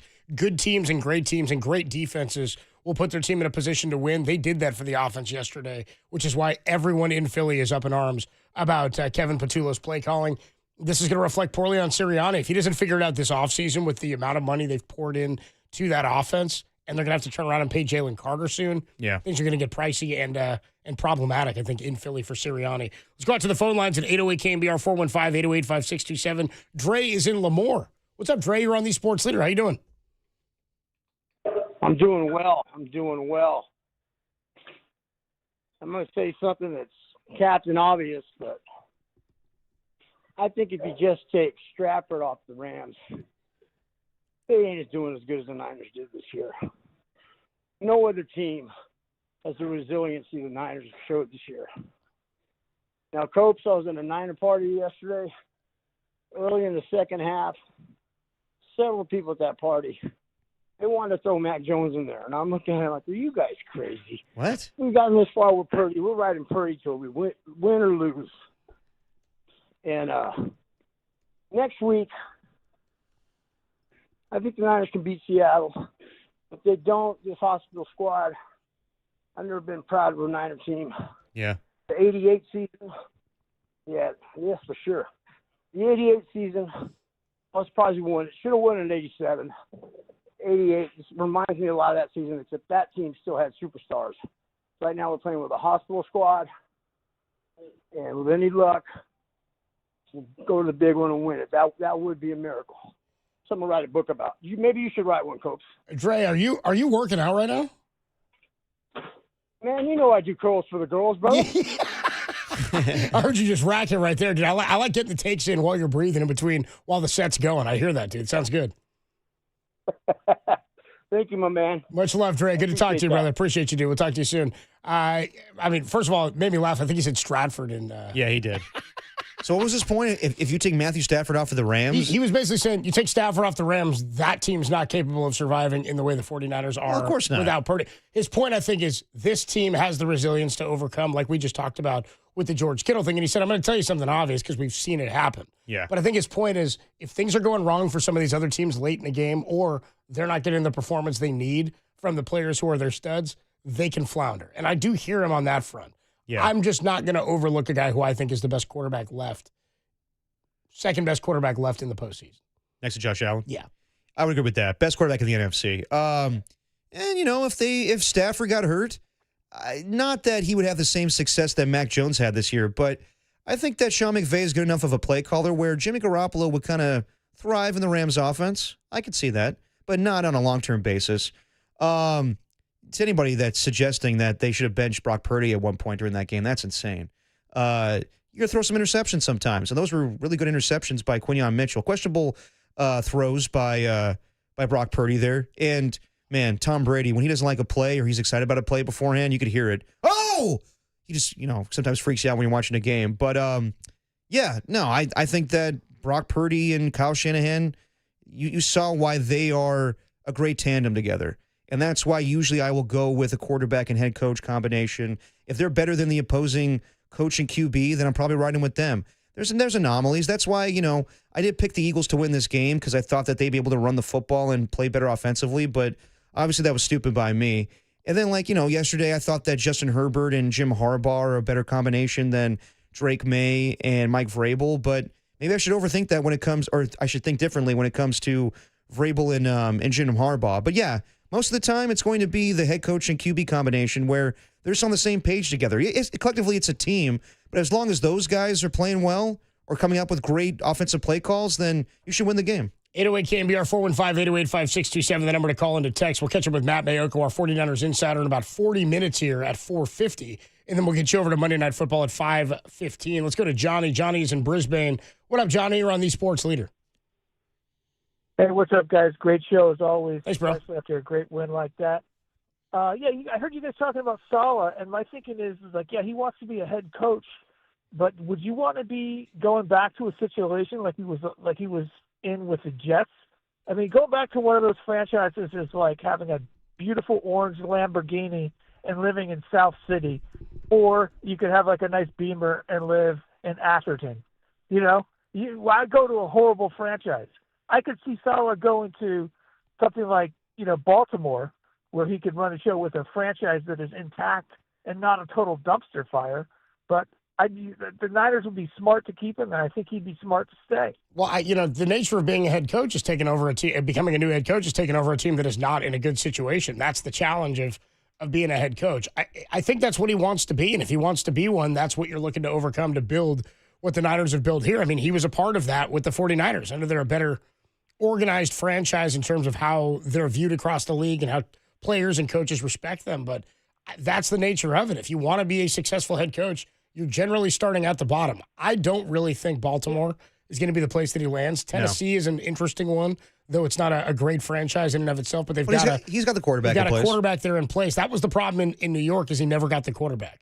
And it didn't work out with Aaron Rodgers. The problem in New York was the ownership. Agreed. I agree. I'm saying his problem and lack of success in New York came not because of ownership not spending the money. It came because he never found the quarterback or got the quarterback that was good enough to make them a winning team with a defense that was top 5 within 3 years. So, I'm with you, but if he wants to be a head coach, and that seemingly is where his mind is, I don't think he's going to look at it like, I'm just better off winning as the number 2 guy here. Well, I mean, I think he could do what Ben Johnson did in Chicago. He doesn't, he could hold out for the place that's the right fit. I don't think he needs to go to a lesser organization. I'm not saying that because I'm biased and I want to keep him. Of course. Okay, but what's it? Show me this. But what's it? I mean, Baltimore's a unique one. What situation in any year or in any offseason is a great situation? Generally, they're a losing team that's fired a head coach or doesn't have the pieces to win. True. So I don't really look at it like you're going to go to a lesser organization more often than not, or a team that's not successful. So I appreciate the call, Johnny. Thanks so much. I mean, there are 8 head coaching openings right now. I would be surprised if Robert Saleh didn't land on one team. And then you could say hold off till next year, but you never know. Your stock could go down. You never know what's going to happen with his defense. His stock is up at an all-time high. It's way better than what it was, I believe, in 2020. So you can look around the league and say, I don't like him going to the Raiders. That's fine. He doesn't go to the Raiders. He doesn't go to Tennessee. We'll see what happens. I think that, he's probably going to have to go to a bad situation. Most of the time, when there's a head coach opening, you're probably going to a crappy situation where you need to find the quarterback or you need to build up the defense. But I think Robert Saleh is up for the task. And as far as the Jets, during his time there, the reason he got fired was because Woody Johnson did not hire him. His brother did.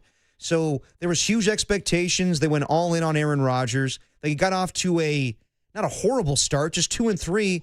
And then Woody Johnson, because he was embarrassed that they lost in London in front of his friends, was like, yeah, I don't know why I have you as the head coach. So it was a bad situation. But I think if Robert Saleh's put in a situation where the quarterback's already in place, he needs to build up the defense, I think that's fine. I don't think Tennessee is a bad spot for him, honestly.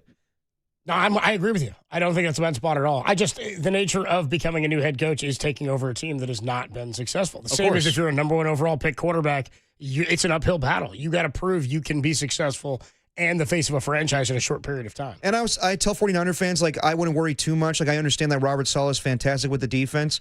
I think Kyle could find somebody else. I think that my first choice would be Raheem Morris. Or let's see what happens with Jim Schwartz, as you brought up before, Cope. So that'll be a change in scheme, though. Yeah, it would be, but I think that Kyle, yes, it would suck, but I think you have to come to the realization here that probably Robert Saleh is going to leave and get a head coaching job, and Kyle can find somebody that's just as good, in my opinion. 808 KNBR is the number to call and the number to text. Edgar in New Jersey, I see you waiting, and JP and Sack. We'll get to your calls when we come on back. The Niners are going to take on Seattle in Seattle sometime on Saturday. We're assuming it's a 1:30 kickoff.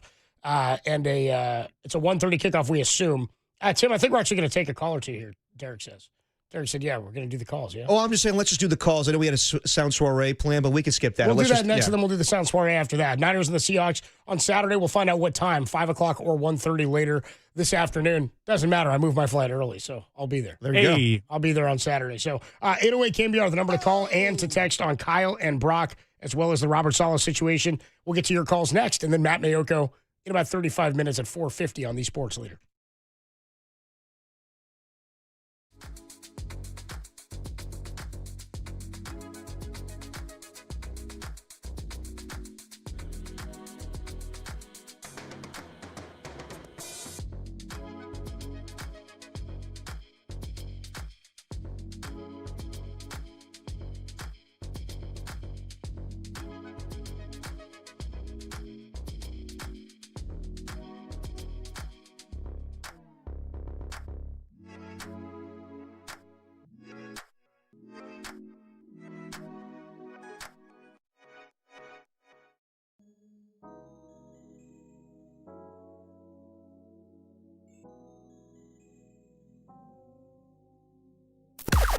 Now, from the O'Donnell Financial Group Sports Desk. Learn more at odfigroup.com. O'Donnell Financial Group, because planning is a process, not a product. The Sharks mounted an improbable comeback in a 5-4 win in overtime versus the Dallas Stars Saturday night, but were smashed by the Vegas Golden Knights 7-2 yesterday as Macklin Celebrini's 13-game point streak came to an end. Mac's streak was tied for the second longest for a teenager all time in NHL history, and tied for the second longest streak in Sharks history as well. For everything streaks, keep it locked right here to the Hockey Leader.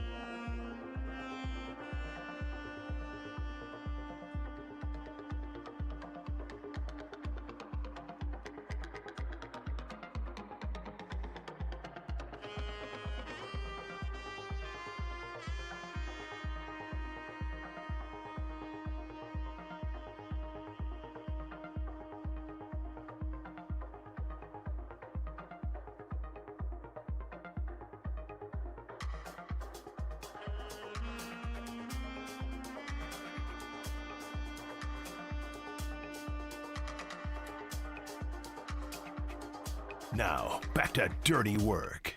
Adam Copeland and Derek Papa on KNBR 104.5 and 680 AM.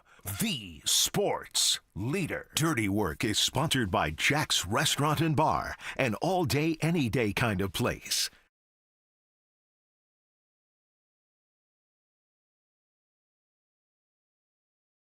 Dirty Work on a Monday. Adam Copeland, D-Pop, Tim Webb with you. Matt Mayoka joins us at 4:50 talking about the 49er victory over the Philadelphia Eagles yesterday. I told you I was going to ask you earlier, what was more impressive to you, the Eagles win or the win against the Rams week 5, as decimated as they were? Oh, I would say this. Anytime you win a road playoff game, and I know they were decimated with injuries. They didn't have a quarterback.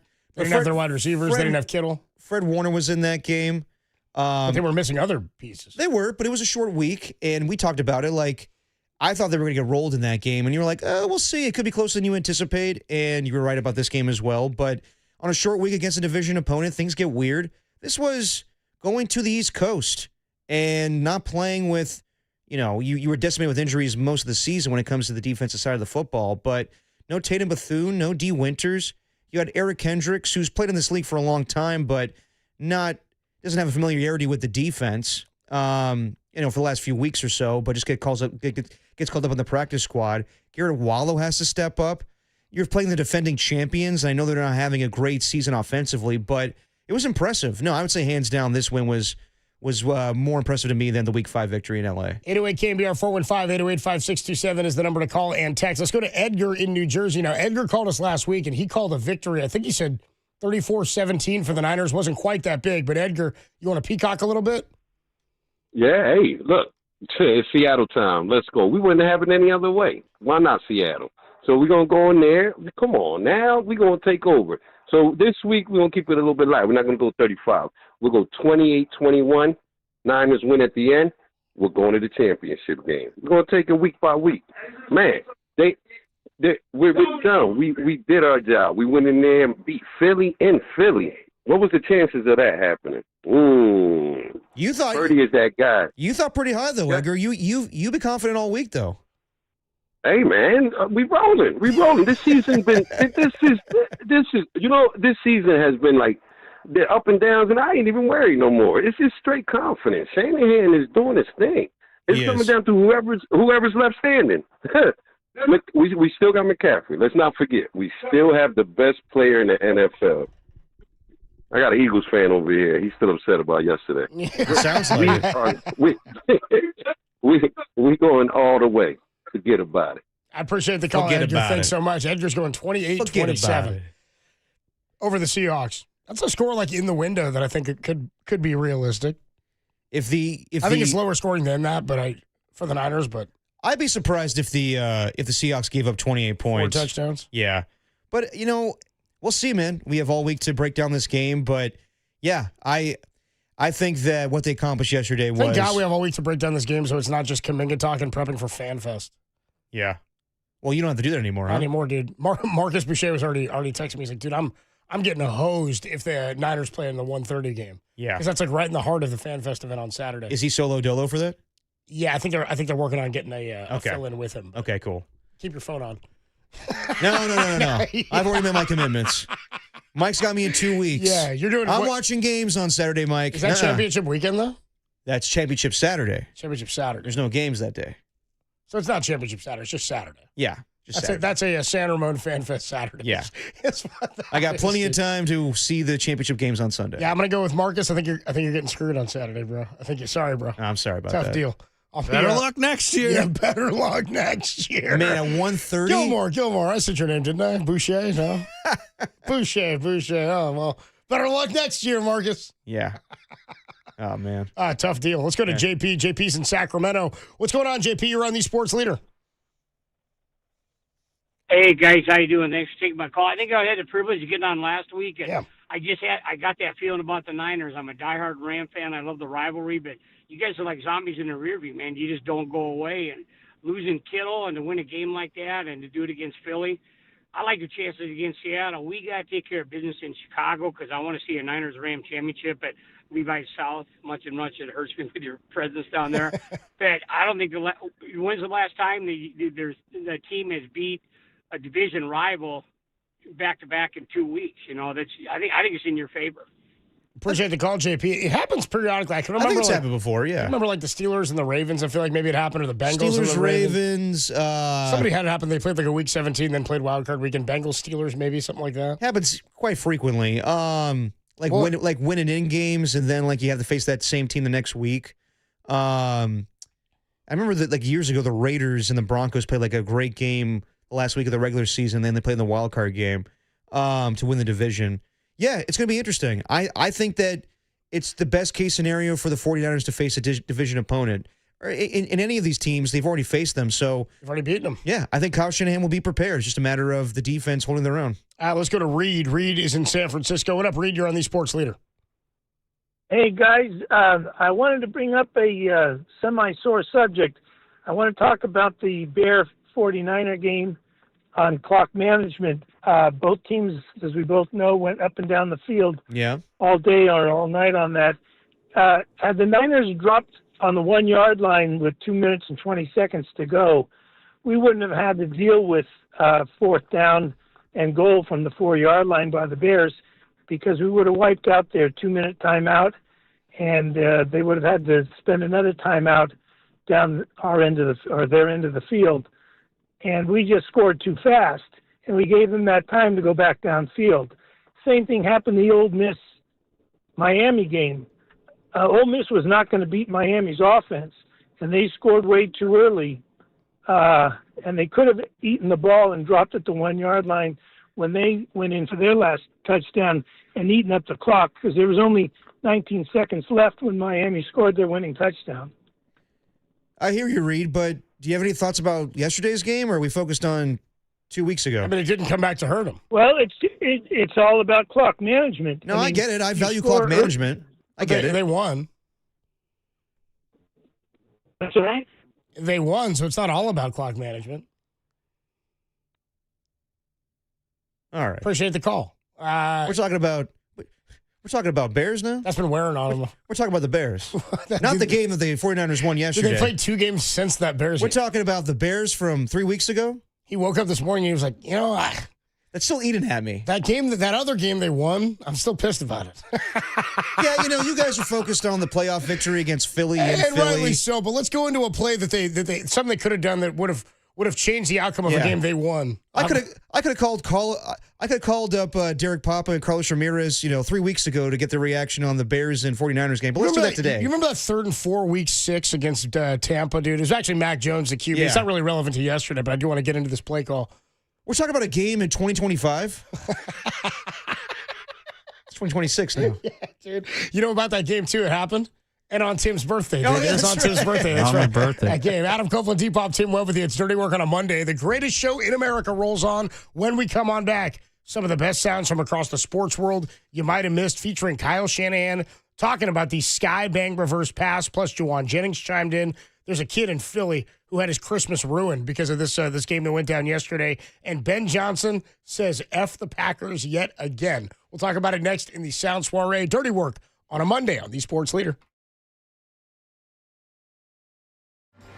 Hey, what's going on, everybody? Adam Copeland here for Underdog Fantasy. That's right, football playoffs are here, and Underdog is the best place to get in on all the gridiron action because you can make picks and win money right now, right here in California. Playing Underdog is easy. I've been trying to tell you about it. All you have to do is pick whether your favorite players will go higher or lower on stats like touchdowns, rushing yards, receptions, and more. And if you get them right, you can win up to 5,000 times your cash in just one day watching ball. I did it yesterday, and I made some cash yesterday. Brock Purdy higher than 1.5 touchdown passes. That game winner on that 10-play touchdown drive that iced it for the 49ers is what got me some scratch. Also, Josh Allen, I had higher on half a rushing or receiving touchdown. He got into the end zone. You know the one entry that I lost on yesterday? Trevor Lawrence, they had it at 209.5 passing yards. I went higher. Threw that pick at the end of the game. Finished at 207. How do they know? I don't want to talk about it. If you're a little bit better than me, you can make some money on Underdog as well. So what are you waiting for? Download the app today and use promo code KNBR to score $75 in bonus cash when you play your first $5. That's promo code KNBR. Underdog, make picks, win money. Must be 18 or older and present in California. Terms apply. Concern with your play? Call 1-800-GAMBLER or visit www.ncpgambling.org.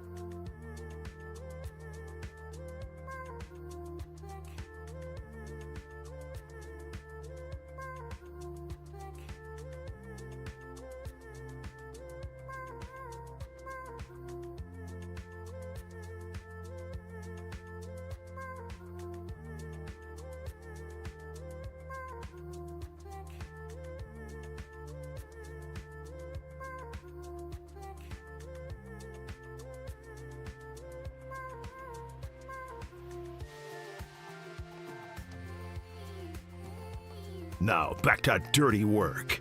Adam Copeland and Derek Papa in the KNBR Casino Matrix Progressive Jackpot Studios. Casino Matrix Progressive Jackpots are here. Where are you? Just drop in. Please play responsibly. Call 1-800-GAMBLER.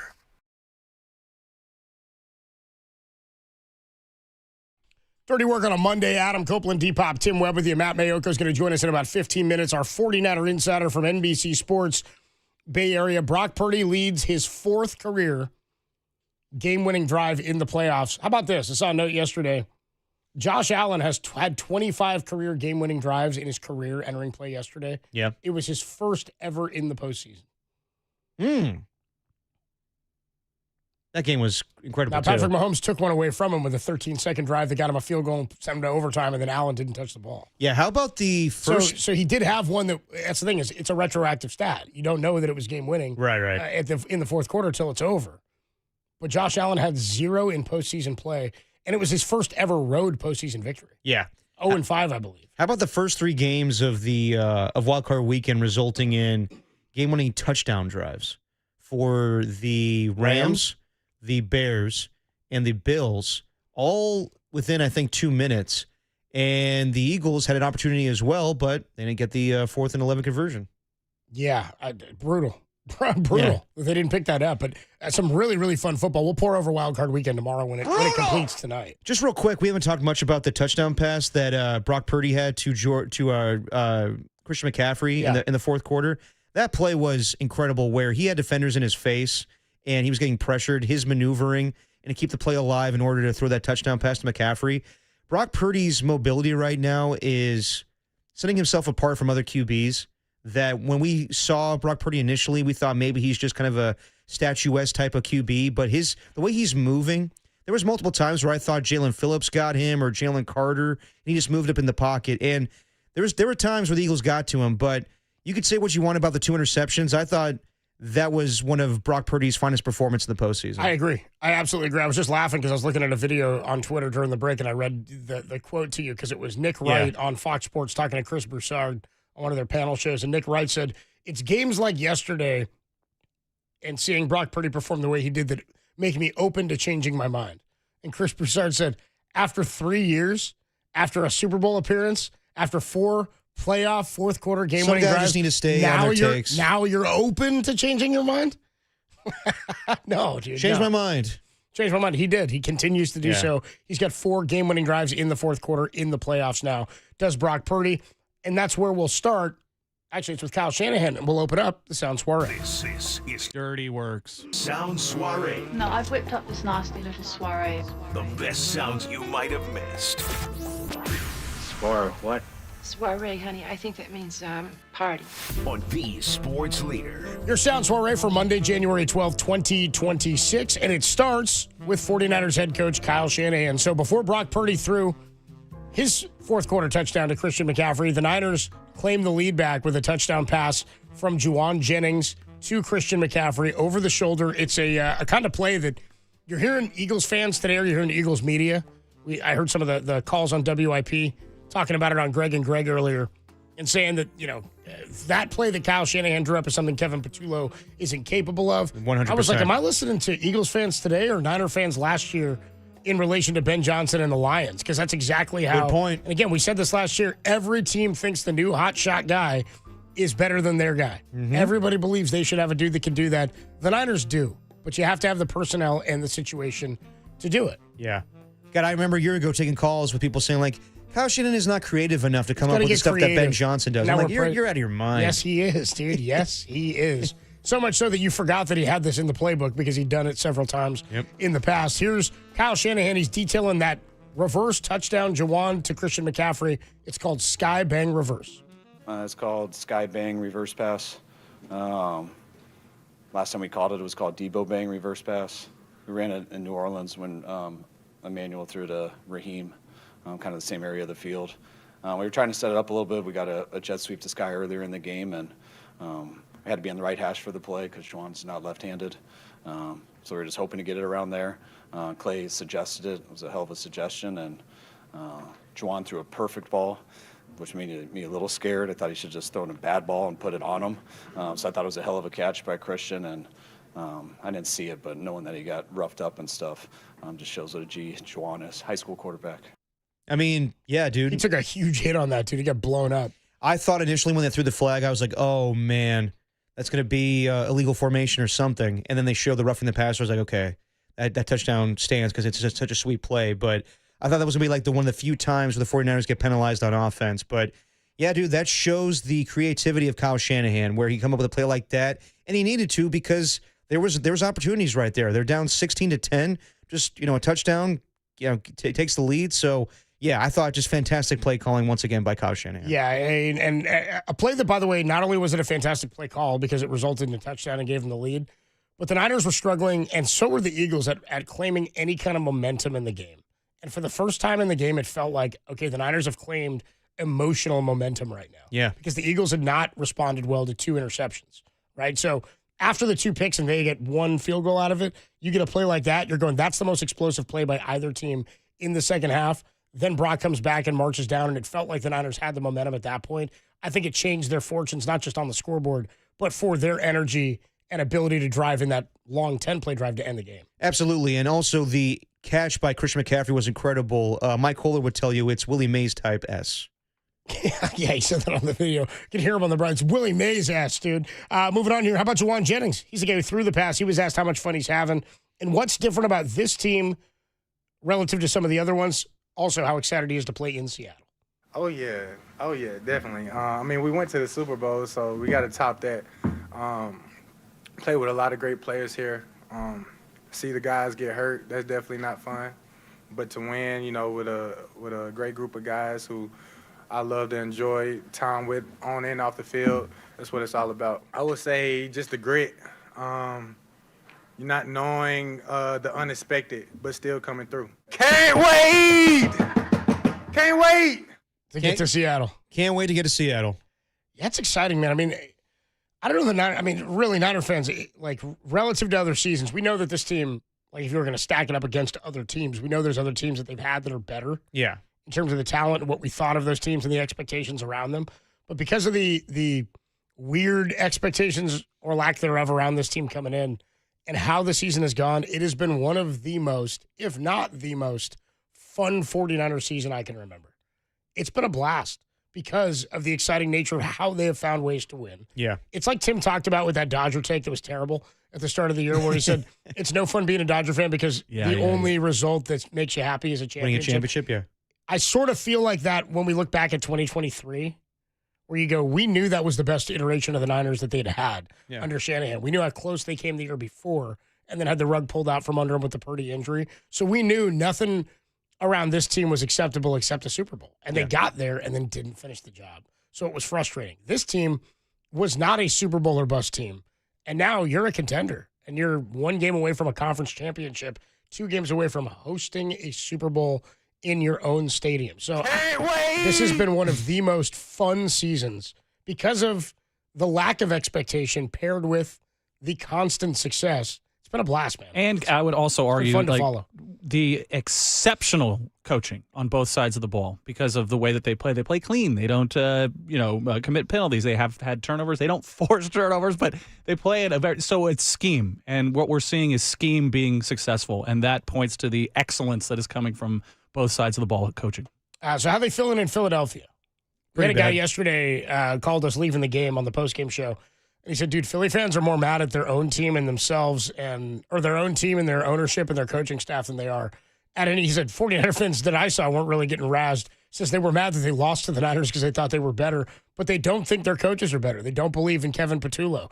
And that's what I said is you heard after the Juwan Jennings touchdown pass, it was almost like the momentum shift, like I said, but you heard the fans shift and start booing the team. Oh, yeah. It was almost like they're booing Patullo. Like, you see what this is?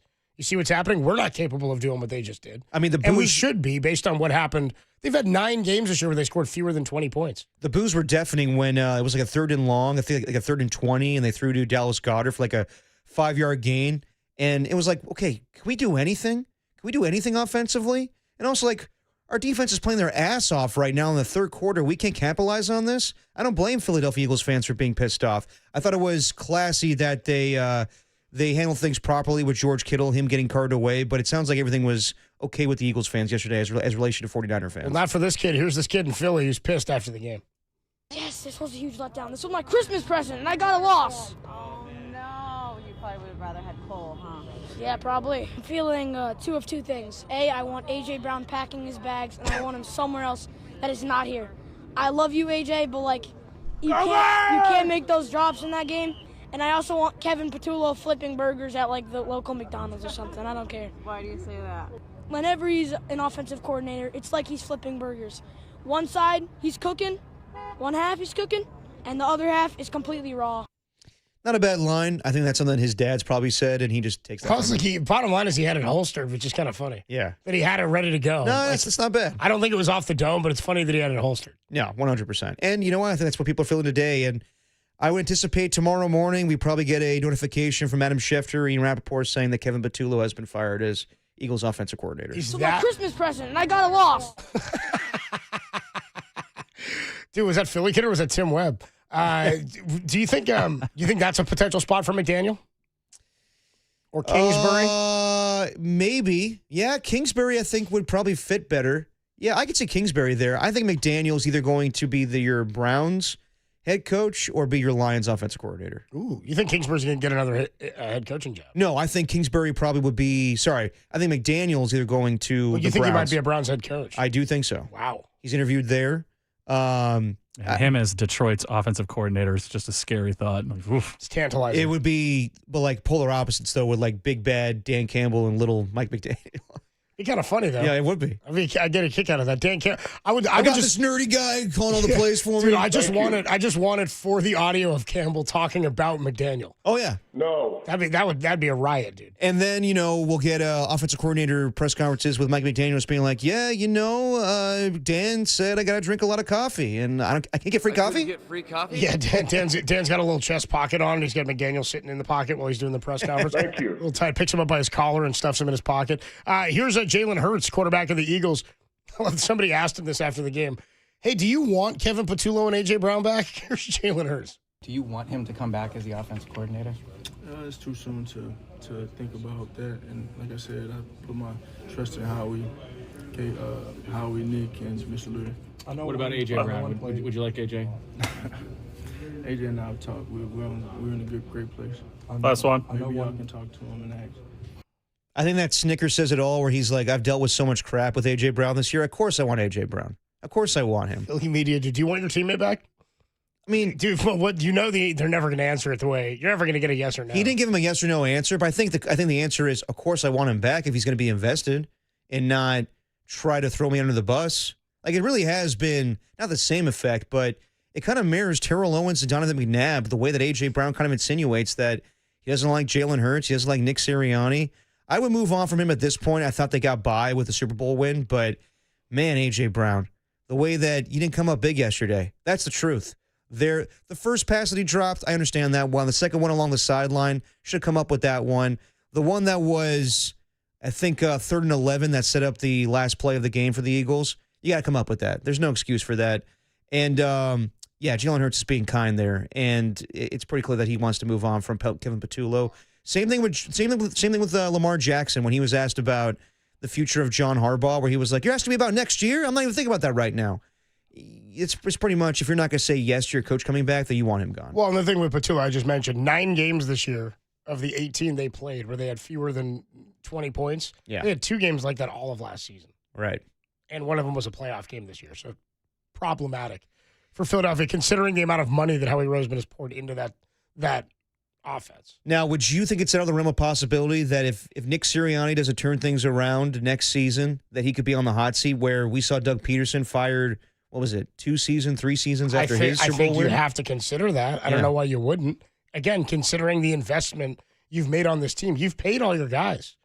You know what I mean? We saw the Niners pay guys, and then they'd have to do this little reset, and the reset has gone okay. The Eagles haven't had to do that since Sirianni took over. Yeah. And now everybody's paid, almost. Yeah, it's crazy how they go from Super Bowl seasons to first-round exits that are just ugly. Ugly. Yeah, a couple of years ago, same thing. Yep. More from the Sound Soiree.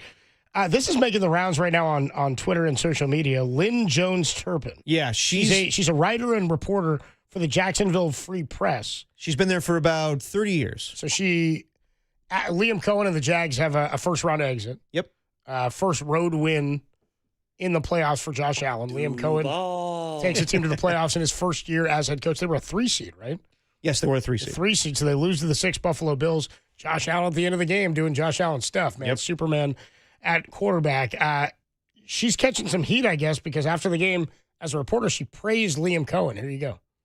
I want to tell you, congratulations on your success, young man. Thank you. Hold your head up, all right? You guys have had a most magnificent season. Thank you. And you did a great job out there today. Appreciate so you it. just hold your head up, okay? Thank and you, ladies ma'am. and gentlemen, Duval, you the one, all Thank right? you, ma'am. keep it going. We got another season, okay? I appreciate Take it. care and much continued success to you and the entire team. Thank you, ma'am.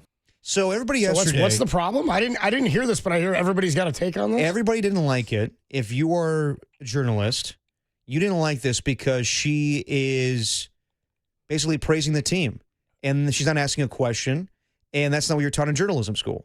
And I get that. And it was very awkward that she just did that randomly yesterday. But some of the vitriol and the venom that came with this. Hold on, vitriol? Yeah. She got vitriol out of that? Honestly, some people were pissed. Being like, this woman should not have credentials. She should not be in the media room. And honestly, I think that it was prompted by Adam Schefter's tweet where he said this was awesome. Or I think a lot of journalists said that this is not awesome. This is not how you conduct yourself in a press conference. Your job is to get information out of the coach, not to praise them, not to crap all over them either. But you're not supposed to say, like, hold your head up, baby. And, like, I don't have any Did she problem say with baby at any point? Maybe not, but okay, Derek, go ahead. But I just I didn't hate it, but like just everybody had an opinion on it. And like I don't think it was that big of a deal. She's been there for quite some time. I don't think she's tapped into I shouldn't say this, but I don't know if she's like a beat reporter for the Jacksonville Jaguars. She says that she's covered everything. I saw an interview earlier today with her where she's interviewed everybody from, Jaguars players to Barack Obama. Like she covers it all. So I don't know. I thought that it was a little ridiculous that everybody that went to journalism school today was kind of pissed off about this. Yeah, I don't know. Vitriol is pretty funny. You can be like, yeah, I don't think that's how you should have handled it, and then move on. I don't know what vitriol had to come out of it. This is the problem. You say something nice, and people are like, that's problematic. I don't know. Whatever. Journalists, They're out. self-policing, whatever. Yeah, tell me again, is everybody commenting? None of these people have read anything she's ever done, right? It was all their comments are based on this, not any of her journalistic integrity. It was snooty, maybe even snotty. Snotty. The way that some snobs were reacting to this. One more here. Ben Johnson, after the game, barely shook hands with Matt LaFleur. Ran out real quick. And he was gone. Here's Ben Johnson saying F the Packers after the win. Asked by the media if he hates Matt LaFleur.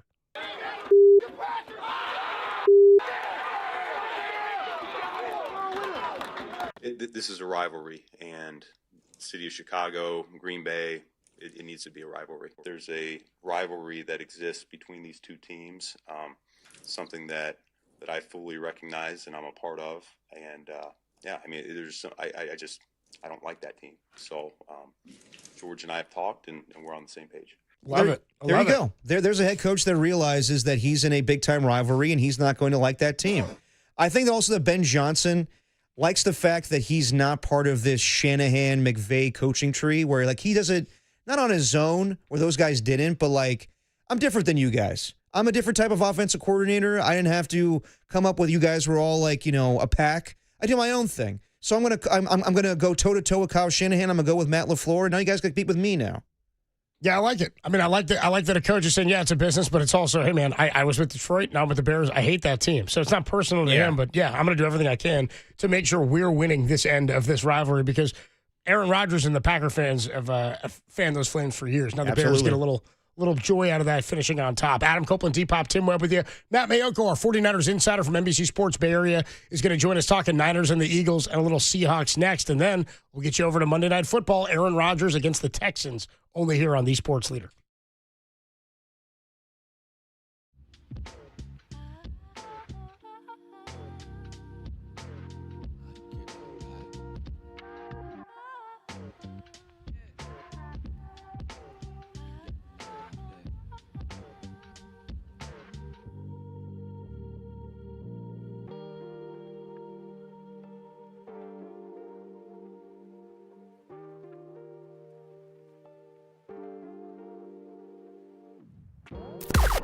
Now, from the O'Donnell Financial Group Sports Desk. Learn more at odfigroup.com. O'Donnell Financial Group, because planning is a process, not a product. Well, that was a hell of a wild card weekend, wasn't it? But you're saying, the sports leader, I need more. Well, you're in luck as Dirty Work gives way to Monday Night Football tonight at 5:15 as the Texans take on the Steelers. But keep it locked all night right here to the sports leader, all the football you'll ever need.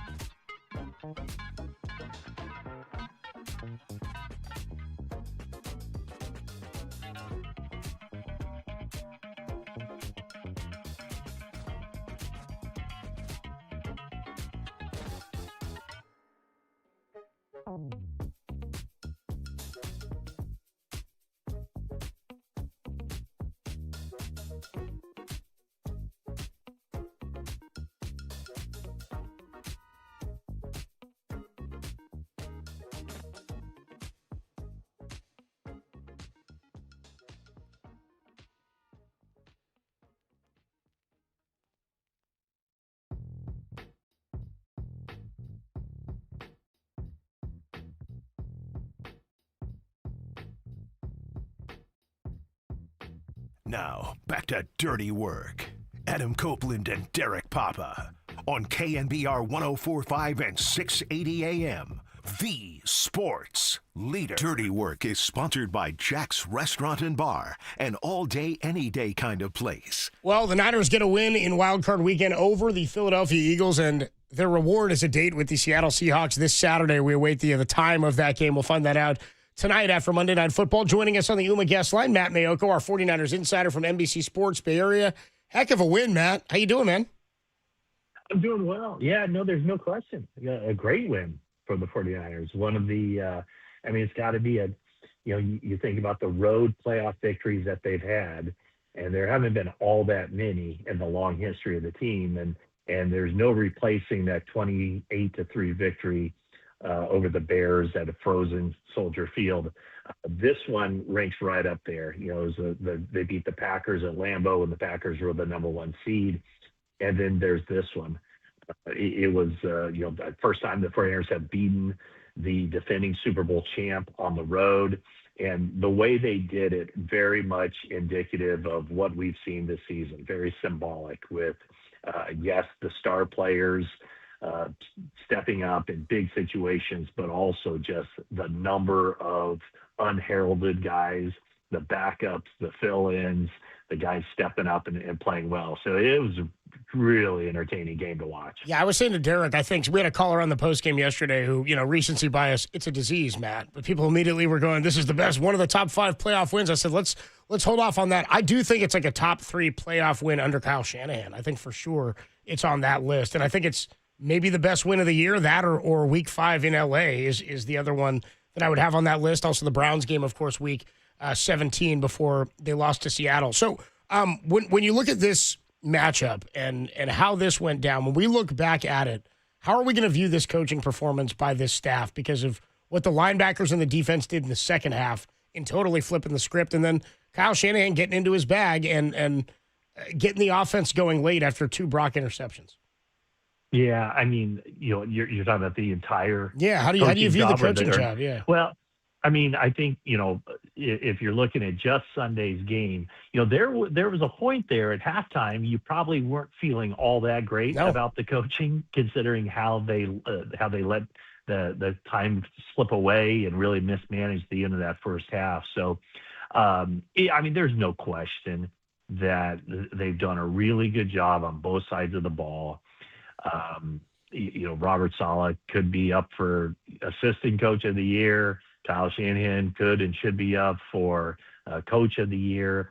They've done a really good job of and heck, even John Lynch, as far as the players that they've brought in, they lost a lot of players, but kind of counterintuitively, they have probably the best depth that they've ever had, because it seems like in the past, whenever there were injuries, their season got derailed. And here you are with all the injuries the 49ers have had. And even, yesterday, they were playing 2 linebackers who played every snap, who weren't even on the team, 4 or 5 weeks ago. And those guys played very well. So you have all these contributions of, Demarcus Robinson, who was a free agent pickup. You had Keon White, who was a trade deadline acquisition. Bryce Huff had he had some impactful plays. It was just up and down the roster. And then the rookie class, Alfred Collins made a contribution. Upton Stout definitely made a contribution. And then Marquise Siegel, who would have thought that he would be back on the field. He started the season in the starting lineup, and then Jair Brown was playing well yesterday. Then when he went out, Marquise Siegel stepped in. So it's just a matter of all these guys who have been counted upon in backup roles, and there really hasn't been much of a drop-off. Obviously, there's going to be a drop-off when you lose some of the star power that they've lost, but it hasn't been as noticeable as you would have thought it would be. Talking to Matt Mayoko on the UMA guest line. We knew his chances of getting another head coaching job were great before this victory, but how much do you think his chances, Robert Saleh, are increased by him having this performance yesterday? Yeah, I don't know that it is per se, because I think he's already on the radar for at least 5 teams who put in requests to talk to him. I think for a defensive coach, it has to be a culture fit. As far as what a guy brings to the table. So I think that, his best attribute as a head coach isn't necessarily the X's and O's of running a defense. I think it is kind of his character and how he envisions an organization to be run. I think it's his entire reach on a roster. It's relating to people. It's managing the egos. It's figuring out the overall kind of emphasis of the team. So I don't know that a game like that would necessarily make him a stronger candidate. I think I always kind of felt like even back in 2019 that he was the kind of guy that once he got his foot in the door, he was going to impress the general manager. He was going to impress an owner. So I do think by just him having those opportunities, will he be offered a job? I don't know. I think probably yes. And then the next thing would be, the job that he interviews for, is he going to be selective in that he's only going to interview for jobs that he would take if given that opportunity? So, I think it's in his position, it's really difficult to turn down a head coaching job, no matter what the 49ers are paying him, no matter what that situation looks like from the outside. It's quite clear Robert Saleh wants to be a head coach again. And can he be selective to the point where he passes this year thinking or hoping or expecting that better offers will come down the road? I mean, that's a pretty difficult needle to thread when you want to be a head coach in the NFL. We've seen a lot of guys who were the hot coaching candidate one year and then kind of fall off the face of the earth the next.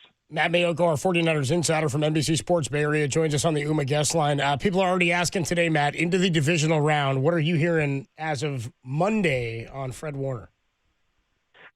It didn't sound good. Kyle is usually very upfront, more so than probably most coaches in the league. And by him saying that he didn't think that was a real possibility, it kind of surprised me a little bit that they wouldn't at least open the practice window for him. We'll see. I mean, they could open it tomorrow and just to get him on the field. But, watching the video that Fred posted, that I would assume took place, no later than Friday.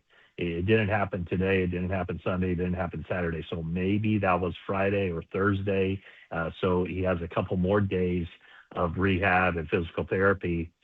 I mean, clearly he's pushing for it, but the 49ers do have to be very cognizant of not putting him in harm's way. So it sounds like, the plan would be that it's a possibility if the 49ers make it to the NFC Championship game and probably not before that. But, I don't think Fred Warner is going to go down without a fight on that one.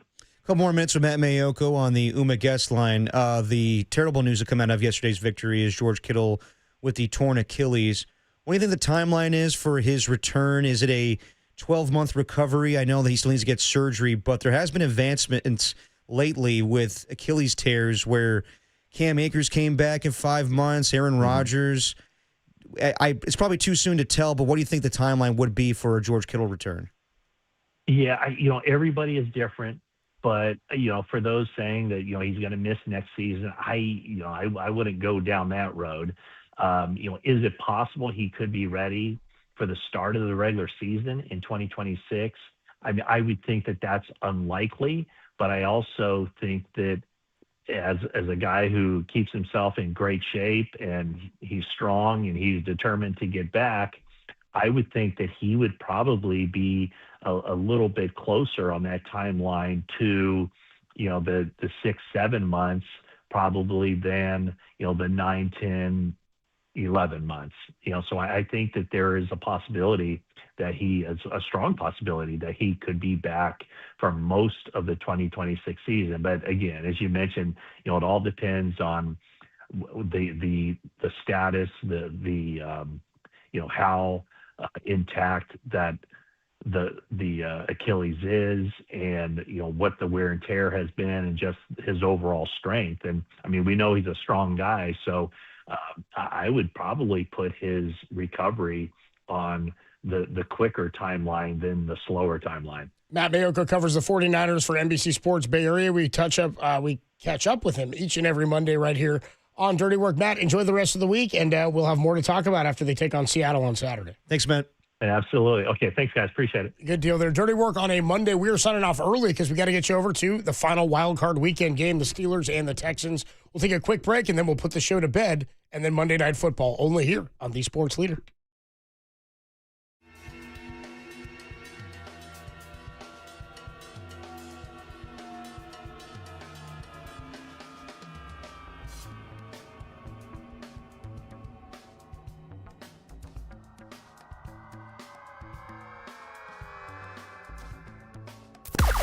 Now, from the O'Donnell Financial Group Sports Desk. Learn more at odfigroup.com. O'Donnell Financial Group, because planning is a process, not a product.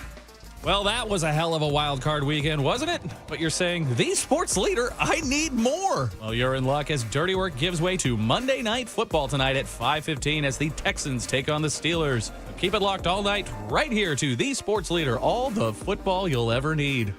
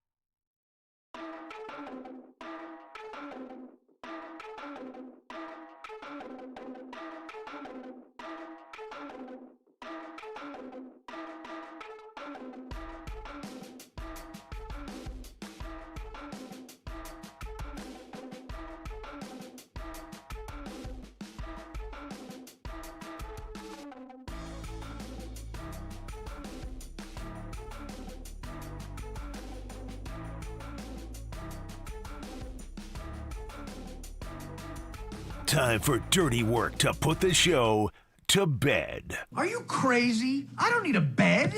On the Sports Leader. Now you will go to sleep, or I will put you to sleep. Dirty Work is sponsored by Jack's Restaurant and Bar, an all-day, any-day kind of place.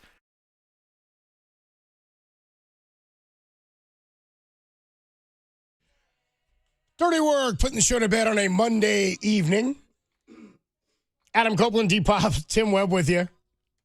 We got Monday Night Football coming up, Wild Card Weekend, wrapping up with the Steelers and the Texans at 5:15 here. So we got to get out of the way, and we'll be back with you for a full show tomorrow and the rest of the week. On Thursday, we'll be at Harmonic Brewing outside of Chase Center again, talking about where we're going to ship Kuminga's ass, but we'll do that Thursday. We got more to get into with Wild Card Weekend and football tomorrow. And until then, why don't we leave it there and put the show to bed? Tim, what you got for us? Note to self. Yeah, note to self. If you want to be a caller and work out at the same time, it's totally acceptable. Just ask Dre and Lamore. Are you working out right now? Man, you know I do curls for the girls, brother. I like that, dude. I like that, yeah. He was kind of doing like the Steve Young huffing and puffing years ago. He was on top of it. He was like, I'm running, guys. I'm working out right now. Yeah, Brock's got to, you got to be, The curls for the girls, bro. He's got to be like, the force. Note to self. Note to self. If you have the same bad prediction as Brian Murphy, the KNBR audience will remember yours. Yeah, they'll come after you. Yeah. They'll come after you. They'll come after Murph, not you. Well, as somebody on the text line said earlier, if you don't have haters, you ain't popping. That's true. You gotta have haters to be popping. Note to self. Note to self. I'm going with my guy Edgar in New Jersey. He's been right once already on this Eagles game. Edgar in New Jersey going Niners over the Seahawks, 28-21.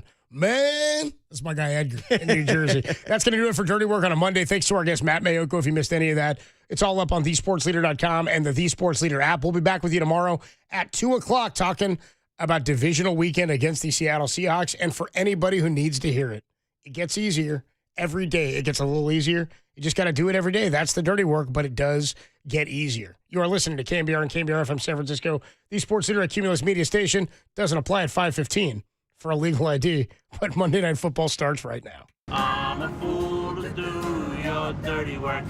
Go, yeah. I don't want to do your dirty work no more. Pittsburgh will get the ball first. Their running game is improved, and boy, does Rodgers like to throw out of the backfield of those two. He does. Yeah.